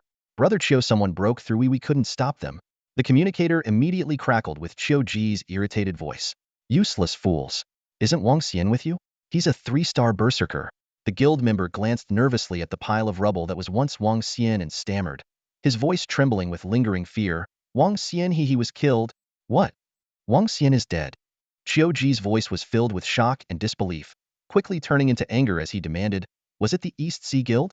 To Chiu Ji, the only ones bold enough to kill members of the Divine Gun Guild in East Sea City could only be the East Sea Guild, the top guild in the city. He had even received intel earlier suggesting that members of the East Sea Guild were planning to steal the boss they were after. Wang Xian had been specifically called in as backup by Chiu Ji's uncle, the vice president of the Divine Gun Guild, to fend off the East Sea Guild. Who could have predicted that Wang Xian would be killed so swiftly? Chiu Ji, the nephew of a high-ranking official in the Divine Gun Guild, had always been at odds with the East Sea Guild. His rivalry with other second-generation guild elites had only deepened over the years. When news of the Beast King conflict broke out, his old enemies from the East Sea Guild boldly declared their intention to claim the prize. However, Chiu Ji remained confident. He believed his adversaries wouldn't send their strongest fighters, and with Wang Xian guarding the area, their position should have been impenetrable. But the news of Wang Xian's death struck like a bolt from the blue.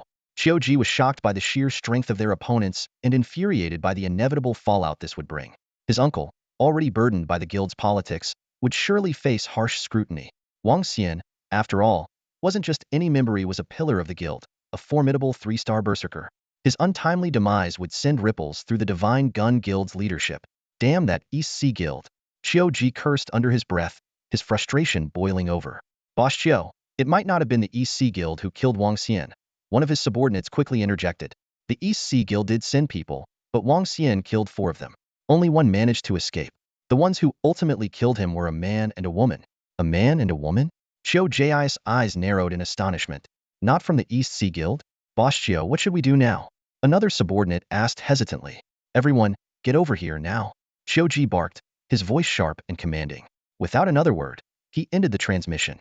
Back at their position, the guild members exchanged uneasy glances. One of them hesitated before voicing the question on everyone's mind. "Boss Chiu wants us to head over, but should we really go?" Even Wang Xian, a 3-star berserker, was taken down by those two.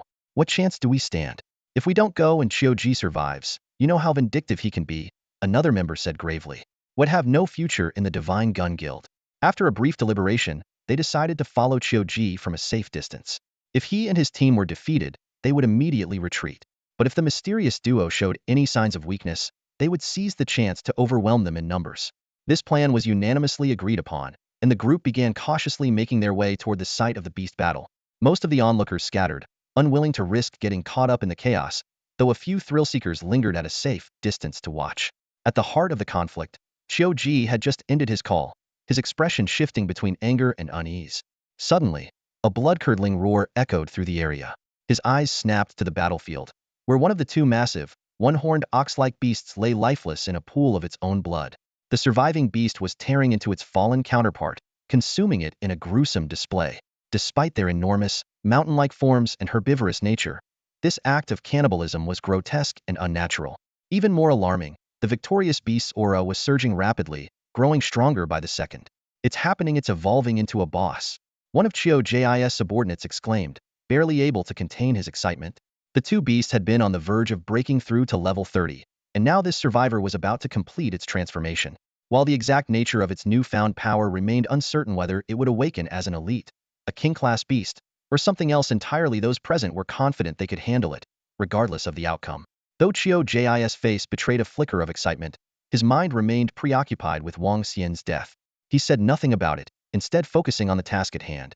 His sole hope was to eliminate the Sunto boss before the mysterious duo arrived. But the speed of Shen Lang and Medusa was anything but ordinary. By the time Chiu-Ji and his team had begun to act, the pair had already arrived. Shen Lang's gaze fell on the surviving beast, which was still in the midst of its gruesome feast, and he chuckled softly. Looks like we got here just in time. His casual remark instantly drew Chiu-Ji's attention. The guild leader's head snapped up, and his expression darkened as he spotted the pair. A man and a woman, there was no doubt these were the ones who had killed Wang Xian. Around him, the other members of the Divine Gun Guild also noticed the newcomers, their eyes narrowing in hostility. Who are they? How did they get in here? Isn't someone supposed to be guarding the perimeter? What were Wang Xian and the others even doing? Chiu-Ji's face grew even grimmer. He hadn't expected the two to arrive so quickly. The situation had just become far more dangerous. The ferocious beast was nearing the completion of its evolution, though it still required a bit more time for its final transformation. At that moment, a member of the Divine Gun Guild made a throat-slitting gesture with his hand and whispered to Chiu-Ji, "Brother Chiu." His intent was unmistakable. Should they seize this opportunity to eliminate Shen Lang and his companion? Chiu-Ji knew that this pair had already slain Wang Xian, meaning their strength must surpass that of three-star professionals. Although their side had no shortage of three-star fighters, he hesitated briefly. In the end, he gave the order decisively, "Kill." As soon as the command was issued, the Divine Gun Guild members, excluding Chiu-Ji, armed themselves fully and charged at Shen Lang and Medusa. Meanwhile, Chiu-Ji quietly approached the beast that was on the verge of completing its evolution. His intentions were crystal clear: let his subordinates hold off the pair of powerful opponents while he seized the opportunity to claim the rare beast for himself. But plans often crumble before reality's harshness. Chiu-Ji had barely taken a few steps when a cold, disdainful voice echoed through the air. "A bunch of ignorant ants." Before the words had fully faded, the surrounding fire elements surged violently, as if the very void had been set ablaze. Blood-curdling screams erupted one after another. Chiu-Ji spun around in shock, only to see his comrades writhing in agony, their bodies engulfed in flames as they rolled on the ground in a desperate struggle. As he stood there in stunned disbelief, a searing pain erupted within his own body. Looking down, he saw countless tiny flames emerging from freshly torn wounds on his skin, quickly consuming him entirely. In moments, Chiu-Ji was reduced to the same fate as his comrades, his own anguished screams blending into the cacophony. This was the power of the level 30 Medusa Queen's skill, heart-devouring flames. In the blink of an eye, Chiu-Ji and over a dozen other professionals had been reduced to nothing but ashes. A few 3-star items, a pile of 2 stars, and Medusa wiped them all out in one move without the slightest hesitation. With a clatter, a heap of equipment dropped onto the ground, their multicolored glows flickering. Shen Lang glanced over them, about 500 pieces in total, but there wasn't a single red item among them. He couldn't help but shake his head in disappointment. After dealing with Chiu-Ji's group, Shen Lang took a few steps forward and looked up at the bull-shaped fierce beast undergoing evolution. At this moment, its body was enveloped in a radiant glow, clearly at a critical stage. Suddenly, a thunderous moo echoed through the surroundings. The bull-shaped beast's body swelled dramatically. The once straight horns on its head curved and were etched with golden patterns. Its aura surged, but compared to the iron-armored serpent in the 8th Forbidden Zone, it still seemed insignificant. Disappointment was written all over Shen Lang's face. He knew all too well that the stronger the boss, the better the loot. While his primary goal was the beast crystal, who would ever complain about more treasures? Still, thinking it over, this area was somewhat comparable to the Ghost Shadow for a slightly stronger, but not yet a level 30 beast zone. It made sense that the boss here would be weaker than those in the 8th Forbidden Zone. Out of habit, Shen Lang activated his scouting skill and bloodline insight talent. Powerful one-horned bull. Elite tier. Level 27-inch. Shen Lang skipped past the attributes and directly checked the bloodline insight results. Bloodline cap, 5-star elite tier. Level cap, 150-inch. The star rating wasn't bad, but it was still just an elite tier creature, and it had already reached its bloodline cap. Even if upgraded to 5 stars, it would still remain in the elite tier. Shen Lang lost all interest and didn't bother looking at the other details. Sasha, take it down, Shen Lang commanded casually. Yes, master. Medusa responded promptly, her figure gliding like a phantom toward the powerful one-horned bull.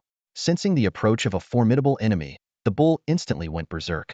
Its hooves pounded furiously as it tried to escape, but a streak of fire descended from above. Splat! A fireball landed squarely on the bull's head. In the blink of an eye, its head was gone, and flames consumed its entire body. A gust of wind scattered the remains, leaving behind only ashes. Since Shen Lang hadn't advanced his star level yet, he didn't gain any experience points. Nonetheless, a few glowing orbs of various colors appeared on the ground. Shen Lang didn't bother listening to the loot notifications. He simply activated auto pickup to collect them into his inventory without even checking. The rewards this time were truly disappointing. A boss only dropped 4 pieces of blue rare quality equipment, not a single red item, by far the worst loot Shen Lang had ever received from slaying a boss. While it was true that bosses didn't always drop height-ear gear, this level of luck was abysmal. Fortunately, the most critical item was still there, the beast crystal that wild bosses always dropped. Wood element beast crystal. Star level 1. Description. Formed by the gathering of wood elemental energy, it can be used for crafting, formations, alchemy, and more. It turned out that the powerful one-horned bull was wood elemental. Not that it mattered. The Startup mission only required 3 beast crystals, with no restrictions on their attributes. Just as Shen Lang was about to start his star advancement, he sensed other players approaching. To avoid trouble, he exchanged a glance with Medusa, and the two quickly left the area to find a safer spot for the process. Soon after, members of the Divine Spear Guild arrived. When they reached the scene of the beast battle, they found no signs of life anywhere. Where's Brother Chio and the others? Where did everyone go? And what about the 2 beasts? They should have already evolved into bosses by now. The group exchanged uneasy looks, their faces growing pale. They noticed the ashes scattered on the ground by the wind and couldn't help but recall similar ashes at the spot where they had blocked the road earlier. The conclusion was obvious: Chio-ji and his team had likely met a grim fate. The later arriving players were initially confused, then quickly came to a realization. Clearly, a battle beyond their imagination had taken place here. From the expressions on the faces of the members of the Divine Gun Guild, it wasn't hard to guess that something major had happened to their guild. Their boss had been taken, and their people had been killed. Although Donghai City was small, the Divine Gun Guild's reputation was anything but. It wouldn't be long before this shocking news spread through every corner of the city. On the streets, passers-by gathered in small groups, discussing the incident as they hurried along. Let's go, quickly. I wonder which big shot was bold enough to act so decisively. They just took out members of the Divine Gun Guild like it was nothing. Come on, think about it. Someone who can silently take down a 3-star professional isn't going to be intimidated by the Divine Gun Guild. Exactly. If it were me, I'd do the same. Those guys act all high and mighty just because they've got the guild backing them up. And don't even get me started on the Donghai Guild. They're just as arrogant. Hopefully, this big shot will deal with them next. As the voices of the discussions faded into the distance, these professionals remained unaware that the Donghai Guild had already crossed paths with Shen Lang and had suffered his wrath earlier. While their losses weren't as severe as the Divine Gun Guild's, they had still been thoroughly dealt with. By now, Shen Lang had walked far away. He pulled up the Star Promotion task interface, and a system notification flashed before him. You now possess 3 beast crystals and have completed the Star Promotion task. Would you like to proceed with the Star Promotion now? Isn't that a given? Of course, I'll promote now. Shen Lang thought to himself, silently confirming the promotion. In an instant, a radiant glow burst forth from within him, circling his body before gradually fading. The system notification sounded again. Congratulations! You have successfully advanced to a 2-star Beastmaster. This promotion has significantly boosted your attributes. All stats 20. Shen Lang took a sharp breath. No wonder star promotions had specific requirements. A 20 increase in all attributes made the gap between 2-star and 1-star professionals substantial. He quickly glanced at his information panel. As a 2-star Beastmaster, all his core stats had surpassed 100. His spirit stat, especially with the boost from his equipment, was nearing 700. His physique was approaching 250. The weakest stat was strength, but even that had barely crossed 100 with the help of his gear. However, this wasn't much of a concern after all. As a Beastmaster, raw attack power wasn't his main focus. After a quick review of his stats, Shen Lang immediately took out the Beast Blood Boil skill book and learned it without hesitation. Next, he began equipping himself with the gear that had previously been restricted by his lower level. Shen Lang examined each piece of new equipment carefully, his eyes gleaming with anticipation. This upgrade not only enhanced his attributes, but also marked a significant leap in his overall strength. Including the gear for Medusa and Shadow, They were fully equipped with everything available. Shen Lang didn't change much himself, only putting the wolf soul pendant around his neck. Before long, the trio of master and companions had finished sorting out their equipment, resulting in slight improvements all around. Shen Lang's eyes sparkled with excitement. Now that I've reached 2-star, I can use the second profession transition card. He eagerly retrieved the card given to him by Chu Jianhua from his backpack, lightly tapping it with his finger to activate it. The system notification sounded immediately. Second profession transition card activated. Please complete the transition quest. Slay a 5-star divine beast boss 1. The moment Shen Lang saw the quest, his expression froze, as if a giant question mark had appeared above his head. He couldn't help but complain. It's just a transition quest, and they want me to kill a divine beast? A 5-star one. No less. And on top of that, it's not even a regular 5-star divine beast, it has to be a boss. Shen Lang sighed in frustration. No wonder having a second profession is so rare. With this level of difficulty, even with the transition card, the chances of completing the quest are slim. For anyone below 5-star, it's out of the question. Even for 7 or 8-star professionals, taking down a 5-star divine beast boss is no easy task. He glanced at Medusa and Shadow, both of whom stood quietly by his side, their powerful auras faintly perceptible. A thought crossed Shen Lang's mind. With these two divine beasts, maybe I do stand a chance. However, Shen Lang quickly realized another problem. But how strong is a 5-star divine beast boss? I have no idea. Medusa and Shadow may be 10-star divine beasts, but their current levels are too low to be a reliable reference. I'll only know when I encounter one. A bigger question loomed in Shen Lang's mind. Where am I supposed to find a 5-star divine beast boss? Although Shen Lang had officially stepped into the professional circle by advancing to 2-star, leaving behind the beginner phase, his knowledge was still limited. Apart from the basics of the profession world, he was essentially a rookie, and that was largely thanks to Medusa and Shadow. Forget a 5-star divine beast BOS 7, a 1-star divine beast is considered a high-level monster for professionals.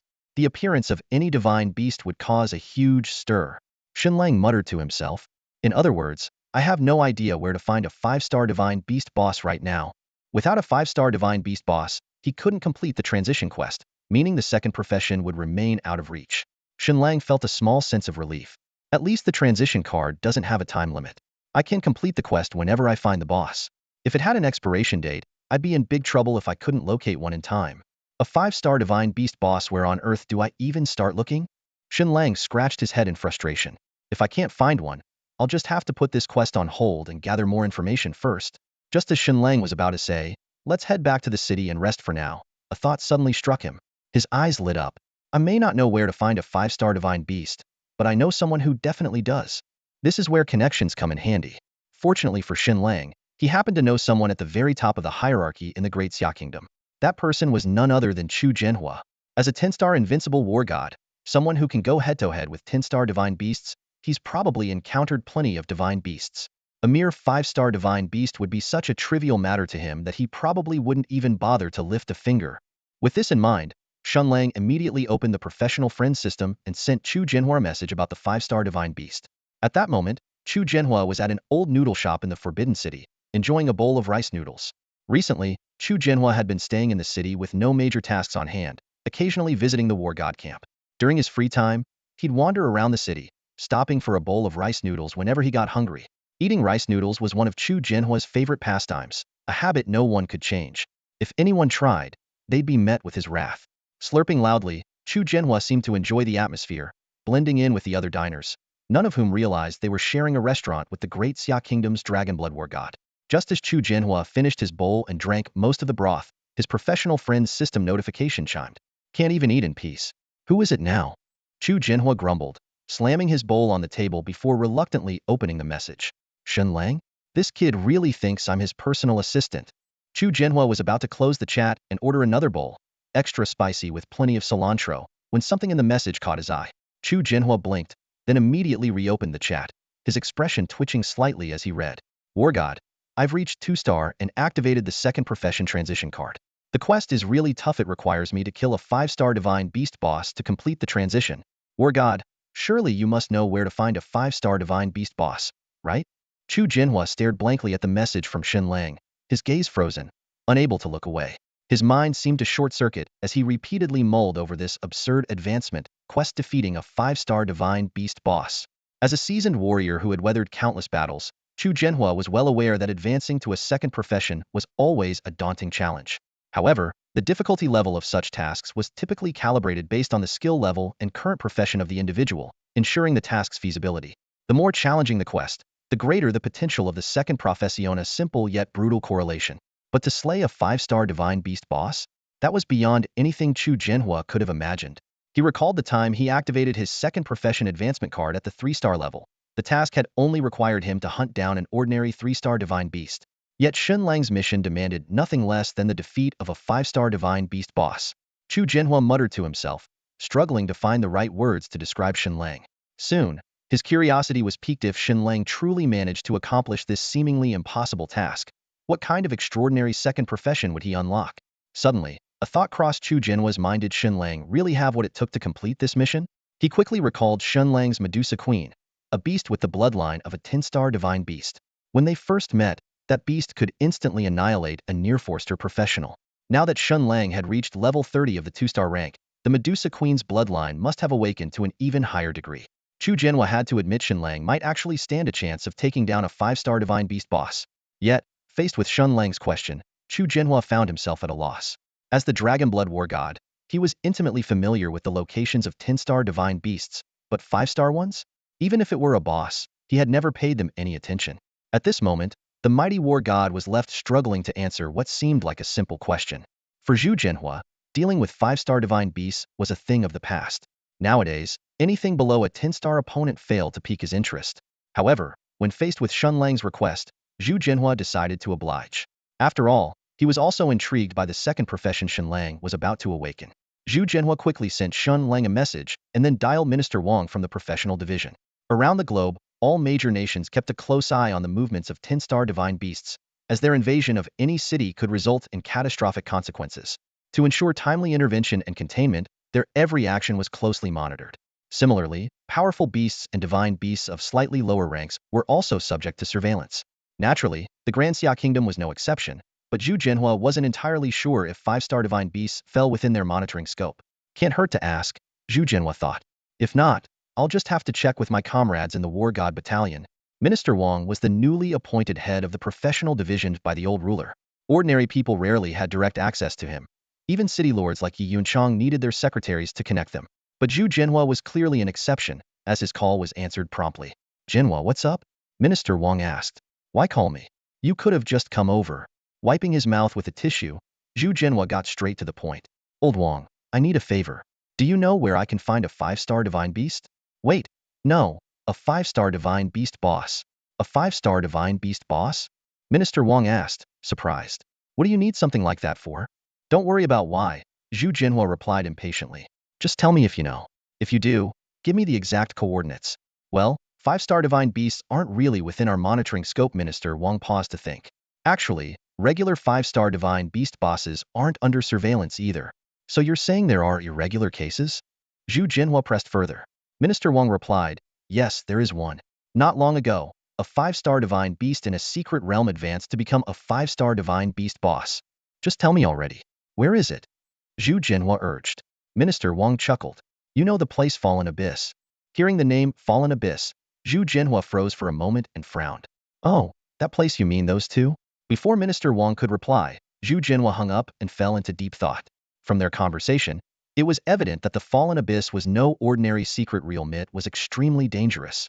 In fact, its danger level was not just high, but downright terrifying. The reason was simple. The Fallen Abyss was home to a 10-star divine beast. Wherever a 10-star divine beast appeared, it would inevitably attract the highest level of attention. I can't tell if that kid is lucky or unlucky, Chu Jianhua muttered to himself, his gaze flickering as though weighing his options. By unlucky, Chu Jianhua referred to the fact that the 5-star divine beast boss resided in the Fallen Abyss. However, this alone wouldn't have warranted such a comment from him. The real issue was that this 5-star divine beast boss was the offspring of the 10-star divine beast. Years ago, the Fallen Abyss was even more dangerous than it is now. Even 10-star professionals dared not tread there lightly, and Chu Jianhua, a supreme powerhouse, was no exception. The reason was that the Fallen Abyss once housed not one but two 10-star divine beasts of the same species, a mated pair. For unknown reasons, the female divine beast perished, but not before leaving behind a single offspring. The offspring of two 10-star divine beasts naturally possessed extraordinary bloodlines, destined to become a 10-star divine beast once fully grown. Coincidentally, this offspring had now reached 5 stars and, as Minister Wang mentioned, had recently ascended to boss status, becoming a 5-star divine beast boss. It was clear that if this divine beast offspring were allowed to continue growing, the Fallen Abyss would once again become home to two 10-star divine beasts, turning it into a forbidden zone even for 10-star professionals. This was why the two divine beasts of the Fallen Abyss had long been targeted for elimination by the War God Battalion. Either the offspring or the remaining adult divine beast had to be killed. In short, the Fallen Abyss could accommodate one 10-star divine beast, but never two. This was also why Zhu Jinhua called Shen Lang lucky. If Shen Lang were to venture into the Fallen Abyss alone, there was no chance he'd succeed, likely lose his life. No matter how strong Shen Lang was, he stood no chance against a 10-star divine beast. Even if his own beast companion possessed a 10-star bloodline, that was still incomparable to a fully mature 10-star divine beast. Thus, Shen Lang was left with two options: seek out a 5-star divine beast boss elsewhere, or temporarily abandon his second profession awakening, waiting indefinitely for another 5-star divine beast boss to appear. After pondering for a while, Zhu Jinhua sighed. Guess this kid's getting lucky after all. With that, Zhu Jinhua picked up his communicator again. Once the call connected, he said succinctly, "Get two people ready. We're heading to the Fallen Abyss." Without any further explanation, Zhu Jinhua ended the call. He then sent Shen Lang a message via the professional friend system. After settling the bill, he left the restaurant, found a secluded spot, and disappeared in a flash, leaving the Forbidden City behind. Meanwhile, in Donghai City, Shen Lang was waiting in the outskirts for Zhu Jinhua's response. Since there had been no news yet, he decided to visit Yihongyu to purchase a 2-star skill book for Beastmasters. Although he could wait for one to drop from monsters, who knew how long that would take? And since money was no longer an issue, buying it outright was the obvious choice. A 2-star Beastmaster could acquire 4 additional skills. Since Shen Lang had already learned Beast Blood Boil, he could still learn 3 more. Moreover, the variety of 2-star skills was no longer limited to just 3 options, offering more choices.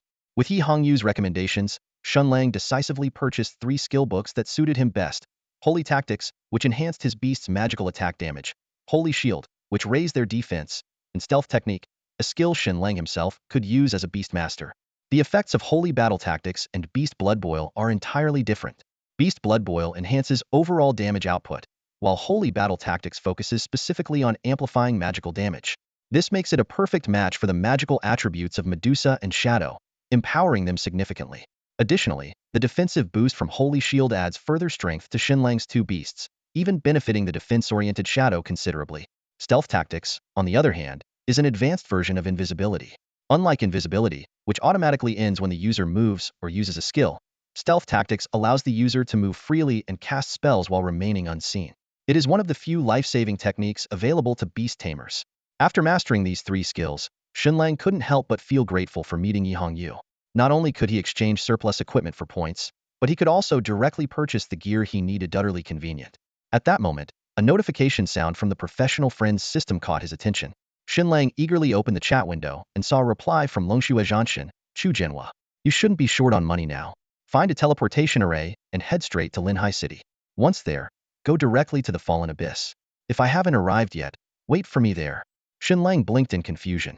He had asked about the whereabouts of a 5-star divine beast boss, yet Chu Jinhua directed him to the Fallen Abyss in Linhai City. Could it be that the 5-star divine beast boss was located there? Thinking about this, Shen Lang couldn't help but smile. As expected of Longxue Zhanshan, reliable as always. However, Chu Jinhua's message also seemed to imply that he would be coming as well. Was he worried that Shen Lang wouldn't be able to handle it alone? A hint of warmth flickered in Shen Lang's heart. He hadn't expected Chu Jinhua to personally assist him for the sake of his secondary profession. "Looks like I owe him another favor," Shen Lang muttered with a self-deprecating smile. He turned to his beasts and gave orders. "Shadow, return to the shadows. Medusa, let's head back to the city and make our way to Linhai." Before long, Shen Lang returned to Donghai City. The city had 12 teleportation arrays that connected to over a dozen neighboring cities. Fortunately, there was a direct route to Linhai City, saving him the hassle of transferring. However, the cost of teleportation was steep: 200,000 gold for a one-way trip, with no discounts. With no other choice, Medusa reluctantly returned to the beast space. Moments later, Shen Lang stepped out of the teleportation array in Linhai City. Although it was his first time leaving Donghai City, he had no time for sightseeing, worried about being late and appearing impolite. He quickly located the map of the wilderness outside the city and headed straight for the Fallen Abyss.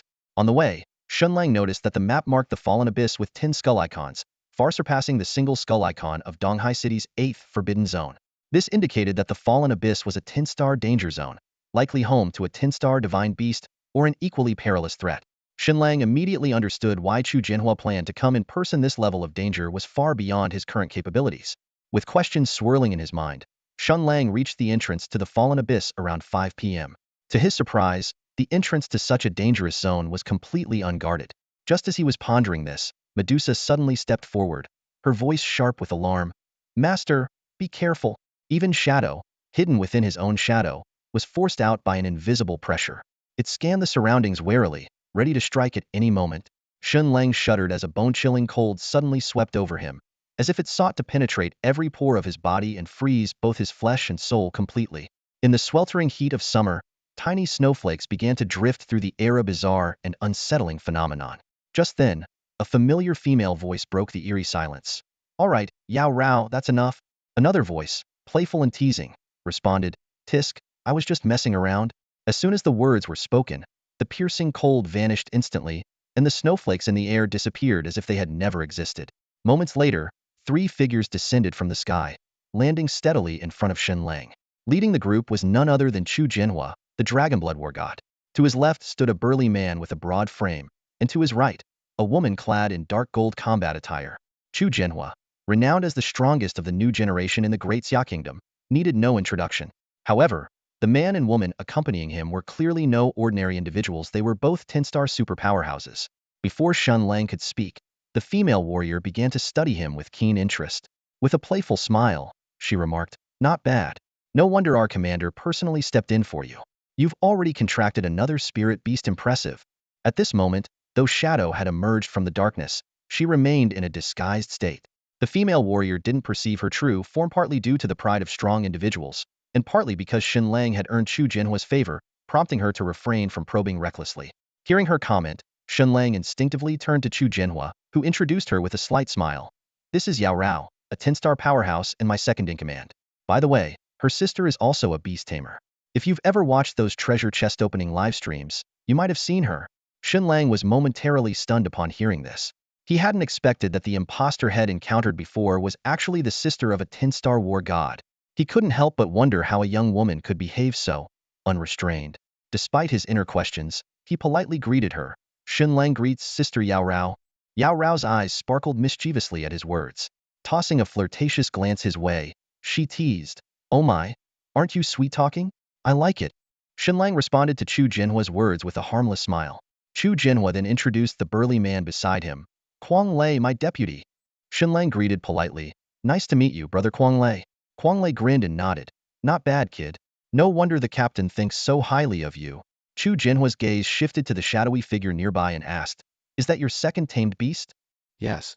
Shen Lang admitted without hesitation, knowing there was no way to conceal it under the current circumstances. Chu Jinhua then turned to Medusa and said, "I initially thought it would be tough for you two to deal with that 5-star divine beast boss. Now that you've got a second tamed beast, your chances are much better." "We should be able to give it a shot," Shen Lang replied cautiously.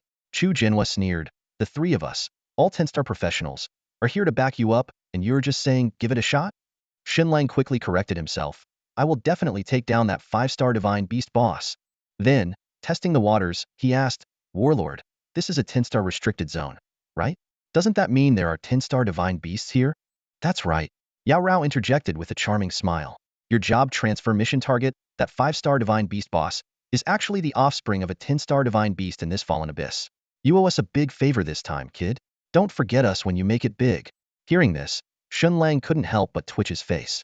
A 5-star divine beast boss was already hard to find, and it turned out to be in a place like Tisan, offspring of a 10-star divine beast. He immediately understood why Chu Jinhua brought 2 other 10-star warlords along. They were here to escort him. 3 10-star warlords, including Chu Jinhua, the indomitable warlord himself. As Yao Rao mentioned, this favor was no small matter. This was the goodwill of 3 10-star warlords. Chu Jinhua interrupted Shen Lang's thoughts, saying, "All right, enough chit-chat. Let's go over the plan. Quang Lei, you and I will engage the 10-star fallen angel immediately. Yao Rao, you'll take the opportunity to drive its offspring toward Shen Lang. Shen Lang, you'll wait on the outskirts of the secret realm. Once that 5-star fallen angel gets close, take it down immediately." "Understood." Yao Rao and Quang Lei straightened up and responded firmly.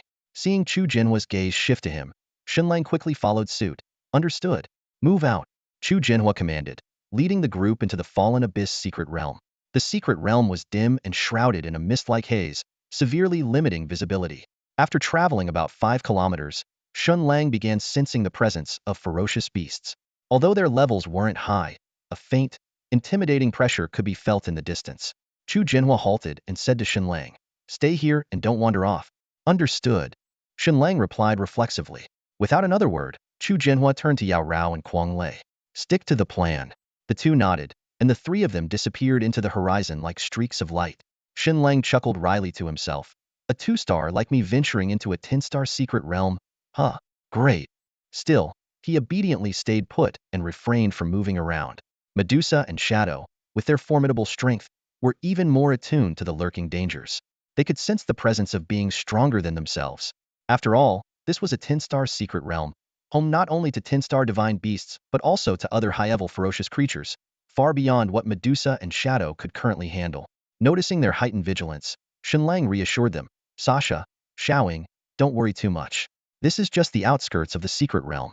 There shouldn't be any overly powerful beasts here. And even if something shows up, we can handle it." "Understood, Master," the two replied in unison, though they maintained their watchful stance. Suddenly, Medusa said, "A large group of ferocious beasts is approaching from the direction they went earlier."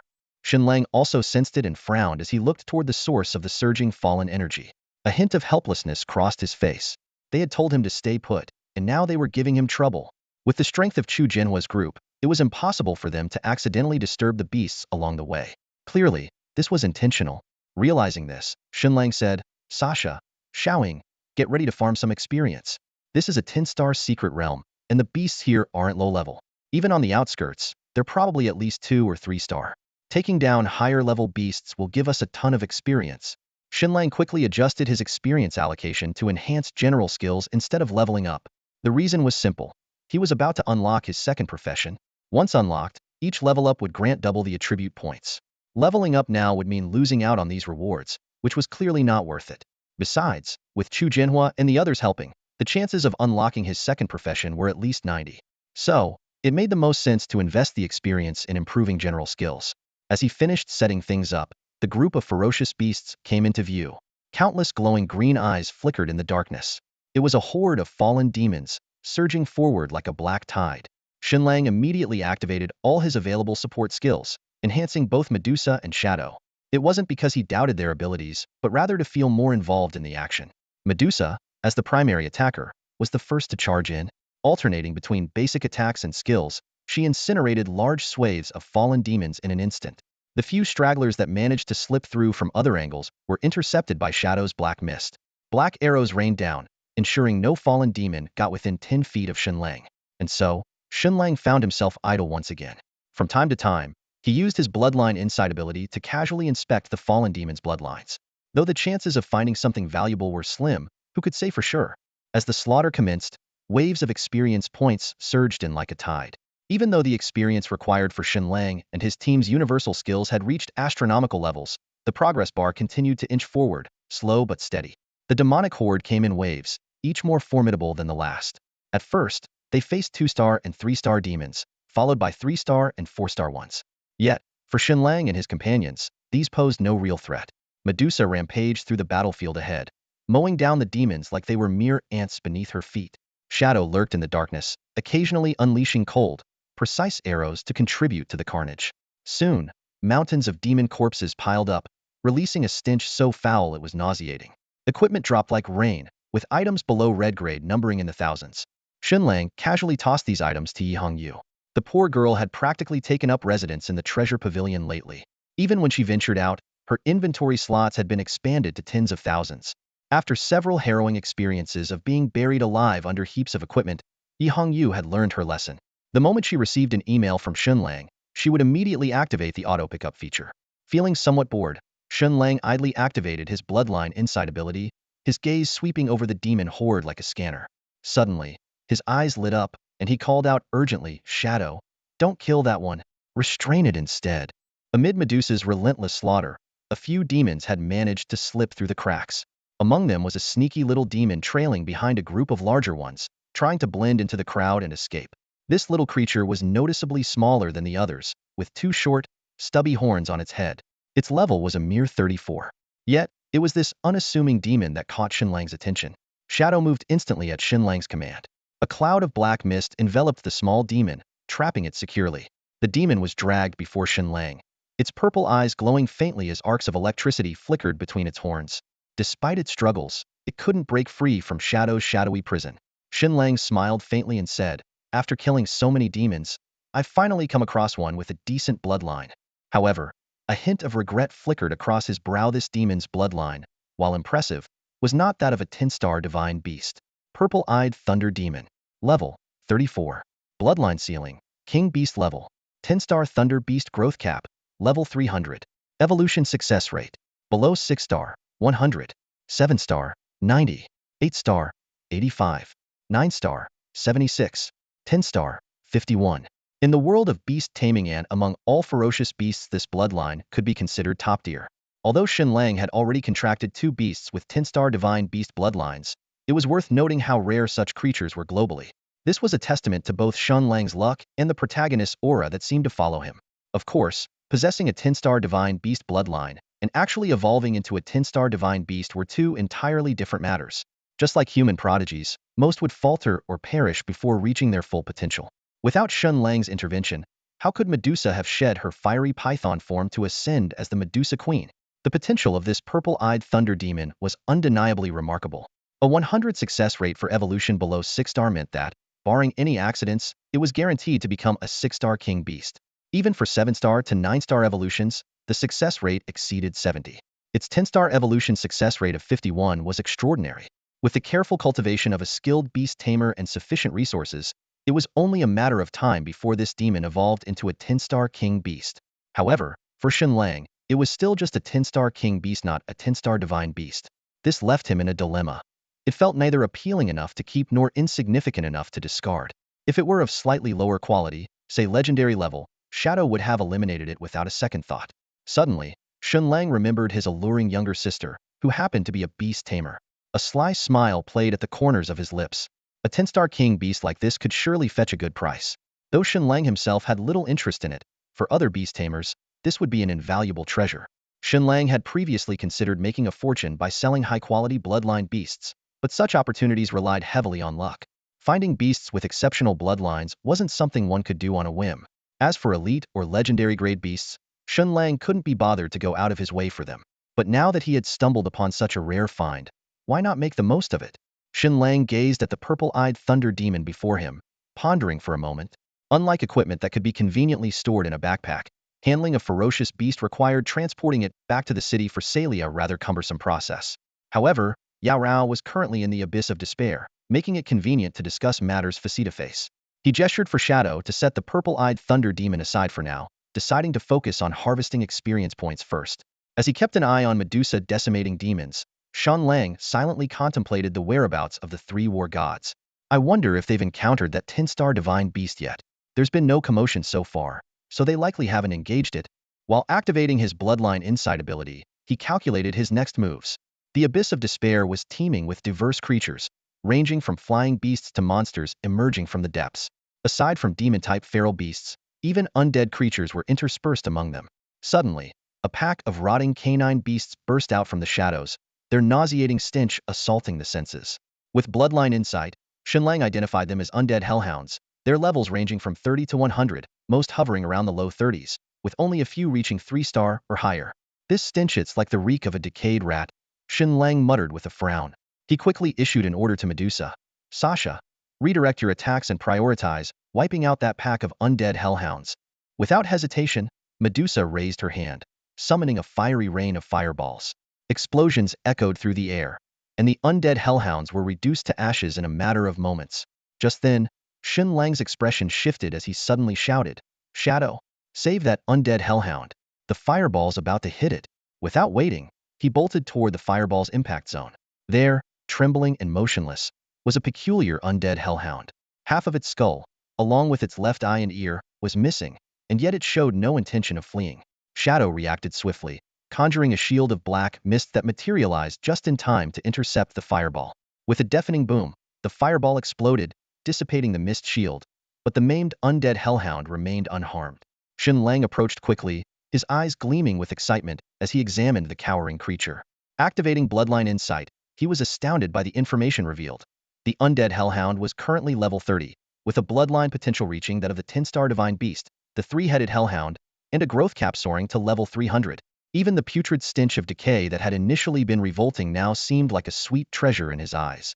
Shen Lang was pleasantly surprised to discover not just a 10-star king beast, but also a 10-star divine beast.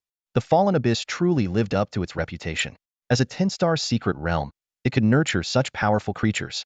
What was even more unexpected was the presence of a divine beast with undead bloodlines in this demon-type secret realm. Without hesitation, Shen Lang strode into the cage of black mist, carefully examining the undead hellhound. At the same time, he quietly instructed Shadow to clear out the remaining undead hellhounds blocked by the mist shield. Upon closer inspection, this undead hellhound was indeed unique. Although half of its head was missing, giving it a broken appearance, there was no sign of decay on its body. Instead, its fur was glossy and sleek. However, a closer look revealed multiple wounds on its abdomen, and its aura was extremely weak, as if it was on the brink of death. Not bad, not bad. Meeting me before you die is your good fortune, Shen Lang thought to himself with delight. Noticing the hellhound's weakening aura, he immediately activated a contract spell. A starlight array quickly lit up, enveloping the hellhound. As soon as the contract was complete, the once struggling hellhound instantly became docile, wagging its half-tail at Shen Lang. Shen Lang couldn't help but chuckle. A dog is a dog. Even an undead hellhound can't escape its nature. He gestured for Shadow to dispel the black mist cage. The hellhound cheerfully bolted out, running to Shen Lang's feet and rubbing against him, its half-tail wagging furiously. The sight was both amusing and endearing. Scanning his surroundings, Shen Lang saw that Medusa was still engaged in slaying demons, while Shadow had emerged from the shadows to clean up the remaining stragglers around Shen Lang. Taking advantage of the moment, Shen Lang replenished Medusa and Shadow with some support skills before turning his attention back to the undead hellhound, which was now gnawing on his pant leg. Buddy, you're about to hit the jackpot, Shen Lang said with a grin, then decisively activated the bloodline regression ability on the undead hellhound. A system notification rang out. Divine level ability bloodline regression triggered. Do you wish to activate the undead hellhound's divine beast bloodline, regressing it into a Cerberus? Shen Lang approved the choice without hesitation. In an instant, radiant light enveloped the undead hellhound. Under the glow, the hellhound's body rapidly grew until it reached the size of an adult bull. At the same time, its injuries, including the missing half of its head and tail, were fully healed during the bloodline activation. As the light faded, a massive black dog with sleek, shiny fur stood before Shen Lang. He looked at it with curiosity, his mind full of questions. Where's the promised three-headed Cerberus? Why is there only one head? Sensing Shen Lang's confusion, the black dog shook its head. In a flash, two identical heads sprouted from its neck, and its undead aura surged more than threefold. Shen Lang blinked and asked, "So, you can switch between two forms?" "Yes, master," the black dog replied, its voice surprisingly that of a young boy. Then, the two newly sprouted heads retracted back into its body. Shen Lang let out a sigh of relief. Medusa and Shadow were both humanoid in appearance, while this Cerberus was purely beast-like. If it had turned out to be female and ended up competing with the other two for attention or worse, trying to climb into his bed, the thought alone sent a shiver down his spine. The fact that the Cerberus could switch between two forms was a welcome ability. It could maintain its black dog appearance most of the time, making it impossible for ordinary people to discern that it was a divine beast. Shen Lang then began examining the Cerberus attribute panel and various stats. Like Medusa and Shadow, the Cerberus possessed two SS level talents. SSS level talent, Undead Majesty. Undead type attack power 400. Enemies hit have a chance to trigger a corrosion effect. SSS level talent, Bloodthirsty Nature. After killing an enemy, life force recovery 500. The first talent was relatively standard, comparable to similar talents possessed by Shadow and Medusa. However, the second talent was truly extraordinary. As long as the three-headed hellhound kills an enemy, its health regenerates at an astonishing 5 times the normal speed. This means that as long as its killing speed is fast enough, even if it gets injured, the rate of health consumption can't keep up with its recovery. Shen Lang thought to himself, this is practically the perfect tank killer absorbing damage while taking down enemies. If this ability were in his hands, the recovery rate would be 25 times faster. Combined with the three-headed beast for farming enemies, unless it gets one shot, it would essentially have a locked health bar. With that thought, Shen Lang couldn't wait any longer and activated his God-Ear talent extraction ability. The system's notification sounded immediately. Congratulations! You have extracted an SSS-tier talent Bloodthirsty Frenzy from your beast. Shen Lang was ecstatic. It was like his wish had come true. Without hesitation, he equipped the three-headed hellhound with beast-exclusive gear, using all the suitable items in his inventory. Although the equipment wasn't a perfect match, it was better than nothing. Overall, the three-headed hellhound stats were comparable to Medusa and Shadow, each boasting a total power level of over 8,000. Medusa excelled in attack, Shadow had the strongest defense, while the hellhound was known for its incredible health pool. Gazing at the massive beast with its pitch-black fur, Shen Lang casually remarked, "With all that black fur, I'll call you Xiao Hei from now on. You'll be my mount from now on." "Understood, master." Xiao Hei responded obediently, immediately crouching down in submission. Shen Lang effortlessly leapt onto Xiao Hei's back, feeling the softness and stability of its fur. Just then, a powerful presence suddenly enveloped the entire fallen abyss secret realm. Medusa, Shadow, and the three-headed hellhound simultaneously turned their attention toward the source of the aura, their eyes filled with wariness. Shen Lang narrowed his eyes and gazed in the same direction, instantly understanding. The Dragon Blood War God and his team were finally making their move. At the core of the abyss of corruption, above an endless, dark chasm, two figures hovered in the air, both in the form of fallen angels. One of them was larger and more imposing, with flowing dark purple hair, pointed ears, and 6 pairs of massive wings spread wide behind him. This was none other than the 12-winged fallen angel, a 10-star divine beast of the abyss of corruption. Behind him stood a smaller fallen angel with only 3 pairs of wings. Despite his smaller stature, he was a 5-star entity with a power level exceeding 150, further enhanced by a boss aura. Facing the 2 fallen angels stood 3 figures: Chu Genhua, the Dragon Blood War God, and his 2 deputies, Yao Rao and Quang Lei. The arrival of these 3 10-star professionals had awakened the 2 slumbering divine beasts.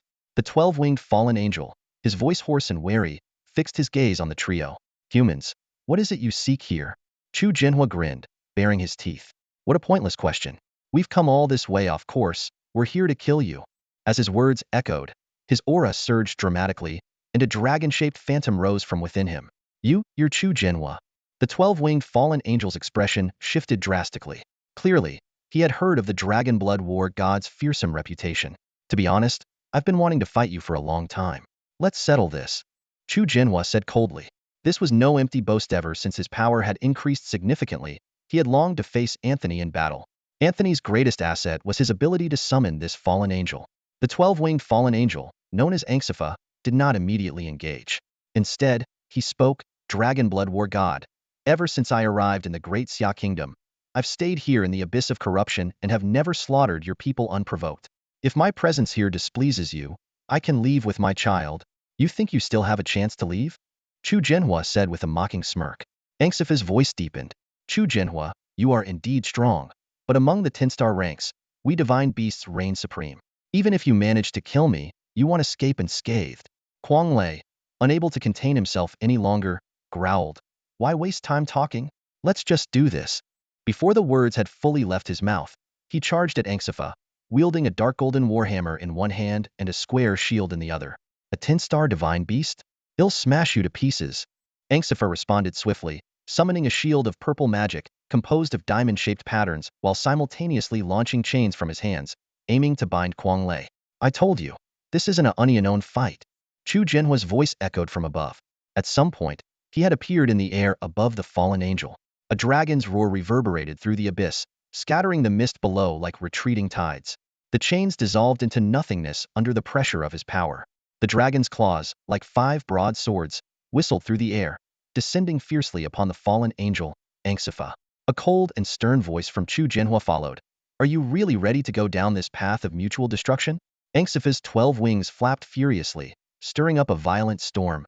Viscous purple venom surged like a tidal wave, spreading in all directions. He let out a thunderous roar. "Your magic shield only defends against magical attacks, doesn't it? Too bad for you, I'm no mage." Before his words had fully landed, Quang Lei's warhammer was already hurtling toward Anxifa's magic shield. Initially, the hammer was enveloped in magical energy, but in an instant, that energy dissipated, replaced by razor-sharp metallic physical force. Quang Lei, a dual-element warrior proficient in both metal and earth, showcased his unparalleled offense and defense as a 10-star combatant. With a deafening crash, the war hammer nearly bypassed Anxifa's magic shield entirely, poised to strike him directly. "Damn it, cunning humans!" Anxifa roared in fury. Even as a 10-star divine beast, he dared not take such a lethal blow hidden. Instinctively, he attempted to teleport away with his young offspring, but Chu Genhua's greatsword tore through the void, sealing off his escape route. Caught in a dire predicament, Anxifa faced a harrowing choice. Meet Chu Jinhua's blade or endure Quanglei's hammer. Weighing the options, he resolutely turned to face Quanglei's attack. In a split second, amidst Quanglei's relentless onslaught, Anxifa carved out a narrow path of survival, sending his young son out of the battlefield. He knew he might withstand the blow himself, but his five-star offspring would certainly perish. Observing this, Chu Jinhua's lips curled into a faint smirk. Yaorao, it's your turn. The name, spoken like a clap of thunder, jolted Anxifa to his core. In that moment, he realized with dread they weren't just two, but three adversaries. Overcome with rage, he roared maniacally, Chu Jinhua, if you dare harm my son, and I manage to leave this place alive, I will raise at least 10 cities, no, 100 cities off your great Xia kingdom. I swear it. Not until death shall we rest. Chu Jinhua remained unfazed, his expression calm as he replied indifferently, oh? Then all the more reason to make sure you don't leave here alive. Anxifa was burning with anxiety, but powerless to save his son, who had been sent flying by the Warhammer's attack. Quanglei's Warhammer had already descended, forcing Anxifa to retract his wings and tightly wrap them around himself to withstand the ferocious attack of the 10-star war god. With a deafening crash, the Warhammer struck Anxifa's wings with immense force. The sound of metal colliding was accompanied by a violent energy wave that swept through the surroundings like a tornado. Anxifa was repeatedly pushed back by the impact, while Quanglei seized the momentum, abandoning his shield and swinging the Warhammer with both hands like a madman, relentlessly hammering at his opponent. Exhilarating. Absolutely exhilarating. Quanglei roared with laughter as he launched his furious assault. Captain, even you can't take this many hits from me, can you? Chu Jinhua smirked and said with a hint of exasperation, simple-minded brute, take a look at your feet. Huh, what? Quanglei glanced downward in confusion, only to freeze in place, his warhammer suspended midair. Seizing this fleeting opportunity, Anxifa transformed into a violet blur and dashed toward his son at lightning speed. By now, the 5-star divine beast cub had already been intercepted and driven away by Yaorao, vanishing into the abyss. Chu Jinhua promptly stepped in to block Anxifa's path. Out of my way, Anxifa bellowed, unleashing a massive wave of purple slime with a swipe of his hand. Chu Jinhua lazily swung his sword, effortlessly dissipating the slime into nothingness. Anxifa was forced to stop, his eyes blazing with hatred as he gritted his teeth. You're here for my son, aren't you? No, no, no. We're here for both of you, Chu Jinhua replied coldly, shaking his head. You die, and your son dies too. Quanglei, stop playing around and join me. Quanglei, having already broken free of Anxifa's restraint, flanked him from behind, wielding his shield and warhammer. Humans of Daxia, you will all die. Anxifa roared furiously, his eyes wide with rage. You will all pay with your lives for my son. He was painfully aware that his son, still lacking in strength, would lose his freedom if captured by humans, becoming a beast of servitude. For a divine beast, such humiliation was worse than death. Seeing Anxifa's frenzied state, both Chu Jinhua and Quanglei grew visibly serious. Though they'd been toying with Anxifa earlier, they never underestimated this 10-star divine beast. Now, in his madness, Anxifa unleashed astonishing power, fighting the two 10-star war gods to a standstill. Meanwhile, Shen Lang and his companions found themselves free of any demonic beasts. The sheer intensity of the distant battle between war god-level entities was enough to obliterate any ordinary beast that dared approach. Seated atop Xiaohe, Shen Lang gazed into the depths of the secret realm, where violent energy surged like a storm. His eyes gleamed with determination. This was a battle of true titans, and he realized that even approaching such a conflict could mean instant death from the residual shockwaves. Medusa, Shadow, and Xiaohe also stared intently into the distance, silently vowing to grow stronger. Suddenly, an icy chill swept through the air, causing all four of them to shiver involuntarily. Here's the 5-star divine beast boss, delivered to you. A familiar voice rang out as a massive ice sculpture plummeted from the sky, landing heavily not far from Shen Lang and his group. The ice shattered on impact, revealing a dazed and bewildered fallen angel cub, just waking from its frozen state.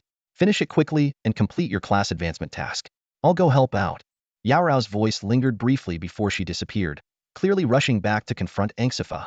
Shen Lang reacted swiftly, leaping off Xiaohe's back and casting a flurry of support skills on his three beasts. Attack, he commanded. Medusa, Shadow, and Xiaohe reverted to their true forms, unleashing their ultimate skills in unison as they pounced on the still-stunned fallen angel cub. With a thunderous explosion, waves of fire, darkness, and death energy engulfed Anxifa's son.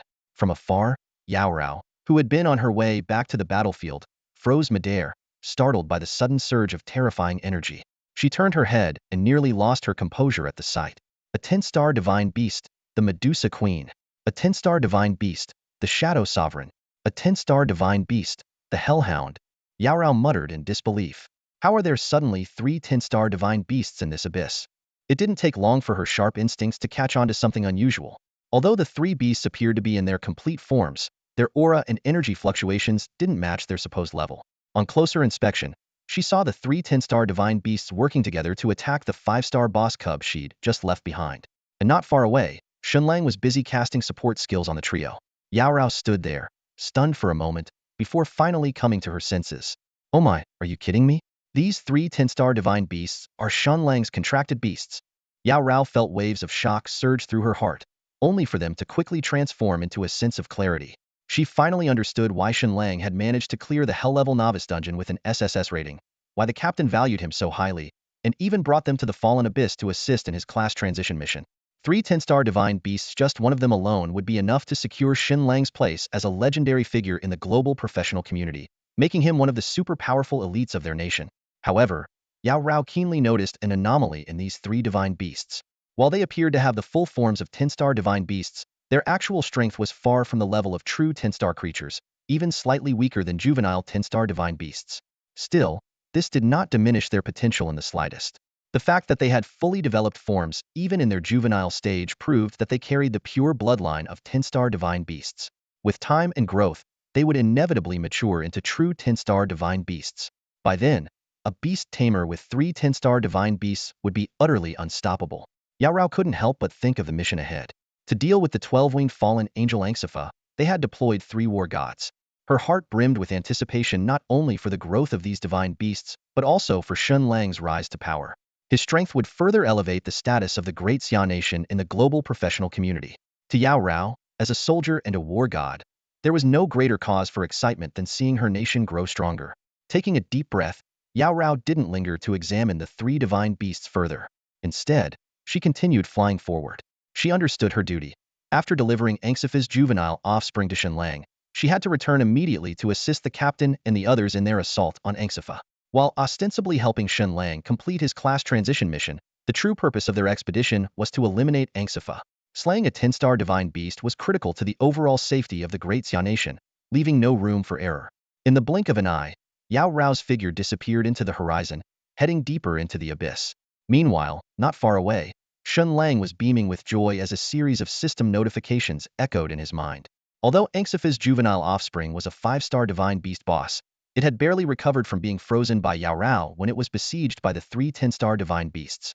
Despite its formidable strength enough to potentially defeat Medusa or the other divine beasts in an unknown fight, it stood no chance against the combined assault of the 3 10-star beasts. Overwhelmed, it was quickly reduced to nothing. Under the onslaught of powerful skills unleashed by Medusa and the others, the 5-star divine beast boss was obliterated in an instant, disintegrating into dust. The system promptly issued notifications. Congratulations!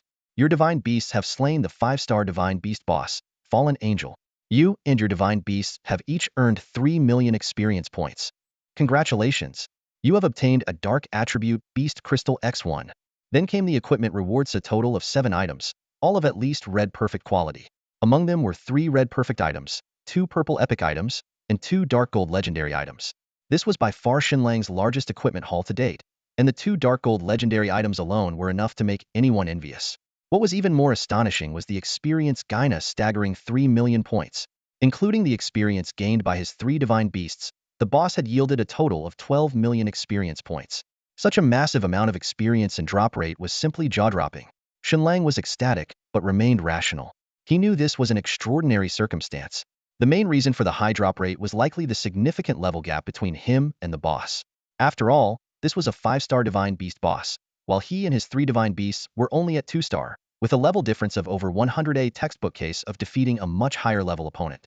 Thanks to the auto-loot function he had enabled, all the dropped items were safely stored in his inventory. However, the allure of the 2 dark gold items was too great to resist, and Shen Lang couldn't wait to inspect one of them. With a mere thought, a pair of dark gold gloves appeared in his hands. The gloves were incredibly thin, almost imperceptible if not for their faint, shimmering glow. Fallen Feather Glove. Star level, 5-star. Effects, 60 spirit, 60 agility, 12 mana recovery rate, 9 damage bonus. Requirement: 2000 spirit. This equipment could only be described with one word: powerful. Unfortunately, Shen Lang was not yet able to equip it. Shen Lang put away the gloves, his gaze settling on the second piece of dark gold equipment. It was a suit of armor, with a deep black base adorned with intricate dark gold patterns, exuding an irresistible brilliance. He carefully examined the equipment's attributes. Fallen armor 5-star. Effect: Vitality 12, Defense 600, Strength 60, Spirit 60. Requirement: Constitution 2000. Shen Lang's eyes lit up. This piece of equipment was perfect for the newly contracted hellhound. Although Xiaohei couldn't equip this 5-star gear just yet, Shen Lang was confident it would come in handy soon.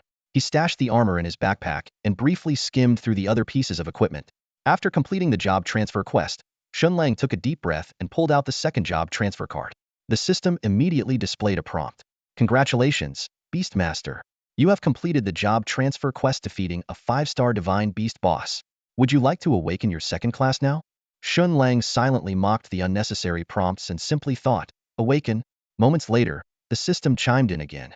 Second class awakening in progress, please wait. Congratulations. You have successfully awakened the unique second class Beast Tamer. Congratulations. You have learned a new skill, a godder skill, Divine Fusion. Congratulations. You have awakened a gaudier talent, Beast God. Shen Lang's eyes sparkled with excitement. He hadn't expected the second class to grant not only a gaudier skill but also a gaudier talent. However, a question lingered in his mind. What exactly was the difference between Beast Tamer and Beastmaster? This thought kept circling in his head. In Shen Lang's understanding, the titles, Beast Tamer and Beastmaster, seemed almost interchangeable. However, after giving it some thought, he realized there was a subtle distinction between the two. The term Tamer generally implies direct control and management, while Master carries a broader sense of dominance and authority. Shen Lang speculated that perhaps a Beast Tamer was merely someone who controlled beasts, whereas a Beastmaster was someone who ruled over them. Regardless, the existence of the Beastmaster profession, especially as a unique one, must have its significance. Shen Lang firmly believed that as the sole individual with this profession, it could not possibly be a weak one. With that in mind, Shen Lang eagerly accessed his new talents and skills, carefully examining them. The first thing that caught his eye was the Beastmaster exclusive Godder skill, Divine Fusion. This skill allowed Shen Lang to merge with one of his beasts, entering a Divine Fusion combat mode. In this mode, all attributes of both parties would not only combine but also receive an additional 10 boost. Even better, the fusion process required no resources and could last for 10 minutes. As Shen Lang read through the skill description in detail, his eyes widened in amazement.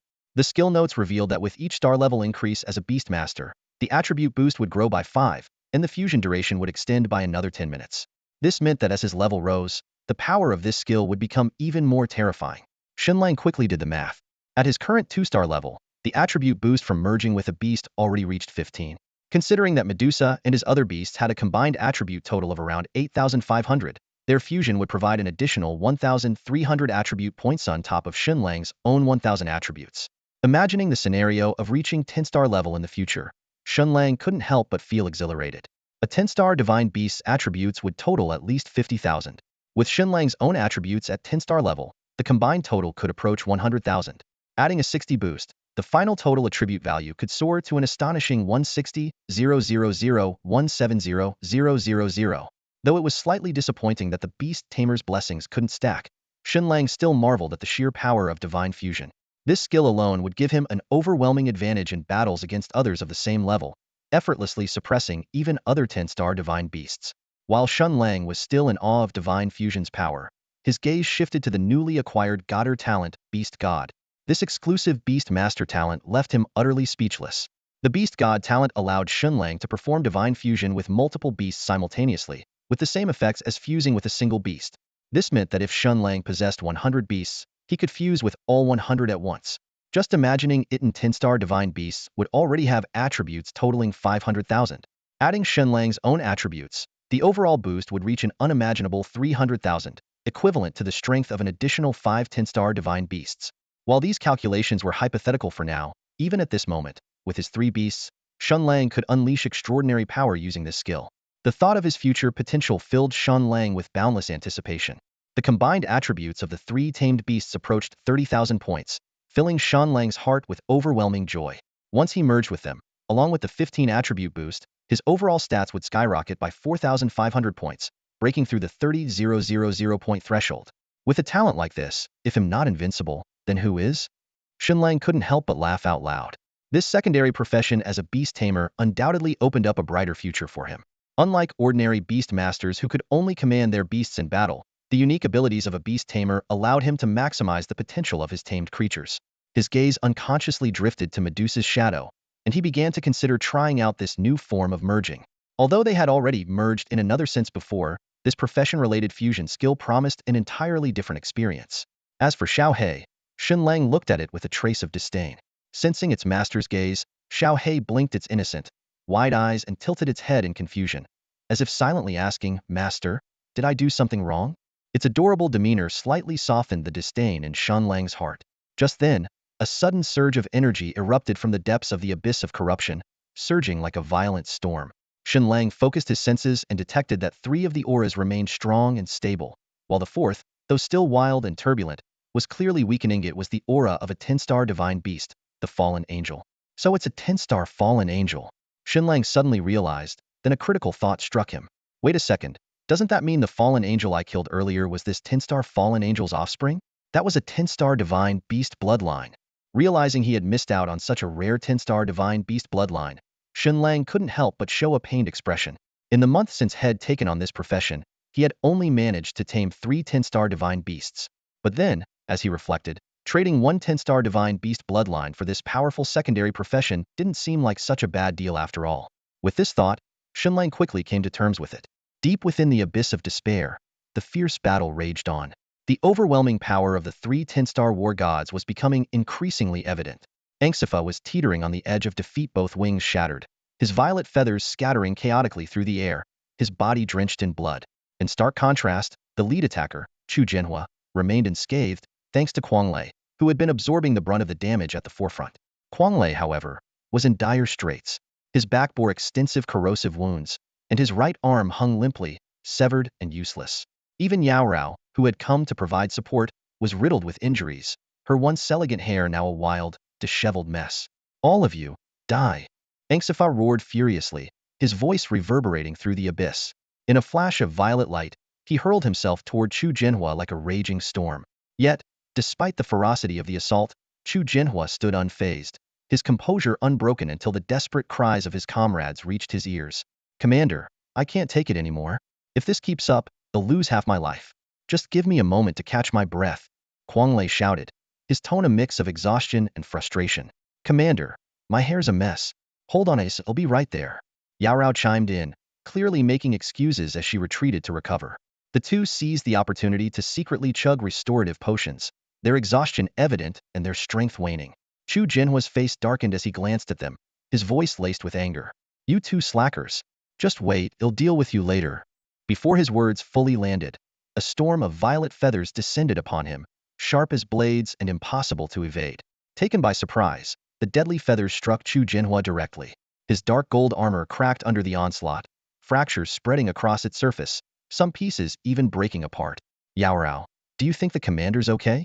Quang Lei asked nervously, shrinking back as he spoke. "Who do you think the commander is? He's the invincible war god of the great Xia kingdom. How could he possibly be in trouble?" Yao Rao replied, her tone filled with forced confidence as she continued downing potions. Right. Our commander is unbeatable," Quang Lei quickly echoed, nodding fervently. Just then, Chu Jinhua's figure vanished, replaced by the majestic form of a golden dragon. The violet feathers that had been so deadly moments ago now harmlessly bounced off the dragon's gleaming scales, leaving only faint marks before scattering away. The golden dragon coiled in midair, its powerful presence dominating the battlefield. From its mighty jaws, Chu Jinhua's voice boomed, "Anxifa, your time has come." Above the dragon, golden lightning gathered in a swirling storm, forming a colossal blade over 10 meters in length. Even before the blade of thunder retribution descended, the overwhelming surge of lightning had already ensnared Anxifa, leaving him no room to escape. Despite his desperate resistance, Anxifa was no match for the devastating strike. In the end, his form disintegrated into fragments of light, fading into nothingness. As the battle concluded, several dark gold artifacts materialized in the void, only to vanish moments later. The golden dragon and the vortex of thunder dissipated as well, revealing Chu Jinhua standing bare-chested. In the blink of an eye, he teleported to where Quang Lei and Yao Rao stood. A flicker of anger flashed across Chu Jinhua's face, and his eyes seemed to blaze with fury. Seeing this, Quang Lei immediately cowered, raising both hands in surrender, his voice trembling. Captain, I was wrong. I was really wrong. Yao Rao was just about to speak when Chu Jinhua cut her off sharply. You, shut up. He took a deep breath, his tone stern but tinged with a hint of helplessness. I sent you in first to train you. Facing a 10-star divine beast is an opportunity that doesn't come around often. You don't even understand my good intentions. How disappointing. Yao Rao sighed helplessly after hearing this. All right, Captain, if it's your legendary gear, Quang Lei and I will compensate you for it. Chu Jinhua immediately put on an air of righteous indignation. What legendary gear? Do you think I, Chu Jinhua, am the type to nitpick over such things? Quang Lei and Yao Rao exchanged a knowing glance, both silently thinking to themselves. Isn't that exactly the type of person our captain is? Sure enough, Chu Jinhua quickly changed his tone. Since you insist, I suppose I'll reluctantly accept. It's just a 10-star legendary golden armor, barely a scratch for you too. Quang Lei and Yao Rao tilted their heads toward the sky, silently complaining to themselves. When did we insist? And how is this reluctantly? Ignoring their expressions, Chu Jinhua swiftly donned a golden armor. Then, looking up at Yao Rao, his tone suddenly became serious. By the way, Yao Rao, how's that kid Shen Lang doing? Has he completed the class advancement quest yet? Hearing the question, Yao Rao couldn't help but recall the terrifying scene when the three 10-star divine beasts unleashed their ultimate attacks. She hesitated for a moment before replying. I think he should have completed it? What do you mean by should have? Chu Jinhua frowned and pressed further. Yao Rao cleared her throat awkwardly and explained. Didn't I toss Angsif's son over there before rushing back immediately? Chu Jinhua furrowed his brows, deep in thought for a moment, before saying, let's go check. We can't afford any mishaps. Although Chu Jinhua believed Shen Lang and his team should have no trouble dealing with the 5-star divine beast boss, he was still a bit uneasy. If anything did go wrong, the loss to the Great Xia Kingdom would be immense, far greater than what could be offset by slaying a 10-star divine beast. Unconsciously, Chu Jinhua had already started to acknowledge Shen Lang as the future strongest warrior of Great Xia in his mind. Jinhua Chu regarded Shen Lang as his true successor, not only because he was ultimately alone in this world, but also because he needed someone who could match or even surpass him to protect the Daxia Kingdom. Training Shen Lang wouldn't just lighten his burden, but would also free up his energy to pursue his lifelong obsession defeating Satan. Although Jinhua Chu had been working tirelessly towards this goal, the heavy responsibilities of Daxia Kingdom prevented him from acting recklessly. He was acutely aware that the deterrent power of his dragon-blooded war god status was akin to a nuclear weapon in its prime. Any misstep could bring catastrophic damage to the kingdom. Shen Lang's rise, however, promised to become a new source of deterrence, allowing Jinhua Chu to act with a bit more freedom. For this reason, Jinhua Chu viewed Shen Lang's life as equal to his own and would not tolerate any accidents. He made a firm vow to mold Shen Lang into the unshakable pillar of Daxia Kingdom. After gearing up, the three quickly headed to the outskirts of the abyss to find Shen Lang. Before long, they located Shen Lang along with his new companion, Xiao He. Xiao He growled warily until Shen Lang calmed it down. Lei Kuang asked in surprise, Kid, did you pick up another dog? Shen Lang replied with a grin. Yeah, just found this one. Jinhua Chu's sharp eyes immediately noticed Medusa, Shadow, and Xiao He. Raising an eyebrow, he tentatively asked, all of them are 10s? Shen Lang nodded in confirmation. At that moment, Jinhua Chu suddenly realized that he might not need to go out of his way to cultivate Shen Lang anymore. To have acquired 3 10-star divine beasts in such a short time, Shen Lang was destined to be a top-tier professional in the future. Jinhua Chu was stunned, silently speculating that Shen Lang might possess a talent for detecting the bloodlines of fearsome beasts. This discovery left him both shocked and thrilled as he envisioned a future where Shen Lang commanded an army of divine beasts. Through the professional friend system, Jinhua Chu privately messaged Shen Lang. No matter where you are or what happens, always remember, you are a citizen of Daxia Kingdom. Shen Lang replied, as I said before, if the nation does not fail me, I will not fail the nation. Jinhua Chu nodded in satisfaction. At this moment, Shen Lang suddenly asked Yao Rao about her sister. Yao Rao became guarded, worrying that Shen Lang might be planning revenge. However, Shen Lang explained that he had a beast with a decent bloodline that he wanted to give to her sister. Under Jinhua Chu's watchful gaze, Shen Lang instructed Shadow to release the purple-eyed thunder demon. Yao Rao inspected it carefully and asked skeptically if this little demon's bloodline was truly that impressive. Shen Lang shrugged and said, it's just a 10-star king beast, that's all. The room fell silent as the three of them stared at Shen Lang in utter disbelief. A 10-star king beast, and in Shen Lang's words, it was merely decent? They were left speechless, unsure of how to even respond. In Shen Lang's eyes, a royal beast, although second only to divine beasts in terms of power, was merely referred to as barely usable. This casual assessment left everyone present utterly shocked. After all, while beast tamers were a hidden profession and relatively rare worldwide, they were by no means few in number. However, those capable of contracting divine beasts were exceptionally scarce, let alone a 10-star divine beast. As far as they knew, apart from Shen Lang, there was only one other person on the planet who could control a 10-star divine beast, Chu Jinhua's nemesis, Satan from the Shield Bureau of the United States. As a summoner, Satan could call upon the 10-star divine beast, the fallen angel. Beyond that, even if there were other individuals capable of manipulating 10-star divine beasts, their numbers could likely be counted on one hand. Although 10-star royal beasts lacked the bloodline purity of divine beasts, their strength was nearly on par. A single 10-star royal beast was not necessarily weaker than a 5-star divine beast. Yet, in Shen Lang's eyes, such a creature was hardly worth mentioning. Chu Jinhua and Yao Rao seemed to understand Shen Lang's dismissive attitude after seeing Medusa, the three-headed 10-star divine beast. However, Quanglei, unaware of the context, was stunned and questioned Shen Lang about why he would gift such a high-level beast to Yao Rao's younger sister, Yao Yao. After a moment of silence, Shen Lang replied nonchalantly, "This thing is too ugly. I don't like ugly beasts." His words left Quanglei dumbfounded before he blurted out in frustration, "I swear, I could strangle you. You wasteful brat." Ignoring Quanglei's outburst, Shen Lang turned to Yao Rao and explained, "Sister Yao Rao, since you came all this way to help me with my class transfer mission, here's the deal. If you want this 10-star royal beast bloodline, the violet-eyed thunder demon, I'll give you a 50 discount." In other words, it wasn't a gift, it was a transaction. Yao Rao didn't seem to care about the price. Instead, she asked if the violet-eyed thunder demon could truly evolve into a 10-star royal beast. Shen Lang confidently replied that for beasts below 6 stars, the evolution success rate was 100, and even for 10-star evolution, it was as high as 51. His precise response regarding bloodline evolution success rates left Chu Jinhua astonished, yet again Shen Lang's talent was undoubtedly extraordinary. In the end, Yao Rao agreed to take the violet-eyed thunder demon for testing. If the results matched Shen Lang's claims, she promised to pay a satisfactory price. After the deal was settled, Chu Jinhua shifted the conversation to inquire about Shen Lang's second awakened profession. Shen Lang truthfully revealed that it was Beast Controller, a profession name unfamiliar to everyone present. He explained that the controller referred to mastery and command, not the defensive tamer. When Chu Jinhua asked about the profession's bonus effects, Shen Lang mentioned a 10 attribute boost, a figure that once again stunned the group.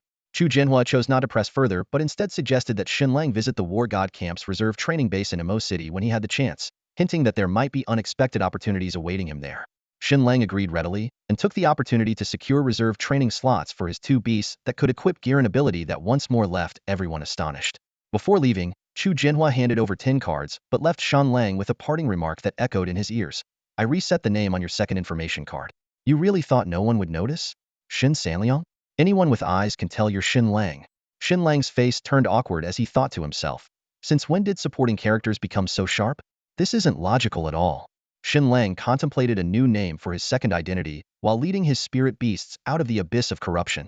The 10-star secret realm was fraught with danger, and without Chu Jinhua and his team's support, encountering a few 10-star beasts could spell trouble. After leaving the abyss, he finally settled on a name, Bear Alert.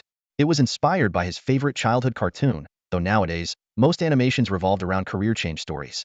The slogan, "Protect the Forest, it's the bear's duty," brought a nostalgic smile to his face. Choosing a name was a trivial matter. The next steps in his journey were far more important. By conventional standards, completing his second profession should mean returning to Donghai City. However, he had already promised Zhu Jianhua to head to the War God Camp's reserve base in Emo City. Considering the hefty cost of teleportation, Shen Lang decided to first level up in Linhai City before directly teleporting to Emo City. By now, night had fallen. It was already late when he teleported from Donghai City, and the time spent exploring the abyss of corruption had further delayed him. Dusk had given way to darkness as Shen Lang rode on Xiaohe, with Medusa sharing the ride. Shadow melded into his shadow, and the group made their way across the sprawling wilderness back to the city. In this era of professions, riding a large black dog into the city wasn't particularly unusual. At most, it drew a few curious glances. Many knights preferred unique mounts, some even rode ants as long as they adhered to traffic regulations. As an outstanding student of Sandong Lanxiang Academy, Shen Lang was well-versed in these rules. Most passers-by's attention, however, was caught by his strikingly handsome appearance and Medusa's breathtaking beauty. Upon reaching Linhai City, Shen Lang opted for a luxurious 5-star hotel. His updated electronic ID from the War God Camp allowed seamless switching between his dual identities, making check-ins hassle-free. Under the admiring gaze of the receptionist, he and Medusa took the elevator upstairs, while poor Xiaohe was sent back to the Spirit Beast Space Hotel policy strictly prohibited spirit beasts and pets within its premises. In the suite, Shadow emerged from the darkness, and room service promptly delivered an extravagant feast. To satisfy Medusa and Shadow's voracious appetites, Shen Lang had ordered dishes worth tens of thousands, including delicacies crafted from rare and dangerous beasts. Though frugal in daily life, Shen Lang never hesitated to splurge on himself and his spirit beasts. It wasn't until most of the food had been devoured that Shen Lang remembered Xiao He, still confined in the spirit beast space. Since the suite allowed spirit beasts to roam freely, he summoned Xiao He and used a large basin to serve its meal. Watching his master and the other two spirit beasts share an intimate camaraderie feeding each other with playful gestures, Xiao He sulked in a corner, letting out a soft, pitiful whine over its meal. By the time they finished eating, the moon hung high in the sky, with a smattering of stars twinkling faintly. Shen Lang reclined on the sofa, scrolling through the latest news for professionals. Most of it was trivial gossip, failing to capture his interest. Sending Xiao He back to the spirit beast space after it had gnawed at the basin long enough, he glanced at Medusa and Shadow with a playful smirk. All right, time for a bath. The two spirit beasts exchanged a knowing look before racing toward the bathroom. Master, this time I get to be on the bottom. No way, Master. It's my turn to be on the bottom. Shen Lang chuckled as he followed them. Relax, there's enough room for everyone. 2 days later, at dawn, Shen Lang and Medusa rode Xiao He out of the city, heading for a nearby 2-star wilderness zone. At this stage, grinding low-level monsters for experience was sufficient. There was no need to risk venturing into high-star zones. Congratulations, your beast has slain. The system notification kept ringing in Shen Lang's ears. He lay lazily on Xiao He's back, enjoying this rare moment of leisure. Nearby, Shadow and Medusa were busy grinding monsters in the 2-star wilderness, earning experience points for him. Despite Xiao He's massive size, its movements were light and agile as it carried Shen Lang through the forest. Shen Lang wasn't concerned about safety. After all, Xiao He's strength was formidable enough to handle any unexpected situation in this area. Before long, Shen Lang's level broke through to 31. The system rewarded him with 10 fixed attribute points and 10 free attribute points for each of his 2 classes. Meanwhile, Medusa and Shadow continued tirelessly hunting beasts, accumulating experience. Soon, Medusa, Shadow, and Xiao He all reached level 31 as well. At that moment, Shen Lang's classmate friend system suddenly sent a notification. He opened it to find a friend request from Yao Rao, a member of the War God camp. Has the evaluation result come out? Shen Lang wondered to himself as he casually accepted the request. Sure enough, Yao Rao quickly sent a message. Shen Lang, the evaluation is done. The bloodline potential of this purple-eyed thunder demon matches what you described. With time, it will undoubtedly grow into a 10-star king-level beast. Shen Lang replied with excitement, haha, that's great news. Congratulations to your little sister in advance. Yao Rao continued. We're taking this purple-eyed thunder demon. As for the price, don't worry, I'll pay you 20 above the market rate. For a beast with the potential of a 10-star king level, the market price is around 3 billion. I'll offer you 3.6 billion. How about it? Shen Lang's eyes widened in surprise. A single beast worth 3.6 billion? That was almost equivalent to all the income he had made from selling gear. After hesitating for a moment, he replied, there's no need to pay that much. I mentioned before that I'd give you a discount, but Yao Rao was insistent. 3.6 billion it is. I'll transfer it to you right away. Before her words even faded, Shen Lang's personal account received a notification of a 3.6 billion transfer. For someone like Yao Rao, a high-ranking member of the War God camp, such a large transaction was as effortless as breathing. At her level, money had long become just meaningless numbers. Shen Lang quickly expressed his gratitude. Got it. Thank you, Sister Yao Rao. Yao Rao replied cheerfully, no need to thank me. It's what you deserve. By the way, if you come across any more beasts like this, let me know. I'll take as many as you have. They don't necessarily have to be 10-star king-level beasts. Legendary beasts work too. Shen Lang promised, understood. Sister Yao Rao. I definitely will. Yao Rao concluded, all right, that's all for now. I'm off to find Yao Yao. After sending the final message, Yao Rao's avatar instantly dimmed, indicating she had logged off.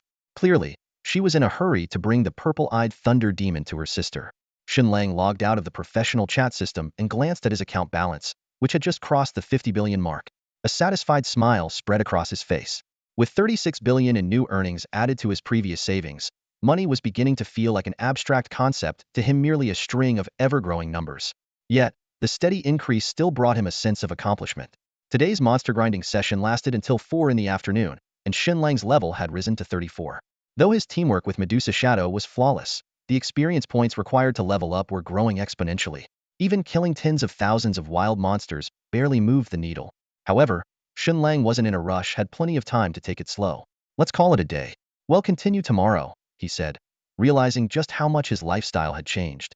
The old him would have kept grinding until nightfall, but now his thoughts were drifting toward good food and the warmth of Medusa Shadow's company.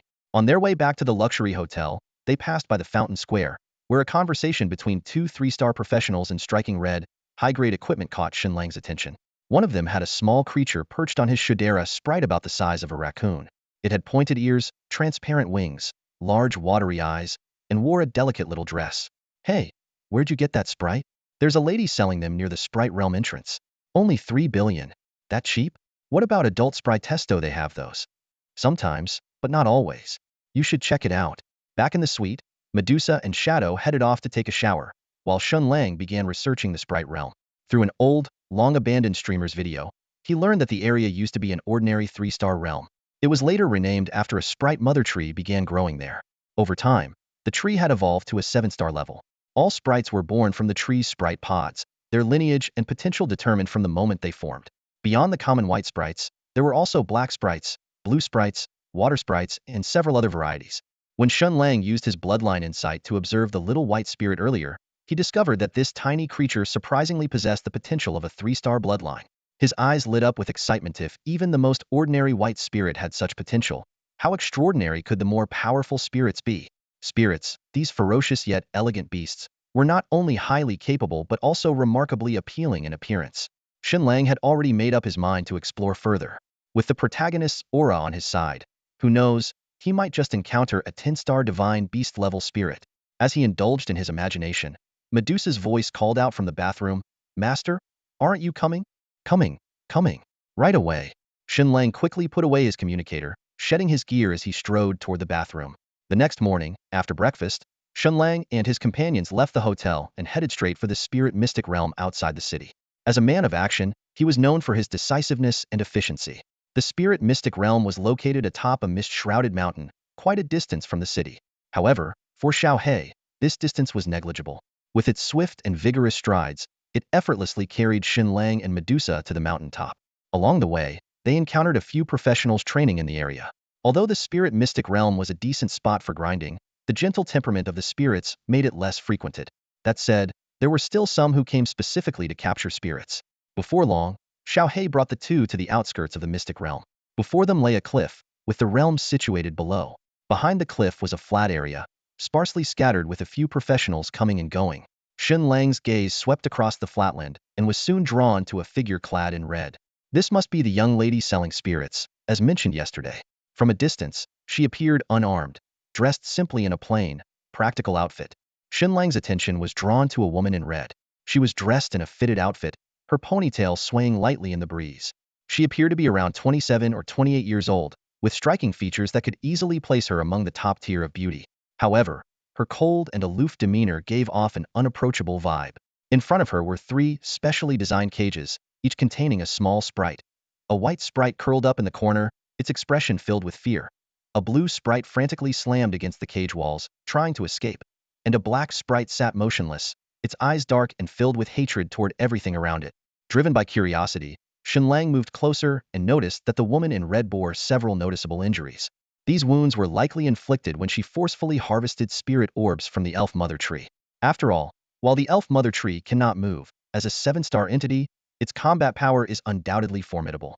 Medusa whispered in Shen Lang's ear, "Master, I sense spatial energy from this human practitioner." This revelation piqued Shen Lang's interest. If the woman in red was truly a spatial practitioner, it would explain how she successfully obtained spirit orbs from the elf mother tree.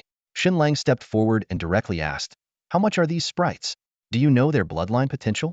The woman in red glanced up and replied indifferently, "I don't know their bloodline potential. I can't afford the tests. The white sprite is 3 billion, while the blue and black ones are 5 billion each. The price is aligned with market standards." Nodding in acknowledgement, Shen Lang immediately used his bloodline insight ability on the 3 sprites. The results were disappointing. The white sprite was 3-star with a growth cap of level 90. The blue sprite was even worse, at 2-star with a growth cap of level 60. And the black sprite was slightly better, a 5-star elite with a growth cap of level 150. However, none of these met Shen Lang's standards for high-quality sprites. Realizing there was no hidden treasure to be found here, Shen Lang politely nodded to the woman in red and turned to leave. He walked toward the cliff, with Xiaohe following closely behind, leaping off the edge with him. The woman in red watched Shen Lang's departure thoughtfully, noting that his companion and mount seemed rather unusual. However, she quickly turned her attention elsewhere. Upon entering the elf's secret realm, Shen Lang found himself in a lush, verdant mountain, far more tranquil than other secret realms he had visited. As soon as they landed, small wooden arrows shot out from the bushes. It was an ambush by elves. Shen Lang wasted no time issuing a command. Kill them all! Medusa's gaze swept across the area, and every sprite that met her eyes was instantly reduced to ashes. Advancing deeper into the secret realm, Shen Lang and his companions slaughtered their way through countless sprites. Before long, they arrived in a region inhabited by two-star sprites, where they continued their relentless massacre. The sheer number of sprites was staggering, and in no time, Shen Lang leveled up to 35. Looking at the seemingly endless swarm of sprites around him, Shen Lang couldn't help but wonder. Why would the woman in red risk harvesting spirit orbs from the elf mother tree when there were so many sprites readily available here? The reason is simple. Only the Pokemon nurtured within Pokeballs have the potential to grow. Standing at the entrance to the secret realm, Shen Lang recalled this crucial piece of information. The mature Pokemon nurtured by the Spirit Mother Tree already have fixed levels and bloodline potential, leaving no room for further improvement. This also explained why he had never used his Bloodline Insight ability. There was simply no need. Taking a deep breath, Shen Lang stepped into the secret realm. His primary goal on this trip was to grind levels, though if he could stumble upon a divine beast's bloodline, that would be an incredible bonus. While they might not currently stand a chance against the 7-star Spirit Mother Tree, who knows what might happen after leveling up along the way. With this mindset, Shen Lang fully immersed himself in grinding mode. By the end of the first day, his level had jumped from 35 to 36.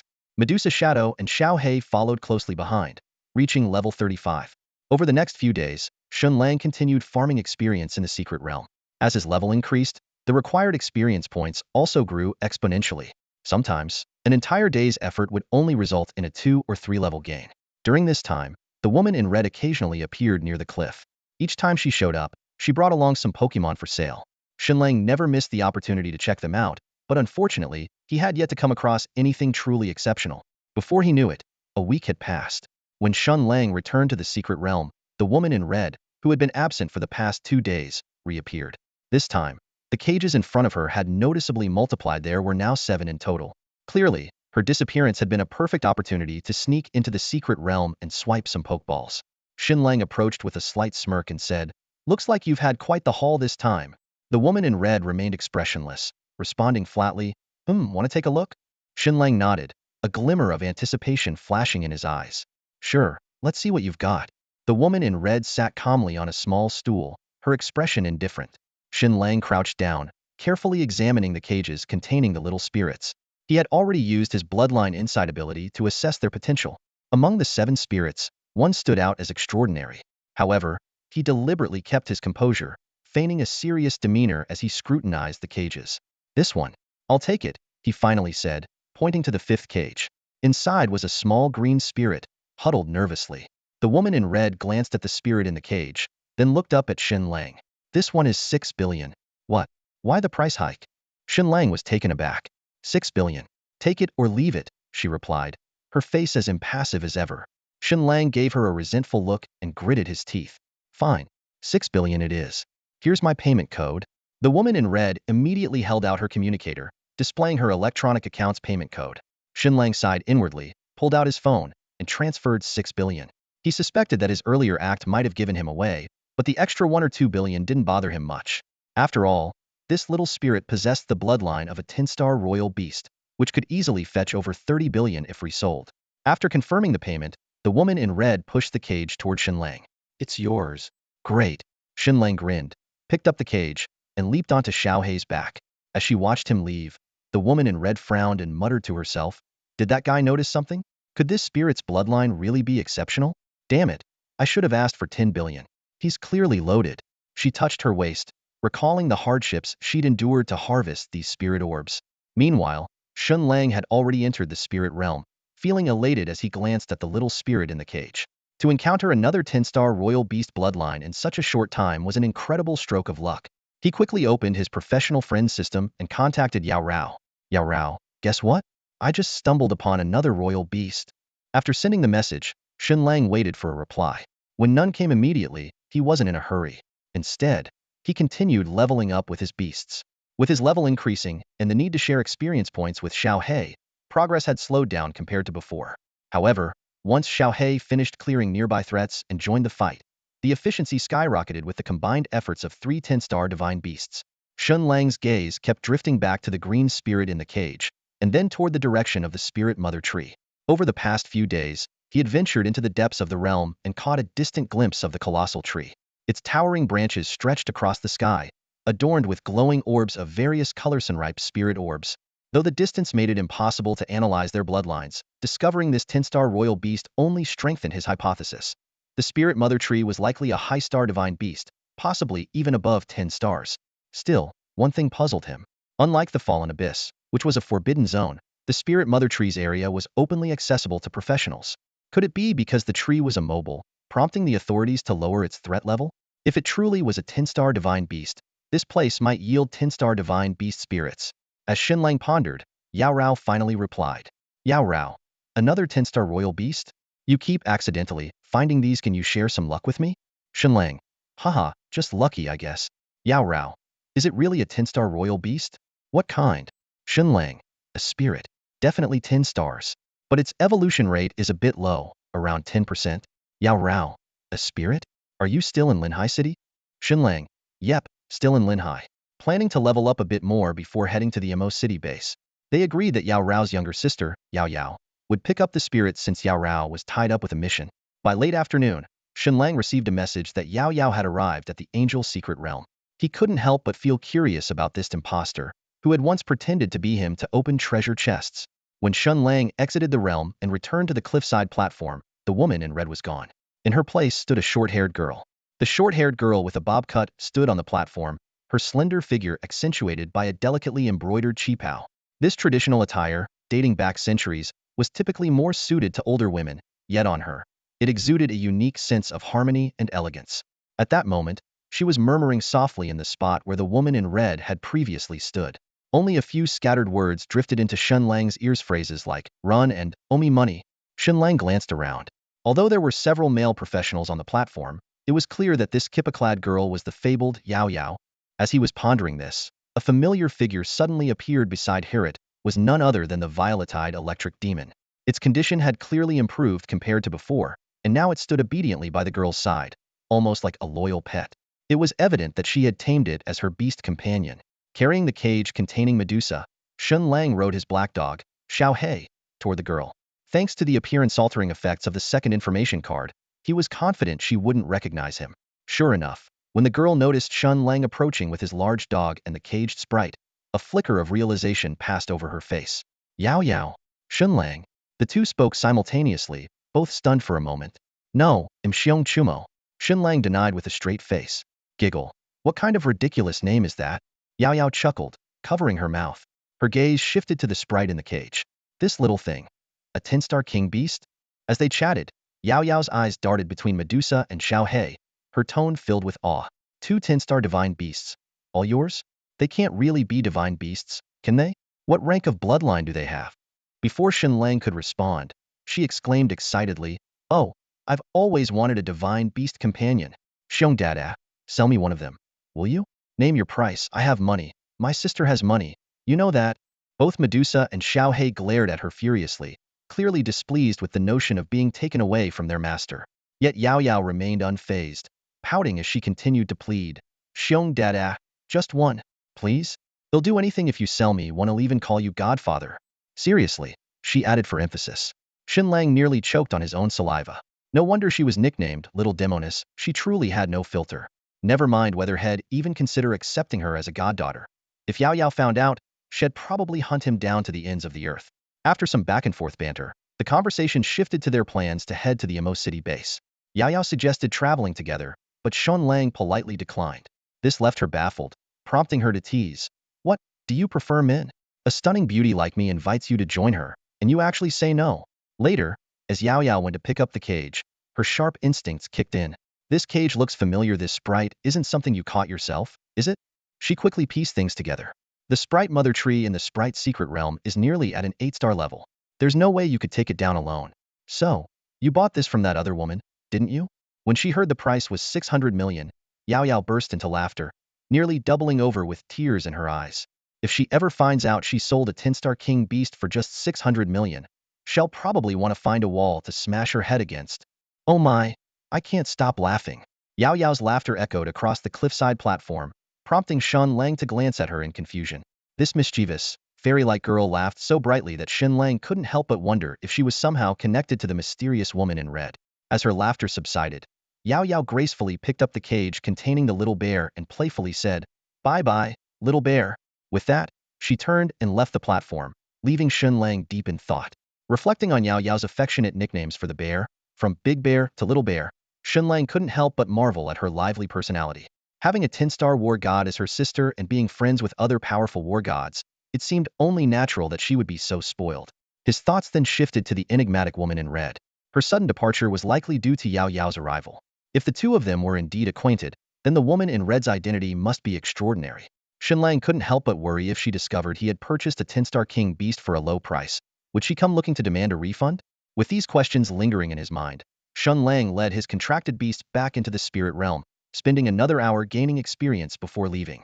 Notably, in the days that followed, he never encountered the woman in red again. Time flew by, and over 2 weeks had passed. Shen Lang eventually decided to leave Linhai City and head to the Emo City base. During this time, he confirmed 2 critical pieces of information. First, he had become capable of approaching the Spirit Mother Tree. While he couldn't get too close yet, it was enough to use his bloodline insight ability. Through this skill, he verified that the Spirit Mother Tree indeed possessed the bloodline of a 10-star divine beast. If left unchecked by officials, it would undoubtedly grow into a 10-star divine beast. Unfortunately, the spirit orbs on the tree did not contain any high-star bloodline potential spirits. There wasn't even a king beast among them. The strongest was merely a 7-star legendary level creature. With Shen Lang and his contracted beasts having gained some levels during this time, he felt it was the right moment to set off for Emo City. The Dragon Blood War god had once told him that he would find unexpected opportunities there, filling Shen Lang with both anticipation and curiosity. Carrying this sense of expectation and mystery, Shen Lang led his contracted beasts to the teleportation array in Linhai City. As a soft glow enveloped them, their figures gradually vanished, embarking on an unknown journey to Emo City. Maching, a strategic stronghold in the southwestern inland of the Daxia Kingdom, is renowned as the #1 city in the southwest due to its unique significance.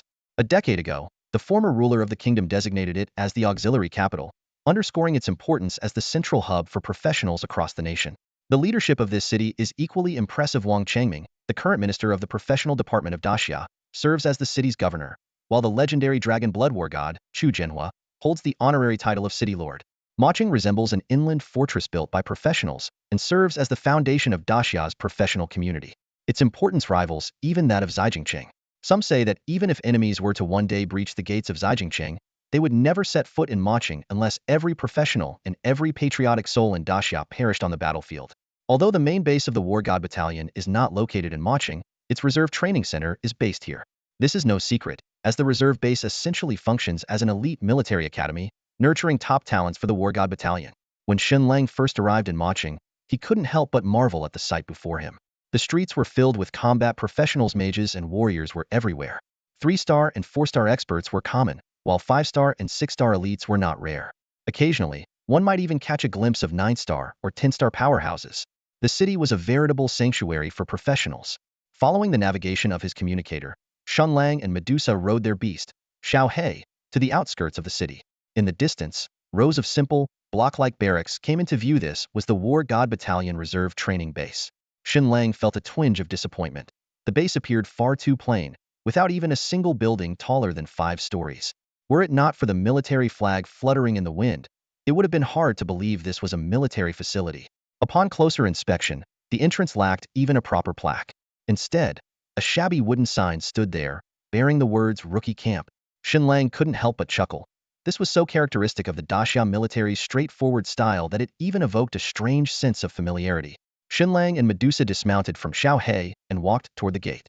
2 guards in military uniforms stood stiffly at the entrance, armed with symbolic weapons that seemed like relics from the firearms era 3 centuries ago. Halt! Military restricted area. One of the guards barked, stepping forward to stop them. Shen Lang responded politely, "Hello, squad leader. I'm a reserve recruit reporting for duty." He presented his secondary information card and gestured to Medusa and Xiao He beside him. "She's also a reserve member, and this dog is my contracted beast." The guards carefully verified Shen Lang and Medusa's identities before granting them entry. After expressing his thanks, Shen Lang led Medusa and Xiao He into the camp. Following the signs, they soon found the reporting office at the Military Affairs Department. Reporting. Shen Lang called out from outside the door. Enter, came a booming voice from within. Shen Lang pushed the door open, stepped up to the desk, and stood at attention. War God Battalion Reserve Recruit, Xiong Chumo, reporting for duty. In an office, a middle-aged man in a green military uniform sat upright behind a desk. His square face and thick brows exuded an air of resolute righteousness, while the rank insignia of senior colonel on his shoulder gleamed under the light. This officer, named Huang Lin, was a staff member of the War God Battalion's reserve rookie camp. At this moment, he was intently observing the man standing before him, Shen Lang. A flicker of surprise flashed in Huang Lin's eyes. Shen Lang's practiced stance and calm demeanor carried the unmistakable bearing of a seasoned soldier. It was no coincidence before his rebirth. Shen Lang had indeed served 2 years of mandatory military duty. Let me see your information, Huang Lin said firmly, setting down his pen. Yes, sir. Shen Lang responded immediately, promptly releasing his basic information. Huang Lin scrutinized the data in front of him while simultaneously accessing the reserve personnel database through his communicator. However, when he discovered that Shen Lang's detailed records were classified, his brow furrowed. Aside from basic details, such as his status as a Beast Tamer, there was no information about his specific abilities or beasts. As the staff officer of the rookie camp, Huang Lin had the authority to review all team members' files, making this an unusual case. He continued scrolling through the records until something caught his eye: a note at the bottom of Shen Lang's profile. It read, "My man," signed by none other than the Dragon Blood War God, Zhu Jianhua. Huang Lin's attention shifted to Medusa, and upon checking her records, he found the same situation. This discovery deepened his astonishment. While the War God Battalion and Zhu Jianhua had the authority to allocate reserve slots, it was exceedingly rare for them to directly involve themselves in rookie camp management. What was so special about these two? Huang Lin studied Shen Lang and Medusa carefully, but ultimately restrained his urge to dig deeper. Military discipline was strict. Even a superior couldn't casually pry into the affairs of cadets, especially when these two were personally endorsed by the Dragon Blood War God. After a moment of contemplation, Huang Lin finally spoke. All right, your information has been recorded. Welcome to the rookie camp. Thank you, sir. Shen Lang responded with a crisp salute, a gesture that left a positive impression on Huang Lin. This is what a soldier should be like, he thought approvingly. Despite his outward calm, Huang Lin's mind was filled with questions. Why would individuals personally chosen by the Dragon Blood War God be sent to the rookie camp? Regardless, he decided to elevate Shen Lang and Medusa's reserve ranks to the highest level. His decision was partly an act of deference, and partly a test that wanted to see if these two truly possessed extraordinary abilities. I've granted you access to the rookie camp system, Huang Lin informed them. You can review the details yourself. Since the other recruits haven't all arrived yet, you can head to your dorms and rest for now. Understood, sir, Shen Lang replied, saluting again before leading Medusa and Xiao He out of the office. Shen Lang quickly reviewed his personal information and found the rookie camp's details, including his assigned number and dormitory location. Medusa had the same information. The two easily located their respective dorms, marking the beginning of their journey in the rookie camp. Although the regulations at the rookie camp required separate accommodations for men and women, they seemed meaningless in the face of special privileges. Shen Lang and Medusa, thanks to their exceptional status, were assigned single rooms directly across from each other in the same building. As they arrived at their respective doors, the automatic recognition system silently unlocked them. Medusa suddenly spoke, her voice soft yet firm. Master, I don't want to stay alone. Shen Lang paused for a moment, blinking in surprise. He pointed at the room across the hall. It's just next door. You can come over anytime. Besides, with just one summoning spell, you can instantly be by my side. Medusa gently shook her head. Without waiting for Shen Lang to say anything more, she walked straight into his room. Shen Lang chuckled helplessly, but didn't argue further. After all, the rookie camp didn't seem to have explicitly forbidden this kind of arrangement, so it likely wouldn't be a big issue. The room, though only 7 or 8 square meters, was spotless, perfectly adhering to the strict standards of the Daxian nation's military housekeeping rules. As Shen Lang and Medusa began familiarizing themselves with the new environment, a commotion erupted in the corridor outside. Getting a single room right after arriving? I'd like to see who they are. A disgruntled voice rang out first. Exactly. We're all in the reserves. Who doesn't have an impressive background? If this wasn't some backdoor deal, no one would believe it. Another voice chimed in. Or maybe they're just well connected. A third voice interjected. Connections or not, it doesn't matter. We're in the reserves, and here, it's all about strength. That's right, strength is what matters. Hey, move faster up front. Amid the rising chatter, a group of people quickly gathered outside Shen Lang and Medusa's door. Shen Lang and Medusa, who had been arranging chairs, had already sensed their approach.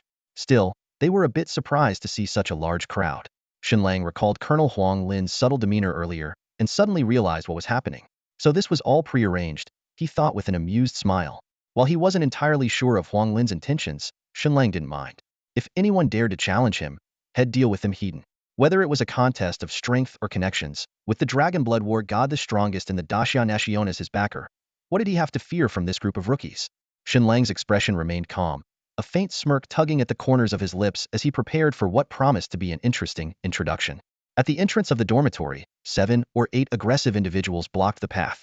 However, when they caught sight of Medusa, although defiance still flickered in their eyes, they all fell silent simultaneously.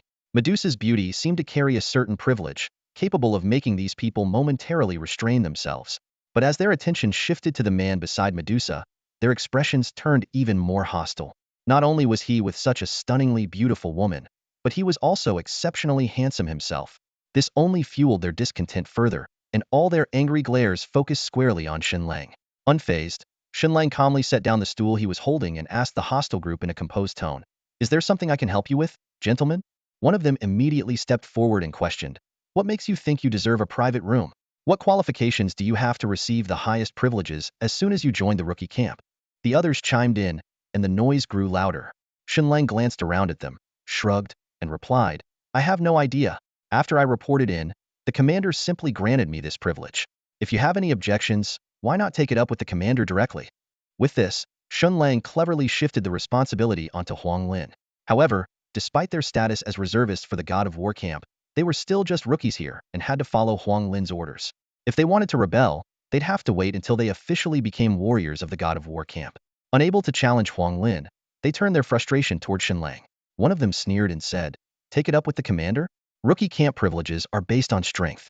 If you have this level of privilege, it means you supposedly have the strength to back it up. We're just here to see why you deserve it." Another added, "This dormitory building only has 10 rooms, which means only the 10 strongest rookies can live here. If you're not capable, staying here is just asking for humiliation." Someone else chimed in, "The rookie camp's special training hasn't even started yet, and the official rankings haven't been determined, yet you already have the highest privilege. If that's the case, you should be subject to the supervision of all us reservists." Shen Lang chuckled and asked bluntly, "So, after all this pointless chatter, what exactly is it that you want? Just say it." "To challenge you." The first rookie to speak stared at Shen Lang provocatively. Shen Lang nodded, his tone easygoing. "You should have just said so from the start. Why waste time with all this nonsense?" Xiaohei. At Shen Lang's call, the previously absent Xiaohei suddenly appeared as a dark blur, materializing by his side in an instant. "Oh, I forgot to mention, I'm a Beast Tamer," Shen Lang said, sweeping his gaze over the rookies at the entrance. "So I'll let my beast take on your challenges. That shouldn't be a problem, right?" Hearing the term Beast Tamer, the rookies didn't appear particularly surprised. After all, anyone who made it here likely had a hidden or specialized profession. Besides, Beast Tamers were notorious for being resource-intensive and typically not very strong in the early stages. This only reinforced their belief that Shen Lang's privileges were undeserved and bolstered their confidence. The leader of the rookies sneered mockingly, "A Beast Tamer? Huh? Fine. In that case, let's head to the training ground." The training ground, located within the rookie camp, was used for combat practice and formal challenges. While Shen Lang wasn't entirely familiar with its exact location or rules, he could easily guess its purpose. Shaking his head, Shen Lang replied with a hint of disdain, "There's no need to go to the training ground. Oh, and there's no need for you to come at me one by one either. You can all come at once." He turned to Xiaohei and instructed, "Xiaohei, you can hurt them, but don't take their lives." This remark instantly infuriated the rookies, who felt deeply insulted. But before they could act, Xiaohei was already moving toward them. Despite not releasing any aura of a divine beast, Xiaohei's towering and muscular figure exuded a palpable sense of intimidation. The leader of the rookies tried to maintain his composure and mocked, "Just a fierce dog." Before he could finish his sentence, Xiaohei had already lunged forward like a bolt of lightning, slamming into him face first. With a loud thud, Xiaohei easily pinned the rookie leader to the ground, then swatted his face with one massive paw. As the man attempted to say something, Xiaohei sent him tumbling down the staircase with another swipe. Against Xiaohei, these so-called rookie professionals were exactly as their name implied, utterly helpless. Xiaohei didn't even need to use any skills. His sheer physical strength as a divine beast was enough to crush them. The rookies couldn't even find an opportunity to use their abilities. And even if they managed to, it wouldn't make the slightest difference against Xiaohei. The brawl at the dormitory entrance was over in an instant. Xiao Hei's paws struck like lightning, swatting the group of provocateurs one by one, sending them flying toward the staircase. Their wails echoed through the hallway. Standing at the doorway, Xiao Hei turned to glare down at the rookie sprawled awkwardly on the stairs, its dog eyes full of disdain. These novices, not even at 2 stars, dared to challenge its master, clearly unaware of the rule that you must face the dog before challenging the master. Suddenly, Xiao Hei's ears perked up. Footsteps echoed from the stairwell, and 2 figures slowly emerged. Among them was a woman it had seen before. Xiao Hei immediately turned to Shen Lang, exclaiming, "Master, that woman from the spirit realm outskirts is here." Shen Lang frowned at the news and leaned forward to take a look. Leading the way was Yao Rao's younger sister, the feisty girl who acted like a rebellious teen. Following closely behind her was none other than Yi Hongyu.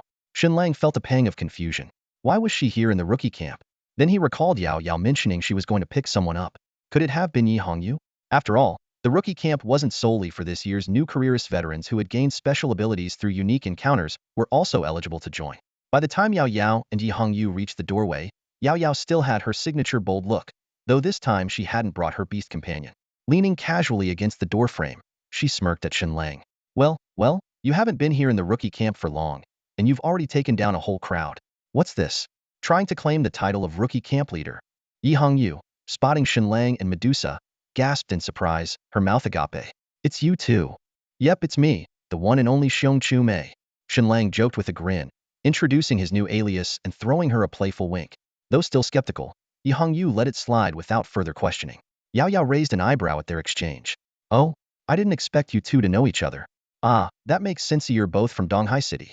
Fellow townsfolk? Huh? TSK. The rookie camp is in for a rough time now. Come on, Yao. Shen Lang protested. They were the ones who came looking for trouble first. Don't blame me for defending myself. Yao rolled her eyes and turned back to Yi Hongyu. All right, little leaf, I've brought you here. Find yourself a dorm, okay? I've got to go. Got it. Thanks, Yao Jia. Yi Hongyu replied politely. Before leaving, Yao gave Shen Lang a parting reminder. If you come across anything good, don't forget to call me. Ideally, something with divine beast potential. Will do my best, I promise. Shen Lang replied with a grin. Once Yao was gone, Yi Hongyu immediately turned to Shen Lang, her tone excited. Shen Sanliang, what are you doing here? What a coincidence. Yep, quite the coincidence. Shen Lang chuckled. By the way, Shen Sanliang is just a fake name. My real name is Xiongchu Mei. Without a hint of doubt, Yi Hongyu accepted his explanation and scrutinized him curiously. No wonder you managed to get so much equipment. Turns out you're part of the War God Camp Reserves, and not just any reserve, you're the one with the highest authority this session. Ah, it's nothing special, Shen Lang replied modestly, for once. Yi Hongyu brushed her bangs aside and admitted, honestly, I didn't want to leave Donghai City alone, but running into you here makes me feel a lot better. Of course, Shen Lang nodded. As fellow townsfolk, we should look out for each other. By the way, what brings you here? Yi Hongyu's expression instantly darkened. Sigh, I didn't want to come at all. I don't like being a careerist. Leveling up and fighting monsters is just so boring. What I really love is doing business. If it weren't for my dad. She trailed off, glancing apologetically at Shen Lang. Sorry, I should have told you earlier. I'm not just a receptionist at the Wanbao Pavilion. My uncle owns it, and he's the brother of Donghai City's lord. I'm the city lord's daughter. But I wasn't trying to hide it on purpose, I swear. This revelation surprised Shen Lang, though it wasn't entirely unexpected. He had long suspected Yi Hongyu's background wasn't simple. However, learning that the Wanbao Pavilion's owner was the city lord's brother was a bit of a curveball. What amused him most, though, was her attitudious second-generation heir born with a silver spoon, lamenting her dislike for the careerist life. The path for Yi Hongyu to become a 10-star professional seemed smooth and unimpeded, with strong backing from the Wanwang Group and the Lord of Donghai City. Unless her profession turned out to be exceptionally mediocre or just an ordinary civilian occupation, her success seemed almost guaranteed. However, the fact that she had already made it to the War God Camp's reserve force was proof enough of her extraordinary talent. Shen Lang casually waved his hand and led Yi Hongyu into the dormitory room. He thought to himself, hadn't he also used a fake identity before? It wasn't a big deal. Inside, Yi Hongyu's talkative nature immediately came to light.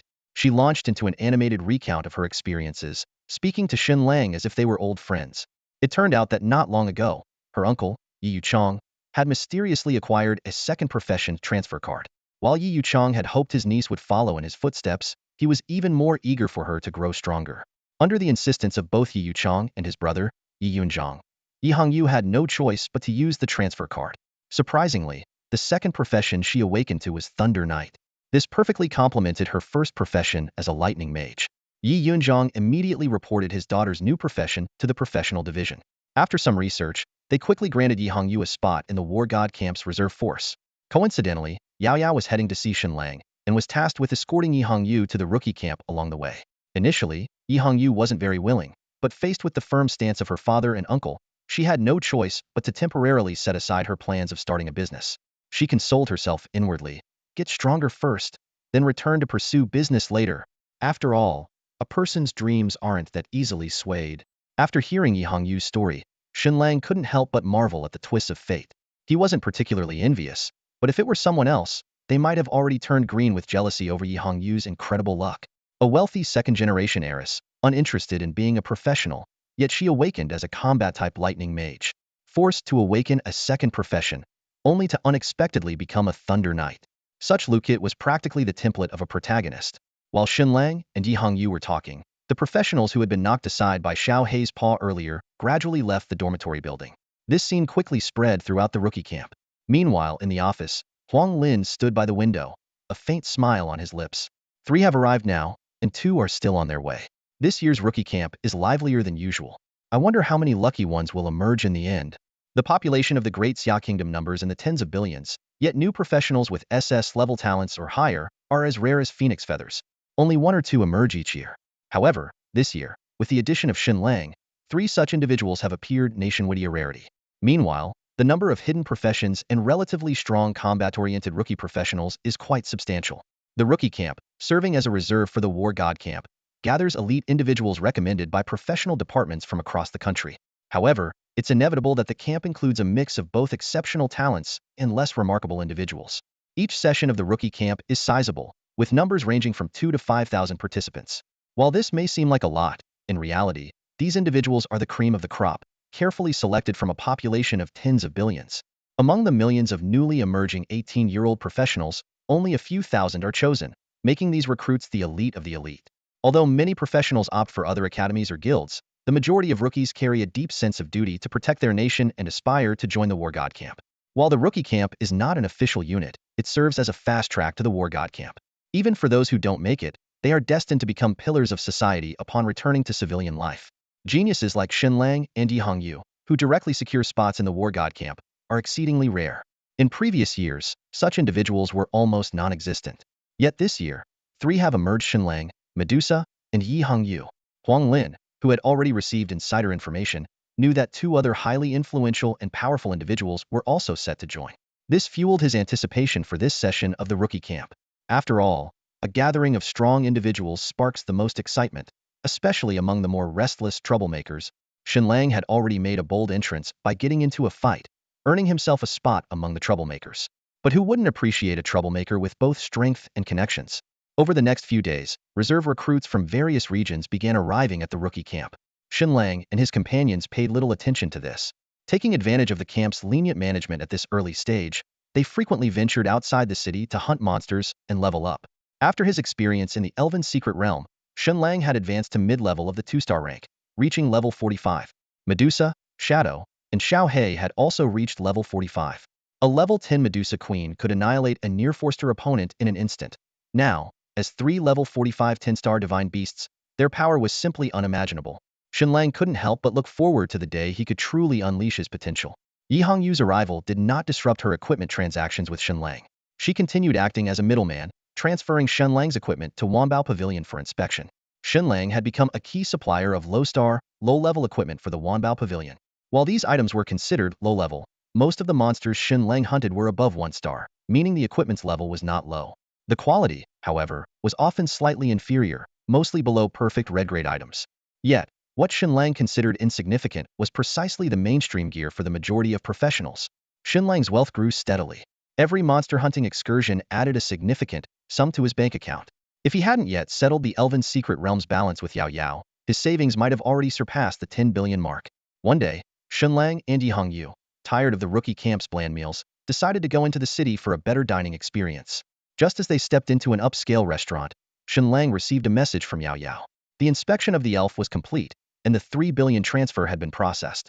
The elf's price was slightly lower than the previous purple-eyed thunder demon, mainly due to its 10-star evolution rate being a bit less impressive. Shen Lang furrowed his brows, lost in thought. He had just realized that his savings had surpassed 10 billion, officially making him an ultra-rich tycoon. However, this immense fortune didn't bring him pure joy. Instead, it left him feeling somewhat troubled. After all, apart from buying skill books, there didn't seem to be much else he could do with such a vast amount of money. As for equipment, with his abilities, he could easily obtain it himself. While Shen Lang was off in his own world, Yi Hongyu noticed his distraction. She softly asked, "What's on your mind, little Mei?" Having spent so much time together, Yi Hongyu, who was slightly older than Shen Lang, had grown fond of using this affectionate nickname.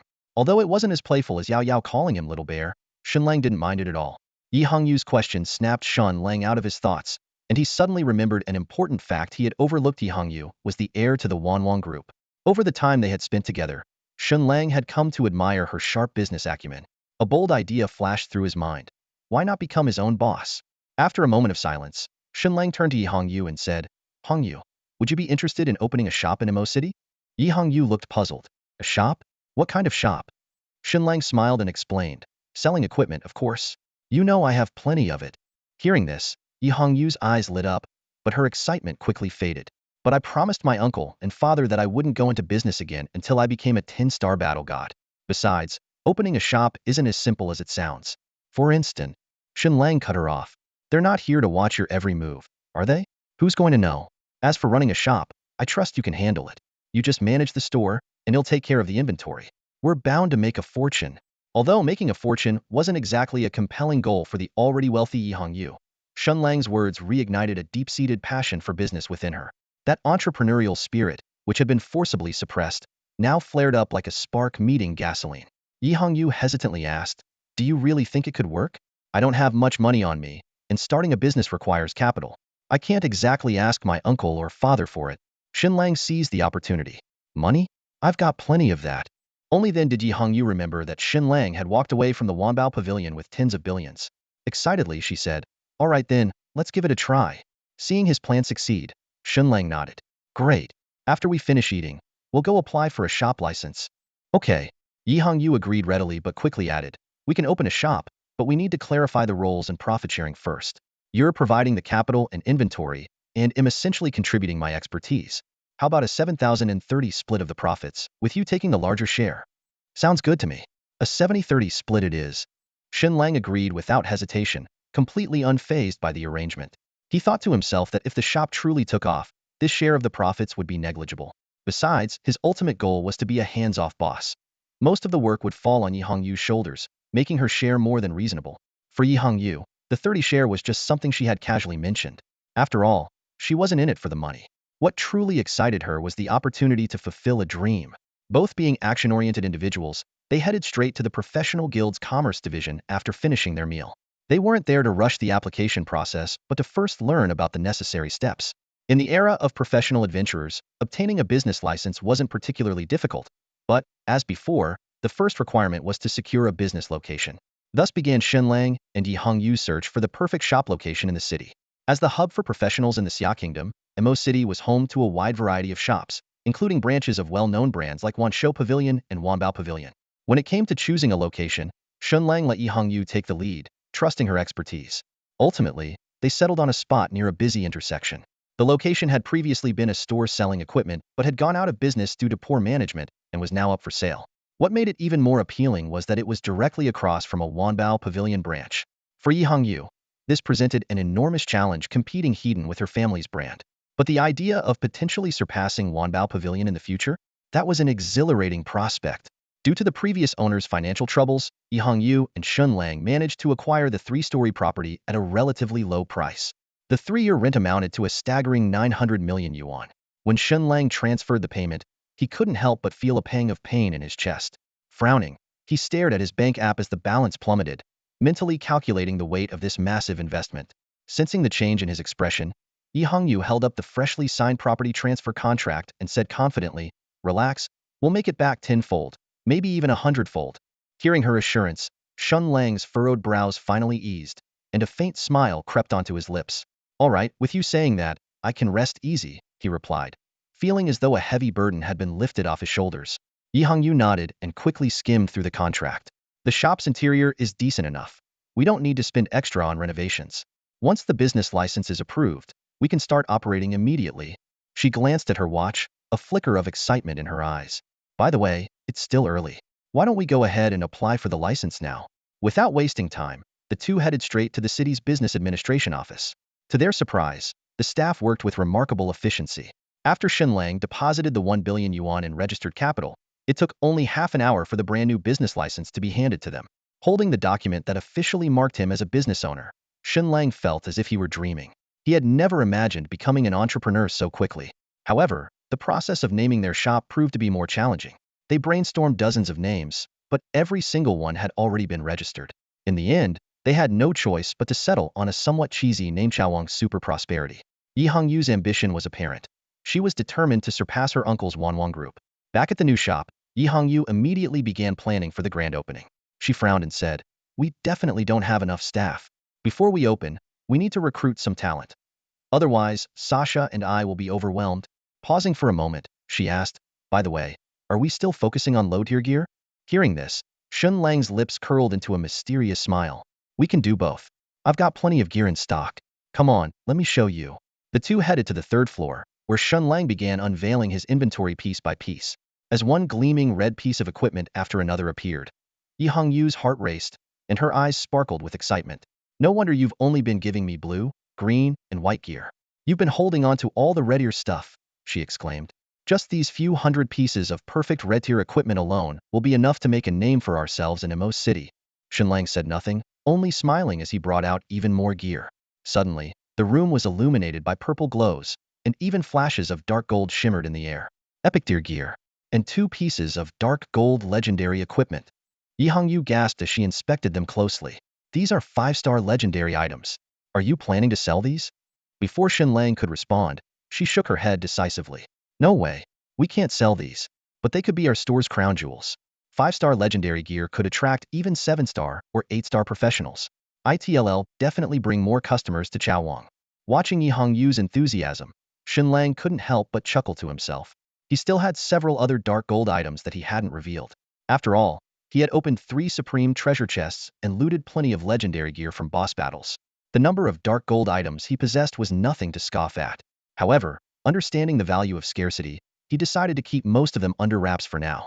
In truth, Shen Lang wasn't planning to sell the 2 dark gold items he had just shown: duo feather gloves and fallen armor. These were reserved for himself and Xiao He. While he did enjoy flaunting them a little, he also wanted Yi Hongyu to know that he had both high-tier and low-tier gear in stock. Yi Hongyu soon calmed down from her initial excitement and refocused on preparing for the shop's launch. She withheld the red-tier gear Shen Lang had previously given her, ensuring that none of it was sent to the Wan Shou Pavilion in Donghai City. This way, Chao Wang's inventory was fully stocked. Nearly 2,000 pieces of gear below the perfect red tier, mostly white with some green and blue, were displayed on the first floor, affordable for the majority of professionals. A few hundred perfect red-tier items and over 100 purple tier pieces were placed on the second floor. As for the 2 precious dark gold items, they were, of course, showcased separately on the third floor. During the busy preparations, Yi Hongyu also posted job openings online to recruit staff for the shop. Meanwhile, Shen Lang appeared much more relaxed, as his role seemed limited to providing gear and funds. Yi Hongyu didn't expect the boss himself to get his hands dirty. Shen Lang was happy to stay out of the hustle, watching Yi Hongyu dart around with purpose. He couldn't help but think that he might not be cut out for business after all. Over the next few days, Yi Hongyu was constantly on the move, making final arrangements for the opening. Perhaps it was because she was doing something she was passionate about that she seemed so full of energy. In the blink of an eye, the grand opening of Chawang Equipment Store arrived. Naturally, Shen Lang wouldn't miss this important occasion. Standing at the entrance, he watched as the store filled with a steady stream of customers. A sense of anticipation and excitement welled up in his heart. It must be said, Yi Hongyu had everything planned to perfection. When Shen Lang arrived at the store, it was merely for show. After the ribbon-cutting ceremony, he quickly slipped upstairs to avoid the hustle and bustle.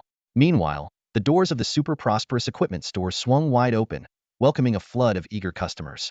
Ordinarily, a newly opened shop, even with some basic promotion, wouldn't attract such a crowd, especially with the renowned Wanbao Pavilion just across the street. But Yi Hongyu clearly had a unique strategy.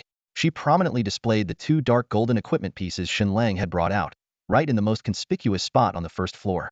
With no restrictions whatsoever, the dark golden glow radiated freely from the display. Additionally, she ingeniously used multiple mirrors to reflect the light to every corner of the store, draping the entire first floor in a mysterious, golden aura. This approach was unprecedented in other equipment stores, including Wanbao Pavilion. Typically, dark golden legendary equipment, let alone purple epic grade gear, was considered rare and traded discreetly. Yet here, two pieces of dark golden legendary equipment were openly showcased in the main hall, their allure undeniable. Passers-by couldn't help but be drawn in by the dazzling glow. They stopped in their tracks and, almost instinctively, stepped into the store to take a closer look. For most professionals, dark golden legendary equipment was merely the stuff of legends. Just seeing it in person was a rare opportunity. Even if they couldn't afford it, getting a close-up view was a worthwhile experience. As a result, the moment the super prosperous equipment store opened its doors, the first-floor hall was already bustling with activity. Most customers gathered around the two dark golden legendary items, marveling and discussing animatedly. Others wandered the store, exploring different types of equipment that caught their eye. Seizing the moment when the crowd was at its peak, Yi Hongyu stepped forward to make an exciting announcement. All transactions today would be 20 off. With this declaration, the excitement reached a new high as customers' enthusiasm soared. Yi Hongyu's intent was crystal clear now that she had drawn the crowd in. It was time to get them to open their wallets and make real purchases. Shen Lang stood on the third floor, gazing down at the bustling crowd inside the Chawang equipment store. The grand opening day's 20 discount had drawn in a massive number of professionals, especially those of lower star rankings. The equipment on the first and second floors had been completely sold out, and even with 26 beautiful sales assistants working tirelessly, they were struggling to keep up with the enthusiasm of the customers. A satisfied smile played on Shen Lang's lips, as if he could already see money flowing steadily into his pockets. His gaze fell on the central display platform in the first-floor hall, where two dark golden 5-star legendary pieces of equipment were showcased, continuing to draw a large crowd of onlookers.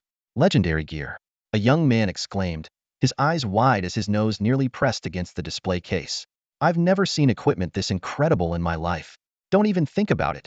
A middle-aged man beside him shook his head and sighed. If you don't have tens of billions to spare, it's out of your reach. Just as the crowd was buzzing with chatter, a young man with short blue hair walked past the store entrance. He had intended to leave, but the words legendary equipment caught his attention. After a brief hesitation, he stepped inside and made his way to the display platform. The young man's eyes scanned over the two pieces of equipment before locking onto the fallen armor. The words 12 Vitality immediately caught his interest. He glanced around and asked, how much for this piece? Yi Hongyu, the store owner, had been standing by the display the entire time. She politely responded, I'm sorry, sir, but these two items are currently for display purposes only. The blue-haired young man frowned slightly, then raised an eyebrow and said, for display only? Huh? So, they'll be for sale eventually? What, do you think I can't afford it? Name a price anything under 10 billion and I'll pay on the spot. The crowd collectively gasped at his bold statement. Even Shen Lang, standing on the third floor, took a second, more curious look at the young man, silently remarking on his audacious confidence. The young man then confidently displayed his basic information. Name, Qiu Tianyi. Status, War God Trainee. With an air of pride, Qiu Tianyi declared, the Qiu family can easily spare 100 or 80 billion. That's nothing to us. The onlookers gasped again, and murmurs spread through the crowd. The weight of the words Qiu family made everyone realize that this young man was no ordinary individual. Enemies of the Qiu family. This news spread through the bustling super prosperity store like a whirlwind. Amidst the hushed murmurs of the customers, the name Shuiwei City was repeatedly mentioned. Known as the most powerful city after Imo City, Shuiwei City was renowned for its formidable Qiu family, particularly the legendary 10-star war god and city lord, Qiu Inzong. Standing confidently at the counter was a young man with striking blue hair, Qiu Tianyi. Without hesitation, he revealed his identity. Yes, that's my grandfather, he admitted openly, causing a wave of astonishment around him. The descendant of the old war god. He's already in the war god training camp, truly a case of the tiger's cub being no dog.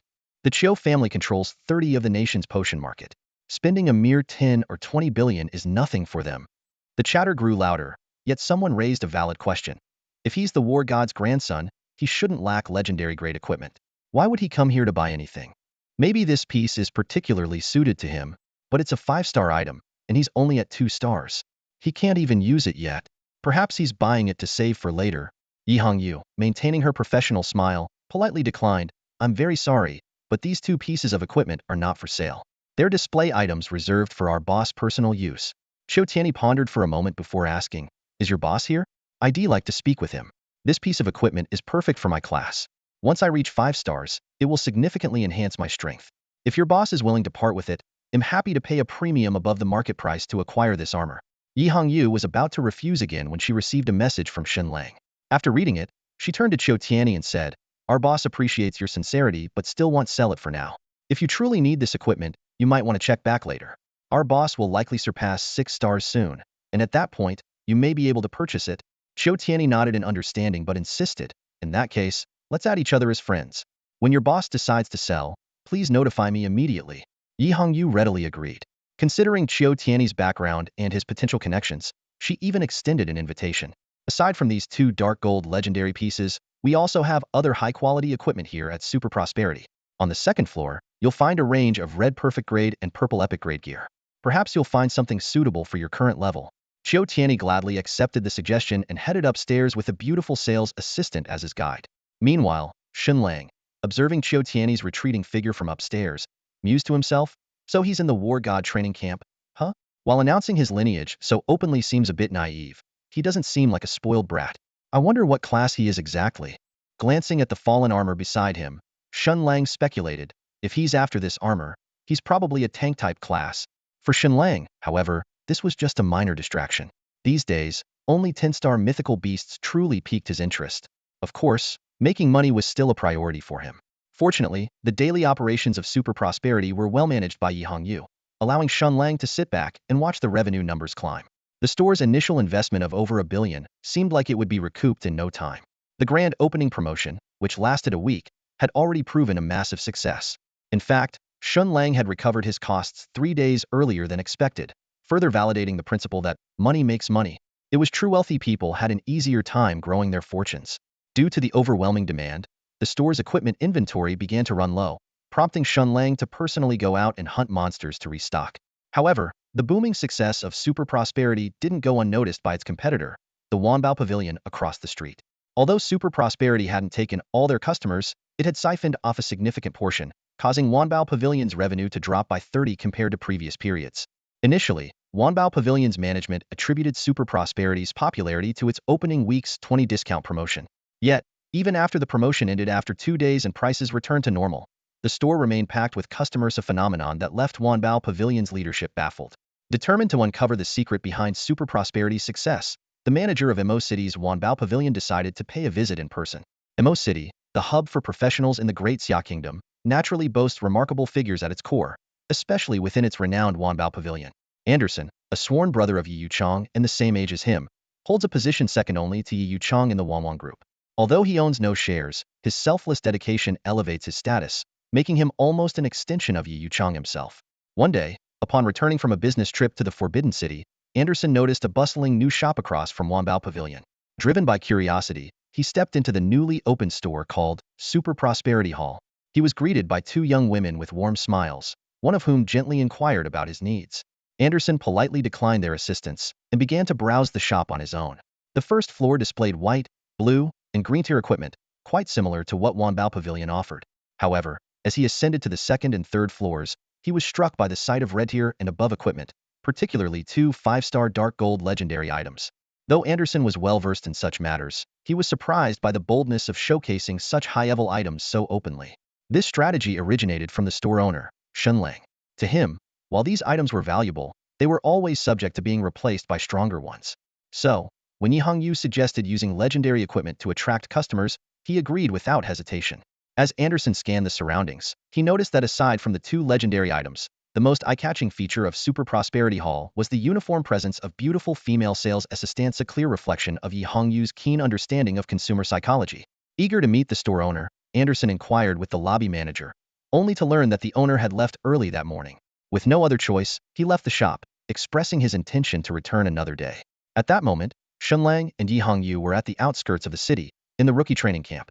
It was the official opening day of the camp, and the vast plaza was packed with energetic young people. On the high platform stood Chief of Staff Huang Lin, dressed in a military uniform, standing tall and surveying the lively scene below. Standing tall on the high platform, Huang Lin's commanding gaze swept over the densely packed crowd of men and women in the square. With a straight posture and a powerful voice, he began, "First of all, on behalf of the rookie camp, I welcome all 4,328 of you, who have gathered here from all corners of the nation. You represent the cream of the crop among this year's newly transitioned professionals in our Daxia Kingdom. Whether it's your class or your talent, you are undeniably among the strongest." Pausing briefly, he continued, "Thank you for choosing to become part of the War God Camp's reserve force. The War God Camp, as the cornerstone of our Daxia kingdom, is the most feared elite professional combat unit across nations. Standing here today means you all aspire to join the War God Camp, am I right? Yes. The rookies in the square responded in unison, their collective voices surging like a deafening wave that echoed across the air. Good. Huang Lin's expression turned serious, his eyes sharp as a blade. I believe in your determination. However, the War God Camp is not a place anyone can enter just because they wish to. Its doors open only to the strongest professionals, because only the strongest can shoulder the immense responsibility of defending Daxia and resisting foreign threats. The War God Camp is not merely a title, it's a duty as weighty as a mountain. His gaze swept across the crowd as he continued. Even though you are now reserve members, the road to officially joining the camp is still a long one. Over the next year, you will undergo comprehensive training, including advanced combat theory, dungeon expeditions, live combat missions, and more.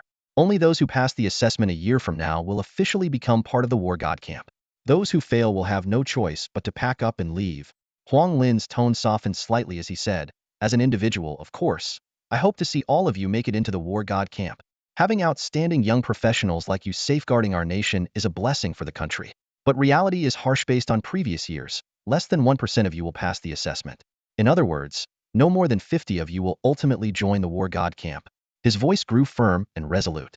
If you want to be among that select group of elite professionals, you must work harder, push yourselves further, and dig deeper into the potential of your professional talents than anyone else.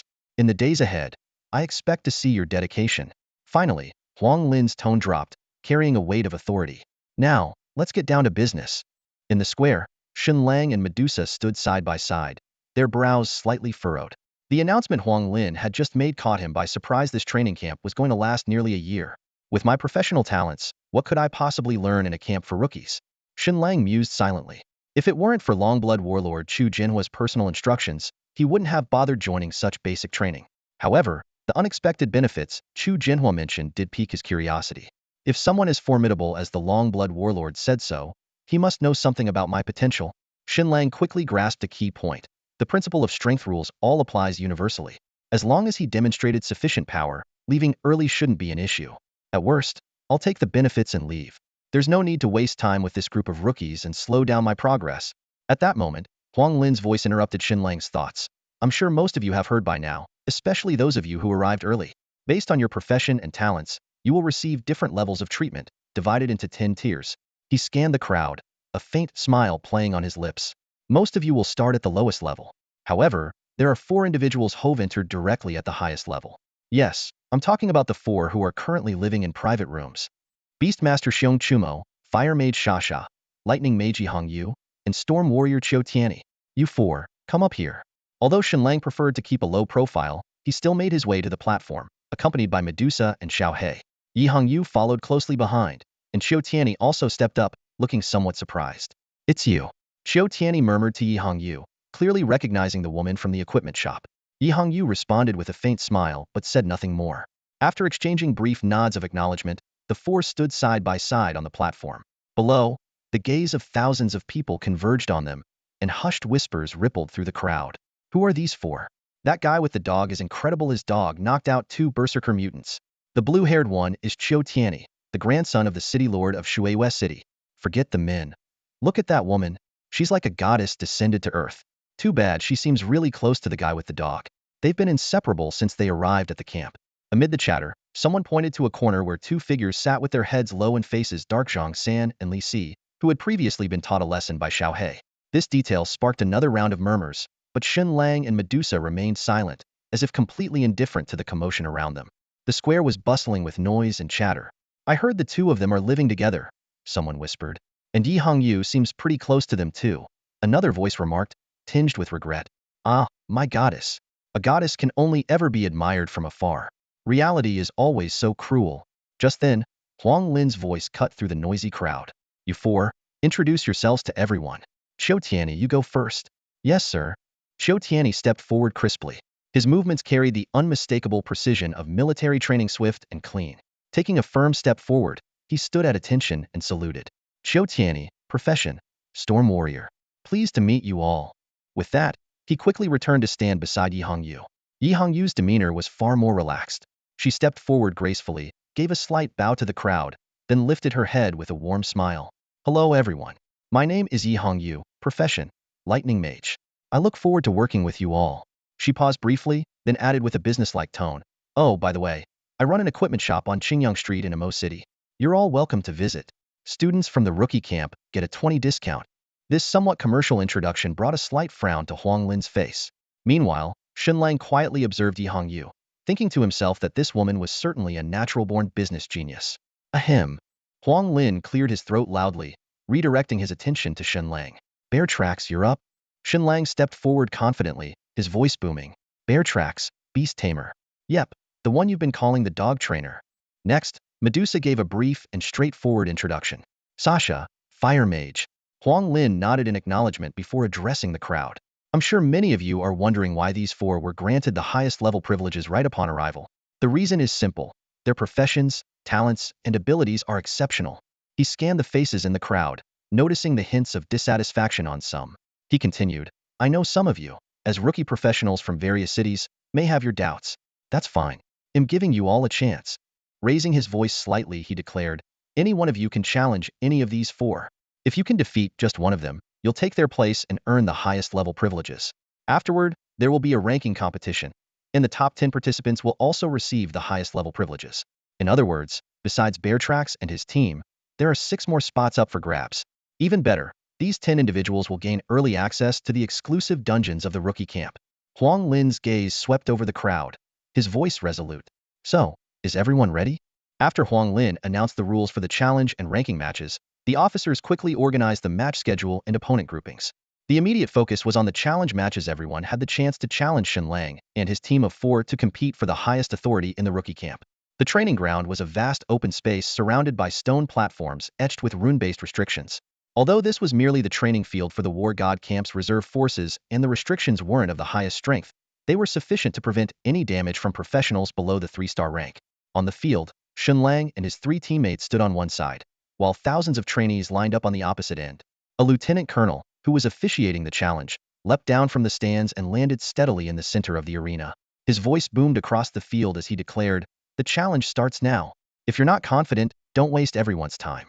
The challenge is limited to 3 hours. Any delay will result in losing your qualification. The field fell silent. These elites from various cities were proud individuals, but they weren't blindly arrogant. They understood that anyone pre-selected for the highest authority must possess extraordinary strength. At last, a burly young man stepped forward. Standing nearly 2 meters tall, he carried a warhammer on his back and was clad in a full set of green, high-grade equipment. He jumped onto the platform, his gaze sweeping across the 4 before finally settling on Yi Hongyu. Zhou Cheng, Lightning Warrior, level 24. Miss Yi, I challenge you, he declared.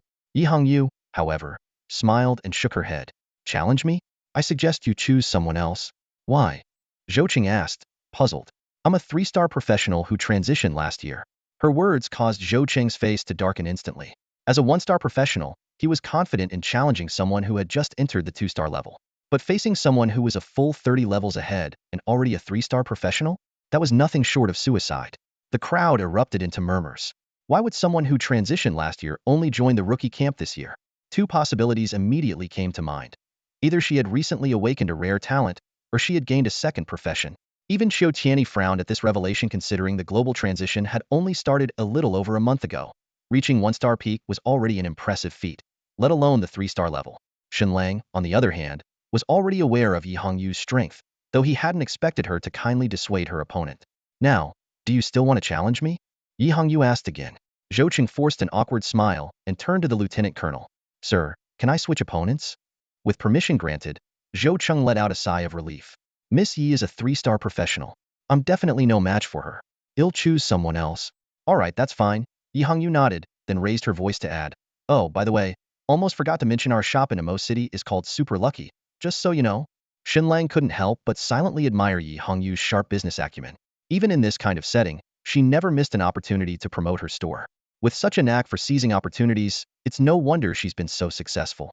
After finishing her pitch, Yi Hongyu sensibly stepped back, leaving the lieutenant colonel momentarily at a loss for words. He had no choice but to press forward, saying, hurry up, who are you challenging?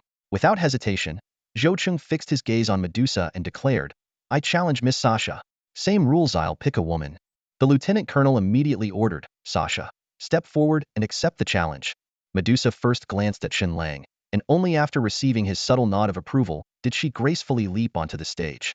Zhou Cheng placed his war hammer on the ground, cupped his hands toward Medusa, and said, "Please enlighten me." But as soon as he reached for his weapon, he suddenly felt as if the distance between his hand and the hammer was stretching endlessly. His vision blurred. What's happening?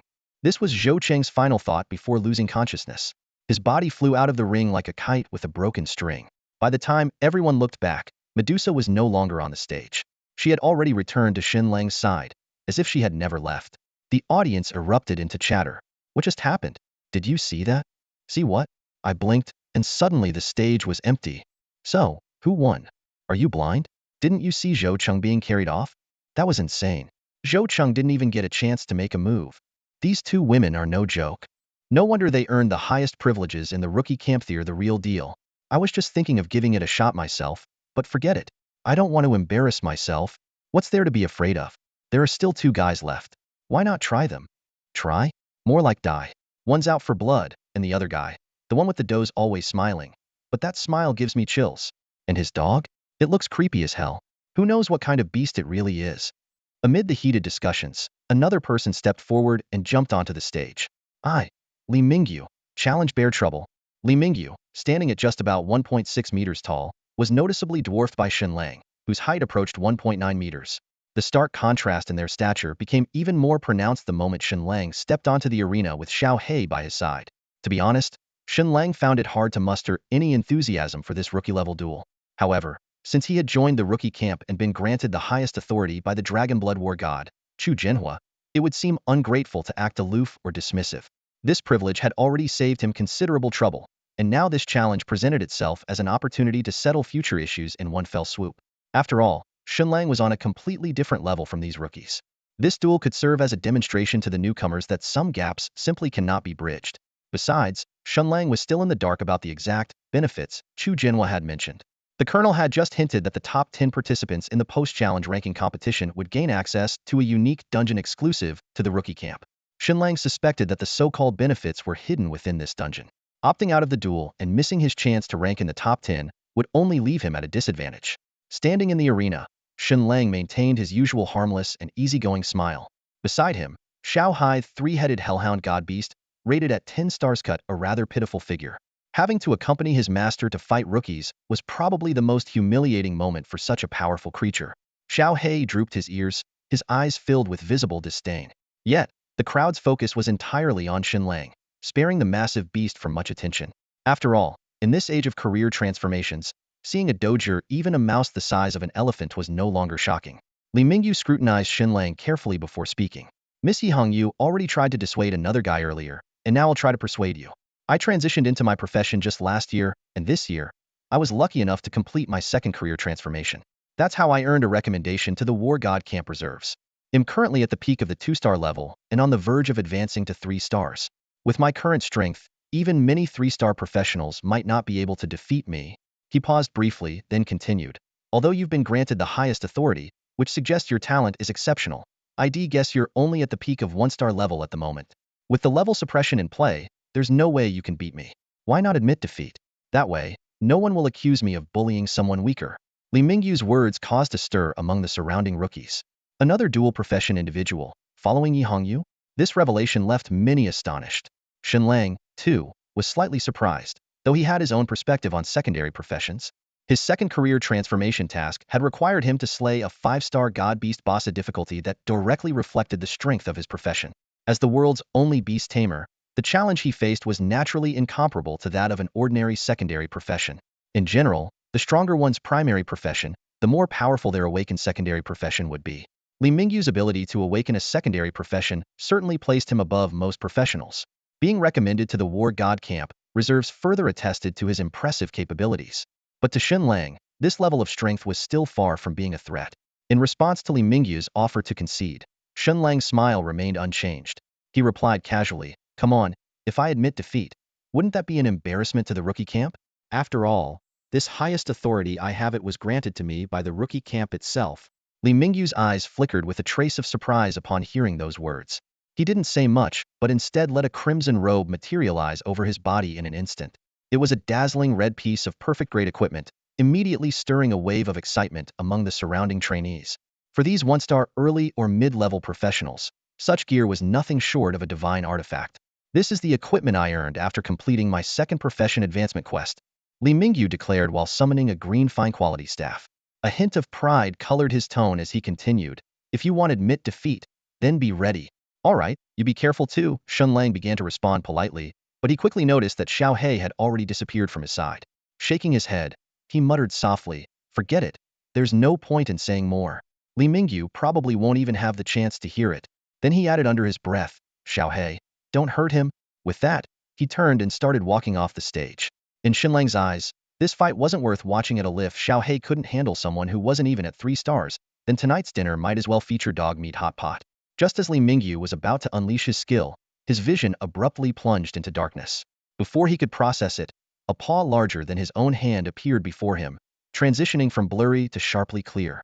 By the time he realized what was happening, the world was spinning around him.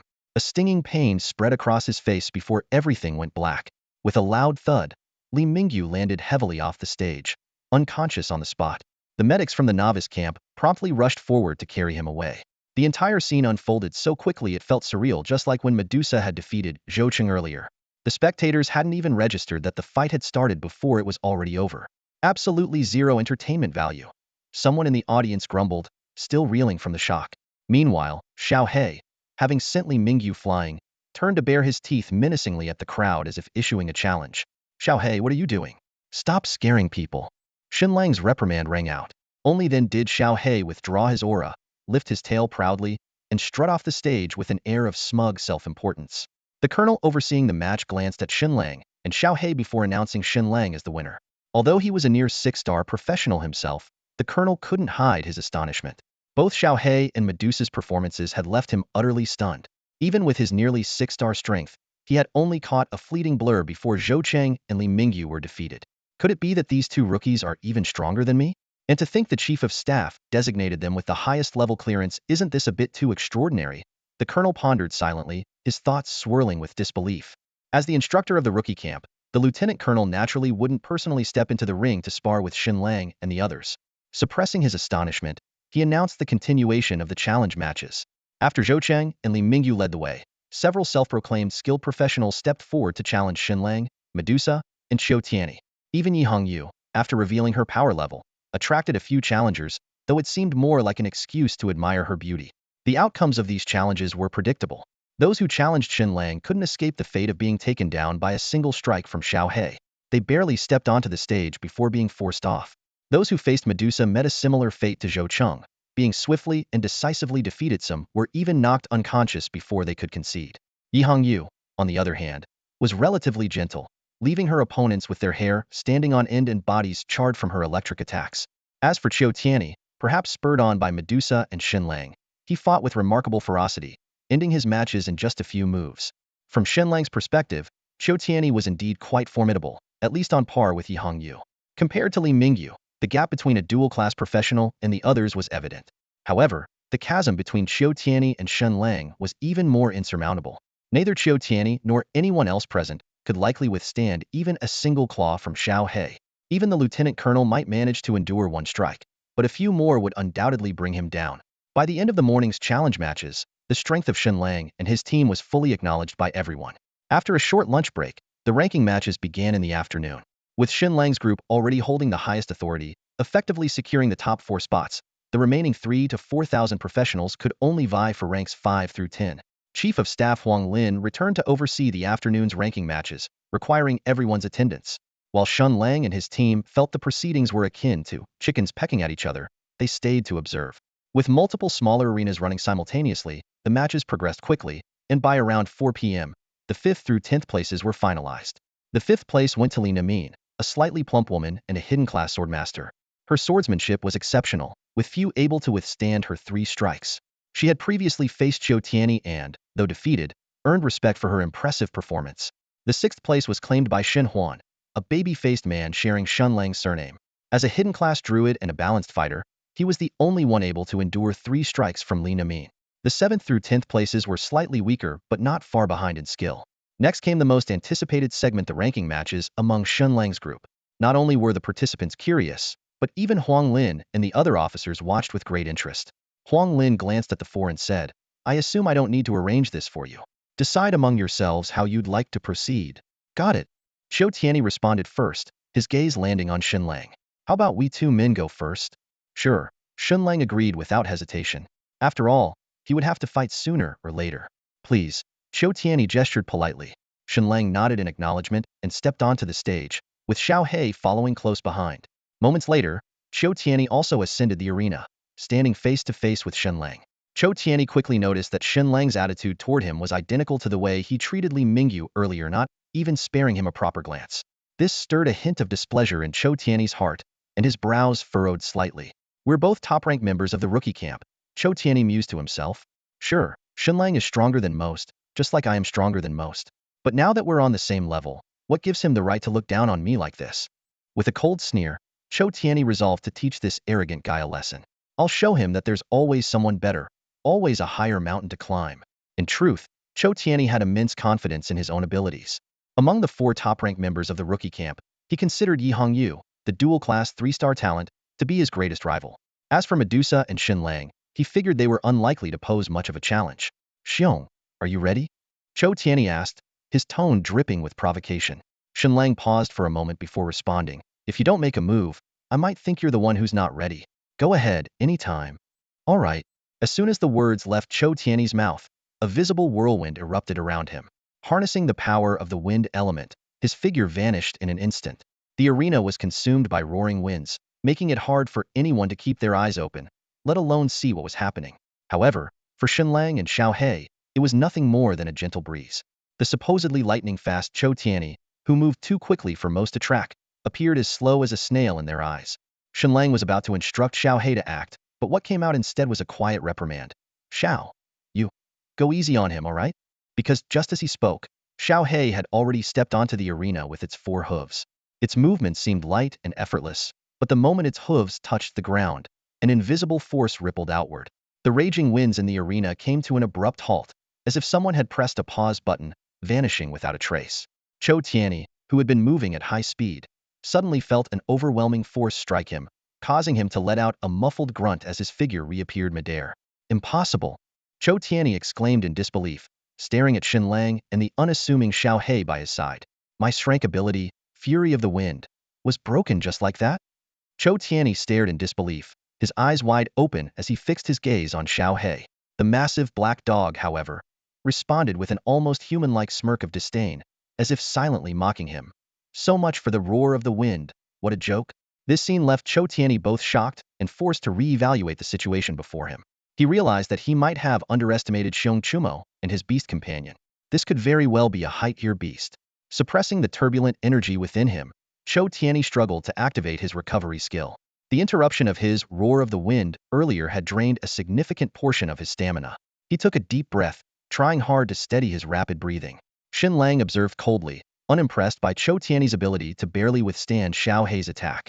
In Shen Lang's eyes, Xiao He hadn't even used its full strength. If it had gone all out, everyone present would have been instantly defeated.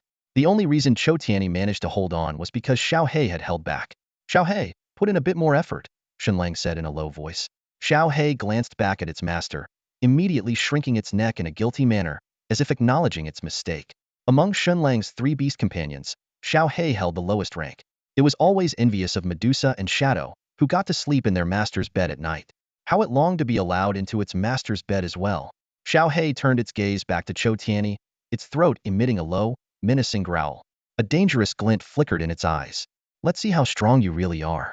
Qiu Tianyi, having regained some of his strength, summoned a massive purple blade out of thin air. It was clearly an epic-tier weapon. As the grandson of the god of war, possessing legendary-grade equipment was nothing extraordinary for him, but at this moment, he seemed to be holding back from using that level of weaponry. With a deep growl, Xiao He lunged forward. Qiu Tianyi, seeing this, summoned a purple shield, also of epic-tier. As a storm warrior, he could both attack and defend, and he chose a defensive stance in this moment. I don't believe it. Do you have divine beast blood in you, or something? Qiu Tianyi roared through gritted teeth, his muscles taut. The shield radiated a brilliant purple light as he channeled all his energy into activating his defensive skill, infusing the shield and his body with power. Xiao He's massive form closed the distance in an instant, its paw slamming down heavily on the shield. In that moment, the shield erupted with a dazzling purple glow, and a surge of violent energy rippled outward like a tsunami. Crack! Under the immense force, Cho Tiany's arm snapped, and his legs gave way under the overwhelming impact. His face turned deathly pale, his pupils dilating in shock as he suffered an unprecedented blow. Stop! Huang Lin's figure suddenly appeared on the platform, grabbing hold of the shield.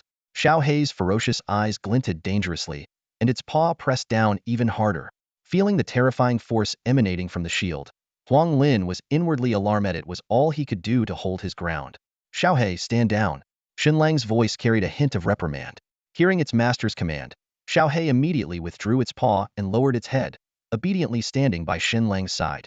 It had indeed lost control earlier. Although it hadn't used its full strength, it had unleashed nearly all of its physical power. If Huang Lin hadn't intervened in time, Cho Tiany might have been reduced to a bloody pulp. Huang Lin tossed the shield aside and hurried to support Cho Tiany, shouting to the others, "What are you waiting for? Get him to a healer." Soon, a group of people carried Cho Tiany away. His expression was blank, his eyes hollow clearly. The attack had shattered not only his body but also his confidence. Although the injuries appeared severe, in this era, such wounds, broken limbs, and critical damage were far from irreversible. With the aid of priests and other healing class professions, he would likely be fully restored within an hour or two, without any lasting aftereffects. The medical advancements of this time were leagues ahead of those in ancient history. Huang Lin turned to Shen Lang, his tone serious. "Xiong Chumo, that was a bit excessive. Apologies, Commander. I didn't mean for it to happen.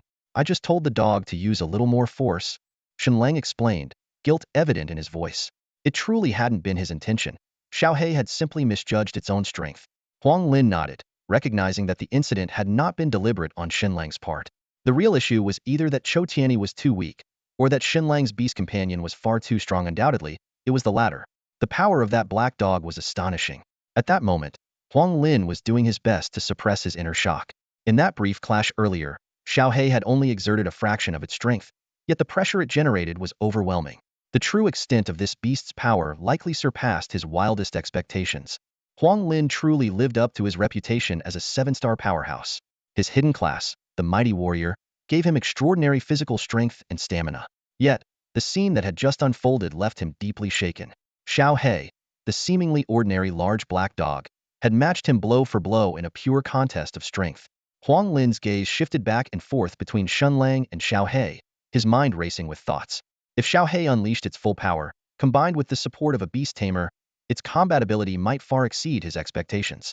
A bold theory surfaced in his mind: could this possibly be a 10-star divine beast? But he quickly dismissed the idea. Xiong Chumo was merely a 2-star Beast Tamer. How could someone like him form a contract with such a powerful divine beast? It didn't make any sense. A flicker of doubt crossed Huang Lin's eyes as he suddenly recalled a note left by Zhu Zhenhua in Xiong Chumo's file. An even wilder theory emerged in his mind: could Xiong Chumo actually be the illegitimate child of the Dragonblood war god? While Huang Lin was lost in thought, Shen Lang quietly asked, "Sir, may I step down now?" Huang Lin snapped out of his reverie and nodded. "Yes, you may. You've won." Shen Lang responded with a quick acknowledgement and left the arena with Xiao Hei in tow. Huang Lin, however, remained where he was, turning to face the crowd of rookies below, who were buzzing with excitement. The earlier moment when Xiao Hei nearly defeated Cho Tiany, armed with dual epic level gear, had clearly left everyone stunned. Whoa, that was insane. What kind of dog is that? That dog's strength has to rival a 4-star professional, at least. Who exactly is this Xiong Chumo? How did he manage to form a contract with such a powerful beast? It's got to be a divine beast. The exact star level, though, I'm not sure. How could a rookie professional possibly contract a divine beast? He must have some incredibly strong war god backing him up. The crowd erupted into a chaotic discussion, their conversation drifting from Xiao Hei's strength to Shen Lang's mysterious background. When Shen Lang returned to his spot, Yi Hongyu was eyeing him intently, her gaze filled with intensity. As one of the first people to interact with Shen Lang, she had always known he was strong, but not this strong. Even she, a 3-star dual-class professional, probably wouldn't stand a chance against him now. At that moment, Yi Hongyu finally understood the source of Shen Lang's impressive gear. It was all earned by himself, grinding through low-level monster zones with his formidable beast companion. Suddenly, Yi Hongyu recalled the words of advice her father and uncle had given her before she left, urging her to maintain contact with Shan Sanliang. A sharp realization dawned on her. There might be more to this than she had initially thought. Could they have known something all along? Glancing at Shen Lang out of the corner of her eye, she felt a hint of frustration. It was becoming clear that her father and uncle were trying to set her up with him. Noticing Yi Hongyu's gaze, Shen Lang asked curiously, "What's wrong?" Nothing. Yi Hongyu quickly turned her head away, flustered. Though Shen Lang found her behavior puzzling, he didn't press the matter. Instead, he shot a sharp glare at Xiao He and scolded in a low voice. I told you to use some strength, but I didn't tell you to go overboard. Xiao He responded with a pitiful tone. I'm sorry, master.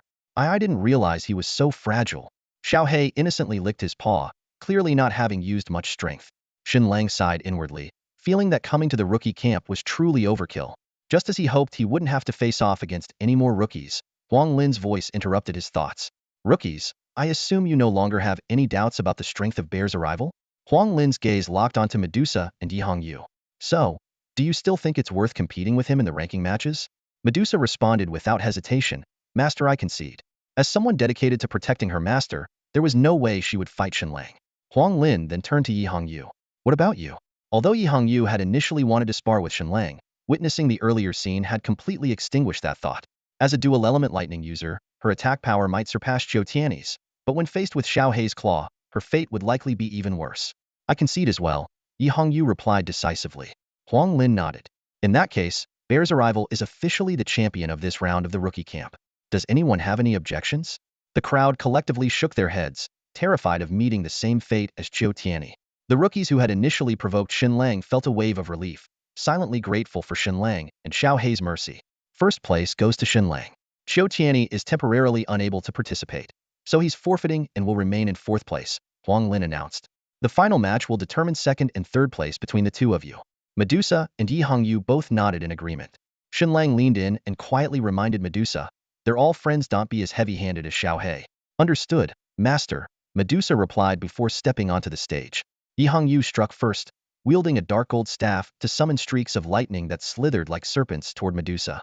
A crimson glint flashed in Medusa's eyes, and the lightning snakes trembled violently before dissipating in an instant. Impressive, Sasha, Yi Hongyu said with a smile. But be careful, this next move won't be so easy to handle. She pointed her staff at Medusa. As the spectators watched in confusion, a sphere of crackling lightning suddenly began forming behind Medusa. The sphere of lightning behind Medusa continued to expand, with its inner energy violently crackling and surging. This attack skill, capable of forming directly behind its target, showcased the immense power of a 3-star professional.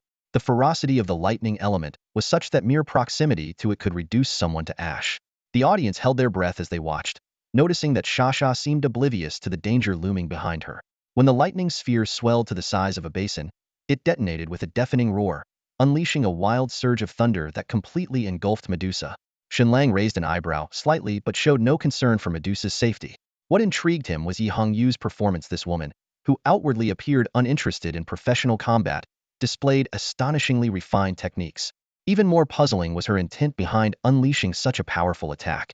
While it was clear this strike wouldn't harm Medusa, its sheer force far exceeded what an ordinary 2- or 3-star professional could endure. After a moment of contemplation, Shen Lang let out a self-deprecating chuckle. How could the mind of a business elite like Yi Hongyu be simple? She must have already gauged Medusa's capabilities, which explained her confidence in using such a skill without hesitation. This seemed less like a straightforward attack and more like a test of strength and a strategic probe. Sure enough, Medusa emerged unscathed from the violent thunderstorm, her equipment unactivated. This sight left the audience utterly stunned, relying solely on her physical body to withstand such overwhelming lightning power. This fire element mage's defense was far beyond anyone's expectations. Unexpectedly, Yi Hongyu made no further moves. Instead, she spoke calmly. All right, I concede. That was my most powerful skill at the moment. Since it couldn't harm you, continuing the fight would only be a humiliation for myself. Huang Lin, though slightly surprised, proceeded to announce the results of the match. Medusa claimed second place, Yi Hongyu third, and Zhou Tianyi fourth. He also declared that the remaining 6 professionals, along with Shen Lang and the others, would receive top-tier access privileges in the rookie camp. Finally, Huang Lin announced 2 updates. First, based on their rankings in the competition, all rookies would receive corresponding points, which could be redeemed at the supply depot for equipment, potions, beasts, and other resources as part of their entry rewards. Second, the rookie camp would open 4 training dungeons for their use. The intensive training instance is set to launch tomorrow, giving the rookies a rare moment of leisure today. However, ranking points are a precious resource for them. Although Shen Lang and Medusa knew they wouldn't stay in the rookie camp for long, they still decided to make the most of their points. They stepped into the exchange department of the rookie camp, where an array of equipment and potions was on display. Shen Lang's gaze swept over the expensive, dark golden legendary gear as he calculated silently. Even some 1-star and 2-star equipment, priced at a staggering 30,000 points, was far beyond reach for most. Besides, with his possession of 5-star dark golden legendary gear, these items naturally failed to catch his interest. In the end, Shen Lang and Medusa each exchanged their points for 4 attribute potions. These small glass bottles contained a rare liquid that could permanently enhance attribute points, with each bottle equivalent to a single attribute level increase. Without hesitation, Shen Lang spent all his points, choosing 1 bottle each for strength, constitution, and agility, and 2 bottles for spirit. As a beast tamer, the importance of the spirit attribute was self-evident. Medusa also spent her entire 10,000 points generously on the same potions, having already decided to gift the precious potions to Shen Lang. Under the curious gaze of the exchange department officer, the two left with their 10 attribute potions. Yi Hongyu, on the other hand, didn't rush into making exchanges. Her sharp business acumen had already begun calculating how to use her points to acquire equipment and convert them into profits through Chawang Pavilion. Shen Lang didn't mind this at all. He trusted that under Yi Hongyu's management, Chawang Pavilion would thrive. Back at the dormitory, Shen Lang eagerly consumed all the potions. As the effects kicked in, he felt a significant boost in his 4-dimensional attributes, with his spirit attribute alone increasing by a remarkable 40 points. Although each type of attribute potion could only be used a limited number of times, Shen Lang was already looking forward to the immense benefits of higher star potions. The next day, Huang Lin gathered all the rookies once again to officially announce the opening of the intensive training instance. The entire rookie camp buzzed with excitement. Through Huang Lin's introduction, the group learned about the details of the training dungeons. Within the rookie camp, there were 4 dungeons located in the southeast, southwest, northeast, and northwest corners. Huang Lin's tone was subtle, occasionally using the term secret realm instead of dungeon.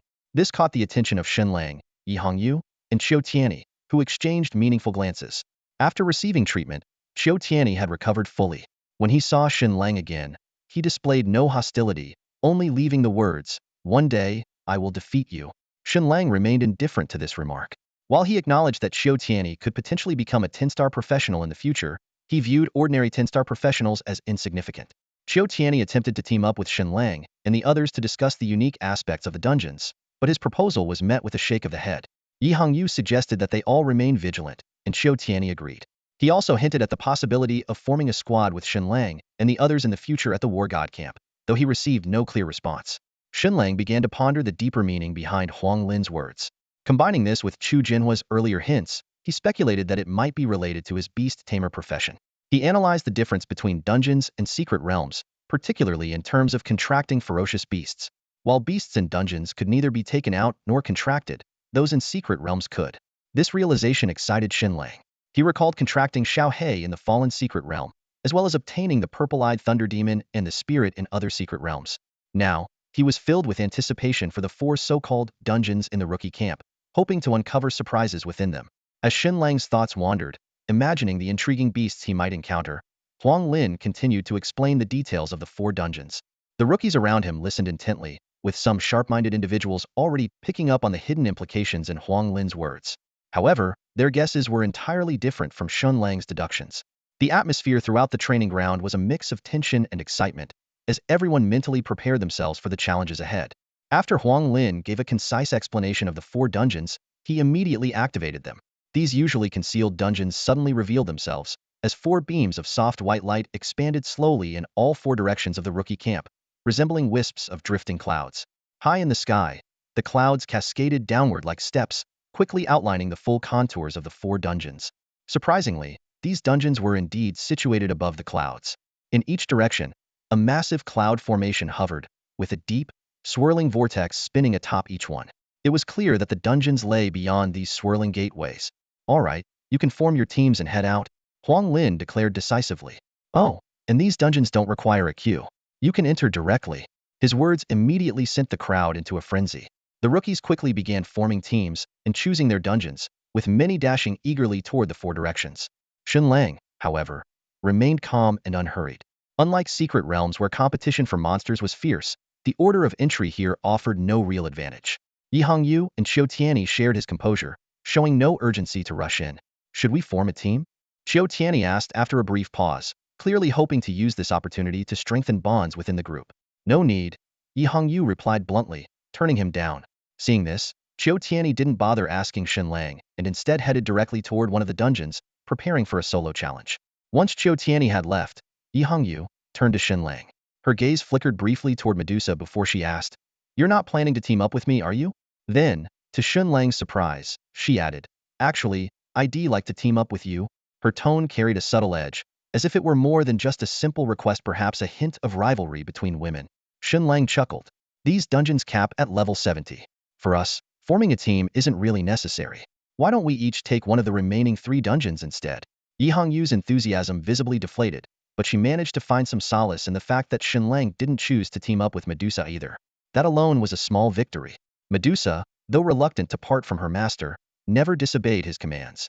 Besides, with Xiaohei and Shadow to protect him, her master would surely be safe. Splitting up could even expedite their progress through the dungeons. "Fine. They'll take the dungeon to the east," Yi Hongyu declared, quickly making her way up the cloud stairs. Shen Lang turned to Medusa. "Shasha, you'll go to the north?" "Understood, Master," Medusa replied. Before leaving, she sternly instructed Xiaohei and Shadow, "Take good care of Master." "Don't worry, Shasha." Shadow's voice echoed faintly from within the shadows. "With me here, Master will be perfectly safe," Xiaohei assured confidently. Shen Lang smiled and shook his head. "It's just a dungeon. No need to be so concerned. Splitting up will make things faster." With a graceful leap, Medusa ascended the cloud stairs, swiftly vanishing into the mist. Shen Lang hopped onto Xiaohei's back. "Let's go southward." Xiaohei's reputation from nearly swatting Shou Tianyi to death the day before still lingered, and people on the cloud platform quickly made way for them. Amid the murmurs of the crowd, Shen Lang arrived beneath the southern vortex. As he was about to enter, Shadow suddenly spoke up.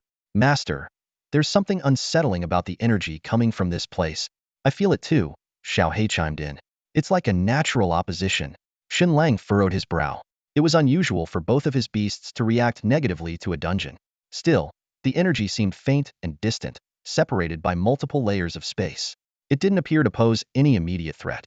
Deciding to proceed, Shen Lang resolved to investigate further. Leaping into the vortex, a system prompt appeared, offering difficulty options. As always, Shen Lang selected the Hell difficulty without hesitation. Moments later, a notification chimed. "Player has selected Hell difficulty. Adjusting data for Howling Jungle. Data adjustment complete. You will be transported to the southern dungeon in 10 seconds. Please prepare yourself." As the countdown ended, Shen Lang and Xiaohei's surroundings gradually came into focus. "Southern dungeon?" Shen Lang muttered with a wry smile. "What a creative name. I'm guessing the others are just northern, western, and eastern dungeons." Before he knew it, the scene before Shen Lang shifted. In no time, he found himself riding Xiaohei across a desolate expanse of desert. The Gobi stretched endlessly before him, with nothing but yellow sand as far as the eye could see. Not a single blade of grass grew here, and the barren landscape exuded a chilling sense of desolation. While this was only a level 40 dungeon, and Shen Lang had confidence in his abilities, the eerie atmosphere still put him on edge. With Xiaohei by his side, Shadow silently emerged from Shen Lang's own shadow. "Do you still feel it?" Shen Lang asked.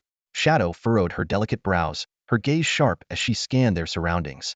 "Yes, it's still there. But I can't pinpoint where it's coming from. It doesn't feel like it's caused by any particular thing," Xiaohei added, his tone low. "It's more like the entire dungeon is targeting us." "The entire dungeon?" Shen Lang murmured, falling into thought. Typically, a dungeon wouldn't actively reject or antagonize its intruders. However, under certain special circumstances, such anomalies could occur. His eyes flicked between Xiaohei and Shadow, and suddenly, a possibility dawned on him. Xiaohei was of the dark element, and Shadow, being of the undead element, was also steeped in darkness. Together, they perfectly fit the archetype of dark villains in most fantasy stories. If they were both sensing the dungeon's hostility, it was likely due to their attributes. Yet this theory raised another question. Shen Lang himself hadn't felt any presence of light element forces within the dungeon. To test his hypothesis, Shen Lang used their contract to reach out to Medusa and ask about her situation. He had already received system notifications that Medusa was farming monsters in her own dungeon, steadily gaining experience. "Master, I felt something strange too," Medusa replied. "The beasts in your dungeon, are they water elemental?" Shen Lang asked. "No, this dungeon is an undead dungeon. All the beasts here are undead creatures." Her response deepened Shen Lang's confusion. If his theory was correct, then Shou Tianyi and Yi Hongyu might be experiencing something similar in their respective dungeons. However, it seemed this odd sensation only affected beast companions, as Shen Lang himself felt nothing unusual. Just then, the global announcement system chimed. Medusa, under the alias Hidden Dragon, had successfully cleared her dungeon. The message echoed 3 times in succession. Although this codename was already widely recognized, Shen Lang had no intention of changing it. If his enemies feared his rise, then he would let them tremble as they bore witness to his ascension. As the name Hidden Dragon once again resounded across the globe, countless regions erupted in fervor. But Shen Lang paid no mind to the uproar, nor did he linger on the secrets of the dungeon. Since he couldn't unravel the mystery for now, he decided to focus on clearing the dungeon first. Sasha's already finished her run. It's our turn now, Shen Lang said with a grin. Shadow responded immediately. Understood, master. Xiaohei opened his mouth to speak, but Shadow cut him off. You stay here. We don't need you for this. Seeing Xiaohei's pitiful expression, Shen Lang reassured him with a smile. Don't worry. He'll let you take the lead in the next dungeon. Got it, master. Xiaohei perked up instantly, clearly unwilling to be relegated to the role of a mere mount. With that, Shadow vanished into thin air, and an immense black mist engulfed the entire desert plain. Though no beasts were visible, the sound of kills and experience notifications continuously echoed in Shen Lang's mind. Within mere seconds, the dungeon clear notification appeared. Not even the shadow of a ferocious beast appeared before the dungeon was declared cleared. Such an unbelievable achievement would likely be dismissed as a tall tale if told to others. Yet, it was the true the mere level 40 dungeon posed no challenge to Xiaoying, who had already reached level 45. A single ultimate move from her was enough to sweep the entire area and secure an effortless victory. As the results screen flashed by, Shen Lang exited the southern dungeon, now carrying yet another supreme treasure chest. With his triumph, a thunderous global announcement once again echoed across the world. Soon after, Shen Lang and Medusa embarked on a second and third run of the dungeon, reaping a diamond treasure chest and a platinum treasure chest respectively. When they moved on to the other two dungeons, their overwhelming strength allowed them to clear each one with ease, completing 3 consecutive runs in quick succession. In just a few minutes, 4 global announcements reverberated across the world, causing a sensation even greater than the uproar from Shen Lang's initial class advancement. What drew even more attention was the fact that every name listed in these announcements belonged to Shen Lang, Hidden Dragon. However, Shen Lang had grown indifferent to these global broadcasts. His significant power boost had given him the confidence to face any crisis heat. More importantly, he placed unwavering trust in his homeland's strength. If powerful enemies from rival nations dared to invade, the War God Battalion would surely not stand idly by. With this calm assurance, Shen Lang returned to the southern dungeon where it had all begun, determined to uncover its hidden secrets. Master, that feeling is getting stronger. Xiaohei and Xiaoying warned gravely, their expressions heavy with concern. They had clearly sensed something unusual. Standing beside Shen Lang, Medusa appeared to outsiders as his teammate spoke up as well. I can't sense it as acutely, but it feels as though the space around us is infused with some kind of tearing force. Just as Shen Lang was about to respond, a crisp and clear notification sounded in his mind. Congratulations on clearing the Hell Level 4 Directions dungeon. Now, the hidden dungeon is being unlocked for you. Shen Lang listened to the system notification, his brow furrowing slightly. He hadn't expected the 4 Directions dungeon in the rookie camp to conceal such a secret. A hidden dungeon that could only be unlocked after clearing the 4 main dungeons. There was undoubtedly a deeper mystery behind this. He quickly analyzed the situation. Although some of the dungeons exceeded level 60, with the strength of this elite group of rookies, clearing them shouldn't be a problem. However, Huang Lin's nonchalant attitude made him suspicious. Could it be that merely clearing the dungeons wasn't enough? Shen Lang recalled his 4 hell-level SSS evaluations, and a sudden realization struck him. As expected, the true condition to unlock the hidden dungeon was achieving an SSS rating on hard mode. Shen Lang's performance had already far surpassed this threshold. Before he could think further, Shen Lang was teleported into the Radiant Realm. The system notification echoed in his ears, informing him that he could remain there for 4 hours, but once he left, there would be no second chance to return. In an instant, the surrounding space was flooded with an overwhelming power of light. Xiaohei and Shadow immediately felt as if they had been struck, their fur bristling as they trembled. Even the 10-star divine beast Xiaohei was in unbearable pain. Without hesitation, Shen Lang sent them back to the beast space. Medusa, though uncomfortable, managed to endure. Both she and Shadow sensed 4 formidable presences nearby, their strength no less than that of the 12-winged angels of the fallen abyss. Shen Lang's heart sank, for maturistage 10-star divine beasts were no trivial matter. Just as he heightened his vigilance, Medusa suddenly cried out in alarm, urging him to retreat immediately. Shen Lang didn't hesitate to recall her and Shadow into the beast space.